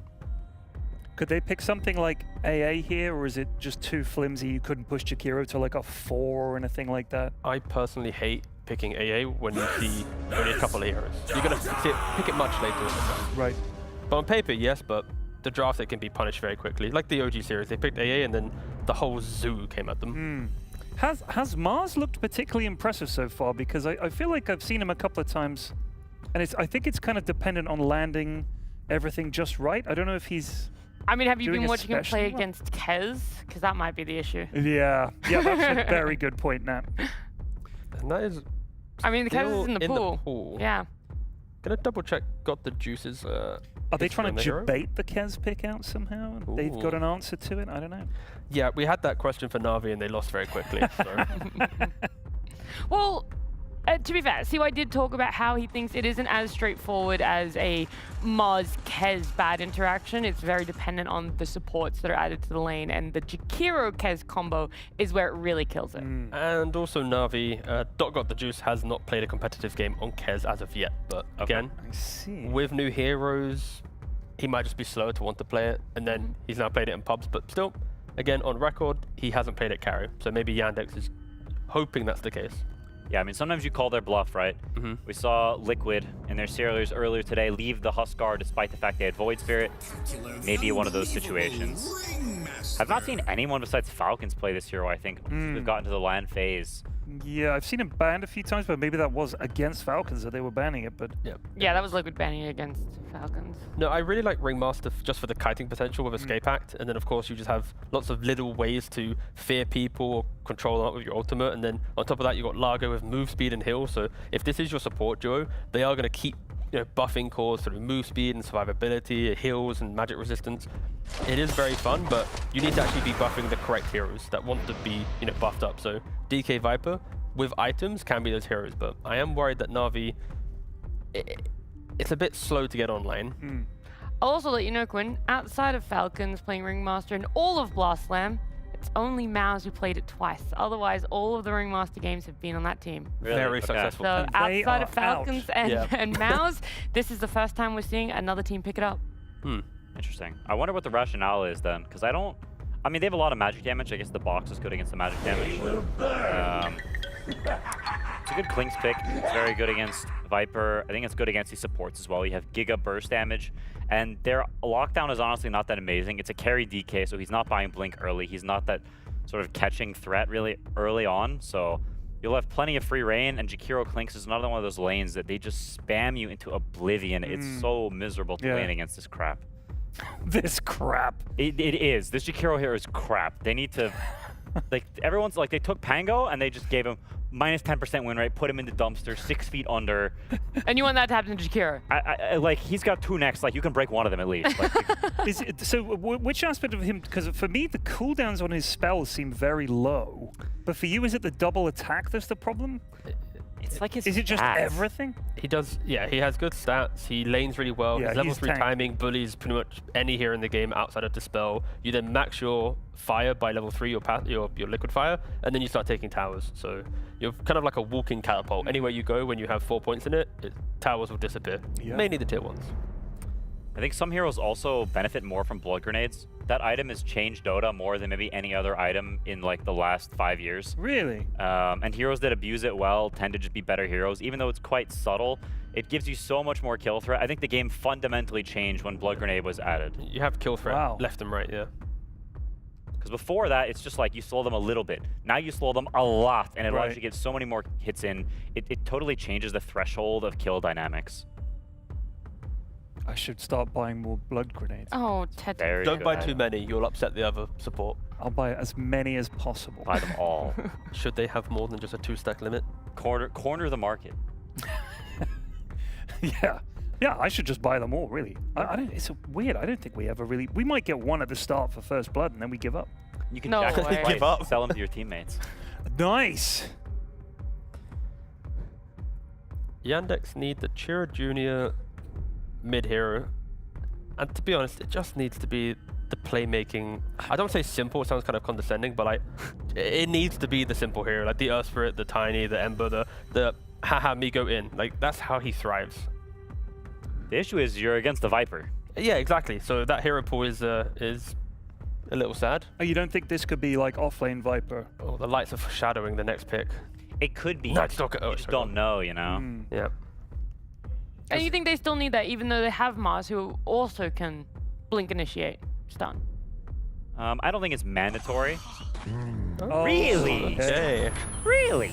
That is quite greedy, I've got to say. But to be fair, we already mentioned that Navi need a bit of time to get online, so this is a very different game in that regard. But what happens if Viper and DK move around the lanes and now suddenly like you can't just Kez again to the mid lane, right? Like, I mean, I'm just saying. Like DK could technically go off lane. Yeah, Viper you can could go carry off lane, Kez DK, get a blink, Viper. Yeah. No matter what, yes. This is kind of a big cojones move saying, we lost with the Invoker last game, but you know, it's not a problem. And if you want to Kez me again, then so be it. Like, I actually respect this from CJ, and I think, what did they pick? Oh, yes! Gunka. The boat, man. Gunka? As I understand it, he's terrible, but I love this hero. Why do you love him then? He is not terrible. Why do I love him? Yeah! Because look at him. He's so jolly. Okay, so it's the persona of Conker you love. Yeah, and he's fun to play. The idea of him. He's fun to play. How do you feel about Rum? The Rum is cool. No, I don't like it in real life. Oh, okay. Too cool. sweet. You know? Yeah. But either way, Navi are going to utilize that Rum quite nicely. Yandex's damage is, again, a little bit lackluster. Mars for setup and everyone else for setup. So if you do get that, the Rum onto the lads, you're going into the middle of the fight, it's going to look pretty good. Try killing anyone. Like, you've got Viper is hard to kill, DK is hard to kill on their own. Yep. You've got the save from Ringmaster, you've got the heal from the Frog. All right, he's not Core Frog, but he's still pretty good. And then you've got Rum buff on top. Good luck. I mean, they're going to have to utilize the control of Invoker and then pretty much wait for Clinks to get the Deso, the Daedalus, the Axe. Then they will rip through them. But I feel like Navi have kind of concocted this timing as a team that they can play on all these buffs and stuff that you were mentioning. Yeah, I mean, it is the Wex Invoker as well, so I'm curious to see how this lane goes. He's playing on the EMP. As opposed to the Forge Spirits, it matters a lot for the laning, and if Invoker loses lane on cost Wex, that hero becomes a gigantic burden. So if the lane goes a little poorly, we could see another useless AFK Hammer Invoker. I do want to put out the PSA as well for those watching at home. Yeah, players are sitting in the dark. We're having a bit of a light issue, so as much as they're used to this in their home setups, we don't necessarily want that happening on stage. So the game is going to be paused for a little bit while we fix those issues, and that gives us way more time to get to talk about the draft and what we could foresee for Game 3. Hopefully a more even Game 3 too. Oh, okay. What kind of Kunkka do you go in this position? Like, how are they going to make him work? Do you go for the playmaking Kunkka who gets like blink, ags, and shit like that? No, no. Yeah. What do you have? All right. Get in there, You've offended Quinn's whole family with that suggestion. My lineage. 2 steps back, all right? Let's start with a Blade Mail, all right? Okay. There's a I like Clink, that. there's a Jakiro, they want to spit at you. Now the blink. Bam! Now, yeah, exactly. And then you X-mark yourself, and then... You get to blink, that way you can catch these slippery little snakes. What do you think X of Mark the Yeah, but you spot gotta calls? get them. You don't need that. What? You blink X, and then there's no way they can get away. What about if they press Yules? What? But then you blink and you... They buying wouldn't do Yules, that. Quinn? They wouldn't do that. It's unsporting. That's true. Then you just torrent where they're used. Yo, you're all washed up, thanks. Yeah, I fully am. So what do you get on him? Blade Mail, and then you could debate if Axe is relevant for the game. That's kind of the default build. But I think AC, BKB, just more things to just kind of buff your team. Sometimes you can go, Pipe or Crimson, depending on the game, but it's Blade Mail into something to enable the team. Dude, they look kind of cool in the dark. Like they look like this. I was saying this is almost like the game we were playing before, where it was guess the Dota hero. Now it's guess the Dota player, where you just have to try and guess who that is. Don't look at the names in the top left. They're like enshrouded in the abyss. Who is that? That's PMA. That's PMA. Yep. Oh shit. Is that Niku? That's got the juice. That was They're changing it too fast. Yep. Malady. Cheers, yeah. Is that Malik? That's Malik. Yep.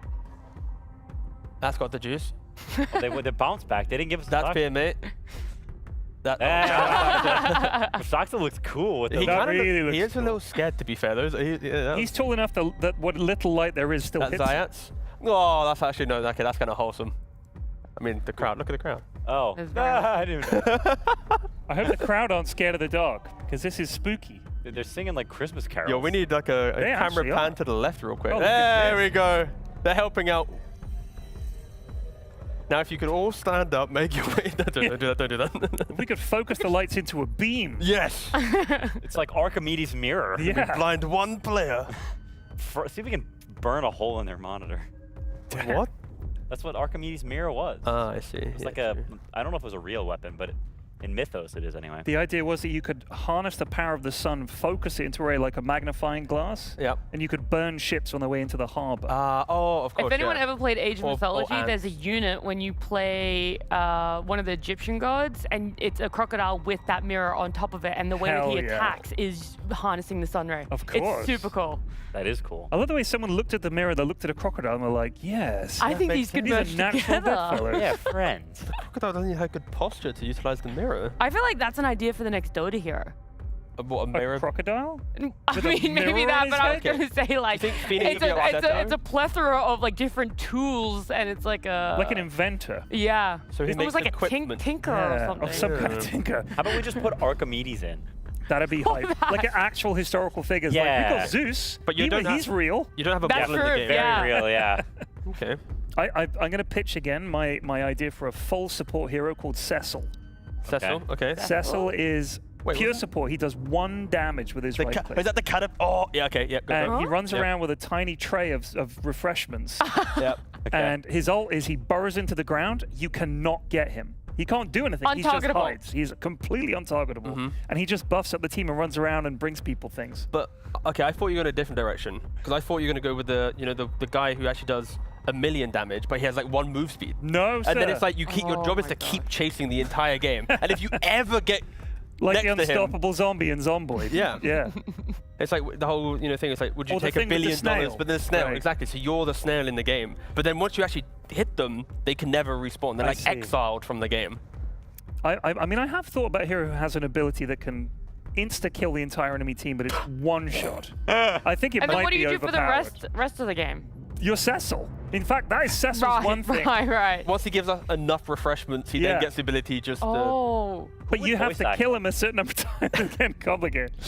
Cecil the butler. Would you like some drinks, sir? He's like a butler type. Yep, okay. That's it. Are his spells like the different I was going to say, have you thought about the different refreshments that you would give him? I mean, it has to be tea. Perhaps a cup of tea. Of course. Some toast, sir. Something like that. Okay. Just to refresh you. All right. I just thought maybe you would have had a bit of No one would want to play maybe it. Maybe like some pate. Yeah, some pate. He's got a cloche with various things under it. You're all looking at me, and that's probably because you're wondering what exactly is happening with these tech issues. Well, like I said, sometimes issues, they're not going to resolve themselves, and so whilst the game is paused, even though we've completed our draft, we're going to go to a break. Of course, as soon as these lights come on and the game is ready to resume, we'll come back and give you all of the action for this best of 5 Game 3.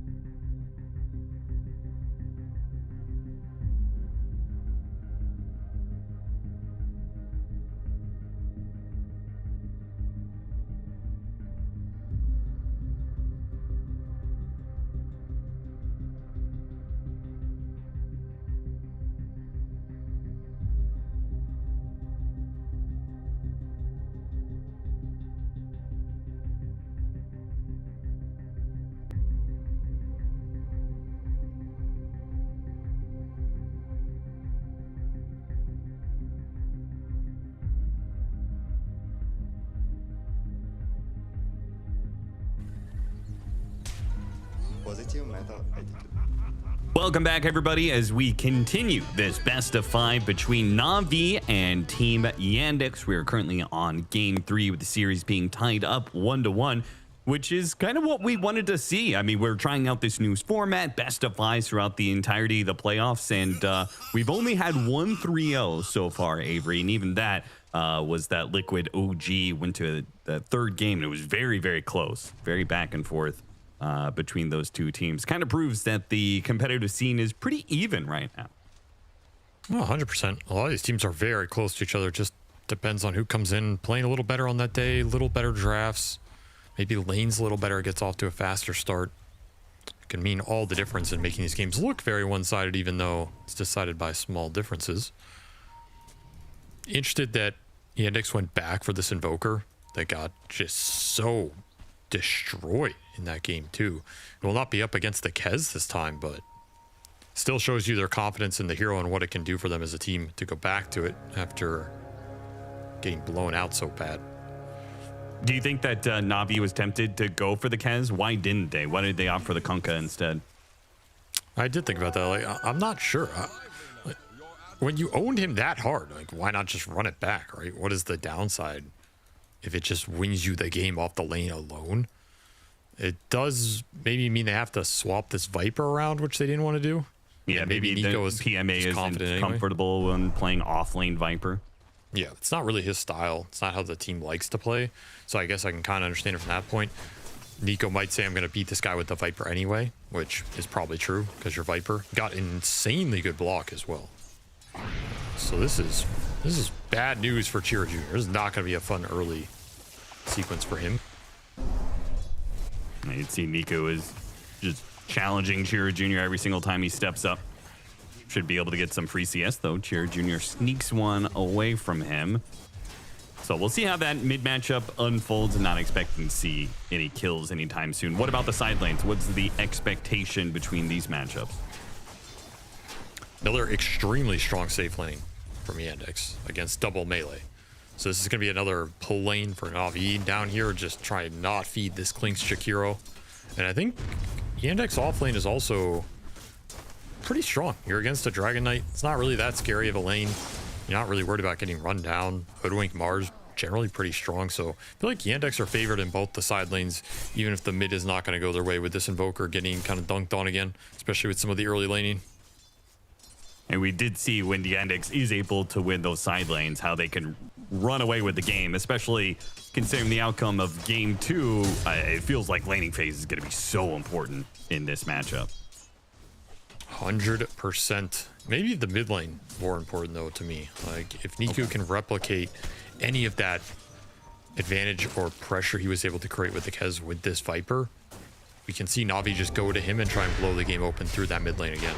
Very good target to attack. There's the first blood. Easy rundown for the Dragon Knights and Ringmaster. Dangerous lane, and they get that very important trinket over for the Ringmaster, though he got the Funhouse Mirror, the worst of the 3. Not super useful here in the early game. Kind of surprised they were able to get a run down with a bootsless Dragon Knight onto a Hoodwink. A nice little find for them.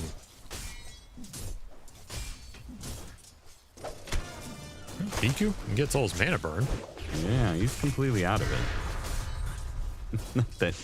Not that the Viper necessarily needs it. Just right-clicking you and having corrosive skin is also good enough to make successful trades. PMA, final hit in, trying to block off with the trees. Malady goes for the dive. Oh, hits it with the torrent. He's gonna die. PMA, he lives and gets the kill on Jakiro. What a clutch move there. The tree being planted and then into the torrent. Fantastic stuff. Smooth moves from this double melee offlane that you gotta remember how hard these guys got destroyed by that Jakiro in game 1, and now they're finding some extra kills, pulling the wave. They're doing completely fine, especially after that.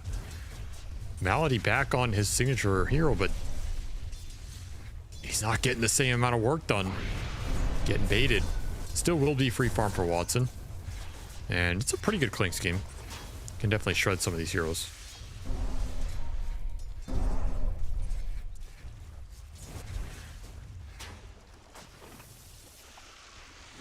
Well, with Nico having no mana like this, up against an Invoker who did go that the Wex build, the Tornado and EMP pull-in. What is the point of going this facet?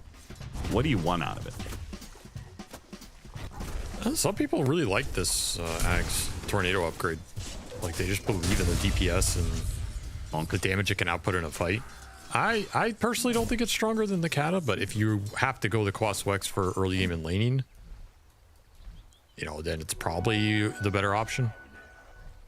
It's kind of a hard spell to the see shard is better on this facet. I like it. That EMP can be really debilitating in team fights with the pull-in.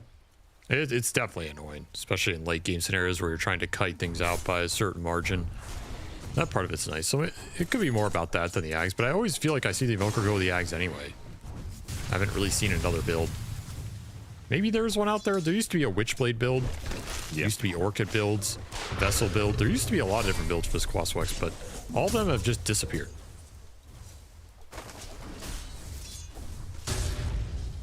The battle that is happening in this top lane. Both duos able to get kills off of their combinations. They keep trading back and forth. Nice EMP burnout on Niku. That'll limit him being able to do a whole lot. Just has a Mango to work with now. So Chira Jr. will start hopefully be able to recover some of this CS. He's not that far behind compared to what happened in last game. No, he's basically even as Niku has to invest in some extra regen. He's doing way better than last game. I mean, you can't really do worse than that. So anything here. TP coming in. Sox trying to, is he trying to match Riddy's rotation? Like he knows Riddy's is making a move here? Because otherwise it feels like trying to make a move this early on the Viper doesn't seem really warranted. Zayat's gonna need some help here. PMA hits the Torrent on Soxa to slow him down. That might have just been enough. The last dual breath taken away out of him. He's gonna go ahead and just heal himself with the catchy lick and pop the healing sound. We'll be fine. Well, Dispel's always nice against Jakiro, proving their worth here. You don't get the chase down even with the early boots. And the Viper is 6. For Chira Jr. A nice rune for him, as this Viper 6 is always a decent kill threat. That's why he invested in these mangoes. He wants to look for it. Another reason probably all these supports are around mid right now. But I don't think he can go for this. The resources are way too high on this Invoker, especially with Shield Rune. He has defensive capability. This is not the same Exort Invoker from last game. Much tougher target to commit on, especially when TP support can come through. Man, got the juice just tanking up this tower. Really wants to put the pressure on with the Siege Wagon. He's doing so successfully. Pulled back into the Dragon Tail. Here comes the whip. Big damage on Malik. He gets off the spear before he goes down here. A little bit more damage. And look at that spear setup. Straight into a two-man bushwhack underneath the tower with Chira Jr. coming in. Not only to defend the tower, but the Wisdom Shrine. Yandex walk away the better for it in that engagement. He almost lives there with those stones coming through. Gonna fight for Wisdom Shrine with the Jakiro. With the Pass on to hitting two different targets, though. Malady is certainly going to die first here, and Watson is not able to threaten anybody quite enough. A little bit too greedy out of Yandex, trying to get too much on both sides. Very aggressive move considering the lane didn't really go Malady's way earlier. He's not the same level 5 or 6 Jakiro as we saw in that previous game. Viper's just so strong around these early objectives. Very tough hero to fight into unless you have overwhelming damage. And this Clinks, I really like Clinks as an answer to Viper. It feels like one of the few heroes that actually threatens this very meta mid. But this early on, it's not like Clinks is doing too much to Viper. No, not a good matchup for him early. Gets way better later. Nice pickup on Riddy's here, trying to secure 8-minute power move, but look at this rotation from Got the Juice. Comes out of the safe lane and cuts over to bring down Chira Jr. One final deafening blast to try and help out his team, but Malady will not be saved by that. Arena goes out. Here comes the Clinks, throwing in some pot shots. Finishes off PMA, now focusing on Niku. Can he kill this Viper? With Malik there on the other side, Niku sure to die as the final hits. It finishes them off. Deathpack keeping Watson alive for now, dodges the dagger and gets away with the invisibility. Malik, while missing the spear, should be fine to retreat. Got hit by the Dragon Tail. Now the follow-up whip. Watson, he's got plenty of resources actually. 11 magic wand charges, healing lotus, sunstrike that lands on Riddy's, and the high ground hit that also lands. High ground wards both on that spot. for Yandex. They really wanted to fight in that location, just trying to flank this area. They got a really nice arena. Boat Rum did its job. This is going to be a very tanky lineup for NAVI. It's going to require a lot of DPS to bring some of these heroes down as the game progresses. I like the Dragon Knight swinging into that play, though. He got a lot out of that. Yeah, he did. Got the juice, showing up 5-0 at the 9-minute mark on a safe lane DK. It's kind of wild. This is usually not a safe laner that finds himself in a lot of those early fights successfully. Watson again with the early rotations. He was doing a lot in that Wind Ranger game, trying to salvage a bad early game. But this one, they're trying to pull ahead here as they already have the net worth lead. But a good grab, catchy lick saves him. Dragon Knight's done. Onto Chira Jr. They'll actually get the better of that situation. Not entirely sure what that Viper Strike was, but you know, it's fair enough. They got the kill. More Dragon Knight involvement. Got the juice. Reading this game perfectly. If Klinks is going to join these fights, then you have to be able to bring your own firepower and not get outnumbered. He is definitely having some impact here. Another huge Invoker kill. Delaying that Midas. Now level 8. 6-0 start for him. He's getting all the last hits to even get a D-ward. Navi not afraid to fight around this middle lane. It's an interesting idea from Yandex to like take the numbers advantage and run it into the Viper instead of letting him try and abuse your enemy mid. Yeah, it's not a terrible idea if you can surprise Navi and kind of start on him and burst him down. They just don't really have that early burst damage. Until you have Sharpshooter. Your Jakiro's really low level. Your Klinks is not dealing the big DPS without the Deso yet. I think he's just too tanky early. I also think Largo is too good of a counter to a lot of their damage, right? The Bushwhack, you pull him away, it breaks the Bushwhack link. Right, takes away much of Jakiro's damage with all those damage over times with the Dispel going on. And even just the repositioning against Invoker and Klinks stops a lot of damage there too. Speaking of that, Klinks got hit by a full combo here. Boat Torrent trying to save him off the arena, but the damage over time for the Viper is too much. And now Mal's going to feel pretty bad about this. TPing down, using the arena, using her full combo, and unable to save the carry. Great move. Coming out from Nico. That'll finish his Boots of Travel, so now he can join even more stuff pretty quickly here around the map. And Yandex, try as they might, still have not taken this mid tower. So Niku not even getting punished for that positioning and being in the bottom lane. Yandex not really getting too much to work off of here as the laning phase kind of devolves. See if they can keep playing their kind of defensive stack-oriented style. They kept their towers alive a little better this game. I mean, they lose that safe lane. The other two are pretty chipped, but they're still up. And it's pretty important to what they want to do around these ancient camps, especially for Invoker. You need to keep that mid-lit tower alive as long as possible. Man, look at this massive rotation. Niku straight to it. All that movement speed from the smoke and the Largo, they catch up to Watson. Multiple dusts if needed. Guaranteeing the kill. Navi, massive rotation. 5 heroes to this bottom lane. They're already pushing the tower, which I think maybe got Watson lured into that false sense of security. Like, they've already taken over this area and are taking the tower. Making another 2-man smoke rotation on top of that seems a little excessive. That was a very difficult move to read. Just almost random, but it aligned up perfectly. And because you have all that extra move speed, it doesn't hurt Niku too much here in terms of resources or his time. You are still giving more freedom to the Invoker, who has his Midas cooking. He's going to start to come online. We're going to get to see him play the game this time around as opposed to last time where he didn't even get to play Dota. That will be a big difference here, but they definitely shut the Klinks down. Oh, nice grab there. Riddy's long range with the Impalement Arts. That slow helps lead PMA into hitting the X. Should be guaranteeing the kill here. Pop the Dragon Form for it, so we'll see how much damage they can do to this offlane tower. It's almost done. You gotta get that last hit. 7 kills on the board. That is your net worth difference in this game. Dragon Knight's involvement. Definitely like to start hitting these towers too. You could even potentially smoke this DK to mid if you really want to look for like another Invoker kill into the tier 1.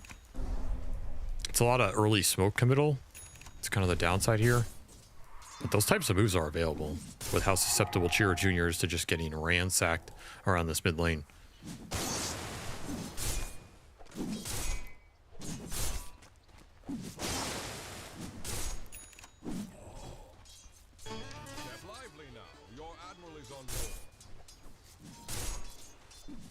You know, we talked about a little bit of that last pick, Kunkka versus the Kez and everything, but individually, Kunkka has been kind of a hit or miss hero, I would say, for last year or two. For sure. What? Mostly miss. Why? Yeah, mostly miss. Why do you draft this hero for the offlane? What is it giving Navi that they needed? Even more survivability. You know, there's a good argument that their lineup is just so tanky, and then you put boat run on top of it that they're just gonna hit this threshold where nobody can die. You have a Largo heal, you have Escape Act, you have boat run, you have the Viper skin, you have the DK armor. I mean, all of these heroes contribute to boosting the overall team HP up to such a high level that it's just a damage test for Yandex. If they fail that damage test, you're just gonna lose. You're gonna lose objectives, you're gonna lose Roshan, and they're gonna outscale you off of survivability alone. So it's kind of an all-in thing. Yes, it does feel very all-in, which means Yandex, they need to like bend, but if they could just stretch this game out, right, I feel like they're likely favored for it. At a certain point in the late game, yeah, I think Invoker Clink should out DPS this Navi lineup, but we've seen Viper scale really hard. And I think DK can also deliver a lot of physical damage here with the support he has behind him, so I kind of like this Navi lineup. It's scary to fight against in the 5-on-5. If you start Meanwhile, we are just going to see Navi getting pickoffs around the map as they are just much stronger right now, and it's showing. But the Axe is coming in relatively soon for the Invoker, and we do have the Deso done for Watson, so can still probably expect Yandex to try and make some aggressive moves, but largely just playing for a longer game.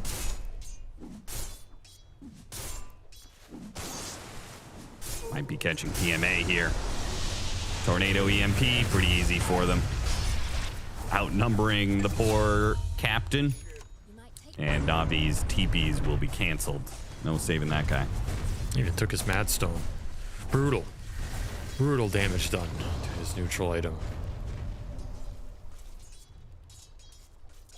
Nice little pick off. Kind of the first real gank we've seen out of Yandex. Get some Deso charges, as you mentioned. So you get that ball rolling. Get this Invoker involved in the game. I think this Invoker's already done more than he did last game with that one kill alone. So that's something here for Chira Jr. getting to play Dota. Expecting the jump to come through. They're trying to protect this Invoker shoving out mid. And their read would be correct. The jump is coming. Blink available for Got the Juice. He's just running it down mid. He is mega farmed. Oh, Chira Jr. is going to get caught farming this camp. They stopped protecting him because he was going to back up and hit neutrals, but this, I feel like every mid farms this area. It's such a good area to smoke to. It's a great area. That area, the bottom ancient camps. Yeah. Any of the side camps, honestly, if you can get to them, it's just a large committal to get to that spot of the map. But that was a really nice connection. They've had some good smokes this game.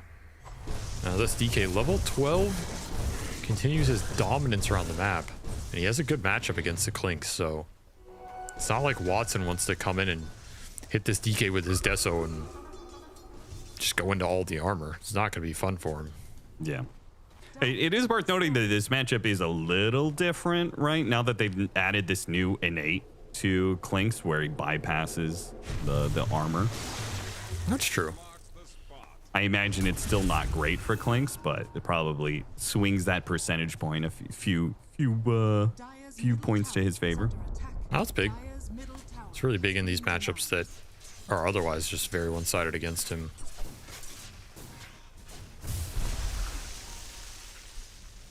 Some early acceptors for some of these heroes coming out. One for the Viper and potentially one for the Clinks. Very early ags on this Clinks if Watson commits for it.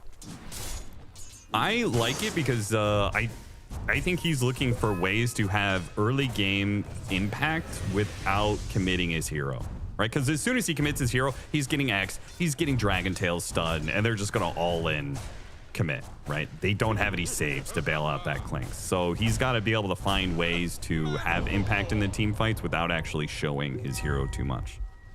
Also, if he gets Viper struck, all your attack speed goes out the window. At least the army still goes off.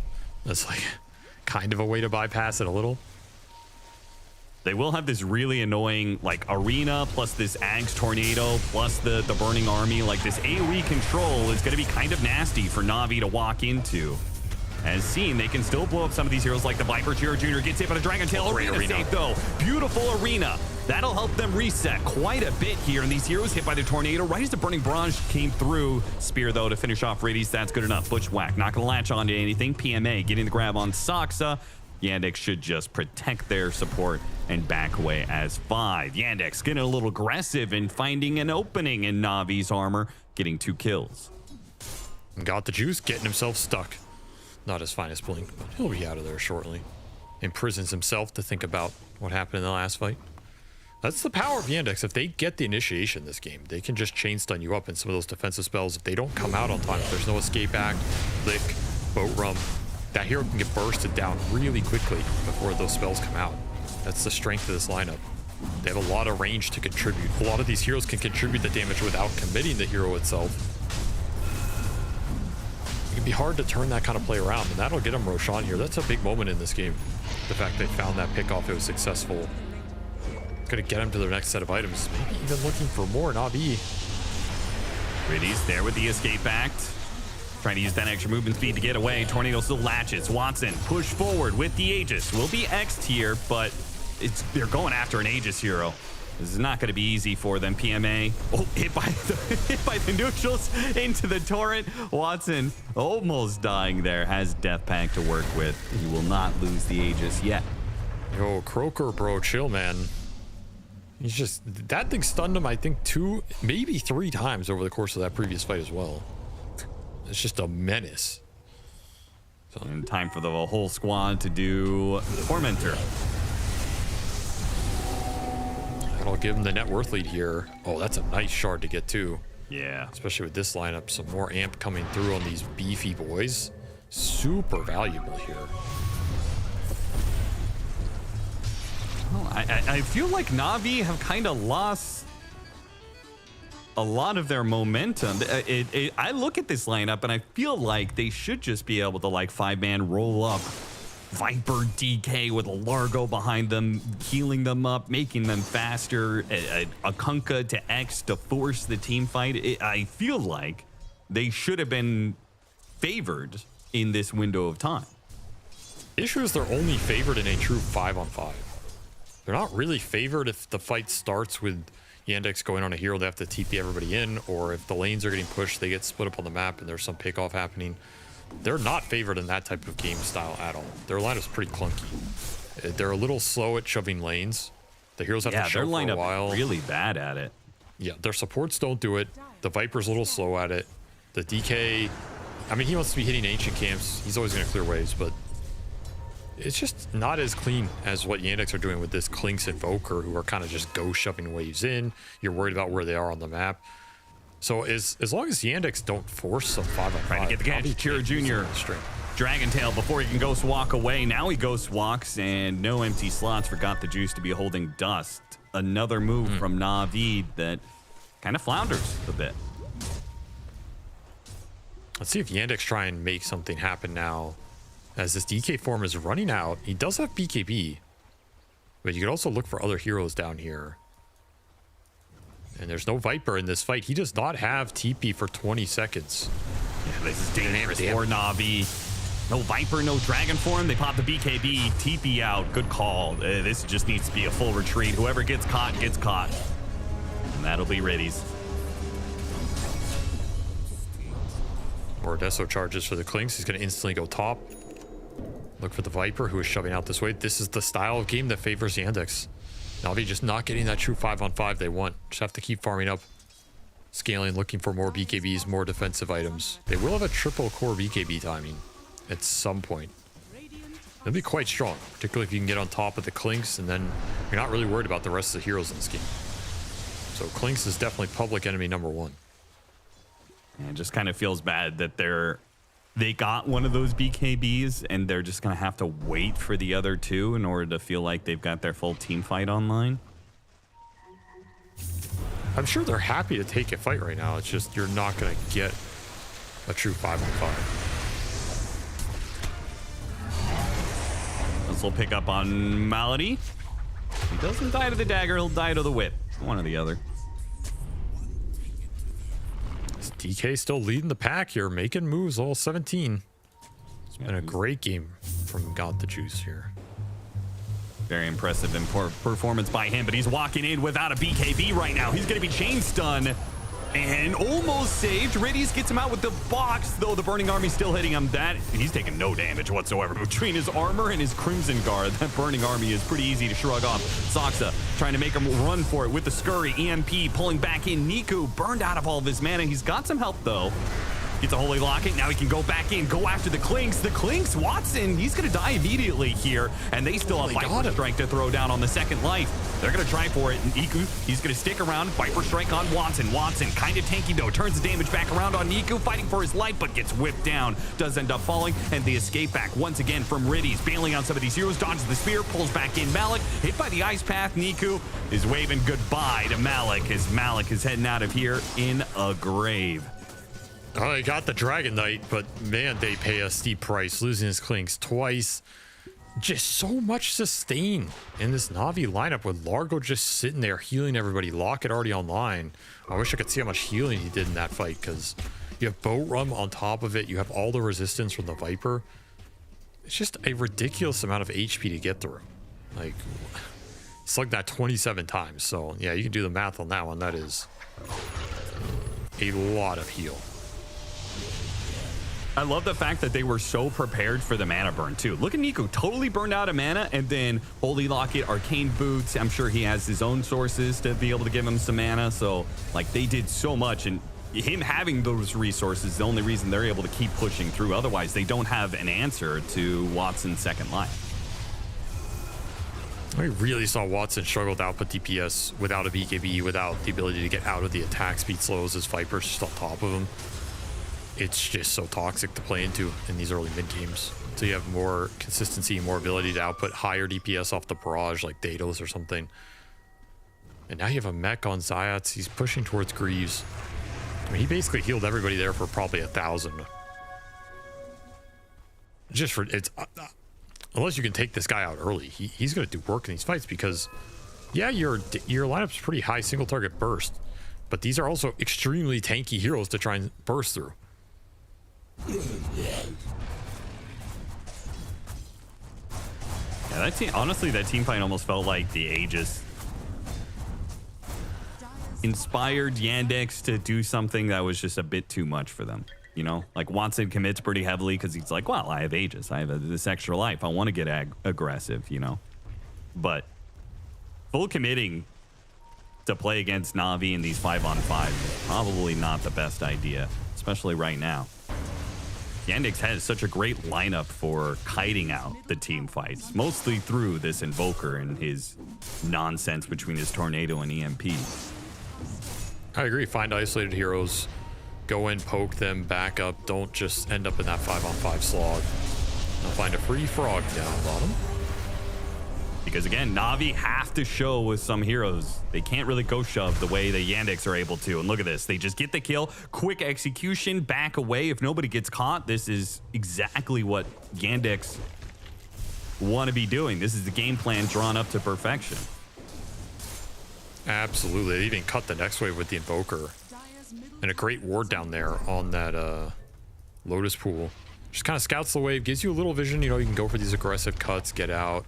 Those are the kind of wards you want deep on these lanes. You want vision of where Navi are sending their heroes, so you can keep the rat pressure up, not get caught, and then set that pick off play. That's what's going to build you a lead here. So executing that one pretty well. I think that being said, Navi do have this big objective right around the corner, Roshan. Every Roshan fight, I feel like it's just an opportunity for Navi to take the game. I would agree if you had your Daedalus that unfortunately just got sniped on a courier by a pirate squirrel on your side of the map. Yeah, that's a huge pickup for Soxa. I mean, this Roshan's going to spawn while that's dead. What is doing out here, man? He's doing God's work. That's what he's doing. He just took an entire Daedalus out of the game for 2 minutes while Roche is spawning. Gets a D-ward, and now Niku's just dead. How the hell is he there? I don't know. I mean, he got speared a little out of position, but there's no way he should be all the way out here. Saksa finally does get caught on his adventures through Navi's side of the map. This is all potential Roche spawn. Like, you can't be just wandering in the river alone. Yeah. Agreed. If he has escape act there, yeah, I can understand it. You can pop BKB out of it. You're in a tank a lot. You're not going to go down that quickly, but Navi giving up some big openings here during subjective time that is likely theirs to take. I still have to believe they're favored around the Roche pit if they can just set up vision there and like let the DK start doing it, make Yandex fight into them. Even if you jump with some crazy arena. It's just triple BKB core with Boat Room, Escape Act, Largo heal.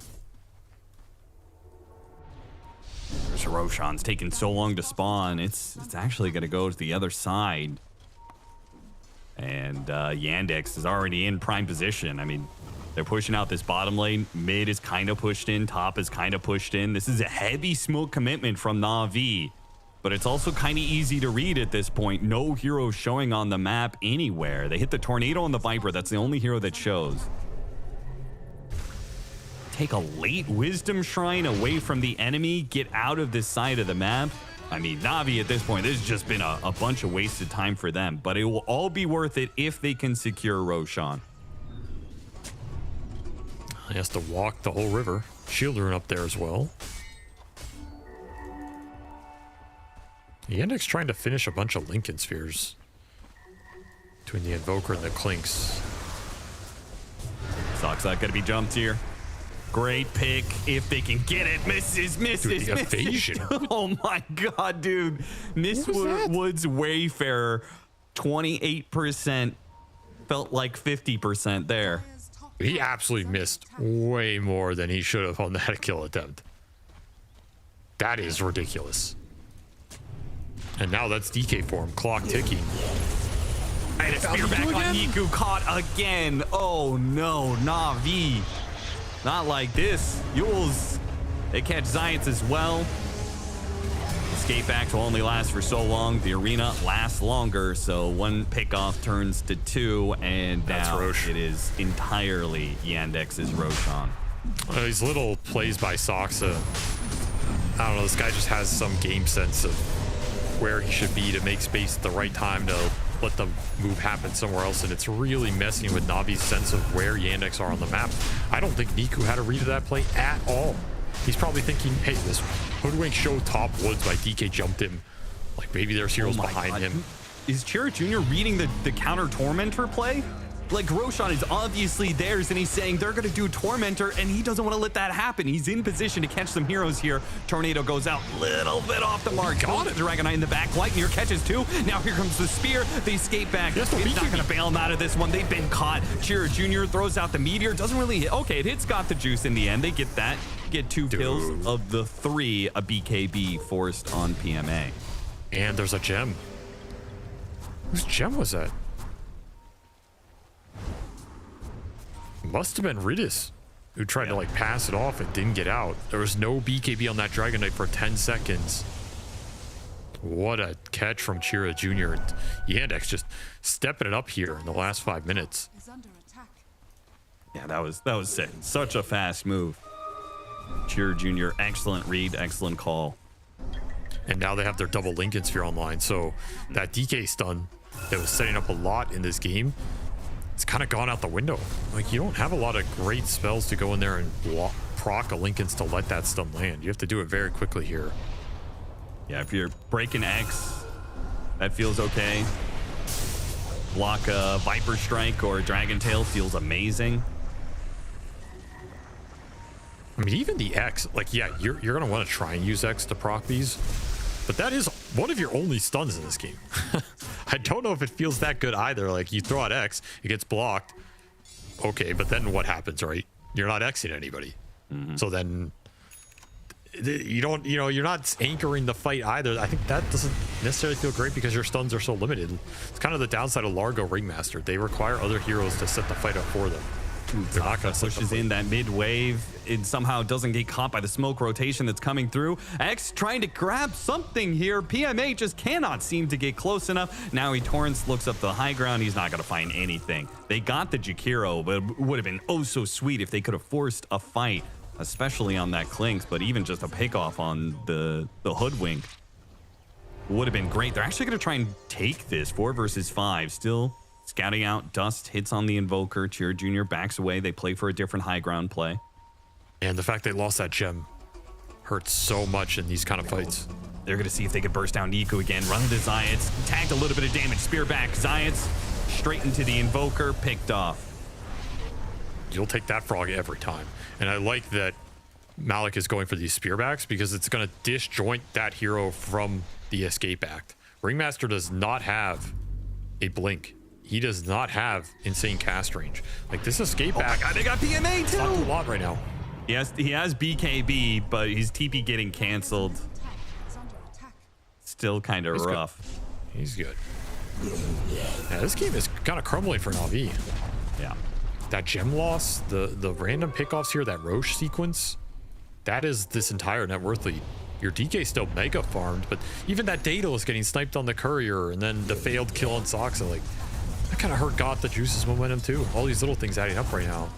Still a minute and a half on Aegis, but there's the nullifier, so now you don't even have to worry about escape back. That's right.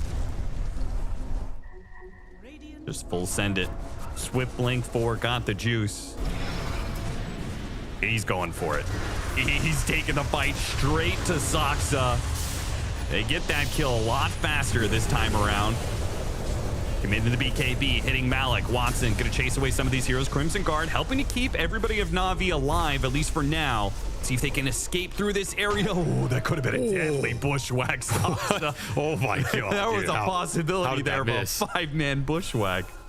There was one tree alive there on that corner. He almost hit it. That looked like it was gonna latch like 3 or 4. Yeah. Maybe you should buy a Gleipnir or something.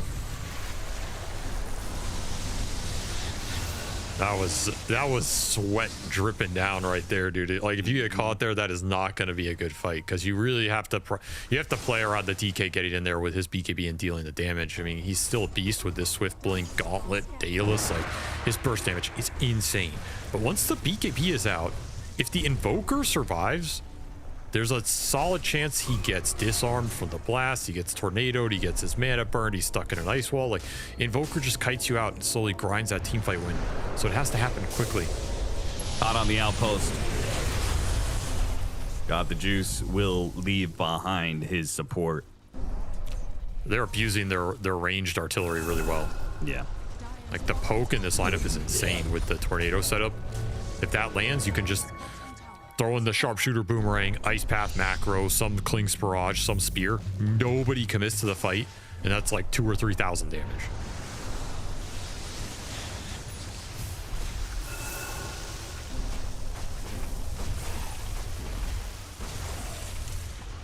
I bet this is where you wish you had the old water park here. Yeah, seriously. You could just go in and be a threat on your own and be a beast, but that's kind of the downside of the Kunkka. He's only as strong as his other cores are able to sit in the fight. He's not a primary damage dealer. And especially without the Ags build. Just went full auras, Blade Mail, Crimson Guard, AC. For the team. All about buffing the Viper and the DK here. So they're going to have to deliver the big damage. Well, the DK, Got the Juice, has certainly done that. Niku, he's had the rougher game between the two. For sure. A couple of those pickoffs really set him back here. But I do also think that Yandex drafted better damage dealers against the Viper than in a lot of games we've seen. Yeah. Like Clinks kind of owns this hero as the game goes on. The Invoker's very good the later the game goes.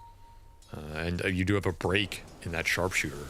So Viper does not like long-range damage in general. He doesn't like long-range physical, but he's also not really doing anything against long-range spellcasters. Like, you can argue he can heal against them. You know, you can get like some Heart Bloodstone and survive against long-range spellcasting, but you're still not doing anything to those guys. Yeah. And this lineup just has so much long-range artillery. It's kind of crafted to not have to get close into this corrosive skin. So he's struggling with that. It might be one of those games you have to get the blink on the Viper so you can get in there. Yeah, I'm actually inclined to agree with that. Anything that gets on top of Yandex at this point in time, because Yandex is having way too good of a time with it, as you said. Using that artillery, found the opening, sight the bias. That's going to be Riddy's dead, as well as Zayat's. Both supports picked off from this smoke gank immediately. Instant hex. I mean, that could have been a hex on Got the Juice. I think Navi are lucky to get out of there with their big carry. The damage is just insane now. Like, the Clinks and Invoke are completely online. Daedalus for Watson. He's already level 25. This game is very scary for Navi. I think they still have some options to win a true 5-on-5. But how do you get that on even footing? It's so damn hard. Just burn out the mana of Got the Juice. I was going to say, this is kind of a poke, but they're almost killing him. He has to BKB. They're still going to kill him. Is he dead? He's just dead. Brother. That is not good. That is very not good here for Navi. You can't be dying to just 2 heroes as a carry in this kind of game. Nah, Niku, he shows up trying to help PMA here. The Burning Army gets dropped and they all have to back away. Again, the Crimson Guard will protect them from the damage, but they're not actively doing anything to Yandex. Yandex is just hitting them, and Navi is trying to defend. 2 different lanes being pushed in at the same time. With 50 seconds left on the Dragon Knight, Navi very likely to lose multiple barracks at this point.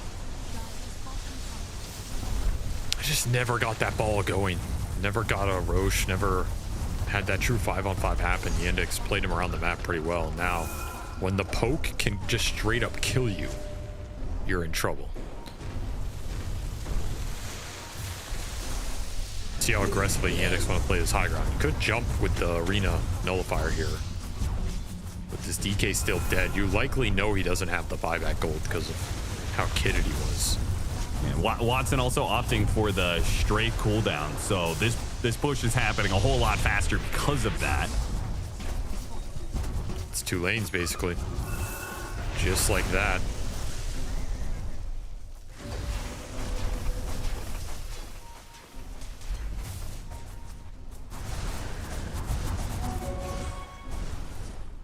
And you still don't even have BKB on the Clinks yet. He's going to buy it out. I wonder if he even needs it. It's the safe choice here, but you're playing the ranged game so well. It's pretty tempting to just go for even more damage or something. Yeah, especially since they're in a position to get another Roshan here pretty soon. Any anti-healing is also nice in this game. Like Scotty, some Shivas, stuff like that. Their lineup doesn't really build it. Well, Navi, they have Satanic on the DK, and they're just gonna punch it. Hope for the best here. All in, found initiation on the Mars. Great pickoff to start things off. Let's see how much more they can get. Ice Path blink away from the Jakiro. They run into the pit. They're gonna find that Roshan has not spawned and will not spawn for a little while longer. Extremely good pickoff. He just bought out for a refresher. So no buyback available. Didn't even get to use it in the fight. DK form running down though. It's halfway. Audi almost getting found here. Got the bait. He's gonna be psyched though. Is he gonna get blown up before the BKB? He is. He's gone. The rest of Navi cannot get here in time to bail him out. And now that big damage threat is gone. Even with the Dragon Knight dead, look at how Yandex are positioning this. They're still kiting them out the entire way. In fact, Watson's gonna TP away from Niku just in case. That Viper Strike being used. Pull back in Shira Jr. If only there wasn't this control on the Viper. Viper trying to hit Shira Jr. might actually have a chance to get this kill, even if it costs them everything else. At least kill the Invoker. And indeed they do. Tornado holds them back. They can reclaim the gem? No? Okay, they're just full retreating here before they get caught. Perhaps a wise thing to do, as they will both barely escape with their lives intact. This Viper's still strong as hell, man. Just exists. Yeah, Watson is gonna put that to the test. Okay, all right. He doesn't immediately crumple. Full Shivas. He's tanky. But is that enough to get Roche here for Yandex? I think it is, because the Mars is respawning. He died so early on, and he's got double arena. No DK on the map. He got shredded, man. One Hex, and he's just gone. I mean, I don't know if Redis got caught by something. He does have a blink. Just no escape act on this DK, and that kind of decides the fight. Like, he absolutely needs to bail out. The Mars was dead, so you didn't have Nullifier. There was an opportunity there. It's totally understandable from Got the Juice's standpoint. Like, they are in a desperate spot. And when they get that pick off on the Mars, they got to make the most of it. Roshan doesn't spawn. So he's saying, we have to get more. We have to, like, get another pick off to secure this Roshan area. Unfortunately. I think it was the correct call. Yeah. You should go more there. But you just have to make sure the team is backing you up and that you don't over blink the distances and stuff like that. Yeah. Got to maintain that formation. So that'll be Aegis onto Watson, Refresher Shard, and Cheese available too. You could probably pass those over to Chira Jr. at some point. And they're kind of cooking. They have a banner on Malady as well. So high ground for this last lane. That's a tough one for Navi to defend. I almost think you have to smoke and just flank jump them, because you're just going to throw Forge Spirits and Burning Army in and drop the banner, and then what?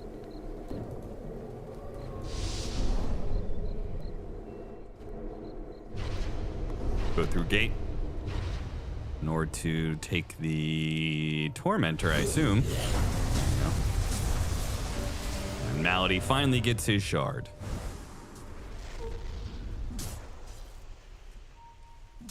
See if they gate back top and just run down the lane. It's kind of the move I would expect here. Yeah, why not? There's buyback for Navi. They have the Viper buy and the Ridis buy. I almost feel like, though, because of the Burning Army, they can't afford to just play inside their base and play for buybacks. I think they have to go out and attack them. I agree. I don't think you can let them just set up on your high ground with banner plus everything. I think you have to jump the back line. And yet, despite all that, it is Yandex who are taking the extra precautions here. 5-man smoking up, slowly approaching the base, clearing out any wards. Which, you see this one, just waiting for somebody to activate their smoke to deal with it. It'll be the Invoker. Only an amp damage in the bottom river. If Navi were to check it, could be huge. Do they not see Nico here? This is insane. What? I mean, I can't believe they're trying to get this Dragon Knight to, I don't know, they're trying to get him to level 25 or something, but the setup is already there. The tier 3 is gone. They're going to be dealing with Megas if they're not careful. Barely saved by the escape back. There's the initiation. Got the juice jumping the Mars, trying to stop him, but he can't put damage on him. Nico trying to claw out at this macro pyre, and then shots. They just follow him all the way through. The arena now goes out. Side spear. Got the juice gets blown up. It's way too easy for the setup of Yandex. They're going to play off of buybacks here. Watson going to be pulled in. Nico trying to finish him off with the poison. They do have the first life down. He's going to slot in the cheese. Not going to be an easy kill the second go. Hit the torrents. He's going to finish off these buildings. Navi are going to be playing up against Megas here. Initiation, spear back on a PMA, trying to pull him out with a catchy lick. Not good enough. The meteors surround him. Final bit of damage required for Megas is secured, and Yandex, despite the buybacks from Navi, they can't even get a team fight out of the buybacks. They can't even force some sort of 8 versus 5. It's Yandex already retreating, getting outside of the base and resetting. Not enough gap close, not enough heroes that can just get on top of this Invoker, Clinks, and threaten them. And they are outputting overwhelming DPS. Beautiful fight from Malik, by the way. I mean, he landed everything there. Great arena on the backside, and then they hex the DK. He instantly just refresher, re-arena spear that DK, make sure he dies. Entire fight is just in these arenas. Miserable for Navi to fight in. The Viper can't do anything. There's no other damage source because the DK is getting jumped. Just beautiful spell casting here from the Mars, and all lining up here for Yandex in the late game. Just not enough damage threats in this Navi lineup.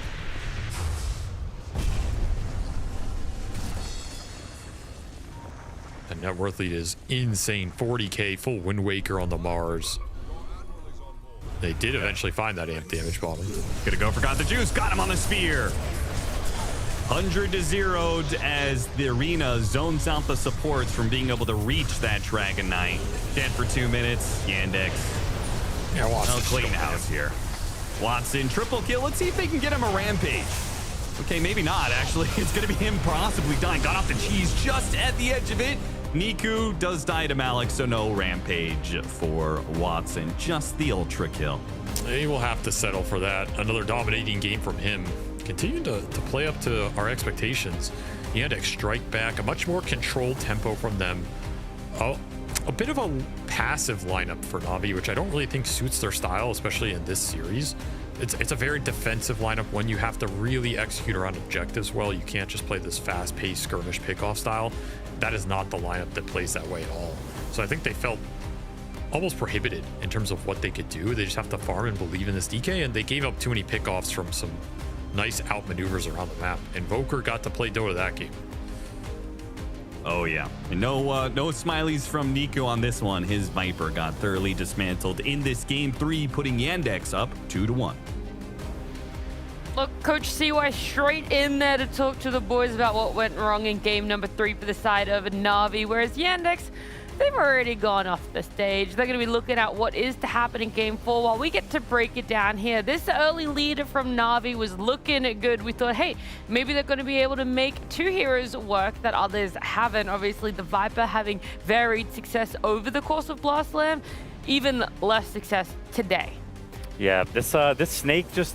It's really high execution, and I think it just doesn't suit a lot of these players. I think you need to be a specific type of player to want to play the Viper, because he's clunky, he's immobile, he farms a lot, and I think these are aggressive players. I think especially Niku, he's someone who wants to like be crazy and run in and do wild stuff. The Kez suited him much better. Not only was it a good Kez game, but he played super well. This game, it's just not him.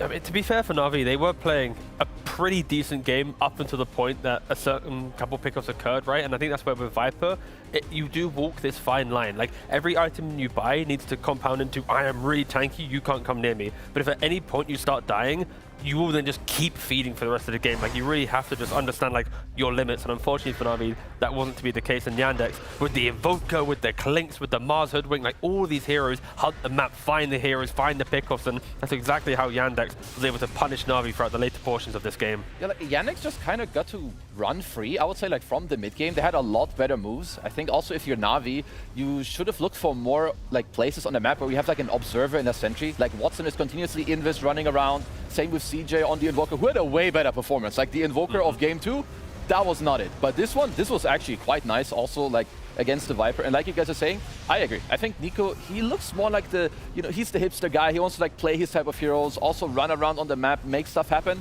And Viper just isn't it. The hero 0-3 today, it's kind of just looking like a burden, in my opinion. Sure, it's still looking like fine in some of these fights, but just doesn't seem very fitting. Whereas Yandex, they are making a lot of good moves. Yeah, I feel like, you talked about Chira Jr., but like the way that he was playing this game, I was doubtful a little bit of how Invoke was fitting into the current meta of this tournament, the playstyle, the pacing, but of course, it's the second most played competitive hero, and the way that Yandex played this game, they needed this type of hero that runs around invisible, is toxically pushing and split pushing with his facet and the tornadoes, and then on top of that, finding the heroes to also set up. So yeah, I feel like this was a better Invoker game, but it was also built because of NAVI not having as much kind of aggression in their heroes. Yeah, and also him going Wex. I think if he had gone Exord, like, they would have just straight up gotten owned in this game. Oh, but of course, with the Wex, like, doing well, and even the Midas, I think it was quite good. I wasn't quite sure if it was going to work out well, but it did. And, you know, they made sure that they made it clean. Yeah. I like that. I mean, you say clean. There was a fair amount of back and forth. I got distracted. Clean-ish. Yeah, You just had to finish out the sentence there. But yeah, it was a little bit more back and forth. And I'm glad that we saw it. We keep harping on about it, and I'm going to do it again right now. Oh. Game 1 was just so dominantly the way of Yandex. Okay. Game 2, so dominantly the way of NAVI. Yep. It was nice to get to see Game 3 be this NAVI having good lanes, Yandex being able to stall it out, find a little opportunities and openings for themselves. So let's take it one bit at a time. Sorry, I just saw your face. Yeah, I may have. I'm so sorry. I may have.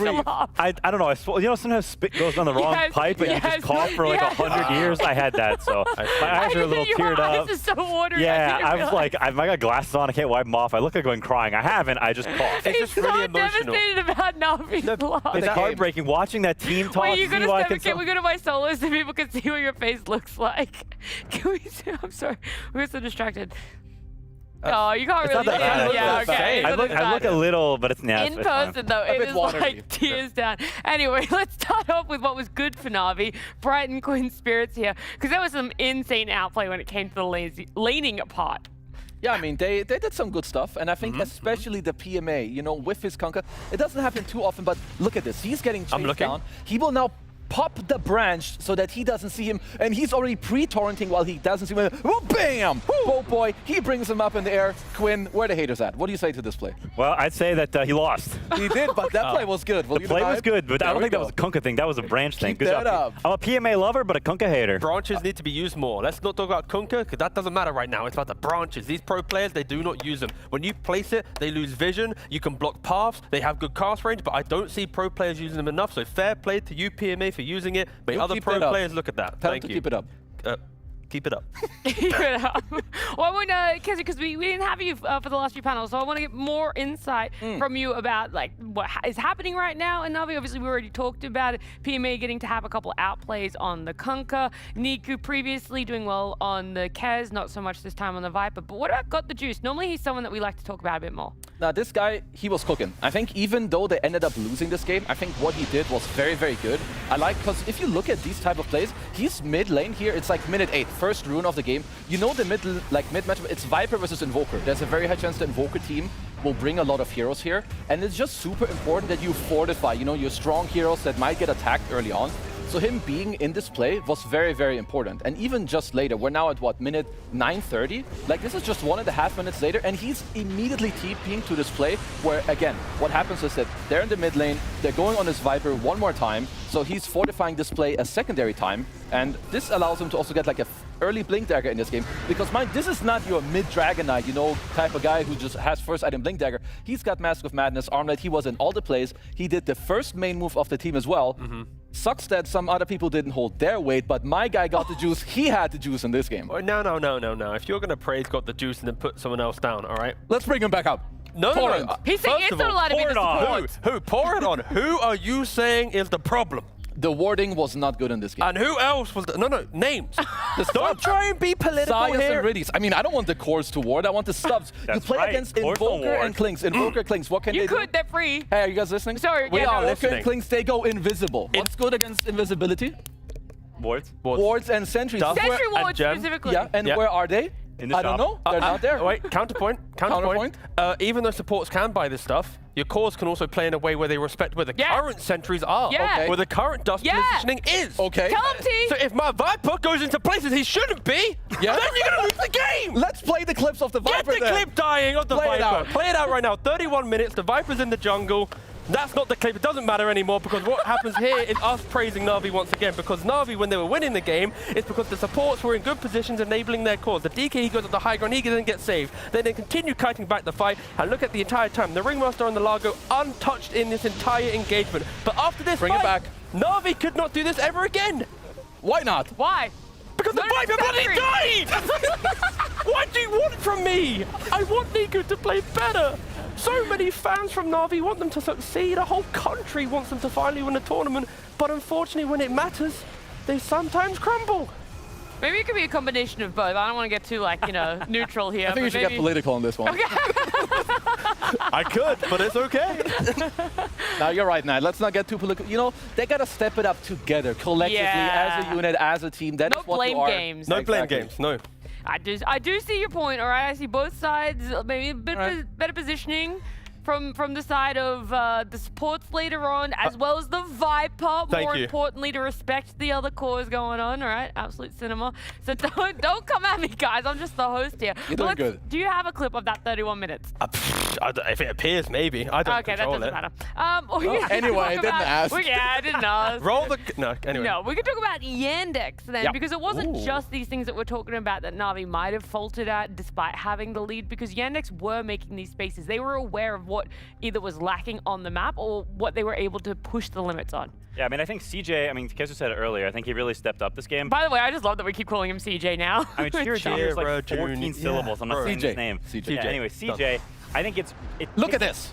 Look at this. It's very, very Chad. This is not my Viper, by the way, but it's fine. Run back the same hero and just say, you know what? You can counterpick me again. I don't care. I'm going to play my hero again because I think it's good for the game. And I think that takes a lot of balls, and I think it's very, very good in a best of 5 that you're able to man up like that and pick the thing again. So you're not scared, you're not doubting yourself. And to me, that shows signs of this is good for not just this series, but also as a player, as his career advances. I think you need to be able to believe in yourself like that. And this is where it's when we show the fight that I had, right? The Navi doing well. When you fast forward to these clips that we're watching, you already had the Viper dead, then you have Invoker finding new heroes. Now DK is dying by himself, and then it's just this constant effect where one wrong fight gives confidence to the enemy team to keep playing the map, to keep exploring your opportunities to find pickoffs. And I think for Navi, it really was a matter of you cannot make that one mistake. You have these type of heroes, we saw Liquid utilize Largo. It's because you ball up together. You have a Kunkka as well. Your whole concept of draft is hold each other's hands as 5.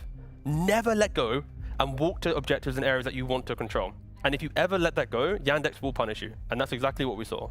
Yeah, I mean, I think in a lot of these clips, you also see this Jakiro just going absolutely ham. Yeah. This Ags, this slow is insane. It's so good. His scaling is crazy. We know about his laning from a million games in a row. I think this hero is a massive problem, and they don't have answers for it, clearly. They picked Kunkka into Jakiro. Jakiro is super good against Kunkka at pretty much all phases of the game.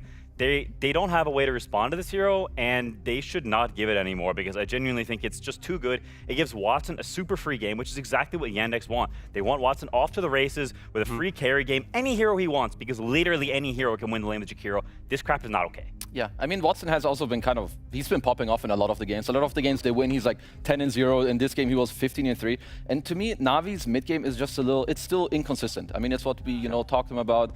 They are not always on their top level when it comes to the gameplay. But I will also say that they just need to find a way to make it easier. And I do think I have to look back at Nico. I don't know why I was smiling, but we'll say later. Don't worry. I'm just thinking about the evolution of the draft as well, right? Where it's the Jakiro it was either picked up in the second phase or you had the luxury of banning it the second phase. Again, this best of 5 is developing, and I think that's that hero. They're okay, now the Underlord, now the Kez is way more important. And so the Jakiro did slip by, and you do overlook it when other things like that feel so predominant. Yeah, I mean, this hero definitely needs to be looked at, and I think also just what I could see from Yandex is that they were a little bit faster on some of their moves. Later, they're going Roche, but CJ is already TPing out early to go to the Tormentor, and then they kind of catch Navi going out. And then, T said, if they don't stick together as 5, which they didn't, because they kept getting picked off one after one after one after one, and then the gold lead is, 15k, 18k. Now the game is actually hard to play. Before that, well, it's not hard to play. But the problem as well is with this type of if you have to hold each other's hand the entire time, it does take one mistake.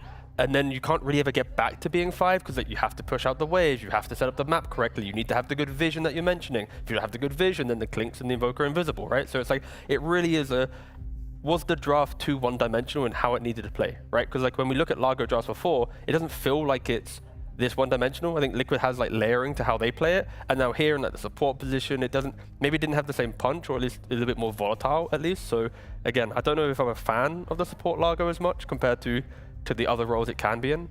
I mean, to me, it's interesting that Navi continues to run back these drafts that don't scale as well, that are supposed to play faster. They're higher execution, when their execution is very hit or miss. And so it's hard for me to actually predict how a game will go until it starts panning out, because you don't know which Navi is going to be in any game. You can go from game 2 to game 3. I think we very easily could have seen a game 2 performance in game 3, but we don't, right? And that not knowing, that inconsistency there that we always talk about Navi, it's so prevalent. And I mean, you can see them voicing their frustrations after game. I think that's a good thing. They're talking this out. Yeah. I mean, I like the fact that as the game ended, instantly rally around Zayat. That's actually PC, right now. That is live, by the way, yeah. But even at the end of the game, after the game.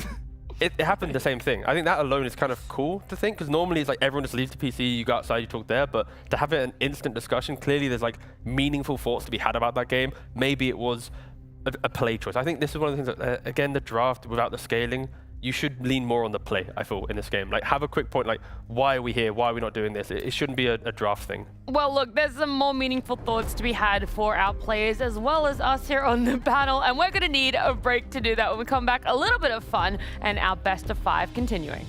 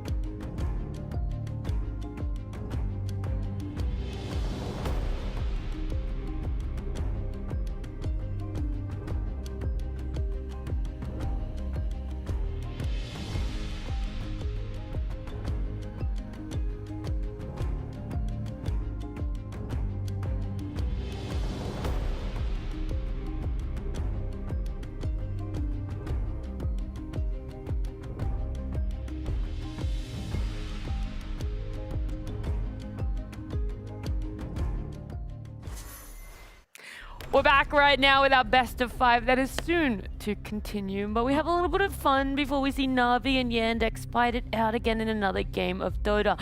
And that is very happily brought to you by the lovely T, all the way down the other end. Woo! Yes. Once per slam, we seem to always be doing this. And now we're going to learn about Kezu, the MMR mercenary. He likes to gift MMR in any ranked game he attends to the enemy team. Interesting take. Let's continue. These Anyway, aren't photoshopped, by the way. What is Real his photos. hat? Like, That's Epicenter. That's like 2016, 17. I've never They seen this gifted photo. all those hats. You don't look like- 16 or 17. You don't look like you. I was not 16 or 17. It was 2016. So I was like You're like 21 6 years or old. 7. I'm like still 6, have 7 do you years still old. have the hat by chance? I think my dad has that one. I like Oh. gifting my Okay. dad things that Okay. like, you know, some of the merch. Yeah, I Take it enjoyed away. it. Is Darkseid still your favorite hero, just to confirm? Yep. Perfect. All right, Yep. next slide, please. So anyway, about Kezu. And I promise you I've seen every slide. I'm sure it's going to happen here. Once the next slide appears, who is Kezu? Ooh, that's me! My goodness, you know that's right. I mean, he does have his hairline still, so that is still impressive That's and good. beautiful. Keep that up. And what about here? A player without a home. Oh. I mean, when did you technically retire? Like when did you retire? I don't really play, so No. am I really without a home? Am I? No. You're that ant from Bug's Life. You got your heckin' sack. What is that sack called? A sack? I got a sack. No, there's Sack a on your name. shoulder. That's right. Have you found a new way to pose for a picture? By that bottom right one, I feel like ever since I started coaching you in 2019, it was always that picture. No, this is just like insert player pose. It's like the arms crossed and. No, I mean bottom right. Oh, like, that's not like ooh. the ooh. You always do this pose. What is that video one? This one? text we That's it. Anyway, I like next that slide. Anyway, the eye candy of Kez. Let's see where it goes. He Holy base. started in Heroes of Nerf. He was 2.1k MMR. Again, I never played Hunt, so I have no idea what that even Please means. read It the was rank 1. First two words matter more than the number. Was rank 1. Oh, I thought I'd go to the MMR straight away. Wow. MMR is a number, one? but rank 1. Oh my god. What role I were didn't you know it was playing when you were rank 1? Superstar. Actually, so I first played mid, then Yep. I played carry, Yeah. then I played offlane in a team with didn't Insania know? and Nikkei. He was a teammate of yours and you didn't know this. I didn't know he was a mid This player guy- in a game that was 10 He years never ago. This guy's fake. This guy's Yeah, fake. never shed Don't talk interest to me. in you, huh? You're fake. You're playing a fake game. How about that? Do you agree that Hon is better than Dota? Is that your take on that? That was a good game. Prime Hon, that was a good game. Was it a better game? But Prime Hon over Prime Dota. It felt better, yeah. Oh. I'm not gonna say like watching tournaments was as good as like, you know, watching the prime days of Dota 2 of like TI8, TI9. But the game at its peak, that's a good feeling. I see. Great, That's a good great feeling. emoting there. And top right corner, what the fuck's that about? I didn't make this slide, brother. Did you say this? Did This you is a say this? direct quote from your. Oh, yeah. well, the offlane role in Han was Yeah. called Okay. the suicide role because you're getting thrown 1v3. I see. I thought you were talking about the baby picture being photoshopped, like whatever that No, I that's didn't goated. make this. All right. What is a strange award? Like, is the name of the award strange, or are we like? Yeah. Yeah, it's the word. Oh, okay. What Wait, was should it be for? capitalized then? Being peculiar? What? What's the award for? What's the What did award you win? for? We don't For know. being the best offlaner. Oh, Why is it okay, called okay. the Strange Award? I didn't say that. All right, Did I? next slide. Okay, anyway, next slide. Yeah, he doesn't understand. A roaming offlaner. Again, all I care about in this C is, meant of dogs. course, Chaos Quaker Esports. Oats? What was this Quaker Oats team? How? Where is that? Oh, wait, this I don't tweet. know what Look at Quincy this Crew. tweet. Look, the mental strength of mid players Yeah. is so damn low. You idiots, please stop running down to mid and destroying your items at minute 15 or after one I rune know doesn't this get game as camped. well. Yeah. Had it in 3 out of 3 games today. Did you play with Quinn? Yeah, 3 out of exactly. 3? That's it. That's Yeah. the Where game. does it And beat it's from? generally a pattern with mid players over any other All right. role. I will say this Take it tweet away. is very old. I don't know who I played with, but if with the updated numbers, this has like 5,000 upvotes and like 1 billion retweets. Because players like you, in your role, have no like brain. you. Carry players have are no so brain. Can I much get it? worse. Round of applause, Carry please. players. No, There we +5. go. Thank you very much. Bang your tweet, Kezu. Yeah. Wait, let me do the Yeah, ranking. Let me do the ranking. Thank you very much. Pos 5, most Yeah. PMA. Pos five. 4, because they don't really care. Yep. Pos Four. laners, carries, mid. No, That dude, is- carry okay. is like underground. No. Yes. Wait. I played a pub Yes. with the 2 Yellow Submarine players, Team Spirit Academy, and the mid laner was the most toxic one. Not Oh, the Morelli. carry. Yeah, Morelli. No, we weren't going to call them by name, I don't think. Nah, anyway, Giving that context. guy, sus. Mid laners, often sus. Carry Okay. players can be sus, but mid laners, Dude. they're the egomaniacs in the mid lane. But anyway, Kezu. While L you're in the mood L to rank take. some things, Yeah. you've been on 17 different teams. Do you want to rank them? Yeah. Top 3, bottom 3, to shorten In it. terms of what? Skill, fun? Whatever you want. Anything. Okay, Come on, Escape brother. Gaming, number 1. Okay. Okay. Yapsor, Puppy, Era, Koikva. Actually, Puppy wasn't on Escape, so change him with Cinderen. Favorite Yep. team. Okay. Favorite team of all time. Okay. Highest skill team, or like the second in line, Team Secret. Okay. Did one Of in his course. prime. Good one. Ooh, that guy. He's good. Yeah. What are your thoughts on Chaos Esports Club? Chaos Esports Club, lowest team in the ranking. T-Governor was there. Matumba Man was there. Last place TI. Worst time of my life. Yeah. And then just above that was Quincy Crew, right? That's what I was going to talk about. I mean, OG is missing. They should be bottom 3 as right well. there. OG's right there. Where are they? Above. Oh, they are there. Right next to Yeah, the bottom Haven 3. In terms of like my time in Dota 2. Whoa, whoa, whoa. Let's not bring those back. Okay. And then the next slide, the final slide, after retirement, gave coaching a shot, again, a shot. He returned to talent work, aspiring massage therapist, because who the hell is he? What the? That looks like. I'm not even, that never happened. Is that? That never happened. I don't even know where that's from. Okay, Is that Thompson? I think it's Thompson. Yeah, and then of course he. It's a very low neckline you have there. And would you go back to coaching, Kezu? That depends. 99% no. What's the 1%? If the 1% was a team that wasn't OG, would you go back to the coaching? chance suddenly went from 1 add 2 zeros and I might be in. All right, there we go. So, and any other questions about the PowerPoint? Anything else you want people to know about? Yeah, when are you going to stream, Kezu? What's up with this stew? I might stream again soon. This stew is good. If you copy this recipe, It's actually a stew? If you copy that. Can we go back? Can we go back? I want to see the stew. Real good. What is This it? is real good. Kezu's Like a stew secret from like stew recipe. From like 8 years ago. There's a brand I will not mention, but I tried one of their recipes. Hashtag and not this sponsored. stuff, very good. Okay. Amazing. All right. And our conclusion slide, please, T. Yeah. Kezu plays Dota. He has a smirk. And round of applause for Kezu. There we go. Cool. Oh my goodness! Look at this! Look at that sexiest smirk in Dota. Give us a smirk. Give us a smirk. Can we get a close up on the smirk? Oh, let me get out the shot. Like this there you one? go. Yeah, Straight in. All smirk. Straight in. Get a close up. Close up. Where's this? Wait, we're gonna I get can also do the ready. mewing. How about the this? Yeah, do Mute for the camera. Oh, that made me. Oh, Get me out of this. Keep that up. I'm keeping that up. After seeing that, I don't know how you love didn't you, get Kezu. cast in the live-action Tangled movie right there. Let's with do that, it. with that small Call me dog. up. Well, look, maybe you can give us some more insider info, though, on Navi and Yandex, because I really don't know how to pivot from a PowerPoint like that into a Game 4 draft in a best-of-5 for the Grand Finals.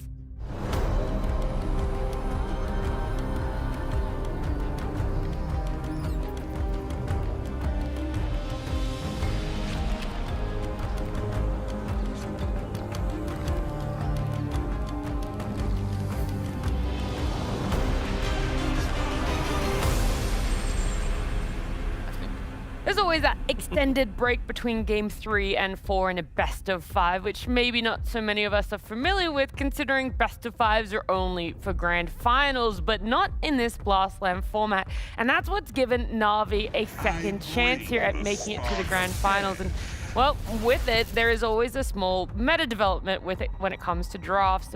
Viper being banned out does, for the first time, leave Razor in the pool to get picked up by Navi, who, again, for the first time, are getting first pick in this best-of-5. Yeah, the Electric Whipman made it through. They also banned out the Ursa, so overall pretty nice setup here, Mr. Quinn Callahan, wouldn't you say? I would say that, Mr. Guten. I think Razor. Gutman. Thank you. Did you not read the PowerPoint? I'm not. I don't have German pronunciation. I can't That was read more German you- pronunciation. I feel like you left out some letters. I don't know if it's about reading, but that's okay. There's like Whip 4 man. letters you missed. Okay, what about, I don't know, I don't have a nickname for Chen. I couldn't think of one on the spot. I think Chen is good against Razor, and I think this is not that great of an opening for Navi. I also think Chen is super good for Yandex, and it fits that same characterization of Giga 5 that enables the Watson hero down the line so he gets the best game matchup. If I'm Yandex, I'm happy with this, even though Razor is a Giga hero. I just want to see Navi have a layering of just stuns and ways to actually play out fights, which isn't on this kind of invisible timer where it's like, uh-oh, we haven't executed, we can never actually engage again, right? Already, I think Chen puts that kind of down on the table, like, we are going to run into an aura problem. Chen kind of does the job by himself. It now alleviates the pressure of Malik. He can then think about, you know what, I can play an axe where I buy one aura and fight. Other heroes that might even not want to buy any auras are now on the cards as well. So that is, of course, the strength of a Chen in the lineup.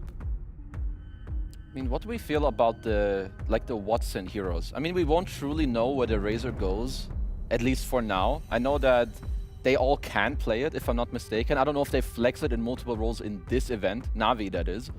But if you play against Razor, you generally want heroes that can stand their ground, even if you do get sucked by him, right? You like some Sven or other like range heroes that while he runs in, you keep hitting him back. So, like you have Weavers, I think, are kind of some of the options you can have. SF is obviously banned out. Yeah, I mean, there's stuff like Drow and Morphling. Like, Morphling is like the Watson hero. Yeah. I think Templar Assassin is good against Razor, Mhm. as long as you're not laning against him. Even if you're laning, it can still be okay if you can have some strong 5 to help you get out.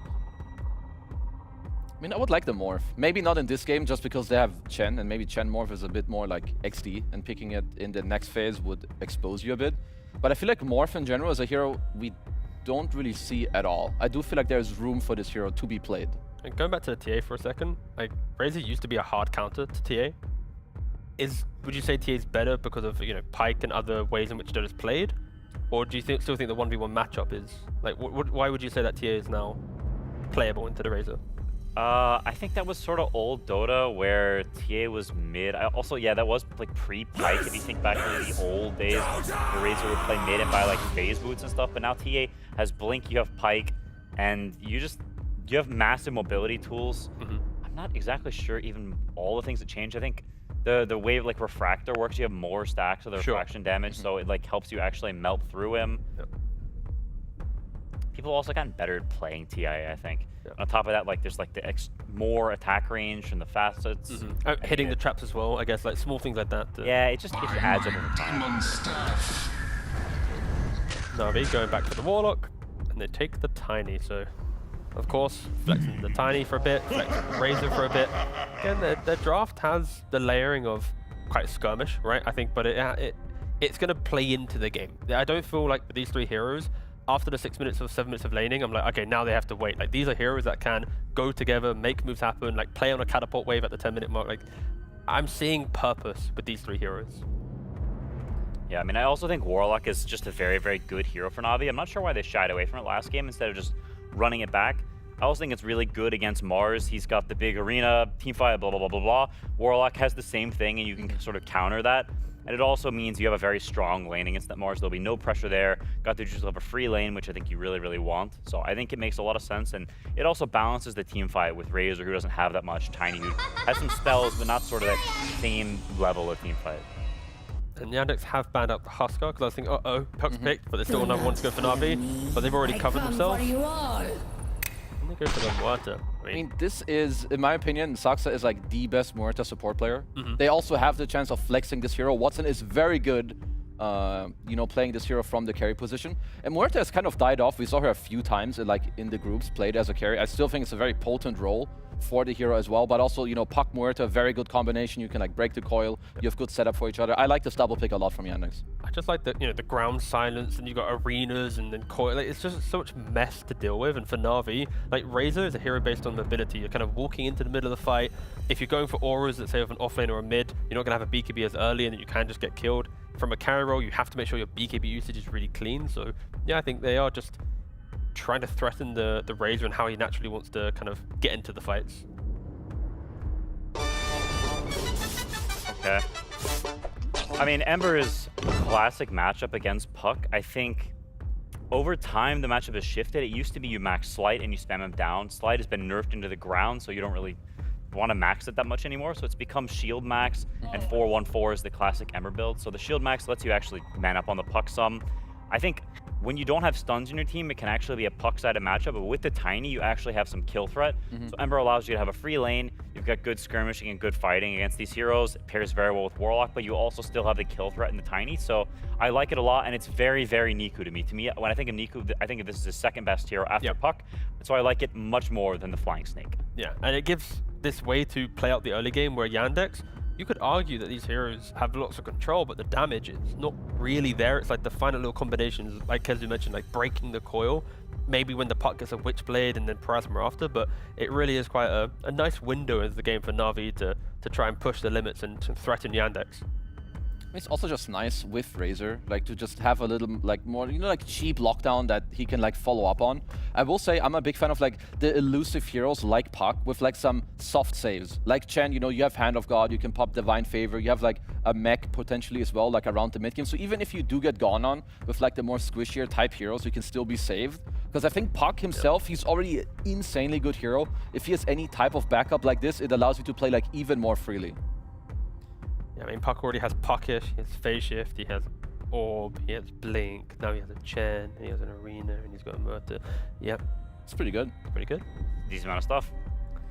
And the Razor still remains flex for now, so it could be carry and they replace the offlane, but they're not going to get to see Yandex's carry hero most likely, so... Well, definitely not, unless Mortha's carry, I suppose, but they won't know that, so... Having to pick it blind, we've seen a couple of times PMA and Zayats have a pretty rough time in the lane, and I think if they can have something solid, it is massive for Navi, because I think they've shown the potential to snowball if they can have a little bit more fortitude. Something solid, like a Tide Hunter. Just a big, beefy boy, doesn't care about the Chen, can tank the Mars. Again, we've already answered the Puck through Tiny and Ember to some degree. I just want to see PMA on a blob.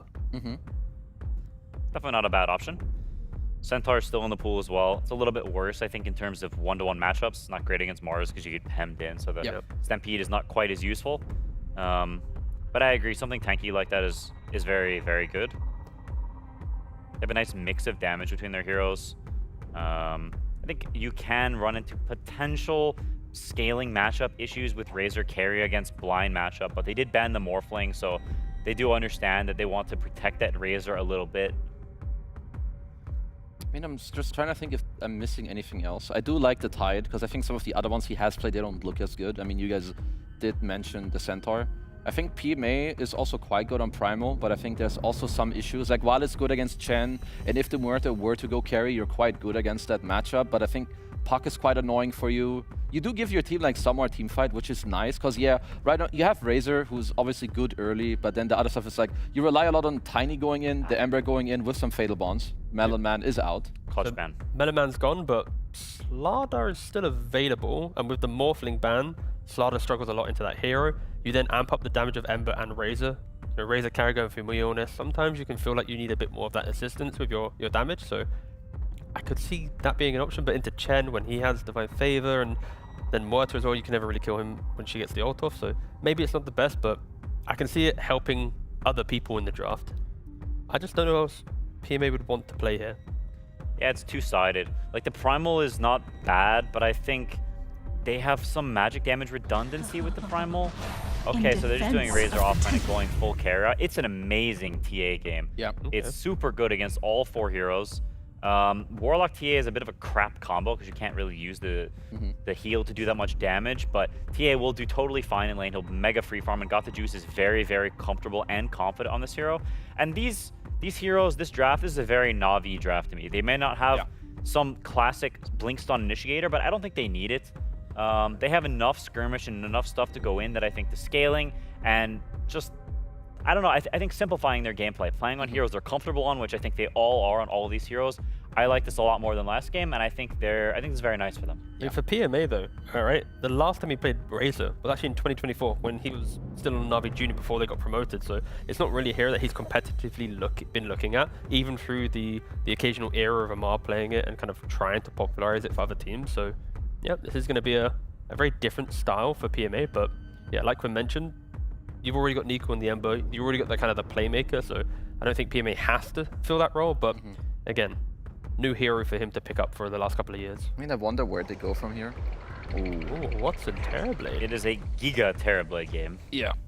We haven't seen this hero a lot because you do need very specific, like you need a very specific type of game, but you're super good against Razor. Like, this hero is not running into you and stealing your damage. You're insanely good against TA. You're very high armor against this draft as well, and you have Wave Shove. To be clear though, this Terrorblade, fully uncontested at Blast Slam. Not even banned once? Not even banned. I just loaded up the notes. Look, uncontested, cheeky little Terrorblade. He has just been forgotten about until Watson rocks up and goes, again, into TA, into what you've mentioned. It makes sense. You also naturally can go like Pike and items to do with the Razor. You eventually get Manta Skadi, and when Razor goes in, it's like, thank you very much. Of course, Klinks, I think, has filled the role of what Terrorblade does in drafts, where you get this boiling point of big range damage. And that's why I think maybe you have forgotten about this hero. But yeah, on paper, it looks like a good Terrorblade game. And I do want to go back to the point of the damage that they have. It's a lot of scaling damage through items and levels. And that's where I'm looking at Navi. You need this Ember Spirit to thrive. have Coach CY with me, and there's a couple of questions I have to ask. Aww. Do you want a quick shout out to the fans? Shout out to the fans in the crowd. Okay, that was a quick one. I do, have to ask, best of 5 situation, not something that you're used to with the boys in such a young roster and everything. With the extended break between game 3 and 4, what's the mood, the vibe, the talk? How are you handling that as a coach? So like now it's already been a bit back and forth. Like first games we got stomped, then we stomped them kind of, and now it was like more an even game. But to be honest, they had like a better draft in terms of when the game is in that state, and we kind of missed our window. So I think in this kind of situation, in my experience, it's like about resetting. It's about going out and like, you know, just neutralizing the situation, kind of like understanding what was the flaws in our draft, like not saying about specific moments like you did this bad, you did this bad. More about resetting, understanding we're gonna have a new draft. We're gonna try to fix what we identify as an issue in that moment, and I think we have this time, so we'll see if it plays out. Nice, I like that. And it's also the first time you guys are getting first pick in the draft, so it's normally been the other way around. Was this your choice? How comfortable are you guys with this one, and why that change up? Well, so I think now we had second pick quite a bit. We're quite, I would say we're quite confident on like both sides. But since we played 3 matches now with it, and like we lost 2 of them, it can be nice just to switch it up a bit, just to like, you know, make it a bit different for them as well, because they, you could say you kind of have a little upper hand because you won 2 games in that situation. So it's like on us, you know, to come up with something new again. So in some cases, it can just make it a bit easier to switch it up at that point, I think. Yeah. And look, getting the Razor on first pick, that's not necessarily anything new, but we've seen it in offlane. It's failed. Sometimes it takes a little bit of time to wind up. Do you guys play it differently, or is it how we've seen it before in competitive? That's the same sort of style you're going for now? Like we played it a bit in scrims already, so it is like natural for us. But I would say in terms of build, it kind of just depends on the game, I would say. Like you have to, as a Razor player, you have to understand builds pretty well, I think. Like it's the main thing about the show. All right, well then we'll let the game do the talking as much as I love hearing from you. It is a game number 4 in a best of 5 between NAVI and Yandex.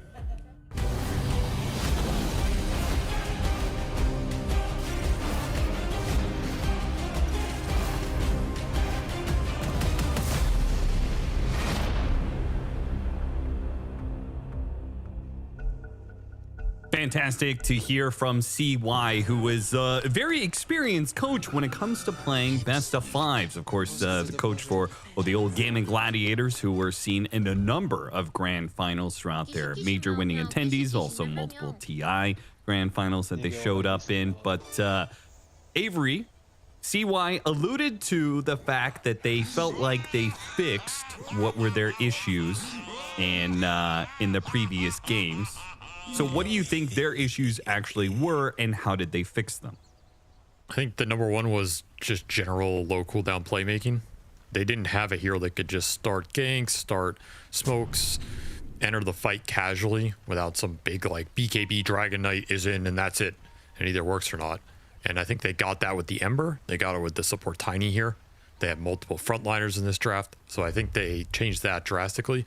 And just a faster lineup overall that is not going to have to hit some aura mid-game timing or it falls off. This is a lineup that can skirmish, it can fight, it can take objectives with the TA, but it can also scale a little bit nicer across all 3 cores and give Yandex a run for their money at any point in this game. It's a very well-rounded lineup. Now, it did come down to a battle of the carries. The panel is pointing out that a Dream TA game turned into perhaps an even more Dream Terrorblade game, especially for Watson, as this is his hero. His most played hero, has quite the win rate on it, has quite the history with the hero. Do you feel like the Terrorblade, the ultimate last pick, was the trump card? Do you think they have the advantage in this draft? Very hard to know because this hero is in a weird state. He's probably the weakest he's been in maybe a decade of Dota 2. You know, not the exact weakest, but he is down there in the bottom 10% of patches he's existed. On paper, very good matchups. Like, this is a free Terrorblade game. Any Terrorblade player will tell you, give it to me in this slot, all 1v5, you know, solo level style. I don't care about anything, pure anime mode. But this hero is just not what it used to be. It can get chunked a bit more. People can outscale it. The games go late. Him with 6 slots, not as strong as he used to be with 6 slots relative to the rest of the pool.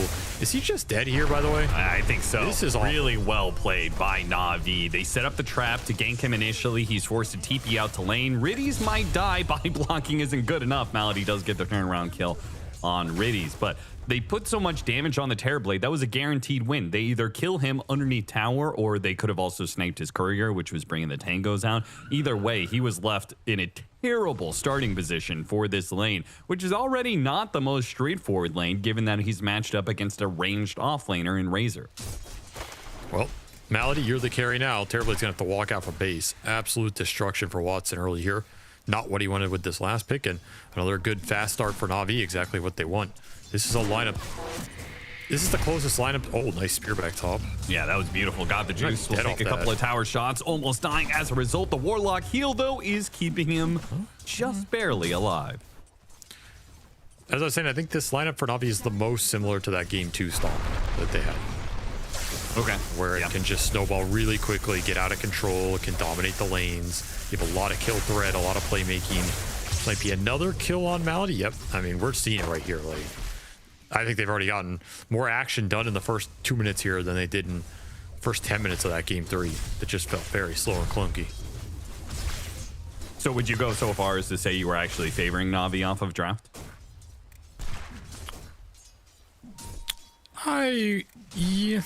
Yeah, a little bit. It's a very fine margin. I always have trouble betting against Chen, man. Chen's just such a stupid hero. Like, he's just so stupid. He turns every lineup into some uber scaling lineup because everyone just has 20 ores behind them, and he can accumulate so much farm. He can buy whatever you need. I hate saying that you can, like, part of me thinks you can't really win the draft against Chen because you're just playing a Chen game. So it's kind of a moot point, you know. You either can outplay Chen or not. But it's also it doesn't help that this hero is very strong right now, but I also think the best teams right now very oftentimes have some of the best Chen players on them, right? Like, you give this to certain teams, right? Malady is a great Chen player, but you think like Falcons, right? Give that to Snake King. Oh, that feels like an auto win for them, right? You've got like Maus, you know, Maus and the snowball that they do. You can't really afford to give them Chen. It fits too well to their play style.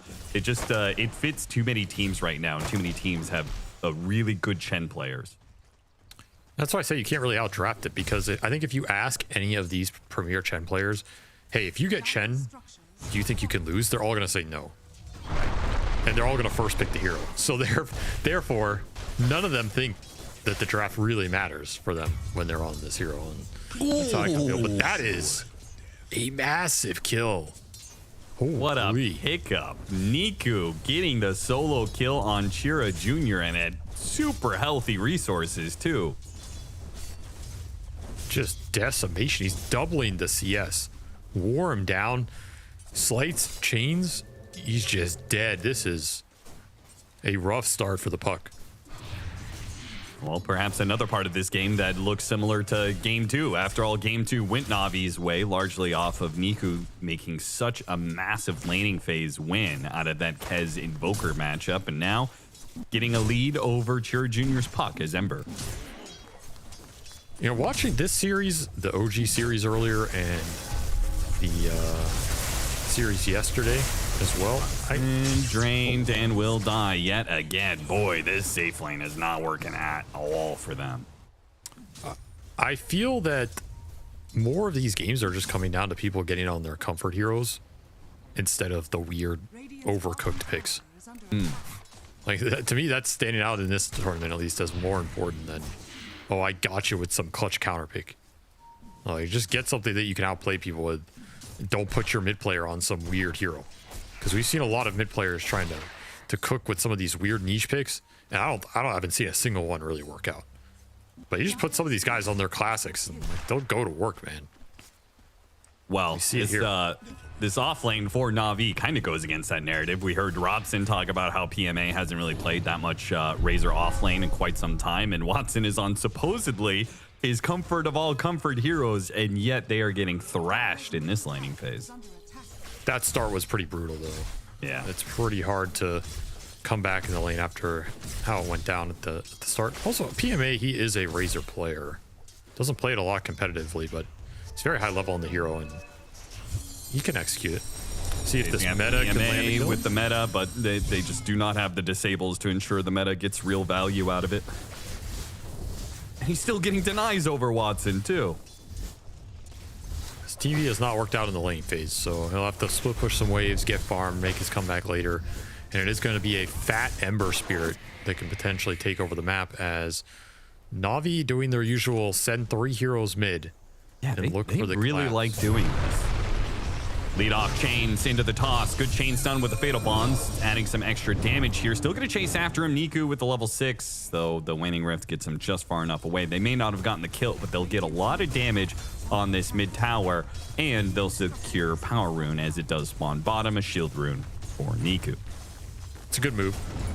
Disable's got a little stacked, but you got what you wanted for. You got the Power Rune, you got the tower damage. You're going to force Puck to base. It's still a victory.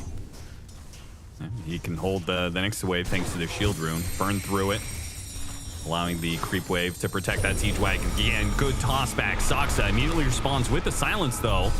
Makes things a little bit harder to get. Rift on 2, controlling these heroes, keeping the Ember Spirit, but he's being healed up, and Yandex just do not have the heroes to full commit.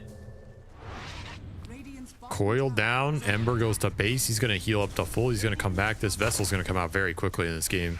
7-minute Wisdom Shrine spawning. Navi, they want to invade. They want to get both.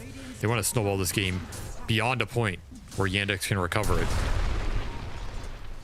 Spear back into the Wisdom Shrine area. They are going to be fighting into the Calling, which is going to be difficult. Okay, got the juice and Zayats. They make that move. They force a reaction, but they don't overcommit for it. Big that Yandex can secure that. That is potentially a move that can work out for Navi, especially if they were able to get the Ember there. Would have been devastating. Man, Niku, when you put him in a situation where he is able to win the lane like he does, he's also really good at transitioning that into tower pressure. He did it on the Kez constantly with the Blight Orb or whatever, hitting the tower over and over again, and now we've seen Ember Spirits do this. They win their matchup and they just chip away at the mid tower until it's gone. He's applying a lot of pressure in these games. That's what I'm saying. Just give him a hero he can cook on. I almost don't even care what the matchup is. Just whatever he's confident in based on what he sees. Let him go for it. Because he is really owning these lanes early on. Should get another Power Rune here too. Yeah, way too difficult for Yandex to stop this Ember in a haste rune. That's a good one. No purges in this game. So that's a deadly rune on the map right now. Bottom lane's just been abandoned. Watson in the jungle getting hounded by Zayats. Zayats will get the toss back, tossing him into the Ember Spirit here. They'll run him down. Watson gets his level 6 off the neutrals, and he got off the thunder away. What a sick move from Watson. Having the awareness of how close he was to 6, finishes it off on the neutrals. What a turn. That's a massive play in this game. I mean, that is such a big swing. From losing your Terrorblade and probably some other heroes to Haste Rune Ember to killing the most powerful hero in the game. What a heads-up play from him. And also very clutch silence from Saksa. You'll see this silence, it hits the Ember. Then he gets feared into another silence. He never gets a slight off here. Might have just killed Watson straight up. And now super good they have, or trying to anyway, punish Navi being overly aggressive in this situation. The Spear doesn't latch. PMA. What? He could just TP away. They can't get the damage done fast enough. That is a oh, and that hit shot's just too late. Oh, that could have been so good for Watson's game to kill the Ember Spirit and then also kill that Razor who's been plaguing him through the laning phase. But a bit of a trip up there from the rest of Yandex. I can't believe he got out of like that. Yeah. This is so close. It does result in the mid tower going down because no one's there to defend it, and I'll just about finish up the Vessel for Nico, so he's still mega farmed, super strong on the map. And they're just ransacking these tier 1s. Similar to game 2, right? Take all these tier 1s super early, open up Yandex's ancient camp specifically, but also the stacking, and just invade it. Don't let them play this economy game. This is a very good style against Yandex if you can execute it.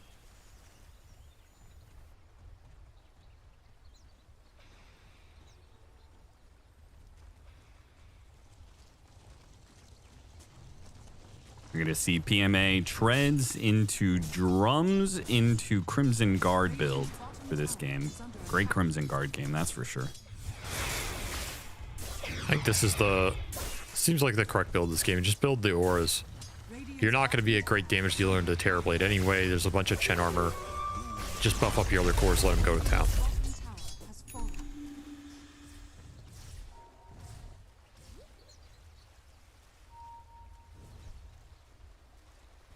And look at Got the Juice. He took that offlane tower. He just moves in. He's living inside the triangle now. Door was wide open, man. He's just going to go up there, place a bunch of traps. He can always come back. Gives great vision for the Ember. The Ancients, frankly. Yeah, well, he's afraid of the Chen, you know. You got to respect. You got to respect what this Chen can do. Glyph pop to save the Siege Wagon. Bottom lane, they're going to clear this out and get a lot of damage. I mean, the fact that they're even thinking about hitting tier 2s and chipping away at them at 11.5 minutes in. I mean, this is such a fast pace that Navi's bringing into this game. They don't even have the level 6 on Soxa yet. They're just operating with so much space right now. I mean, Malady's in their jungle, taking up some bounty runes that were never claimed because no one's been there the whole game. So a good play from him to start taking some farm in a safer location, which is Navi's side of the map. Because Navi have absolutely invaded Yandex's space, and that's what you want to do against these greedier carries. Like, Watson just wants time, he wants camps, he wants to be left alone. You're up in his face. It's not a hero that wants to be fighting this early, and it's just going to get every power rune for this Ember. Another great one here in the bottle for Niku. Might be time. That Malady might need to start. Okay, cuts down a courier and starts making a run for it. Let's see if Niku can successfully hunt him down.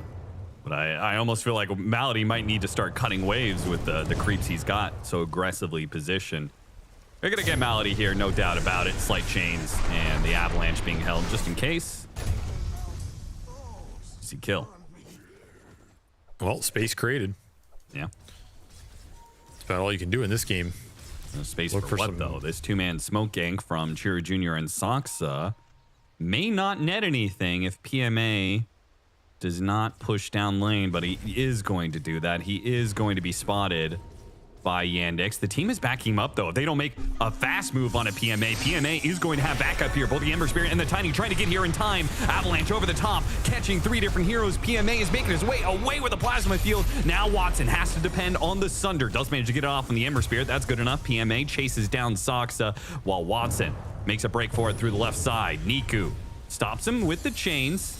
Zayat's kind of too much in the way. He was looking for another toss back, but I think they should just be happy with what they got, saving the Razor and killing Soxa. Great response from Navi, not giving any space. Got the juice. He's going to be fine. If he ran left and ran to the Mars, he would have died, but realizes the error of his direction there. Moves away from the Mars and gets away. There's the blink for Malik. They really needed this. So they have another core who can jump in these fights and contribute early, take some space back for their Terrorblade, who's being forced into early kill attempts and engagements he doesn't really contribute a lot towards. Very tough to kill this Ember on the map. And as we saw, the Razor with early Vanguard, Drum, Crimson Rush, he's also going to be tough target to go on. The Puck's just not offering you nearly the same damage this Ember is with the Vessel buildup right now.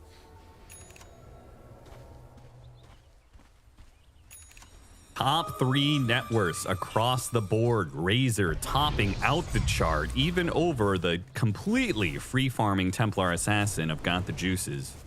It's pretty crazy. 302 with 130 CS will do that. Perfect laning phase here for PMA. I mean, this game has almost been too fast for NAVI because they've got so much map control. It feels like so much dominance, but it also feels like a little bit early to Roche when it swaps over to the other side, maybe.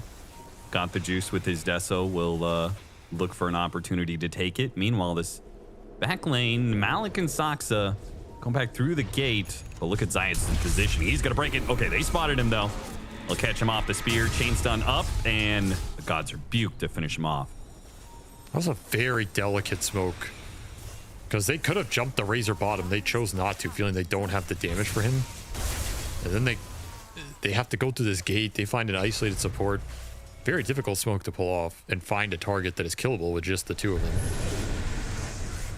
Niku as you said, very free game for him to kind of be hyper aggressive and go beyond these tier 2s, run Cinemality. That's a freebie. It's just a tier 2 gone, and this would be even more map controlled so early in the game. We're gonna try and fight it without the Chen. 10 seconds and he'll be up to at least use the global, but they make the initiation anyway. Going for the Warlock here with the spear and the silence, making sure there's no golem drop. Nicely played initially with the catch on the Templar Assassin. This is just a beautiful opening. Mallet, can they get them all up for it. Okay, that is some over aggression from NAVI. Didn't even get the tower, just kind of clumping for this arena jump. Probably feeling like they can live if a golem gets dropped and there's a heal, but the Warlock gets nothing off. He's perfectly stunned into the calling, into a Tendrils of the Deep. And why is Warlock needing to hit the tower, man? Exactly. A lack of discipline here from Riddies. There's no reason he should be up there hitting it. It's just too casual. You feel like you're ahead. You feel like you're snowballing this game. You don't think they're going to come fight you, so you're just kind of lazily hitting the tower. We've all been there. And guess what? Yandex, they seized the opportunity. Like, hey, you're going to sit your team fighter up there. Let me jump in first. I'll take that every day. We're not that weak. We're not that far behind. Great team fight for them. Got to respect this Muerta Mars combo. Like, you get stuck in this calling, you're going to get dead shot back into it. You might be stuck in an arena. There's a lot of silence in this game between the Puck and the Muerta that can bring this Ember down. They're going to force the Roche with the cooldowns. They should get it guaranteed here. I mean, Cheer Jr. is going to poke at them with this orb. Combine that with Deadshot and the calling, it's kind of hard for them to stay in the pit against all this spam. Lead things off with the TA, slow down to catch Soxa. They're not going to get Cheer Jr., but they will at least clear out this area and go back to Roche. Trap value right there. Yeah. That's why he'll always got to clear out those traps sitting on your high ground. It's bought a lot of time for Yandex, though. They were in a rough position. Now they hold the net worth lead, which means they can let the Terrorblade split push start to go to work. Chen can split push, Puck can split push. There's a lot of rat in this lineup if NAVI can't keep forcing the action. You do have Ember, though. That's a big difference. Like, Nico on Ember compared to the Viper is going to make it so much easier to deal with the waves and still look for opportunities, as he can just clean up the bad lanes, instantly rejoin the team. Viper's so much worse at dealing with this kind of pressure.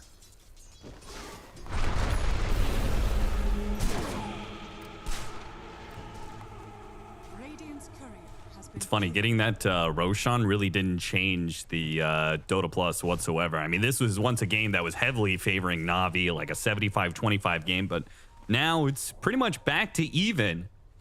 Of course, if you want to live trade on the game, you can check out polymarket.com, the official prediction market of Blast Slam. 6-10, 19 minutes in this game for NAVI. With their aggression, we're hoping to be able to close this game out and push us to a game 5, but things have gotten a little sticky. That's the problem with their style, right? Is like, it is very aggressive. It does allow them to run over the team, but if they screw up just one team fight, so much of their percentage in winning these games is ripped away. I do think they have more recoverability with this draft than the last one, but I agree, like, the momentum can change really quickly in a game like this. Soxa, drop the golem on him, just ensure it. You gotta do what you gotta do out here. And honestly, Malady is doing a lot of work. Like, he is just permanently cutting this top lane, threatening couriers. No one wants to go up here and deal with this. He is extracting a huge amount of net worth in this game without being punished for them. And he's catching up to the Ember here. This is the Chen problem. Like, yeah, maybe your cores are a little bit behind, but if they have an extra aura behind them, sure. Do you really have a lead in this game? If you're NAVI, probably not. So you have to watch this Chen's net worth and how much he's getting on the map. He's still cutting top waves. Nobody has gone up here for these creeps. Coil grab. Tiny. Yeah, they're going to commit the arena for this one. Trying to ensure it as Watson starts leaning into both of these supports. Man, the heals are coming out, though. These supports are just not easy pickups. They're able to both walk out of the arena despite a Metamorphosis Terrorblade hitting them. Okay, they were a lot tankier than I thought. Crimson Guard doing some work for sure. Don't forget that Ash Legion shield. Yeah, I was looking at that. Yeah, Rady's got that. Definitely some physical block. I mean, his Terrorblade's not hitting too hard yet. He's only got the Manta.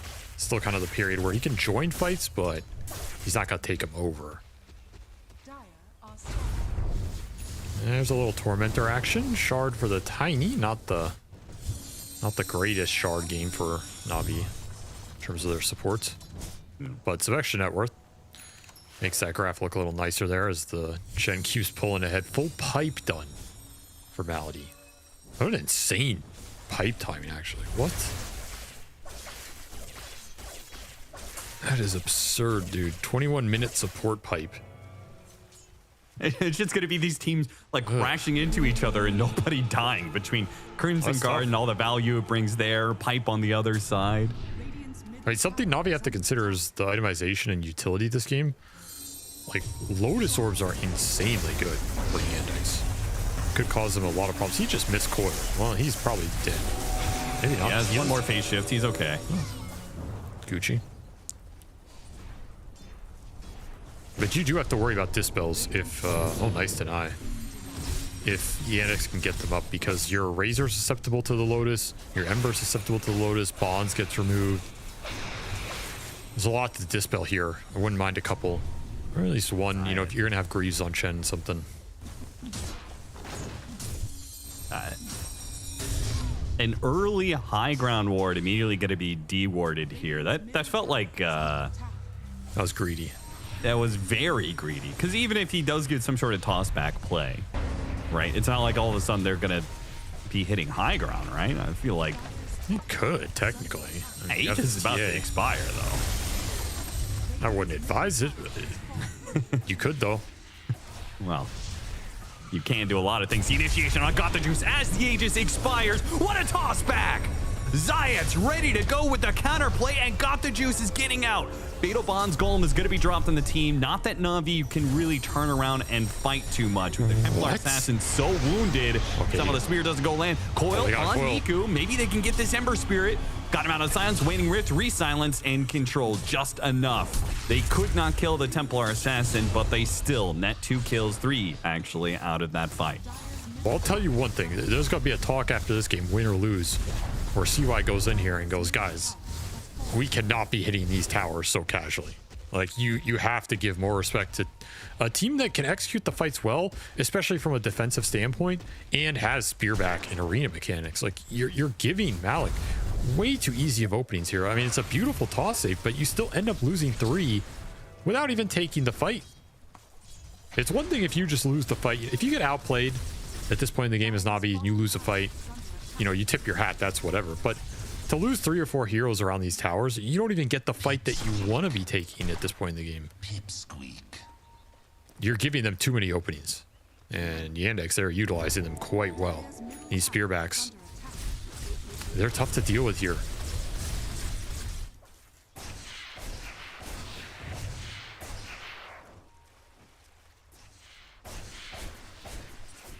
Well, Navi can play for the next timing, get double BKBs, and then get a BKB on the TA and a BKB on the Razor.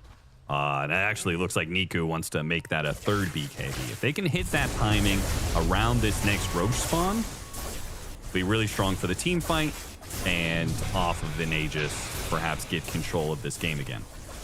There's no control that goes through with this game for Yandex. It's a big weakness in their lineup. That's one of the big things about Puck Mars. Like, Puck Mars is super strong.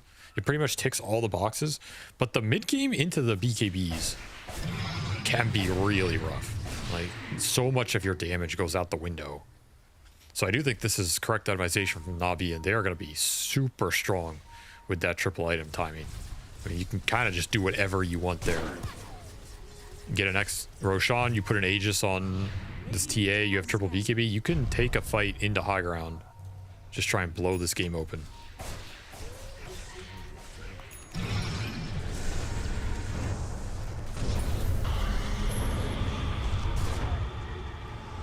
Soxa stuck in the corner here. TP away. He's out. And they actually, Zayat's win for Malady. There's two options there of heroes that were going to TP away. He stops Malady.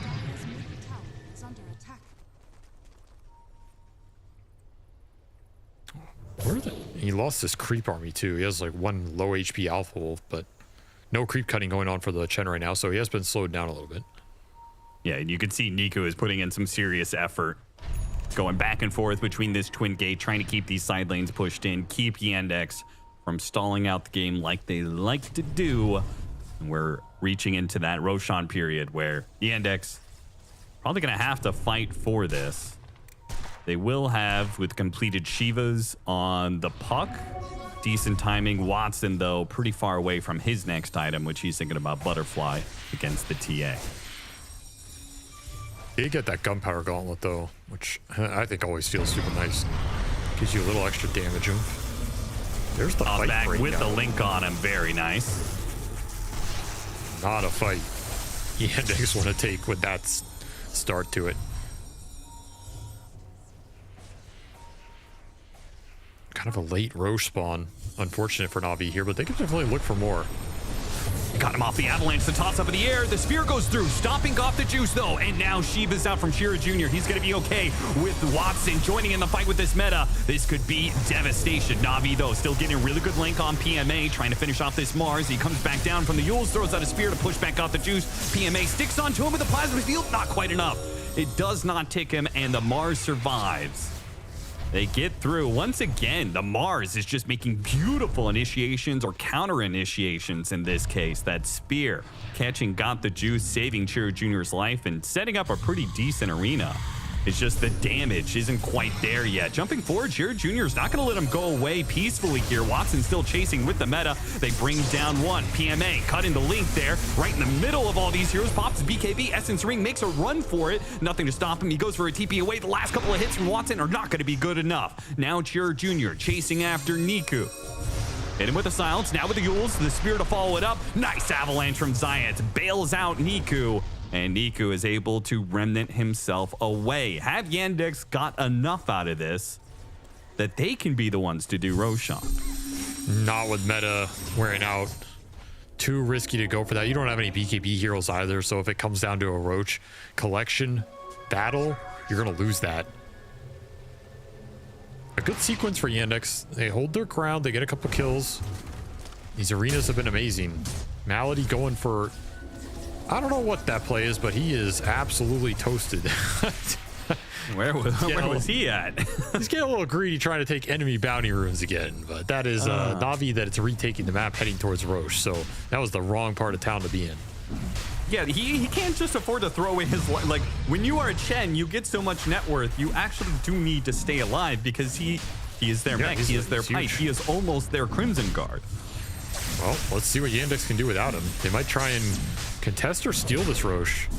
The Shiva's puck can give you a lot of vision in the pit. With the orbs plus the Shivas, you can go for a snatch. Zayat is on a TA trap right now. He's got to be careful. He is backing away a little bit as the rest of Yandex forgot which team the TA was on. MKB done forgot. He's safe there. He's chilling on that TA trap. Did he pick up the shard yet? No, he didn't. Kind of interesting, because there is no dispel on this puck. Yeah. This TA shard could be nice. I mean, he's just ramping up the damage. MKB done. That is done before the butterfly's even out for Watson, so... Do you ever think, okay, do I not go Butterfly? Like, if he still had his gold, if he hadn't bought the Eagle song, would you swerve and go Scotty because your Butterfly's already addressed? Potentially. I've also seen people just go Swift Blink. Like, I'm not sure how much I believe in that pivot, but that is the other pivot with the Seagull song you can make.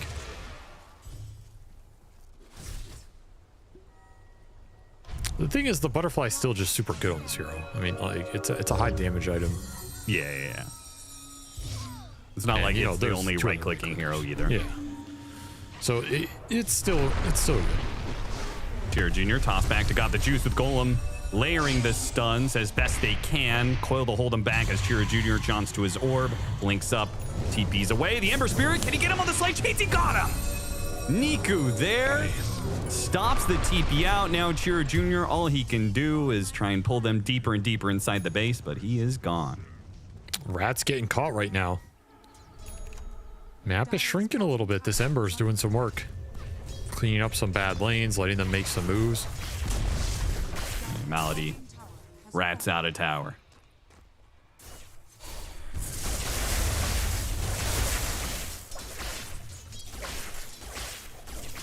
So they'll have BKB Razor, BKB TA. That's been done for a while. The other one was going to be the Embers, but Niku kind of pulling an audible here, says he wants Shivas first. So it will be a dead Ogre Club in his inventory. Okay. Which kind of sucks, but you can always build something with it later. Well, that'll give time for Soxa to complete his addicts, which will be very nice, especially with the puck coil. It's good with Arena, good with coil. You don't get the 2 charges anymore, though. That kind of sucks. At least until 25, but getting 25 on support Martha is way more difficult than the 20.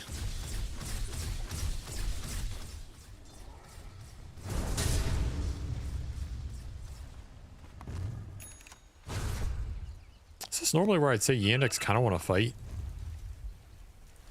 with the Butterfly Terrorblade, but because the TA is so far ahead and he has an Aegis, it's not really that much of a timing right now. We're just seeing them kind of sit in base. Here's your Murtags. I'd be surprised if Navi don't try and aggressively force something here, though. 2 minutes left on the Aegis. You really want to get a fight going, because you win anything near Yandex's base, you're going to just clean house.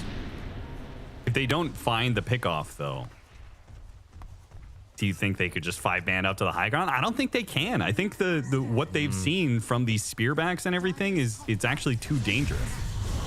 Almost got the spear back onto Got the Juice here. Instead, catches the Warlock inside the arena. Now, Got the Juice, they're trying to work their way through this Aegis. It's going to take a while to kill him, even the once. PMA comes down from low ground. Good plasma field to lead things off. Malik is almost dead. Pops his BKB, trying to keep PMA from getting too much here. The static link only gets a little bit. Watson trying to put some damage out, but he's just not sure who to hit here. Needs a Sunder in a second here. Goes that was not the Sunder. Okay, that was not the Sunder at all. If you had popped it on Got the Juice, maybe this could have been okay, but Yandex taking the fight outside of the base does not go well for them at all. Chiro Jr. is going to try and cut the creeps where he can. Well, first he's got to get out with the rest of his life intact, but Niku just keeps on chasing him on the Ember Spirit. Now hit him with that silence. Momentary TA trap silence got him in the end, though, as Chiro Jr. is unable to jaunt away Navi. They may have lost their Razor, but they still have that Aegis intact, and they could go straight to the high ground. That TA was so tanky. Nobody is punching through that guy. Very tough initiation there for Yandex, especially since he had Aegis the whole time anyway. And then you just sacrifice your formation. The Razor gets a good flank. Ember's dicing up your back line. Very good split damage going into that Terrorblade. All 3 cores did 1,000 plus. So it wasn't like one hero went in and ruined Watson's day. It was the whole team effort, just bringing him down. Doesn't get the good Sunder. And that's the fight Navi we're looking for in this game. That'll break the base. Easy racks here.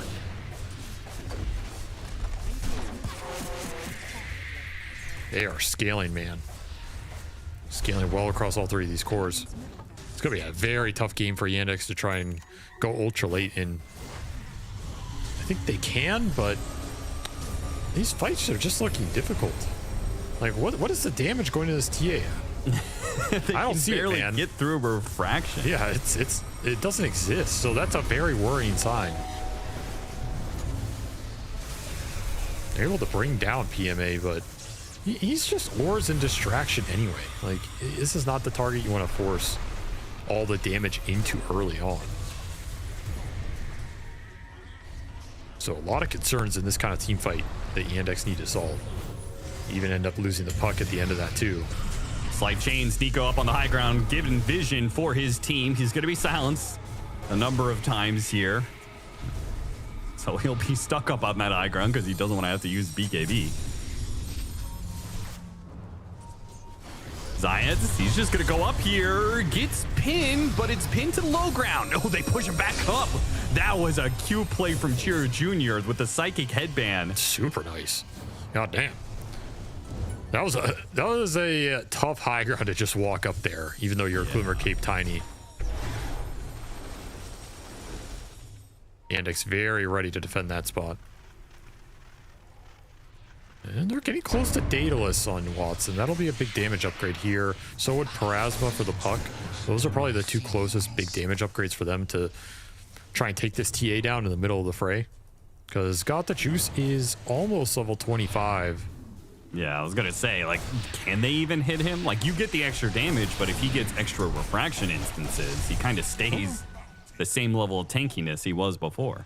We'll see what talent he takes. All right, he does take refraction instances. I do think this talent choice has gotten closer than it used to be. It used to be 100% refraction instances, but almost a second meld bash is pretty toxic in some of these matchups. It's like a free abyssal or something. Yeah. I'll take the refraction instances. So 10 instances you got to get through. That is the tough part about this matchup for the Terrorblade, unless you can sit there with your illusions and wail on him. Sometimes you just end up not killing each other. I don't know who keeps leading these bounty runes, but I swear I've seen double bounty rune there get picked up by Yandex a couple times this game. Crossing over the TA traps. One activated. Yandex. Oh, they've been spotted up here. Have to feel the rotation coming from Navi. Watson TP back. See if everybody gets out. The silence. Zayats keeps on getting hit by it, but the slight chains is there to stop it. Soxa heading for the hills, just trying to buy a few extra seconds. Getting tougher to rat this map out. Some TB illusions are able to do it, but nobody else has really been able to control any of these waves.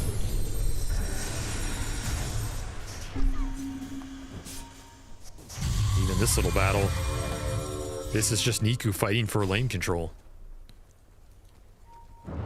The rest of the team is here, though. Baited in here a little bit. Yeah, he does not know. The spear, he just jumped into it. Oh, no. The rest of the team was coming in from behind, so he thought he could just charge up there. Yules goes out on the Templar Assassin. He blinks back. I mean, what are the odds they're all sitting on that hill, right? Yeah. That's probably what he's saying. Like, there's no way they're all just sitting there. Probably farming camps or something. Oh, they're all sitting there. You got punished. It's a big punish. Got the gem back too, so right in this window of time where Roshan is respawning too. Not that I think it gives Yandex the strength to do Rosh. No, they can't force it this game. There's no way. No. This TA hits way too damn hard. Full swift blink. Just gotta chop them up. If they lose a fight 4 versus 5. Navi's coming in. Even without the Ember. Malik is going to be able to get the spear back, and PMA is just going to die almost at the very start. Does get a 4-stat, resets a little bit. BKB, and he TPs away. Looks like Navi is calling it quits on this one. Zayats, they'll be left behind. But they do not lose their Razor, which was a close call. Actually, maybe Chiro Jr., he gets +1 out of this. He's got Blink Dagger plus Coil. He's going to get the Coil on the Templar Assassin and go after the Warlock. Got the BKB on Got the Juice. They kill the Warlock. Got the Juice, starts backing away to his tier 2. Blinks over, big damage, hits the puck. Phase shift, pretty easy dodge. BKB on TA. Right into Watson. As soon as these BKBs are down, one disable and Watson can start going to work. Even PMA is not going to make it out easily. Slight chains holding back all these heroes gives a chance, actually. Malik dies from that, and it saves PMA, who almost dies to his own refraction illusion. Niku, BKB, last little instances of this, he's got to get back up to the base. As good as that slight chains was, the execution on Malik, he is playing with fire here, poking at Yandex the way he is. Oh, what a toss back. Toss back onto Watson. Watson, who had already used his Sunder, still has a Manta, gets rid of the chain, Turbout silence, and Niku overcommits, thinking he had the chance, he had the opportunity. Not the case. I was about to say, he needs to be careful going in there. One silence, you get chopped up by this melee Terrorblade. He almost got the Razor with some last hit crits as well. This TB dealing some serious DPS. Navi just getting run down. Never taking a solid formation of a fight just getting chased, trying to hold BKBs, popping them at odd times, almost gets the coil snap with the psychic headband there. That would have been the cherry on top. This Ember is working them in the fight, but it's beautiful spears and arenas from Malik. I mean, he has been MVP for Yandex this game for sure. He is dragging it back from the brink. Just keeps finding these amazing initiations. And he's like the one tanking most of the initial damage too. It's not easy for him to just go in. I think Yandex lucky to get out of here and not overextend into this Ember, who had BKB. He popped it. He got some work done. He's kind of chasing his Terrorblade. The Tiny's respawning. It's looking murky here. Like, this is not the position you want to be in with the meta on cooldown. Yeah, no doubt. And then just this bit of an overcommitment. Nico thought he had finally worn through everything Watson had between the BKB and the Sunders, but and Puck, Demon Seal, man, still hanging around.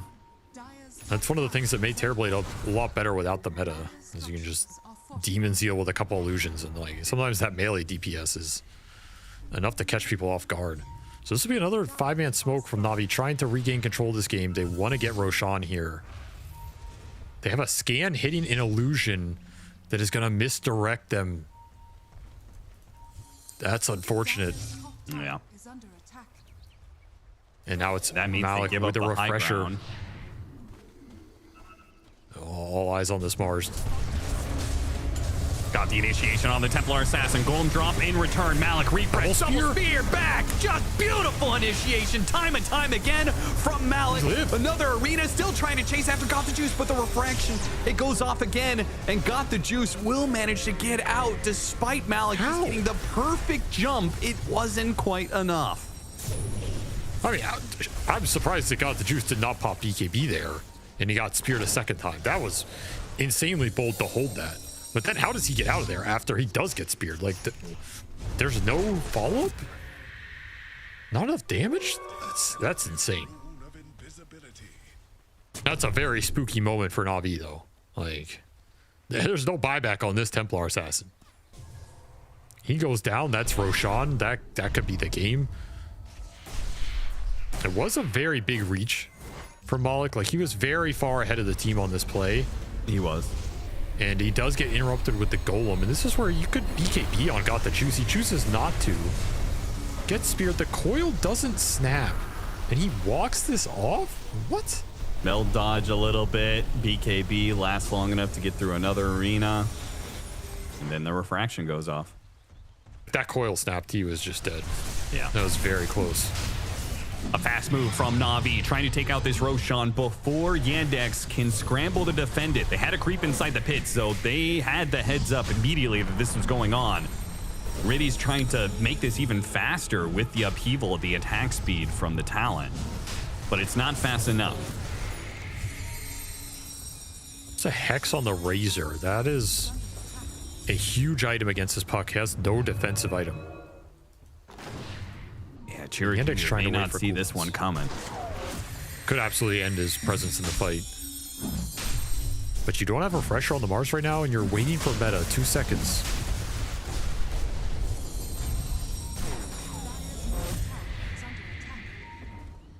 Mid lane's pushing in, top lane's pushing in, but all focus is on this Roshan.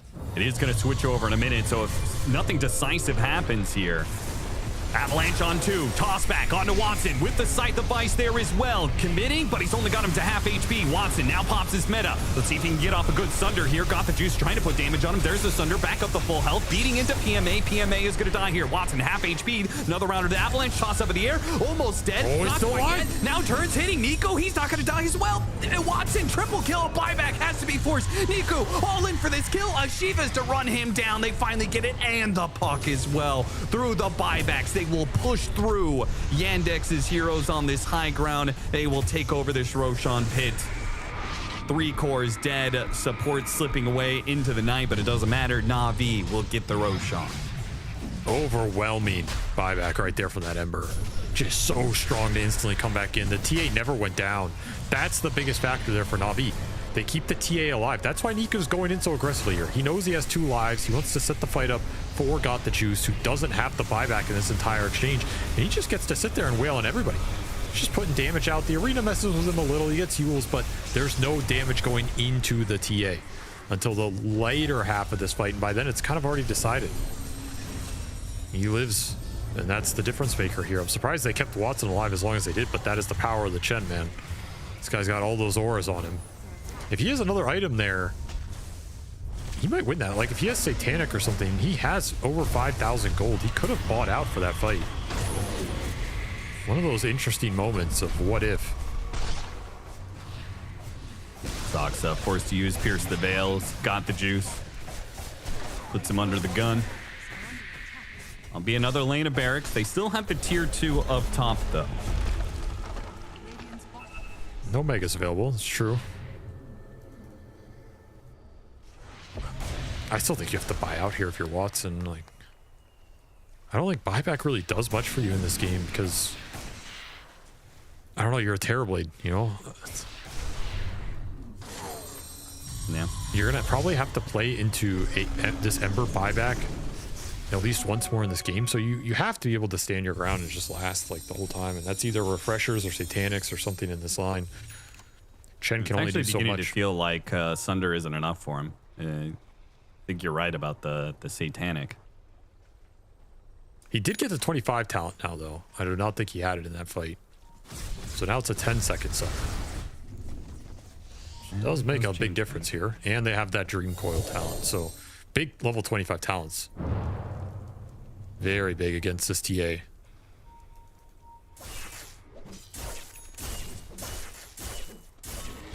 He's up there for PKB. Ember level 25, still a little ways for the Razor, but that's part of the scary thing for this Navi lineup, right? Is that they have, it's not just the Templar Assassin. Both of their cores are scaling up in Niku and PMA, and their supports are just fantastic late game supports. Like Warlock scales up, and then Tiny is always good with his toss reposition. Scary supports for sure. You get tossed in and then Warlock punishes you for trying to follow up. These two have always worked really well together. They have double Glimmer Cape as well. A lot about these carries though. If one team can get on top of the other carry and take them out early, it's probably going to decide the fight. Both teams are very damage dependent on these one positions.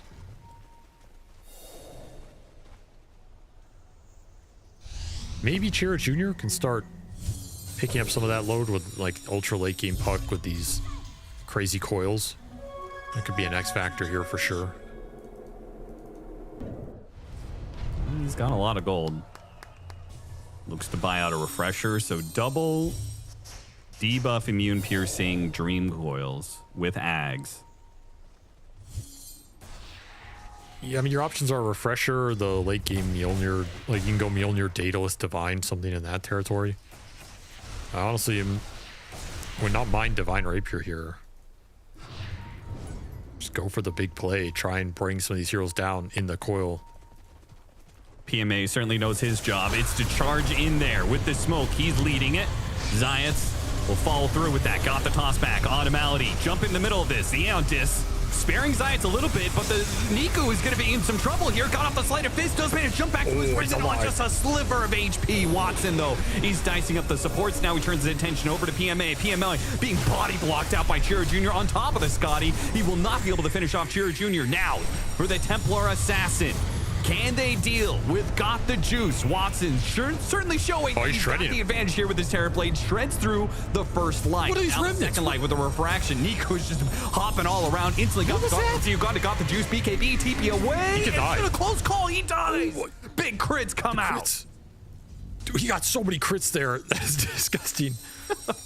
I think he's supposed to die there anyway. Like, this TB damage is insane going into him when there's no refraction. Yeah. Man, what a fight from Yandex. They had double buy, though. That is worth keeping in mind. Like, that's a fight on their ward, on their outpost with double buyback, which ultimately turns that. But Watson, he gets to stand tall in the middle of that. The initial jump on the Chen, it kind of seems great in theory because you're going to take all these ores out, except he doesn't die. Like, he just walks it off, gets into the arena. The TA can't hit him. The TA did almost nothing in the first half of this fight. Couldn't hit into these arenas, didn't want to go into them, and then he's hitting Malik the whole time. Gets Yules there. Now he's trying to lay into Watson. Doesn't hit him. Now he's hitting Malik. But he's a Mars. He is Bulwark. Then he gets Deadshot there. A sick Deadshot from Soxa. Then you have this like Penta Remnant play. What is this, dude? This is just some BM on Navi. That is so disgusting. If I'm a Chen right there, I'm just hands off keyboard. Like, okay, bro, you got me. You know, whatever. If you want to spend 5 remnants on my ass, you can have it. Nico had to use all those remnants because he almost didn't get the chance to use any remnants at all off of them jumping in and him getting coiled. He pops BKB and he's like, uh-oh, I'm still stuck. It's also worth mentioning the only reason he had all those was Refresher Shard off of the Roshan earlier. Right. Like, he doesn't have his own Refresher, so he will not have that now. He'll buy an Aeon Disc to try and survive. But that fight was... that was a very Yandex favored fight, and just scary for Navi in terms of how easily Watson just stood in the middle of all of them, and he's just kind of chilling. Like, he's just slicing up everybody. No one's wants to focus him. No one's dealing big damage into him. You're gonna have to really take advantage of these tossbacks, and I don't think you could just jump in off the Hex anymore. There's too much survivability in this Yandex lineup. Like, Chen is just giving these heroes too much HP.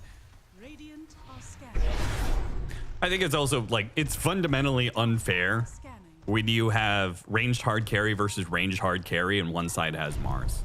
It's just like the arena is way too good. It almost means that Navi have to get the initiation just to make sure the arenas aren't too good. Yeah, they're ruining Got the Juice. He either has to PV and jump in. That's going to be on disc. Breaks the coil. Ooh. And almost still gets caught here. Had to use BKB. Got the side device on the puck here. And he follow up. They got the chains on him as well. Golem gets dropped. That's going to be phase shift dodge. PMA has to start backing away from Watson here. It's a little scary. They do at least get Malady on their way back out. Watson, he still kind of needs a Sunder target. They can't feel too good about this. Oh, Sideblade's got to be careful with that. Nice dead shot. Force him back. Science looking for the jump. Doesn't have Blink Dagger, though. Very sick moves from Nico to get out of there. Pops coil with the Aeon and then dodges the second coil. Look at Malik. He wants it. He wants it. He fishes for it. He doesn't get it. Immediately going to be side device. And he's going to be tossed back with the static link on him as well. Zayats may have just traded his life for the Mars. He's trying to get out with a forced apple. And Malik goes for what he can. Pops BKB Arena, but does die. Bulwarking the wrong way. Watson needs a Sunder. BKB needs a Sunder. Needs a Sunder. He's not going to get it. Got the juice. BKB. He takes him out before the Sunder can go off, and now no buyback on the Mars, and maybe forced into a buyback on the Terrorblade. There's still this tier 2 in the top lane. The top lane is heavily pushed in for Yandex's favor, but Navi might just go straight to tier 4s. Yeah, they want buyback. They want this TV buy. They know he has it. Very clutch BKB usage. Got the juice, holding it that entire time for that minute he can man up against the TV and prevent that Sunder. There's the buyback, but it's not off of an initiation. Navi, I think this is a clean getaway. Yeah. Yeah, they're out. And Roche spawning in 10 seconds. This is the window Navi needed. They got big buys. They've been finding tossbacks on the Chen. They've been beautiful from Zayats. There's a refresher for Watson, so he uses all that 11,000 gold. This should be Roche going into Navi's hands. There's an amp damage that just spawned in the river as well. That's disgusting. Another refresher shard for the Ember. Also super value here. Damn, nobody wants even Aegis. one Aegis. No, he wants it. All right, a consumed moon shard, amp damage, Aegis with an MKB sitting in the backpack. Navi seemingly have every little bit that they need to take a 5-on-5 into Yandex's high ground. Immediately nullified. There goes that amp damage. They're taking one piece away. The tier 4s are going to be falling pretty fast here. 10 more seconds till the Mars is back up. Yeah, you have no Mars glyph. Should be up to defend the Ancient, so it's not like Navi can just all in, especially against, you know, the arena is so good at protecting that throne. No, you're gonna have to fight for the dub here. Jared Jr. chasing after him. Nullifier on Zions, unable to get the Force Staff away as easily. Yandis, nice spear. From a distance, Arena catching Riddies, drops the Golem on him, but the Bull Sports are still going to be caught here. And the coil snap on PMA. PMA in big trouble. Got off the cheese, heals up, Scythifies, and he kills the puck as a result. He's not the one to go down here. Watson, now he's going to be Scythified up. He has a refresher. He has another BKB off of that refresher. Just going to use the Hurricane Pike to get up to the high ground. Has to BKB defensively here. Malik pushing back these heroes. Refresher. Now to Arena with the coil on top of that. Watson comes back in, but he's not really sure. Can I hit these heroes or not? Needs a Sunder. He's not getting one. No. Had to refresh just to get out of there. That was your puck buyback as well. That's why Cheer Jr. is going in so aggressively. But what did you get out of that? You got another tiny buy? That's it? I mean, all the refreshers. You got the refresher out of the Ember. Some Did they item have multiple damage. cheeses? Oh, yeah, they did. Because I was about to say, PMA full healed. He had to use one of them. I just had so many items off these Roshans. Tough to get through here. Very awkward place for Yandex to fight in a sense of the Terrorblade has to go up that hill. Okay. Divine. Okay. Yeah, this is I'm gonna end the game right here, right now. Well, I have the security of this Aegis to back me up. No buybacks for Yandex. They'll have 1 in 30 seconds. That'll be Soxa's. And then they need some gold for Malik's. But they're kind of left in this last life. They got the spear back onto the Templar Assassin with that Divine Rapier. Can they take him down easily the once? Okay, easy. What about the second time, though? He has no BKB. It's on cooldown. They're going to be able to grab him. Got him off the dead shot. That's it now. Down. BKB goes out now before the spear, but he's going to die. Divine Rapier on the ground. Malik picks it up. And they're winning this fight. The rest of the PMA tries to go into Watson. No chance at winning that. And all of a sudden, Yandex have just been gifted a Divine Rapier. These tower sieges, man, like they're not ready for Yandex to take these fights. This is the third one this game where they have been massively punished on a spearback. There's no bailout for the hero. He had BKB in the backpack, which means when he dies with that Aegis, he subs it in. It's still 4-second cooldown. He gets dead shot. I mean, Malik has salvaged this game so many times I've lost count. Like, it's just absurd how much value he has gotten out of these spearbacks, setting these fights up. I mean, we see the 2 other cores for Navi trying to make something happen here. There's even a Hex on the Terrorblade, but there's no refraction that comes up. It's not enough to bail his TA out. That Divine Rapier, it backfires horribly. This Mars now hits considerably hard. Oh, yeah, you got to watch out for that God's Rebuke. And they're going straight to the tier 4s. They're going to force these buybacks out of Navi. There's no glyph for Navi. Toss back onto the puck. Good catch if they can get it. The Scythifice does not go out. Okay, it goes out now. They keep this hero here with Golem dropping on him, trying to commit. Phase shift goes out. He's going to reset a little bit. Can he get a blink away? He cannot. An orb is up in a second. Another phase shift. Yule's up in the air. Avalanche covering him. Toss up, and he almost got him another phase shift. Blink up. 1 second. Nah, too much AoE damage. They get the puck, and they didn't have to use the buyback of the Templar Assassin. Watson just made the call. He said, I don't have meta, I don't have a refresher, I need to get the hell out of here. They abandoned the puck, who did not get the memo. Got tossed in. There was no glyph there. But no meta, no confidence to man up for that play. Now you're missing a puck for 100 seconds here. That is a massive opening for Navi if they want to try and all in. Now, Watson, he does have the meta back up, but he also has an Ag Synth that he's going to consume here. So he also has the Terror Wave. But can you do it without coils? The coils have been so important. Right, yeah. Like if you get another spear back, I mean, there's no way you just give another crazy spear back to Malik, right? Deadshot trying to push back these heroes. There is a glyph for the Radiant side here. Try and stall this out, but it's going to be a 4 versus 5. Templar Assassin and Razor both hitting it, and the Ancient's already at half HP. They gotta start doing something here if you're on the side. There goes the Terror Wave pushing back some of these heroes. Throwing out some shots, slowing down PMA. PMA taking a lot of damage as he backs out. Ember's in the back. They have to consume that cheese. Meanwhile, left-hand side, Niku, BKB, TP out. He is good there. They did not glyph. That's super important here. for Yandex. Just used the Crimson, but they did use Terror Wave, they used Demon Seal. He does have meta backup, no refresher, but meta available for Watson. Now the Crimson up in 4 seconds time. They're gonna need it. Oh, he got the spear. Malik got the initiation on the Tia wall. Wind Waker save. It might have just bailed down. Got the juice. Submarina's covering things up. The Ancients and trouble. Someone's got the juice. Got the juice is dead. It's not enough. Not gonna be able to finish up the Ancient. They're gonna have to buy back to play for this one. The Ancient's almost dead, but they're pushing back. He's Herald. Who is left? Can the Templar Assassin get here? Butcher travel in. He's about to go for it. Go straight for the throne. And oh my second.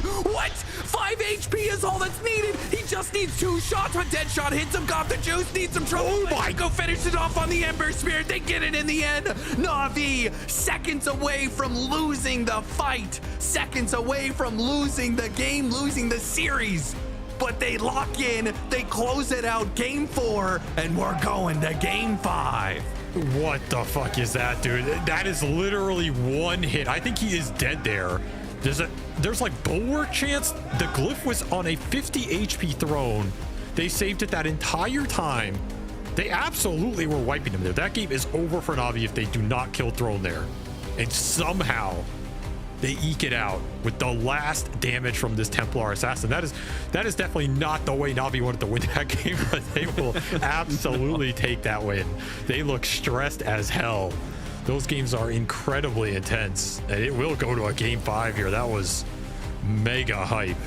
God damn. I mean, this series has gone every which direction, right? There's been stomps both ways. There's been clutch wins both ways. So many clutch plays. And it'll all come down to one more game.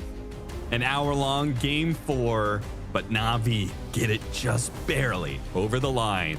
We're going to go to a Game 5. Twice now this has happened today in best of 5s, where it feels like maybe it wasn't mega creeps, but it had that sort of tension, and it's all down to glyphing at the right moments. People buying back, all inning on hitting the Ancient there, and for Navi it was just enough to be able to push this to a game number 5. Holy crap, that was nuts. Oh, it's beautiful. My goodness, we were actually screaming. The crowd was going berserk. Yeah. There was like, I don't know, it's like 25 people because it's super late at night and they're freaking out. The crowd is, they are amped for this. It's like the energy in the room is actually sick, and that was crazy. I mean, because it means so much for Navi, right? Again, of course, you can talk about what the organization has lacked to do over the last like 10 years of Dota, what this team potentially could do for them. But yeah, in the way in which they win it as well, it's like the back and forth. For me, just seeing a Terrorblade in a best of 5, it feels like it's just a hero that makes the best of 5 even better, right? Because it's so hard for Navi have to do so many things right to try and beat the Watson Terrorblade, playing for the Roshans, making these moves. Sure, they fumble multiple times, but again, that's just the beauty of Dota. Just keep your head up, keep going. This clip already is raising my heart rate by like X4. And there's like the wall as well, and all this. Oh god. Dude, Yandex choked this fight really hard. Like, they just sit there and let them hit the throne for like 5 seconds. They drop it to half HP, and then Yandex is able to actually commit on it and take it afterward. Or sorry, Navi is able to, yes, sorry, gracious. Like, I think if they just fight them at the front of the base, that's the general principle for these base defenses, is you fight them as they walk up your doors, because if you let them get to the throne, they get to chip it too much, and you wait and you get baited into not jumping them soon enough, and then their throne just gets all in. But also the last arena, it didn't cover the full throne, so even though Got the Juice was in the arena, he could still hit the throne because the barrier didn't actually protect it. Like, there were so many small things, and Mr. Got the Juice, like, buybacking there, you know, if your play fails, like, the game is cooked. It's over. Like, you're cooked straight up. I mean, we also have to talk about the slide choke right before this game, like, ended, because CJ did a play he did last year. Yeah, like how it was pretty much in that. Yandex's hands. Let's just take a breather for a second. Oh my goodness. Do we want to straight away start with that? Yes. Okay, sure. Take it away, Kazu. It was not pretty, because they were, like, the game has a lot of back and forth. Like, Navi themselves, whenever they go to push a tower, there's like a 50-50 Reddit thread coming up. Will they succeed and do it properly, or double spear back? But, you know, put those things aside, Yandex kind of had the game, and then they're like, overcooking, someone gets impatient. I mean, mainly CJ, because that play, you can't really let that happen. So I do hope, you know, that they can help each other, go into Game 5 cleanly, because those plays, we can't have them anymore. Yeah, you definitely can't. There is these clutch moments that are going to have to happen when it feels like you're running out of time, when it feels like the fights are just so even. But what exactly brought us to this point of having such a close, even back and forth Game 4? It was a story about Roshan, and Navi understood the assignment very clearly. They had to get the Aegis every single time. And that's exactly what Na'Vi did, because of course, we're going to show you one clip in which Na'Vi, they get a mortar kill, then they fall back, they take the Roshan. And Terribly, the hero we don't see too often, you kind of want to get an A, just throw him into an objective, take the buildings yourself. But Na'Vi, with their TA, with their ability to go Roshan, they were consistently creating this problem for Yandex. Yandex could win the team fight, but they couldn't win into an Aegis timing. So every time Na'Vi got an Aegis, they then walk down the lane, you take a mid-Rax, then you reset, then you take bot Rax, and you see the couple Roshans there. It's like, if at any point Yandex took a Roshan themselves, maybe this game's very different, because again, Na'Vi in the team fights, they were struggling. The objective siege, they were struggling. I think it was the cushioning, the time that the Aegis bought allowed them to get to this kind of late game position. That is the benefit of having a TA on your roster, is knowing when exactly Roche is going to respawn, so you can kind of pick your fights, try and look for a pickoff that's going to lead straight into a Roche for yourself. And I mean, if you're always bringing the numbers, you're going to have that advantage there too, Quinn. Yeah, it's honestly a ridiculous nade. I can't believe it's still in the game. It's honestly super bizarre and changes the game in a very, very strange way. Yeah. Not a huge fan, but I mean, I was also really impressed by Niku in this game, I think, compared to last game. And I think also I've sort of come to just accept that this guy is just hit or miss, and that's just how it is. He's not consistent yet, and you have to just understand that that's life. Yeah, that's just life. And I think this game, he was inconsistent in the good sense that he was playing, he was going ham, and he was creating a lot of space, he was making a lot of plays. They played around in mid. You can see here they make a nice move with a whole bunch of heroes, and he's just kind of being a crazy man. He's towing the line really closely. He goes back under the tower right after he heals up. He's zoning people, being annoying, and they take mid tower super early in this game. He solo kill Puck early in the lane. I think Niku is just, he's feast or famine, and I'm very curious to see if next game, if he's wolfing down an entire, you know, turkey, or if he's scrawny and boneless. He's gonna be chomping, I think, next game. Just put him on a hero that can at least, you know, do that though. You know, I want him to be going crazy, running through the map, doing these things. Like, don't put him on a slow, clunky hero that can't make these moves. Like, I want him to eat good. Amen. Amen to that, brother. I mean, Avery said it in the cast. I think also this series is about the comfort heroes. Yep. Like, Niku, please let this man play the heroes that he is good on. Don't force him onto something weird. Put Got the Juice on his TA, right? And just, the game is going to be a mess. It is. It's just going to be a mess. It's late at night. Neither of one of these teams is playing ultra clean, apart from the 2 games that were stomped the other 2. They're messy. I think you have to embrace the mess and let the comfort and let that muscle memory from thousands of games you played do the talking. I want to give a special shout out to my boy PMA. This Razor performance was really damn clutch. I'm not going to lie, I think his itemization as well. Playing into TB isn't that easy on this hero. He gets the early Crimson, he had very nice movement around the fights with then he went BKB, he went Yasha, he got the Hex later to deal with the Puck as well. Because I do think you need to also remember, like, when games are this close, it obviously and very often comes down to very like small things, especially like individual stuff as well. So I think for them, it's just good that they can rely on each other. You know, it doesn't have to be Got the Juice for 1v9s, it doesn't have to be Nico. You can rely on everyone, even the supports. Isn't that right, team? 100%. Unlike your hatred for them in the last panel, you've now really switched up the script. I mean, the only people he hated were mid players, unjustly, by the way. What is wrong with you? Oh, what? Whoa! Holy crap! Whew. Again, to remind you guys, we have like 2 sides to the, you know, the arena. There's definitely a Navi side and a Yandex Navi side is very passionate for the success of Navi, and I think everyone's just very passionate about the fact that we get to see Game 5, because it's been mentioned a number of times here. This series is just ever evolving, a stomp each way. Now, Yandex winning a very close game, Navi able to close out a very close game as well, one that they were leading in. There were a lot of these misplays that we do have to address where they're just overstepping a little bit too much, because we could have seen them close this one out a lot quicker. Like, there is just no beating around that bush. Yeah, it was a mess. Like, there were, I think the towers specifically, that's the kind of thing I think that you actually can fix in between games. Yes, you can. Where you're just like, yo, there was this trend in this game. We kept running into towers and hitting them in a very silly way and dying. Next game, before you hit the tower, think. And I think that seed that you can plant in people's brain, like, you'll actually remember it. If CY goes in there and it's like, yo, before you hit the tower, please, just for 1 second, think, should I hit this? And then suddenly, problem fixed. I mean, it's also like they're hitting a tier 2 and then Warlock's dead and then they're respawning. They have outpost control. It's like, they don't even have Golem up as well. It's like, do you need to hit this tower when you can wait 10 seconds, Warlock TP's in, wait potentially another, I don't know how long the cooldown was, let's assume it's like 30, then you make the move. Like, the fact they're forcing it, it's like, they're just excited. It's like, oh my god, guys, we're doing it. We're in a winning position. We've got 2 racks. Like, I feel like that excitement, knowing that they are potentially going to win this game, be 1 game away from a grand finals, like, it can get to you. You can feel like you just go, go, go. So, yeah, just tone it down ever so slightly. I think there's even more when it comes to that for such a young roster like Navi, formerly Navi Junior, now the full Navi roster. We've seen them in Chengdu when we had our last slam. They were in front of a crowd there, but they had a really rough series for themselves. So now you get to be on lane again in front of another crowd. You're actually winning these games. You stomp in one of them. You win it in a mega clutch one. I really think the fire is under them. I actually think for this one, obviously we have to see the draft play out, but when it comes to energies, I think it is really heavily favoring Navi. No, I think it does for sure, especially because I agree with Quinn, like in between this game, like sure, it's not just, oh, don't hit this tower, but more like who's actually the one that will stop us. So I think if you can think about it, how Yandex play, I would say it's generally like Saxo or Malik, who are like, are they showing on the map? Are they not showing on the map? Can they be smoked? Can they not be smoked? Because for Navi, like winning this clutch game where people actually play well and you pull like plays out of your hat to actually make it happen, obviously this feels amazing. You're now in the 5th game. You have a slight edge, and now you just need to, you know, pull another draft out that you're comfortable playing with, and then you gotta do the gameplay. I mean, I just like the fact that, you know, they're banning out Ursa, Viper, Jakiro. Like, they're making sure that their draft is built on a foundation of, in the future, there aren't going to be problems where,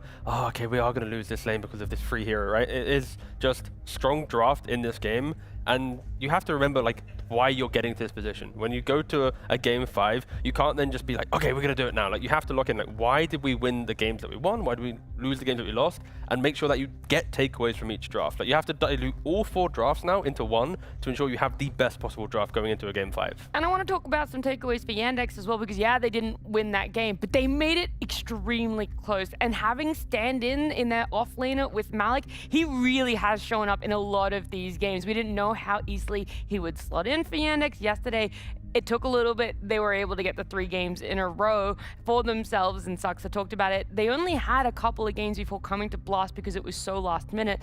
And now we're seeing him be the player that has stepped up in so many positions throughout a game.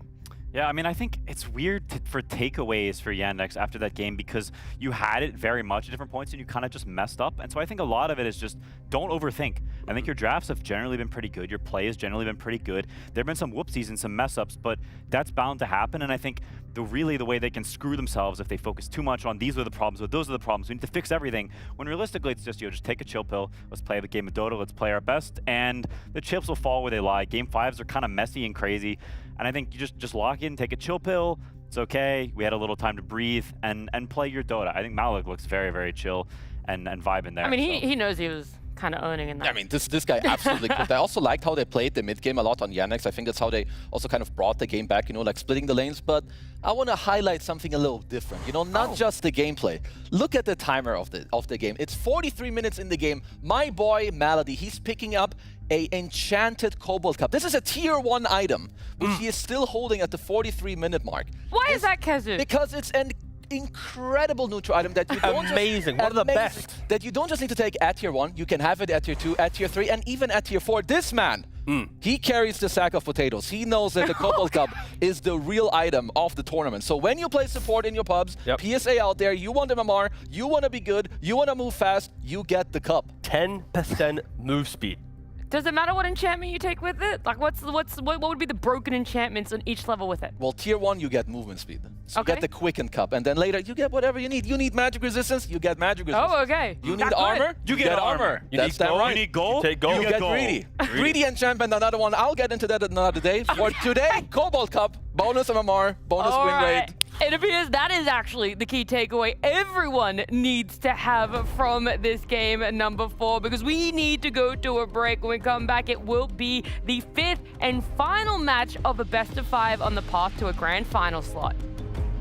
We're gonna play a game of imposter where we've all been given one word. We're gonna say one word each, and at the end of that, we're gonna have to try and figure out who exactly got given a different word than the rest of the 3 of us. Carries. Rotates. Rampage. Apologize. High grounds. That's technically 2 words, but that's all right. Defends. MVPs. Wards. Teleports. Wins. Can I steal hers? No. Jeez, I don't know. BKBs. The stacks. And now it's time for us to vote. 3, 2, 1. Oh, it was actually you, wasn't it, Pyrian? I don't know. None of us know. Yeah, what was your cue? You were different from me. Mine was things a support would never do. Oh. See, I knew it. Yeah. I knew it was Ted. Mine was either T or Ted. I couldn't remember. For me, the Rampages is a free giveaway. So I think as soon as he says Rampages, it's Ted. Was it me? Was that It was you, yeah. I can't believe it. Well, you won. You won. No, he didn't. Yeah, you did. But no, you fooled me because when you said they never get supports always get MVP every sweet. time. I actually did. Yeah, you won. So Bruce, I was gonna put period. It was. I knew it was one of you two. Sorry. Good job for getting the right one, I guess. But that's my Mafia. That's my Mafia experience. I should have trusted my gut.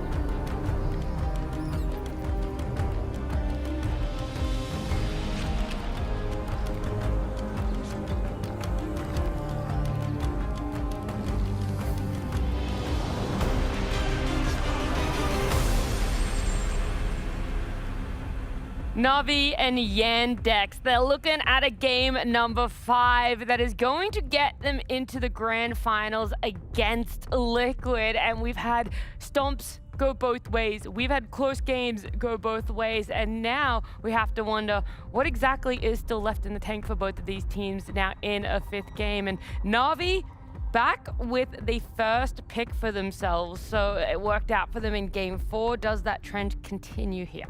I just love the bans from Navi once again. The only thing that Yandex could do is don't ban the Shadow Fiend, offer up the first pick Razor, then you get Shadow Fiend for yourself. But in regards to trying to create a Navi themed lineup that isn't hit by some niche counters, then I think these 3 bans kind of hit the nail on the head for that. Yeah, it's very good. It's funny this Underlord ban keeps getting forced out. They can take the Razor again if they wanted. They can repeat the trade. It was a close game. I don't know if the draft was necessarily favorable for them, but if they liked it, if they felt confident in it, and it seems like they do.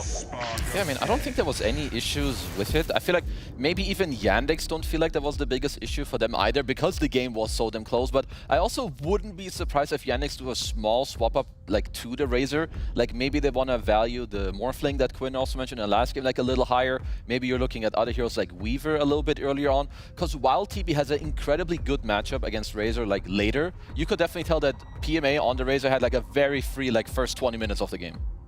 Yeah, I mean, they even won the lane pretty hard. They killed TB at least once, maybe twice. Yeah. He also buys the Crimson Guard very naturally, so TB's impact for a large part of the game is pretty nil until you get to more items, the Scotty, and then eventually the Daedalus. You need that one big damage item so you can actually cut through the Crimson. Otherwise, they can fight during it and then reset after. But they promote the Mars in priority. Of course, in the last draft, they took the Chen in this position, picking Mars out of phase next, but maybe Yandex think he's going to get banned out, and, you know, Malik, he had a pretty good game, right? The spear backs were kind of the main reason why they're able to punish Navi, so I don't mind this promotion, and maybe it's Yandex just losing a little bit of faith in the Chen. It's possible. They did lose the safe lane last game, right? And I think it's not something that's happened for Yandex very much this series. For the most part, they've been doing quite well there, so I think it makes some sense. Like, let's go back to maybe some more spell casting aggressive heroes. You take it to Navi a little bit in that early game, punish their offlane. It's been a little bit weaker. Does Yandex still have to ban up the Husker in this position?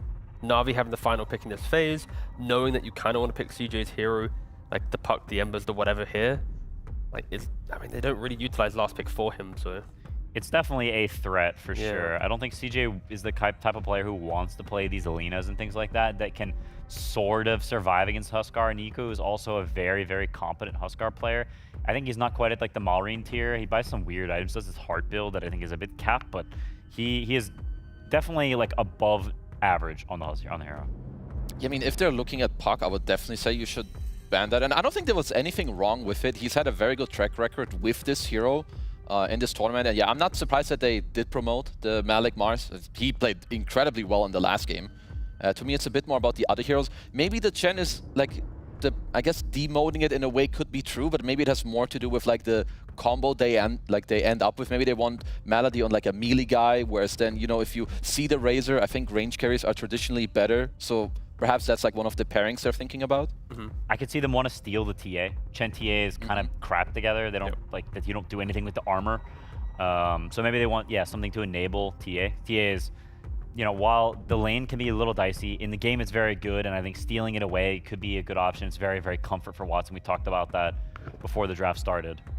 I do think that Navi might agree with you guys in terms of Yandex not favoring the Chen right now. They might pick it up here, but the reason I say that is because they banned the Warlock instead. They're like, there is a chance Yandex will open this second phase with Warlock as their support instead of Chen if it's still in the pool, almost forcing them to look towards it.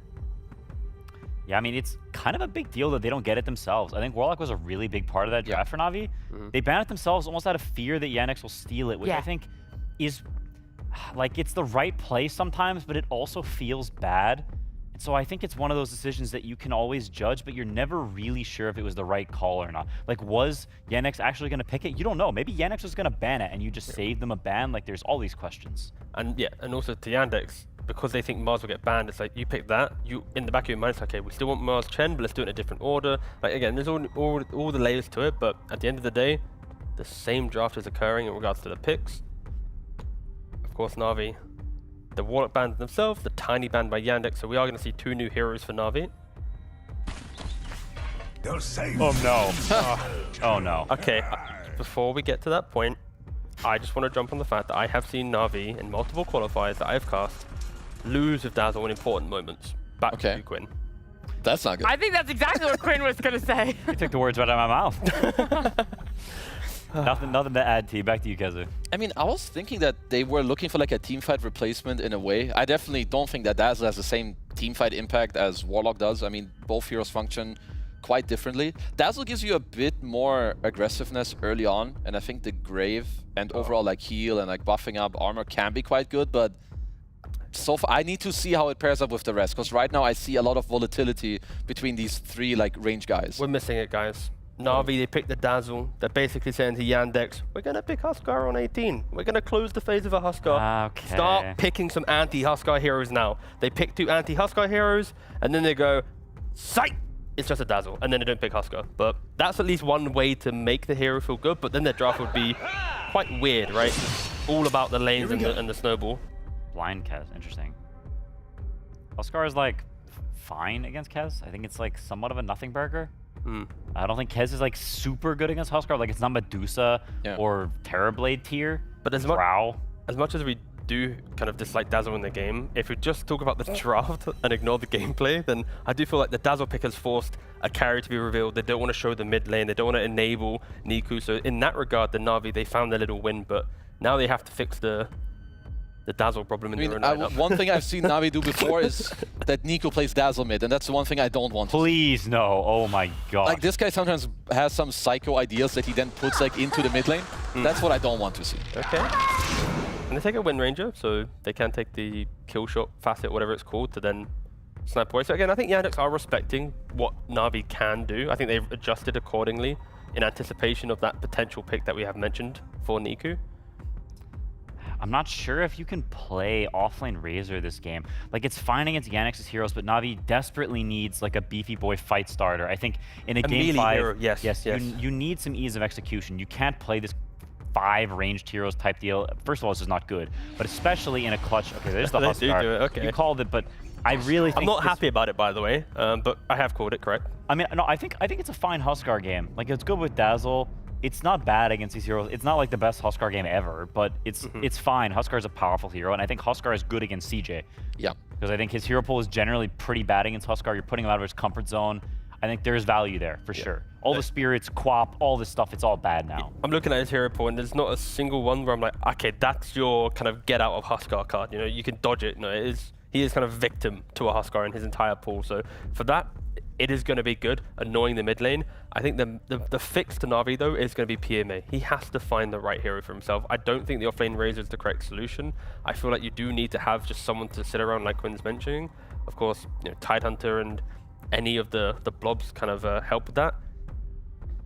It's just so annoying to pick a lot of offlaners into Kez. I mean, luckily for you, his 5 is Chen, so it's not like the most oppressive lane when it comes to like their aggression. But it's still like a lot of the melee guys do not enjoy laning into Kez. How's the watermelon? It's okay.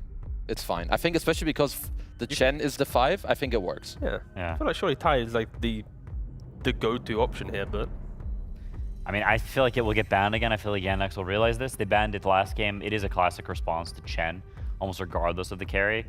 They banned the Lina. I'm actually curious if Yandex puts the Wind Ranger mid. I think it's a massive bait. I think Wind Ranger mid sucks. Yep. And I think Huskar slaps Wind Ranger mid in lane.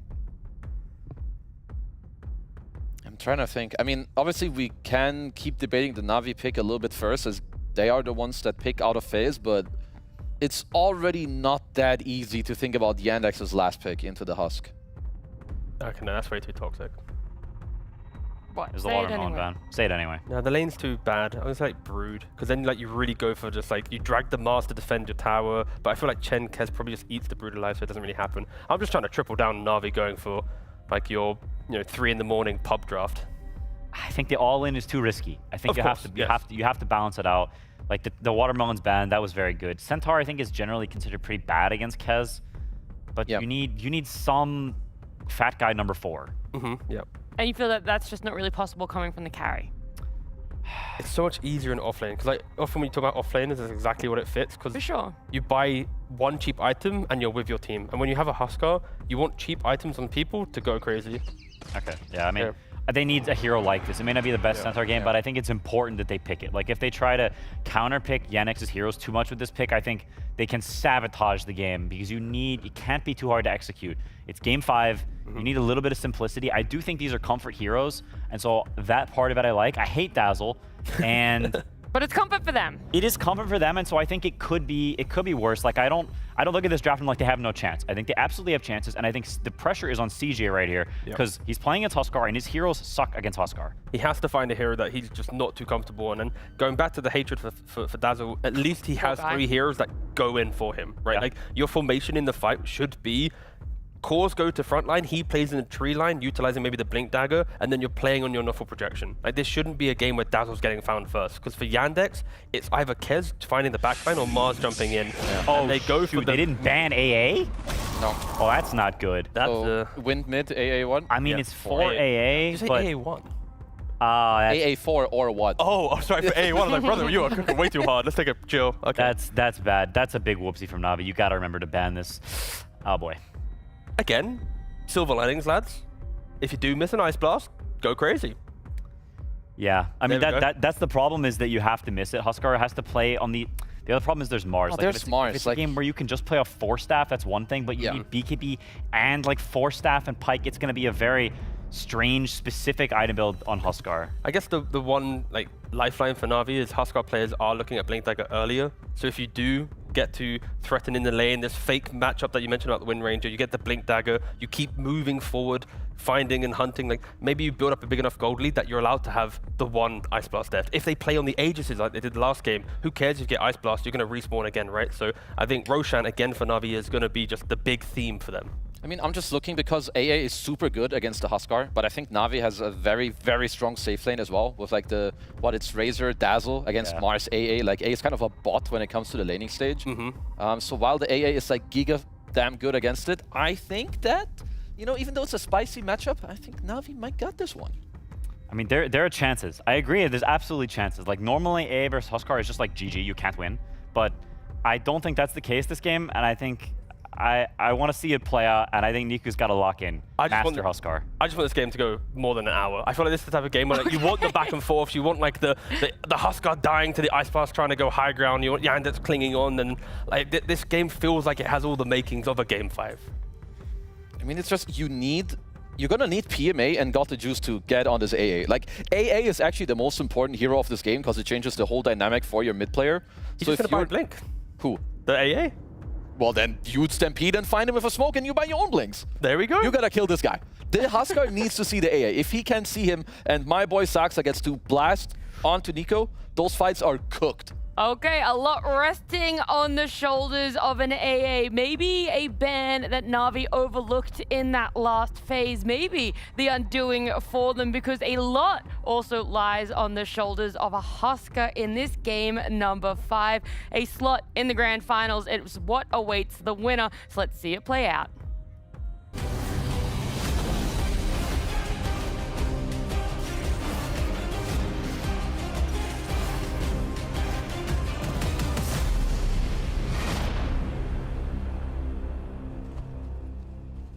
It all comes down to a Game 5 between Navi and Yandex to determine who will be moving on to the Blast Grand Finals and who will be heading out the distance 3rd, 4th place. Navi had thrown everything they have into this draft. It's all in a Huskar. They picked an early Dazzle. They picked up the Huskar. Did they forget anything, Avery, when drafting a Huskar? No, nothing at all. No, it's all smooth sailing here from Nico. Nothing to worry about in terms of his healing mechanics this game. I feel like it's that meme about, like, yeah, I think I forgot about something. If you forgot about it, it probably wasn't that important. Yeah, Ancient Apparition, last pick to counter the Huskar. Now, there's got to be some downsides to this, right? Yeah, you have to play AA. This hero is not the strongest hero. He's also in the 4, he's a lot worse as a 4 than a 5, at least in my opinion. Like, you have 2 supports who offer no stuns, no catch, no real jump, no utility. It's just auras from Chen and this Ice Blast from AA. That is a big liability. You have Mars and Wind Ranger to set stuff up, so the draft will function, but it can make things really awkward when playing the map. And I will say, AA is a very volatile hero. And one of the big reasons he is because he absolutely hard counters certain heroes in Dota, like Morphling, Alchemist, Huskar, Faceless Voider. It's just 100-0. And then there's a lot of heroes that just 100-0 him back, that he does nothing against. Like we saw earlier today in that Liquid game, the Zoo against him, right? His heroes, he does nothing to summons heroes. He's pretty bad against mobility. He's very bad against pipe/BKB in general. So if Navi can use some of those things against the AA, find him early in the fights, it'll be huge. Already starting things off. I was going to say, it feels like what you're talking about with this Ancient Apparition, that a lot of this lineup relies upon Malik having a good game. And I was going to say that, maybe Navi should put extra effort to make sure that Malik doesn't get, a faster Blink Dagger and such to set up that Ancient Apparition. But then Yandex just gave first blood. They just stacked on Malik's lane. Catch got the juice going through the gate after they secured bounty runes on the other side of the map. They put some good damage on Riddies. This is already a good start. Now Malady is going to come back for it. Go after Got the Juice again. Just put some damage on him and ensure that no matter what happens, this lane is going to be off to a good start. They're just forcing the tri-lane. Very awkward for Watson top, but this will guarantee the lane for the Mars AA, which, as you said, is maybe the more important thing in this game. And Got the Juice has nothing. He had his courier sniped in that exchange as well with the tangos on it. Yikes. So this Razor got brutalized and then lost his regen. A very sad start for him. Very smart way to set these lanes up on the side of Yandex. Could decide a lot in this game with the start that Malik's going to have. And also the extra experience for Saxa, a huge deal here.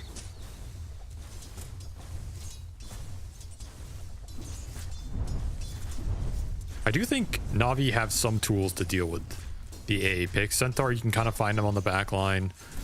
You can go, BKB, 4-staff, Blink type items on Huskar and try and play around it. You also have 2,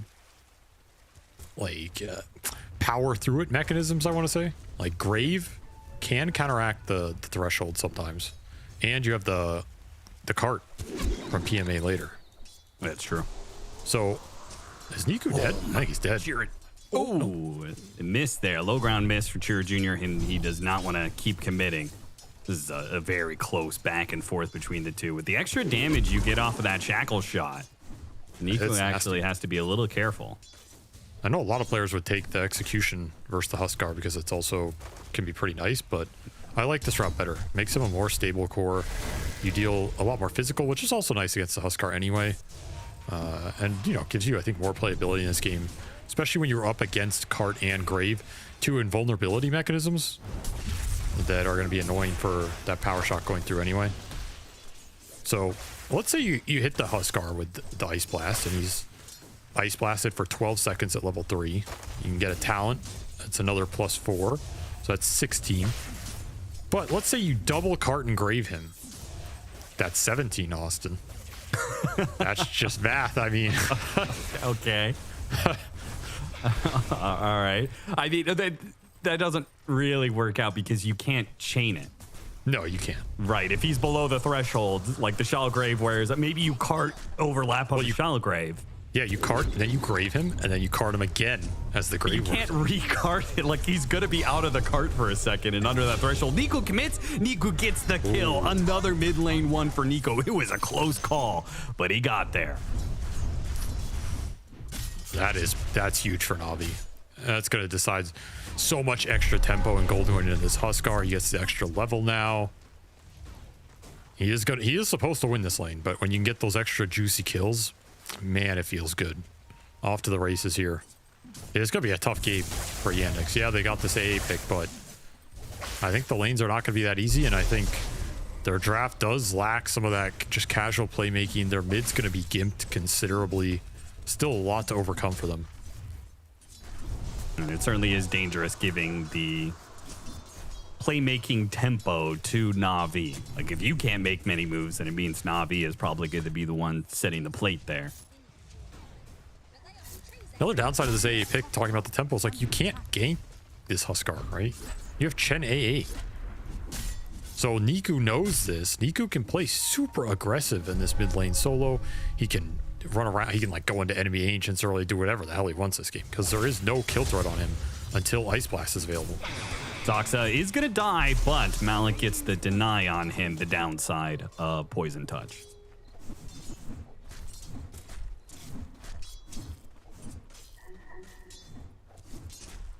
And PMA messing with Malady in the jungle, but he's pretty independent now.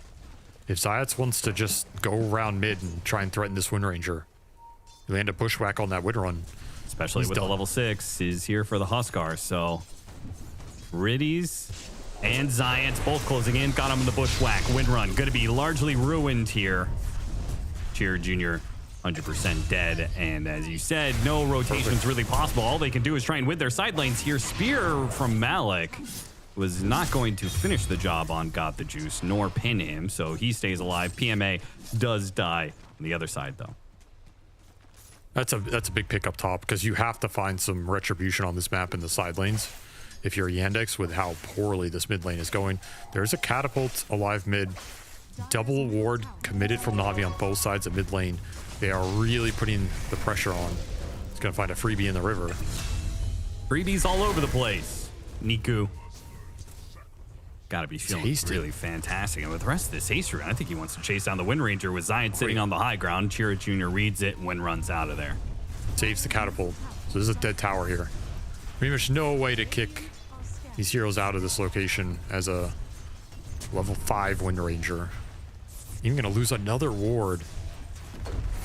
Classic Huskar, man. You just get sucked into this mid vacuum and nothing good is gonna happen for you around this lane if you are Yandex. This is Navi's lane through and through. He's fat. He's real fat. Level 7.5 at 630. Almost 2,000 net worth advantage over the enemy mid. I mean, that is the Huskar factor right there. I'm thinking about these other matchups that the Huskar is facing into. Obviously, the Ancient Apparition is a problem. How well do you think Kez matches up into that Huskar? Because I feel like with this quick kill on Malik, Niku getting farther and farther ahead, he is going to be super far ahead. And while I think Kez is probably okay, that silence has got to be a problem for Kez. Maybe that silence is annoying. I could see like the Ags taunt plus silence being annoying for Kez in the late game, but Kez has to just dice this hero up. He's a physical burst machine, so.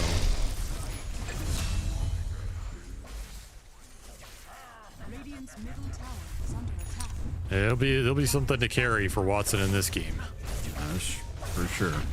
Navi off to their fast-paced lane domination with some cheese on top.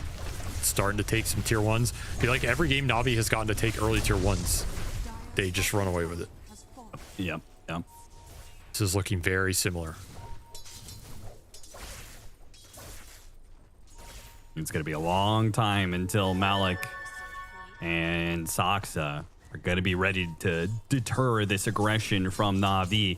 They're just going to keep going at it over and over and over again. Chiro Jr. is going to be pulled in underneath the tier 2. Look at Watson rotating over. They want to try and punish Niku for this, saying he's too far forward. They've got to put him down here. But there goes the Shalgrave. There goes the Stampede. Watson slowed down. This is a problem. Niku, he's staying alive. Chiro Jr. trying to focus him down with the focus fire.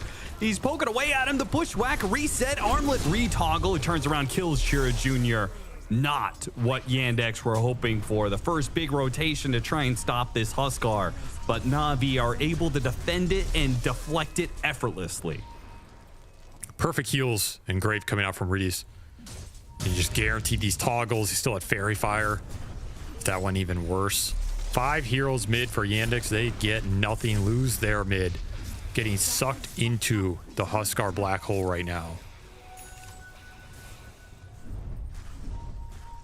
PMA's gonna feel great about that. Like, he was just able to play the top lane entirely solo. All he had to do was pop Stampede to help out his team a little bit. He's chilling up here. Vanguard done. He's going to take this tower eventually just off of the return.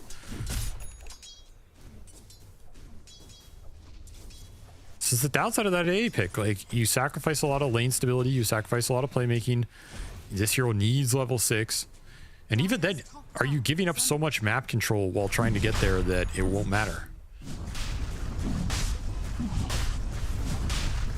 Riddy's going to guard Niku. Just in case Niku can solo Roshan without a problem, but they got to make sure that there isn't any interference. Malik, with the scan, is making his way over. Bypasses Riddy, throws out the spear, almost got him with the patch at the same time. Niku gets the armlet retoggle.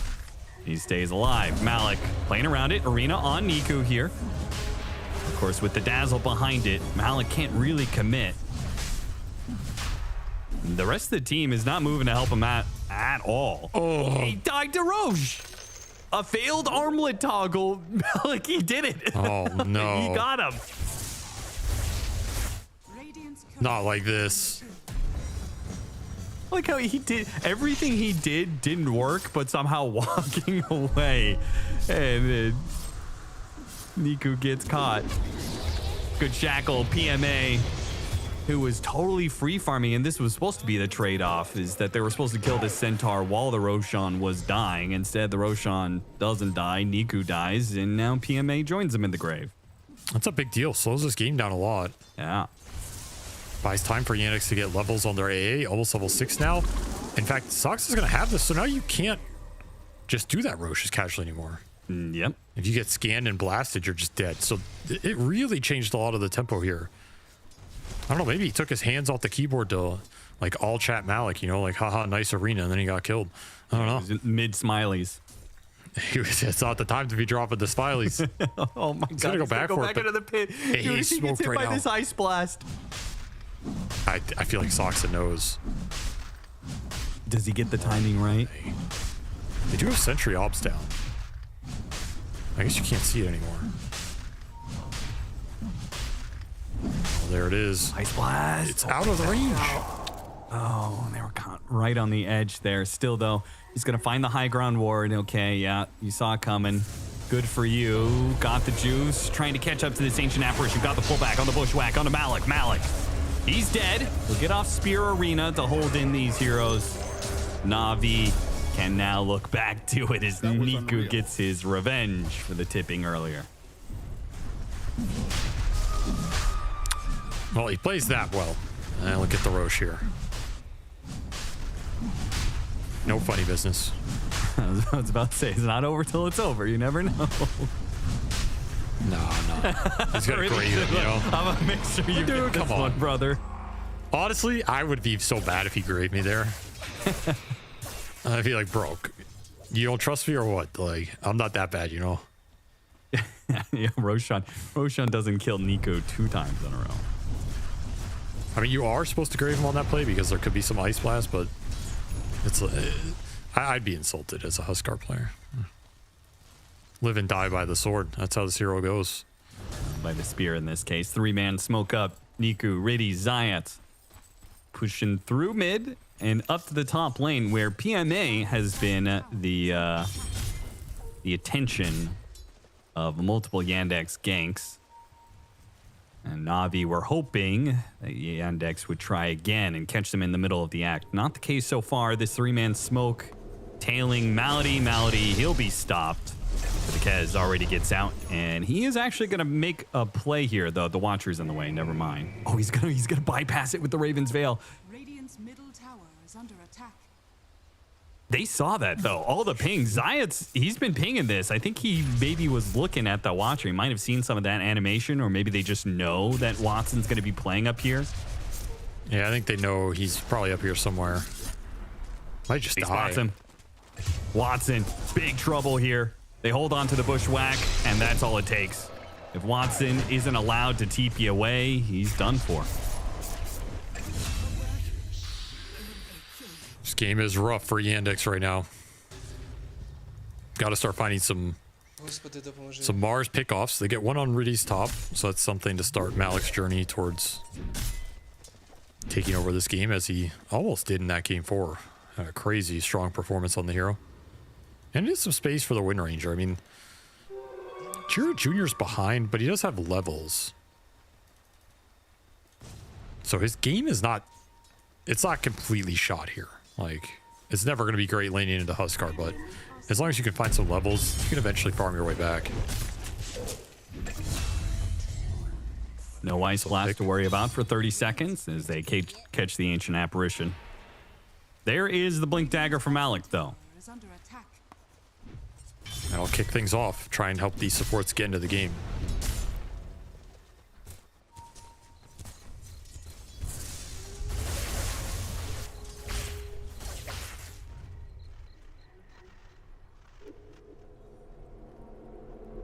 All eyes on this Mars.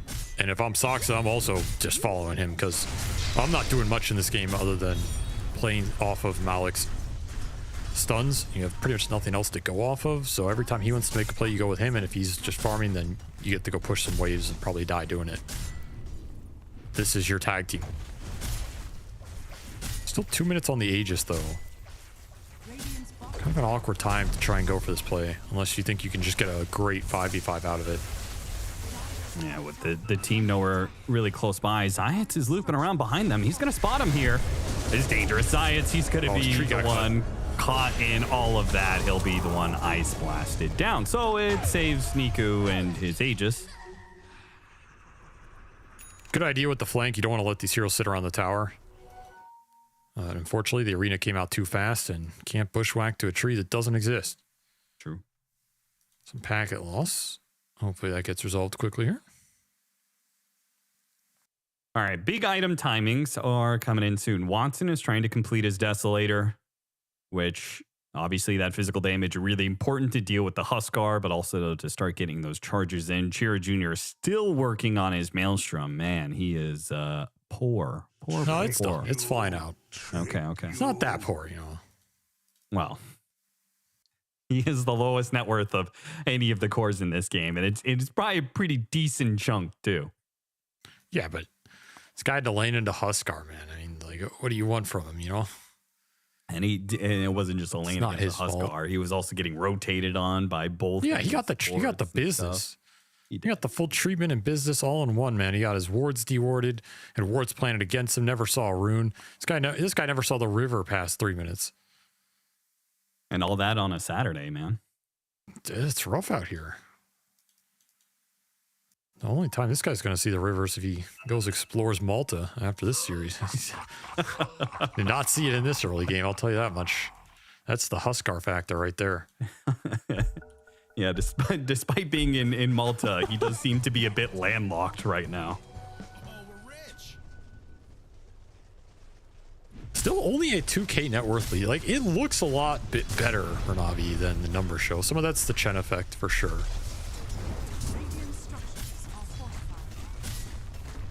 But you just don't want to throw away some of this lead around towers. Like, we saw Navi do that last game, right? They pulled the win out in that game, but that game got murky.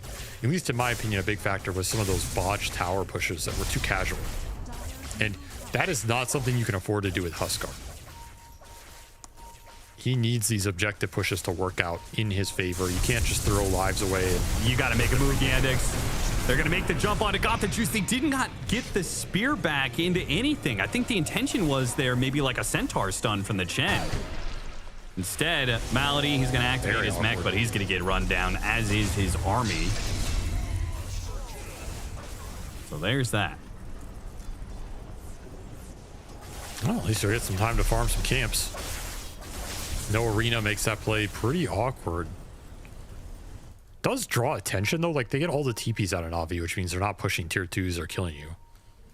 Yeah, as long as Watson doesn't get caught here, which Watson, thanks to his high ground ward, circles around Zayat out of sight and can maintain his position on the enemy side of the map, which is great for him. There's neutral creeps to farm here, but also can cut some waves when he sees the opportunity. Pull Navi back again. It's a good spot to be in when you're in this kind of game.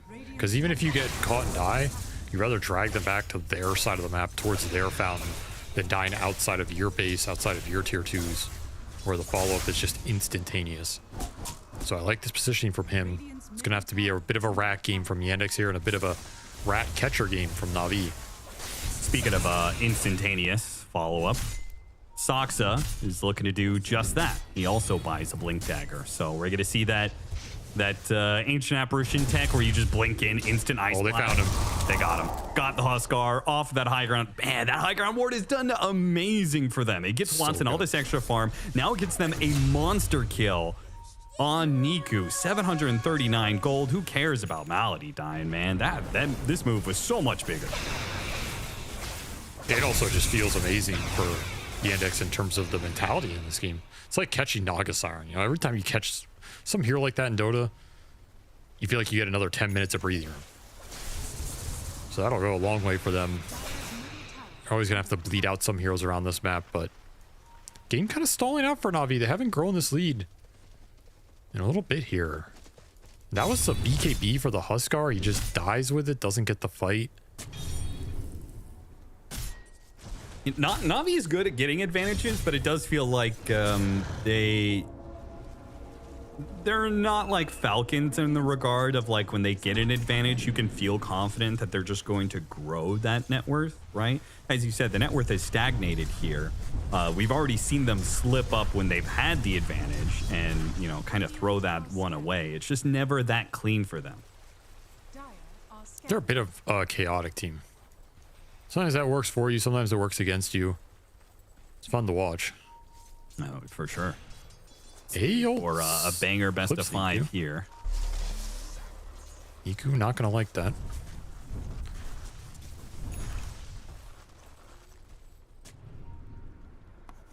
What does Soxa do with all his gold? He's looking at a hand of Midas. I was gonna say he got so much gold earlier.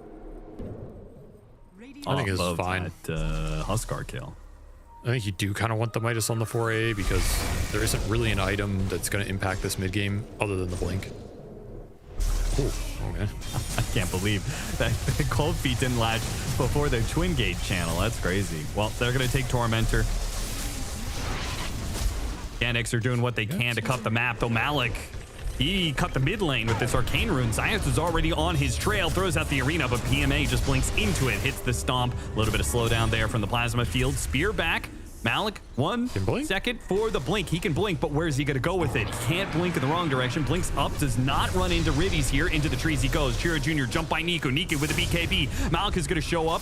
God's Rebuke trying to push back this Huskar, but it means he gets pulled into by the Bushwhack. Malik playing Sacrificial. Go to the Ice Blast. Hits it onto Nico. Nico, he's going to tick out here. Big hit from Soxa. Blink in, Ice Blast finds its mark. Now Chiro Jr. Desperate TP away. No blink up, but the Bushwhack go away. Excuse me, Mr. Gabe Newell at valvesoftware.com. Hello. How does that not land? Thrown that just half an inch too far. Because no, I refuse to believe true. that's. I'm telling you, this spell is bugged. I've been saying it for years. That is evidence. We all saw it with our eyes. I swear there's like some Z-axis bug with Bushwhack where it like doesn't register trees if you throw it up or down hills sometimes. But that's a discussion for another day. That's my personal conspiracy theory. Great Ice Blast from AA. Soxa knows his job in this game. Just blink blast this guy. You die, but I die. I don't care. I did my job. That's a salute to the boys right there. And you explained to me how this doesn't land. You're beginning to sound like, what was it? Steph Curry's wife, where it's like, sorry, this is you know, she was talking about conspiracy, basketball being rigged. Sorry, I saw it with my own eyes. It's rigged. I mean, the only thing I can see there is you maybe just missed the hero.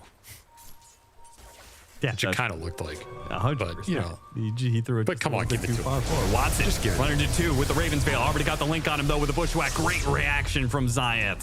They both reacted super fast to that. Watson trying too hard to get stuff done. Nice little pickup there. No Deso charges for this little chicken. Still looking for his first impact in this one. And Navi, as we felt it was stalling out, suddenly they're making some plays, and it's not the Huskar. It's just good old-fashioned Centaur Dota. Well, it is time for another Roshan. There is currently a Croaker in the pit, hanging out. This is a tougher Roshan to just freely get. Yeah, and almost no matter what kind of pickoffs they get, unless it's the Ancient Apparition. You're always going to be worried for sure. Oh, Nico TP's down to this tier 2 area, but Sox is entirely alone. He's got no other help. He's just waiting for that Roche call, you know? He's just plotting, biding his time.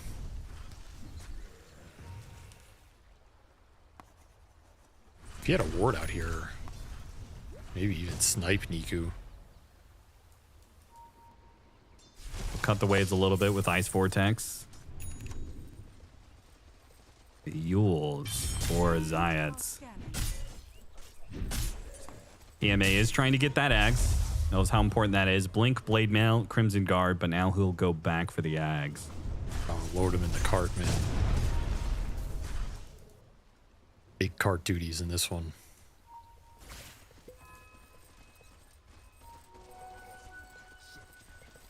You're going to smoke the Centaur again. Really looking for some sort of pickoff play to open up the Roche. Yandex just not giving much up here. Maybe you find Malik. Malik has already blinked backwards. He could BKB, and he does so. PMA doesn't even pop the hoof stomp. He fakes it out. It's another gank survived. Again, the gold never is going to go up for Navi here if they don't find pickoffs. So it's time for Yandex to just keep farming.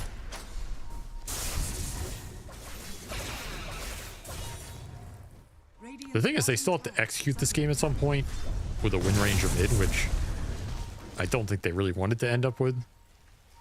It's not one of Chira Jr.'s signature heroes or anything, and this hero is pretty volatile from mid. Like, their lineup, even if we ignore the Huskar being a cheese hero, I'm not sure their lineup is that much fundamentally better just in a straight-up game. So you still have to execute that, even if you get through some of the Huskar cheesiness. You still have to win the game at Dota here. Yeah, but I mean, how much of that is going to be off the back of the Wind Ranger, and how much of that is going to be off the back of the Kez, right? I feel like this is just kind of them buying time, and then Kez is going to do the heavy lifting in, 10, 15 minutes. Can go back to Kez. He has been dominant this series. Yeah, I don't know, man. It feels like Navi have gotten stalled out too much. Force the Roche with everybody but the Huskar. He's gonna join a little later. There's a roar on this one, so see what Soxa does to counterplay this. You don't want to just throw the ult on the pit. It's very likely it gets dodged. So you kind of just have to play patient. Yeah, I mean, if Mal can give him any idea of what's going on, he doesn't have to go for the ranged Ice Blast, right? He's got that Blink Dagger for a reason. He might just blink into the pit if he can get close. He's going to get close, gets a ward down, sees the Plasma Fields coming out of the pit here. Huskar. Spots the Huskar. His smoke got ruined, though. Power shot inside the pit. Roshan's going to be low enough here. Soxa, does he go for it? A little bit too late for the Roshan steal or anything. Does not try the assassination on the Huskar. I'm surprised they got out of that without anything happening. Yandex just didn't have the angle with the Mars. I'm kind of okay with that because I feel like they didn't get that much done off of the last Aegis anyway. And if anything, this lineup from Yandex is only going to get better and better at ratting out the game. I don't know. This Razor is getting big, dude. He's far. I don't know how he's so far ahead. He is kind of wild. Huge.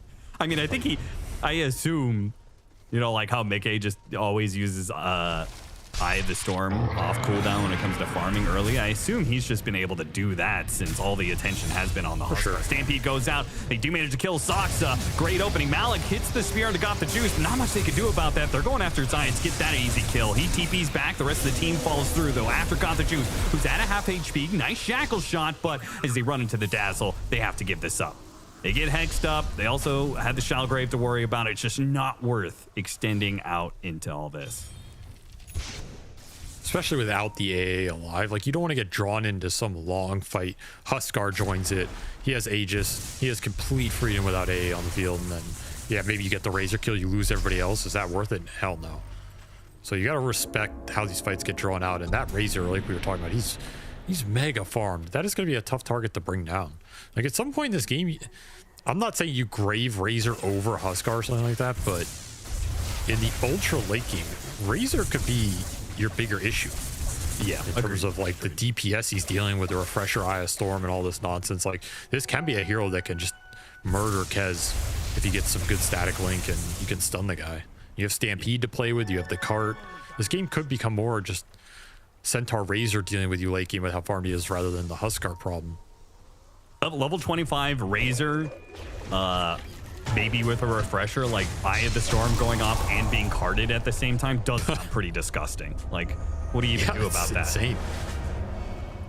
Let's see Niku just hurl his Aegis into Soxa's face. Yeah, why not? The ultimate blood grenade of Dota 2. Even worse, his Hand of Midas is about to come off cooldown. 2 charges. No. Oh no, lost efficiency. Man, Soxa was so far ahead too. He was looking, like he's still looking at a Refresher. It's so funny because like, what do you do as an Ancient Apparition against Huskar? Your entire game is about hitting the Ice Blast. So the item pickups are actually kind of weird. Got to prioritize making Ice Blast as strong as possible, which is getting to that Talon, getting a Refresher, getting Gleipnir. Yeah, how good is Gleipnir? Spell Amp buff it, but the Spell Amp buff isn't that relevant against him. Yeah. I mean, Gleipnir's, it's good on this hero. I don't think it's that good because you want this Blink build, but it can be just good in general. Like, it's strong on the hero. Expensive, though. Very expensive. The Shard is also pretty good, I think.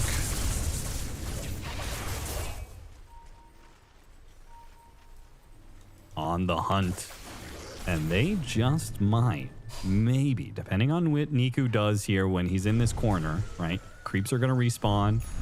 He's going to start working his way back down the line again. If he were to go up, he'd run into the high ground ward and certainly die. If he runs right, there's a chance he still gets sandwiched. Oh, he's going to go up. Oh, a blink backwards. Oh, he spotted him. He spotted the Ancient Apparition blink. They definitely want to camp this ward, though. Oh, he's throwing blast top for the Tormentor. He'll catch them midway through this Tormentor attempt. They get... They just don't care. Yeah, they don't give a shit. Jesus. Okay. Took no damage. Yeah, Crimson Centaur is pretty freaking strong. Dude, I don't know. My gut just says this whole game is like some giant debate. Like everybody's mind is just on this Huskar. Like, oh, can we hunt this Huskar? Can we Ice Blast him? Can we kill him? I'm just looking at this Razor Centaur. And I feel like this Razor Centaur are about to just carry this game. Like, load this jacked up Razor in the cart and let him go to town. I almost don't even care about Niku anymore. Like, you're just distraction. They're gonna have to like jump and stun you and throw all this shit on you, and Razor's just gonna clean house. I'm not going to disagree, but Razor is also susceptible to Ice Blast. But you can only Ice especially Blast he's one. going Satanic build. Well, that's what I'm saying. If you have to Ice Blast Razor, I mean, isn't that's a free Huskar game? I don't know if it is a free Huskar game. I think if they actually focus the Razor with the Ice Blast, I don't think the Huskar can just auto win the fight against this Kez. That's why I feel like because there are two different answers to the Huskar in my mind in this game. Like, you can start rethinking what you want to do as Yandex.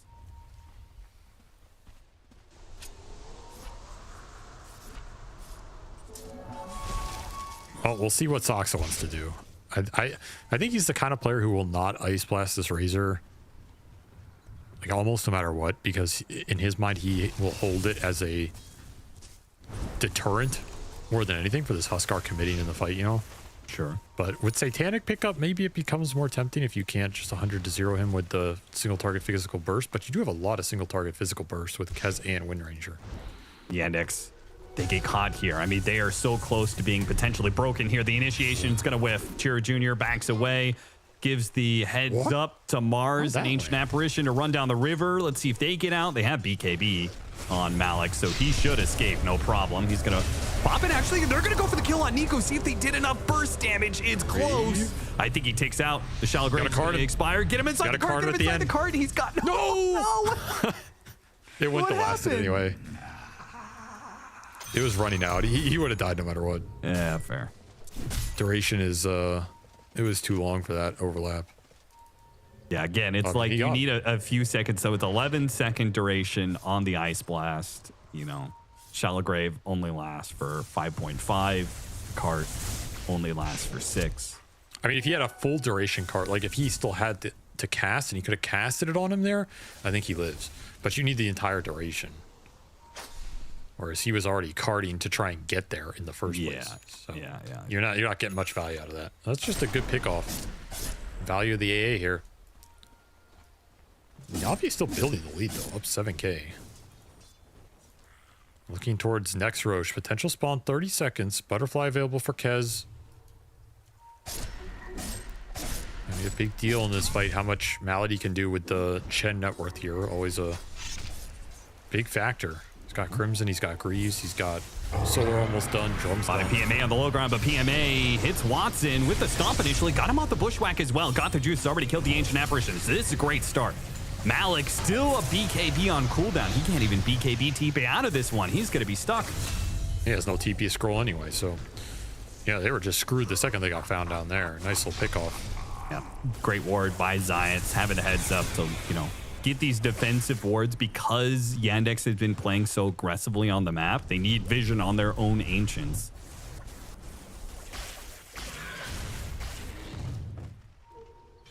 Radiant's top tower is under attack.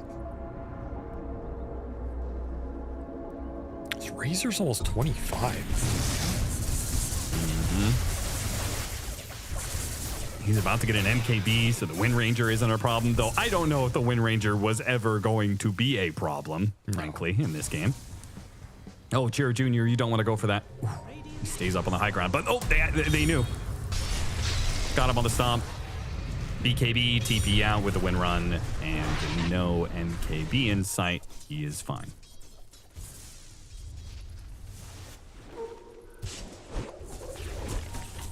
Is Kez online yet? Butterfly done for the Kez with level 20. I mean, he's online, that's for sure. But he will not last. I'll put it this way. He cannot kill all of them on his own and survive. No. No. So it has to be a team effort. Like, he cannot kill the Huskar and the Razor before his BKB runs out and he gets shredded by one or the other. So you have to kind of make it a two-pronged attack. And there's Grave and there's Cart to deal with. But I don't think you want to give up this next Roche if you're Yandex. I think this has to be a fight from your squad.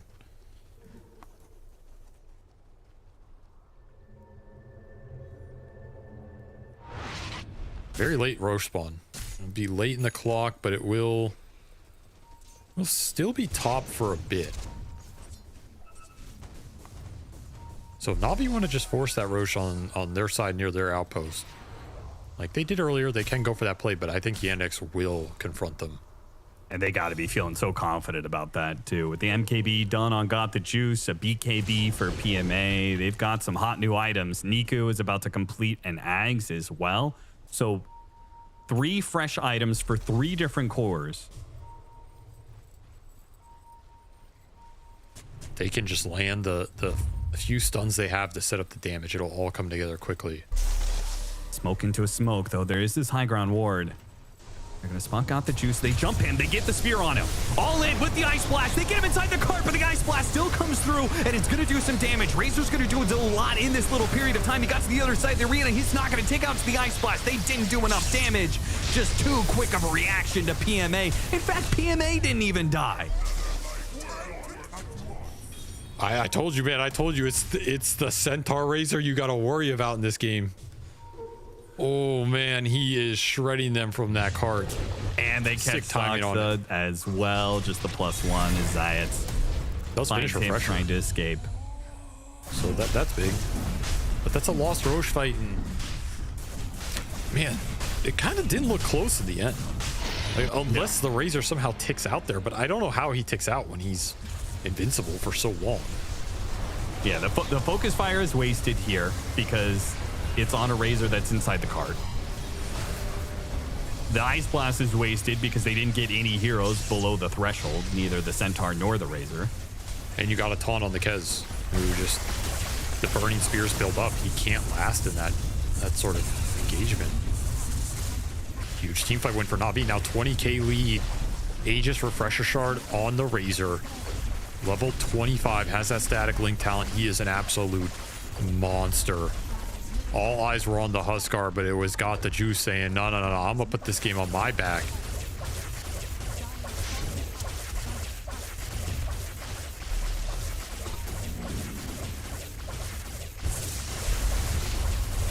Four minutes of Aegis time. 1 lane of Barracks already dead. Good spear back. Another Ice Blast attempted. This time, a Yules to stop the Centaur. Beautiful play from Malik. That's going to ensure the Razor dies here once. Malik another Ice Blast. Take up as much as he can. Another Ice Blast comes through. Does hit Nico. Nico's low. Chira Jr. trying to chase after him. A Yules counter, though. Chira Jr. couldn't get quite enough damage. Nico, it looks like, yes, he will survive throughout the Ice Blast. And now he comes back in with the taunt and blow up Chira Jr. and Got the Juice just living inside their base, destroying the back-to-back team fights for NAVI, and that should do it. Is that it? That is gotta be it. 3 heroes dead, 3 cores dead with no buyback. I mean, they're at least going to get megas, probably a lot of damage on tier 4s. Dick has got silenced for so long. The Razor just shredded him. He had a Refresher Shard coming out of that Aegis. Just does so much damage, melts your armor so fast. 50 seconds left. Yeah, this one's done, man. They're just gonna go for it. I mean, at best, you're gonna have one last defense with the Mars hitting an arena spear with an Ice Blast. You're just too far behind. It's like one of those things, even if you land the blast on the Huskar, you kill him. Can you win the fight? I don't think you can anymore.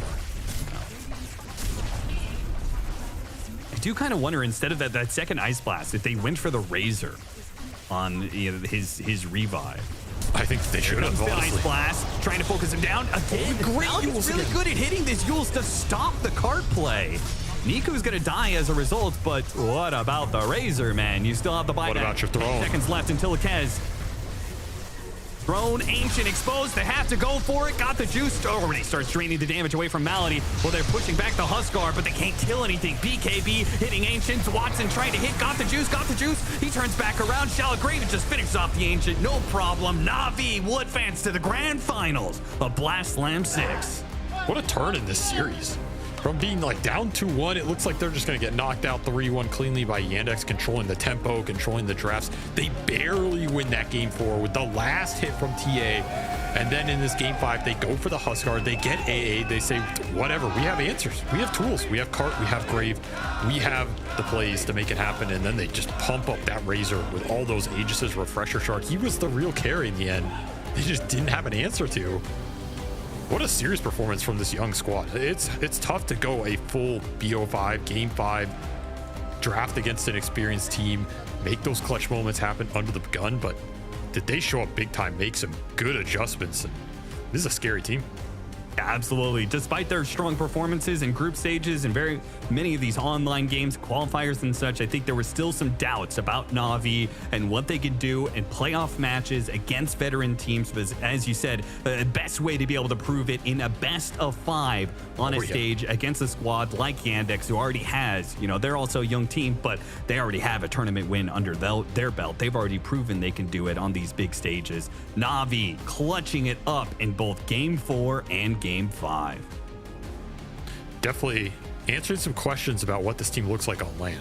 Because to me, that's one of the biggest questions. Like, okay, you go deep in LAN, we know what you can do online, but can you hold the same level of quality gameplay? Can you make the LAN adjustments that make the difference? And boy, did they show up today. Props to them, and props to Yandex for playing with a stand. Not easy. Yeah, absolutely. Yandex, they put on a great performance in order to get here in the first place, but Navi will advance the grand finals. Our grand finals are set. Liquid versus Navi. You'll probably get some words from Navi soon. I'm going to get words from Navi right now. Young man, congratulations, first of all. I think the crowd here have been giving you guys a great deal of support. How does it feel to have your first winner interview? Very nice. First time in my life, but feels so good.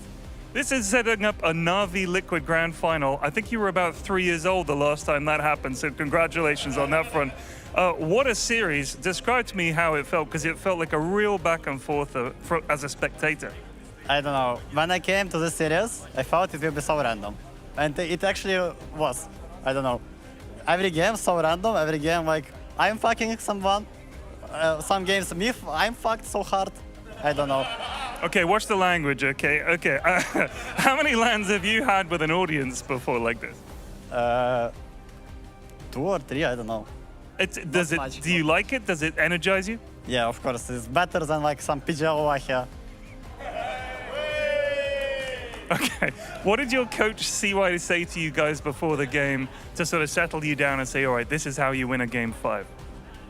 I don't know. I'm so glad to ask CY. He's so good, man. I don't know. He taught so much stuff about how winning. I don't know. Like, this winning is only because of CY. Well, no, I don't think it's just because of that. He would say it's down to you guys. But so the final tomorrow, you're looking forward to it. What do you expect from Team Liquid? To be honest, I'm the biggest fan of Nisha, but be ready. I will come to you. Okay. And do you have any words for the fans here who've been supporting you guys throughout the tournament? Yeah, thanks, guys. You're not sleeping. You're waiting, watching our games. Sometimes stressful, sometimes funny, but we are here in finals. Nico, you're a natural at this. We look forward to seeing you guys play tomorrow. Congratulations on the win. Over to the panel. Yeah, big cheers for Navi and Niku.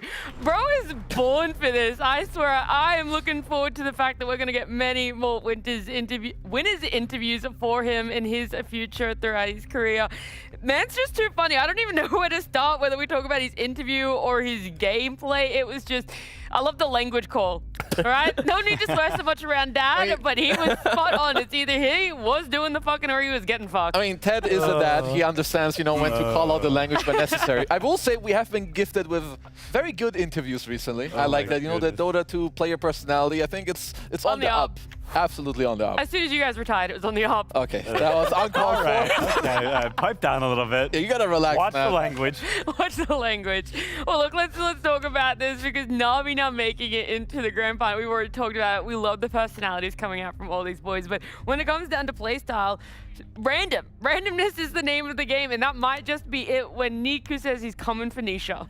Yeah, I mean, I think what Ted said, or what Nico said is spot on. It is gracious. It's incredibly random. It's a mess. Yeah, it's only like 60 years between them. Yeah, it's the same thing basically. I think they are incredibly random, whether it be play style, drafts, anything, and I think it's incredibly fun to watch. Now, if I was a fan of them, I think my heart would be my heart is exploding out of my chest. But I think it is super exciting. I think they're a blast, and I'm really excited to watch them play at a blast tomorrow in the finals. I think it's well deserved, and I think it will make for a very entertaining series, regardless of how it goes. I mean, it's also just for the fact, right? Like this type of team, they've always been like the 5th, 6th team. They haven't really broke into a 3rd place, get to the final day. Like that is a thing that this roster has never really experienced at a tier 1 event. And now, guess what? They're in a grand final. So I think I loved the games today. Of course, you have to think in the back of your mind, Liquid a bit more polished than Yandex. That's going to be a very scary beast, but that's not for tonight. Let's live in the moment. NAVI, they are getting to a grand finals. This roster, it is so just cool conceptually. They're a junior team from NAVI that has been promoted, that has gone the long way. This is not a team that's been built by veterans and big names. It is a, let's find the young players from Ukraine, put them together, teach them how to play Dota within the NAVI infrastructure, and slowly build them up to where they are today. So I think this is like what you want to see in Dota. It's just going to be a banger series tomorrow. I think like having this, the young team with the young players like win some of these like important games, and like you said, chaotic games. It's a BO5. 5th game, you pop off with a Huskar, even though you're playing into the AA, your teammates are doing what they need to do to also like help you through the game. It's good stuff. I love it. Yeah, we thought maybe a little oopsie overseeing the AA ban, but it feels like it played perfectly into their hand, and it was actually more of a bit of an oopsie from Yandex to fall into that, to feel like you have to pick up the AA now, the #1 Canada or Huskar. Simply put, sorry, Quinn, game-winning dazzle. No, go ahead, brother. Game-winning dazzle pick before we get carried away. It was the dazzle that set the motion. They panicked. They picked the Kez. They picked the Wind Ranger. Then they get bap, Huskard in their face, Then you're suddenly picking Ancient Apparition. Saxo, why are you playing AA boss? You're like the map playing hero. Why are you playing a weak laner? Like, it happens. Dazzle, all did it. Dazzle alone 1v5. Yeah, Dazzle was the go, and I don't think there were no heroes. I didn't see anyone. No. I vaguely remember the Huskar, but that was himself. That's all right. the time. He killed all of them. This guy's good. For legal reasons, I'm talking about the draft win, not the game, which you obviously watched, because from the game it's quite different to draft. Anyway, back to you, Nip. Back to you, Quinn. Talking about the Huskar. No, I mean, I think... and how you play against an AA if anyone wants to replicate it in their pubs. I think really you need to win your lane, do all these good early moves, which Niku did. I think that was honestly the biggest part of the game, because once AA gets to this Blink Dagger, you kind of just have to go AFK farm. I think he bought all the right items. He knows this matchup. He knows the fact that you kind of just can't play while AA ult is up. So you need to go farm for a long, long time until you're really, really farmed. Then you can play a little bit more.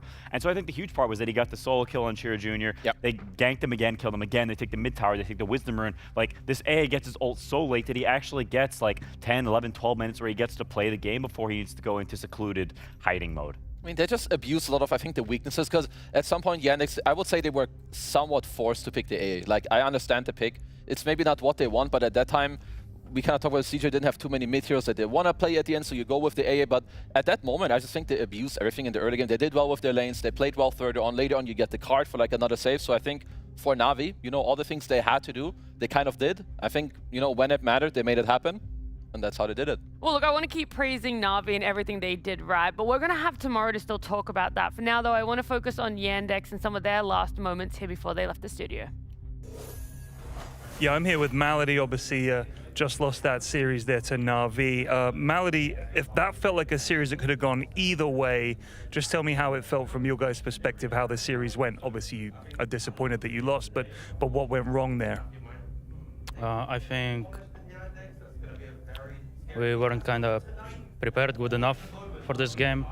They surprised us a lot with this Underlord Ursa exchanges with the Warlock, and they just have too much heroes which we cannot deal with. And the last game we should have banned Huskar second phase instead of the Tiny. So I think, yeah, this series could go both ways. Today they're stronger than us. Fair play. Was this matchup then, do you think it was all about draft? Because it felt like you guys were both so evenly matched. Do you think it just came down to the drafting in the end, or was there some execution problems there as well? I think game number 4 was definitely the execution problem, but the game number 5, yes, it was the draft problem. I kind of felt like the AA was an answer to Huskar, but they found a way around it. What were you hoping would happen with the AA, that the Huskar would just, you'd be able to take him out of the game? It didn't really work out. What went wrong there? Because it felt like for a while you might have had it. I think we were thinking that we're just gonna farm and AA will eventually have his Blink Dagger and Huskar's gonna die inside of arena, but eventually they have the Centaur with Aghanims who can save him. And yep, maybe we should have banned the Centaur, but it is what it is. It is what it is. You are obviously playing with a stand-in at this tournament. You've made it to the semi-final. I know you're disappointed, but you must be proud of the fact you made it this far with a stand-in. Okay. All right. Do you have any words for the Yandex fans who've been supporting you guys and cheering for you? There have been plenty here in the arena as well. I think it's not our last tournament after all. In 3 days we're gonna have the Dream League. After Dream League we're gonna have the PGL. After PGL we're gonna have the Birmingham. So keep believing in us. Yeah, and thank you for your support. Yeah, look, all super valid things from Malady there. I know it was an absolute roller coaster of emotions that have just come off the back of an incredibly close best of 5 where you sit there and you think, we should have banned the Huskar. We should have banned the Centaur. In fact, we should have won game number 4. A lot of these were should-haves, but it did end up going the way of Navi. And so Yandex, they have to look towards those upcoming tournaments for themselves that they mentioned that'll be playing over what is going to be back-to-back, because the Dota calendar year is absolutely full of amazing matchups. And most importantly, the one that's happening tomorrow, Liquid and Navi Grand Finals. It's a banger. It's hype. It's very hype. I think Liquid, the favorites here, I think it's a well-deserved slot from them. I think they have looked dominant. They thrashed OG today. The game 3 ended up being close, but the series overall was not. So fast. And so I think Navi, they need to clean it up a little bit. They are sort of characterized by the chaos, but if you make the number of mistakes you made today against Liquid, they will trounce you. And so I think Navi, you gotta bring your A+ game. A flat might not be good enough. Yeah, you need a double plus game tomorrow. You know, the chaos, maybe that's good enough to beat Liquid, because Liquid, they're gonna play fast. If you're not ready, they're gonna whack you out of the game. And we all know how Dota works. It's only one winner. Doesn't matter how well you play, even in this game, you know. You talk about it, it's unfortunate we lose, but Dota, at the end of the day, if you compete, most of the days are gonna suck. Because there's only one team that wins the tournament. You're gonna go to bed a lot of the time, we're losing, we need to do this better, but it just depends on the next day. Win the next time, that's how you're gonna be happy, isn't that right, team? Yeah, and luckily I have nothing to say because all I want to do is go to bed and think about this beautiful Grand Finals tomorrow.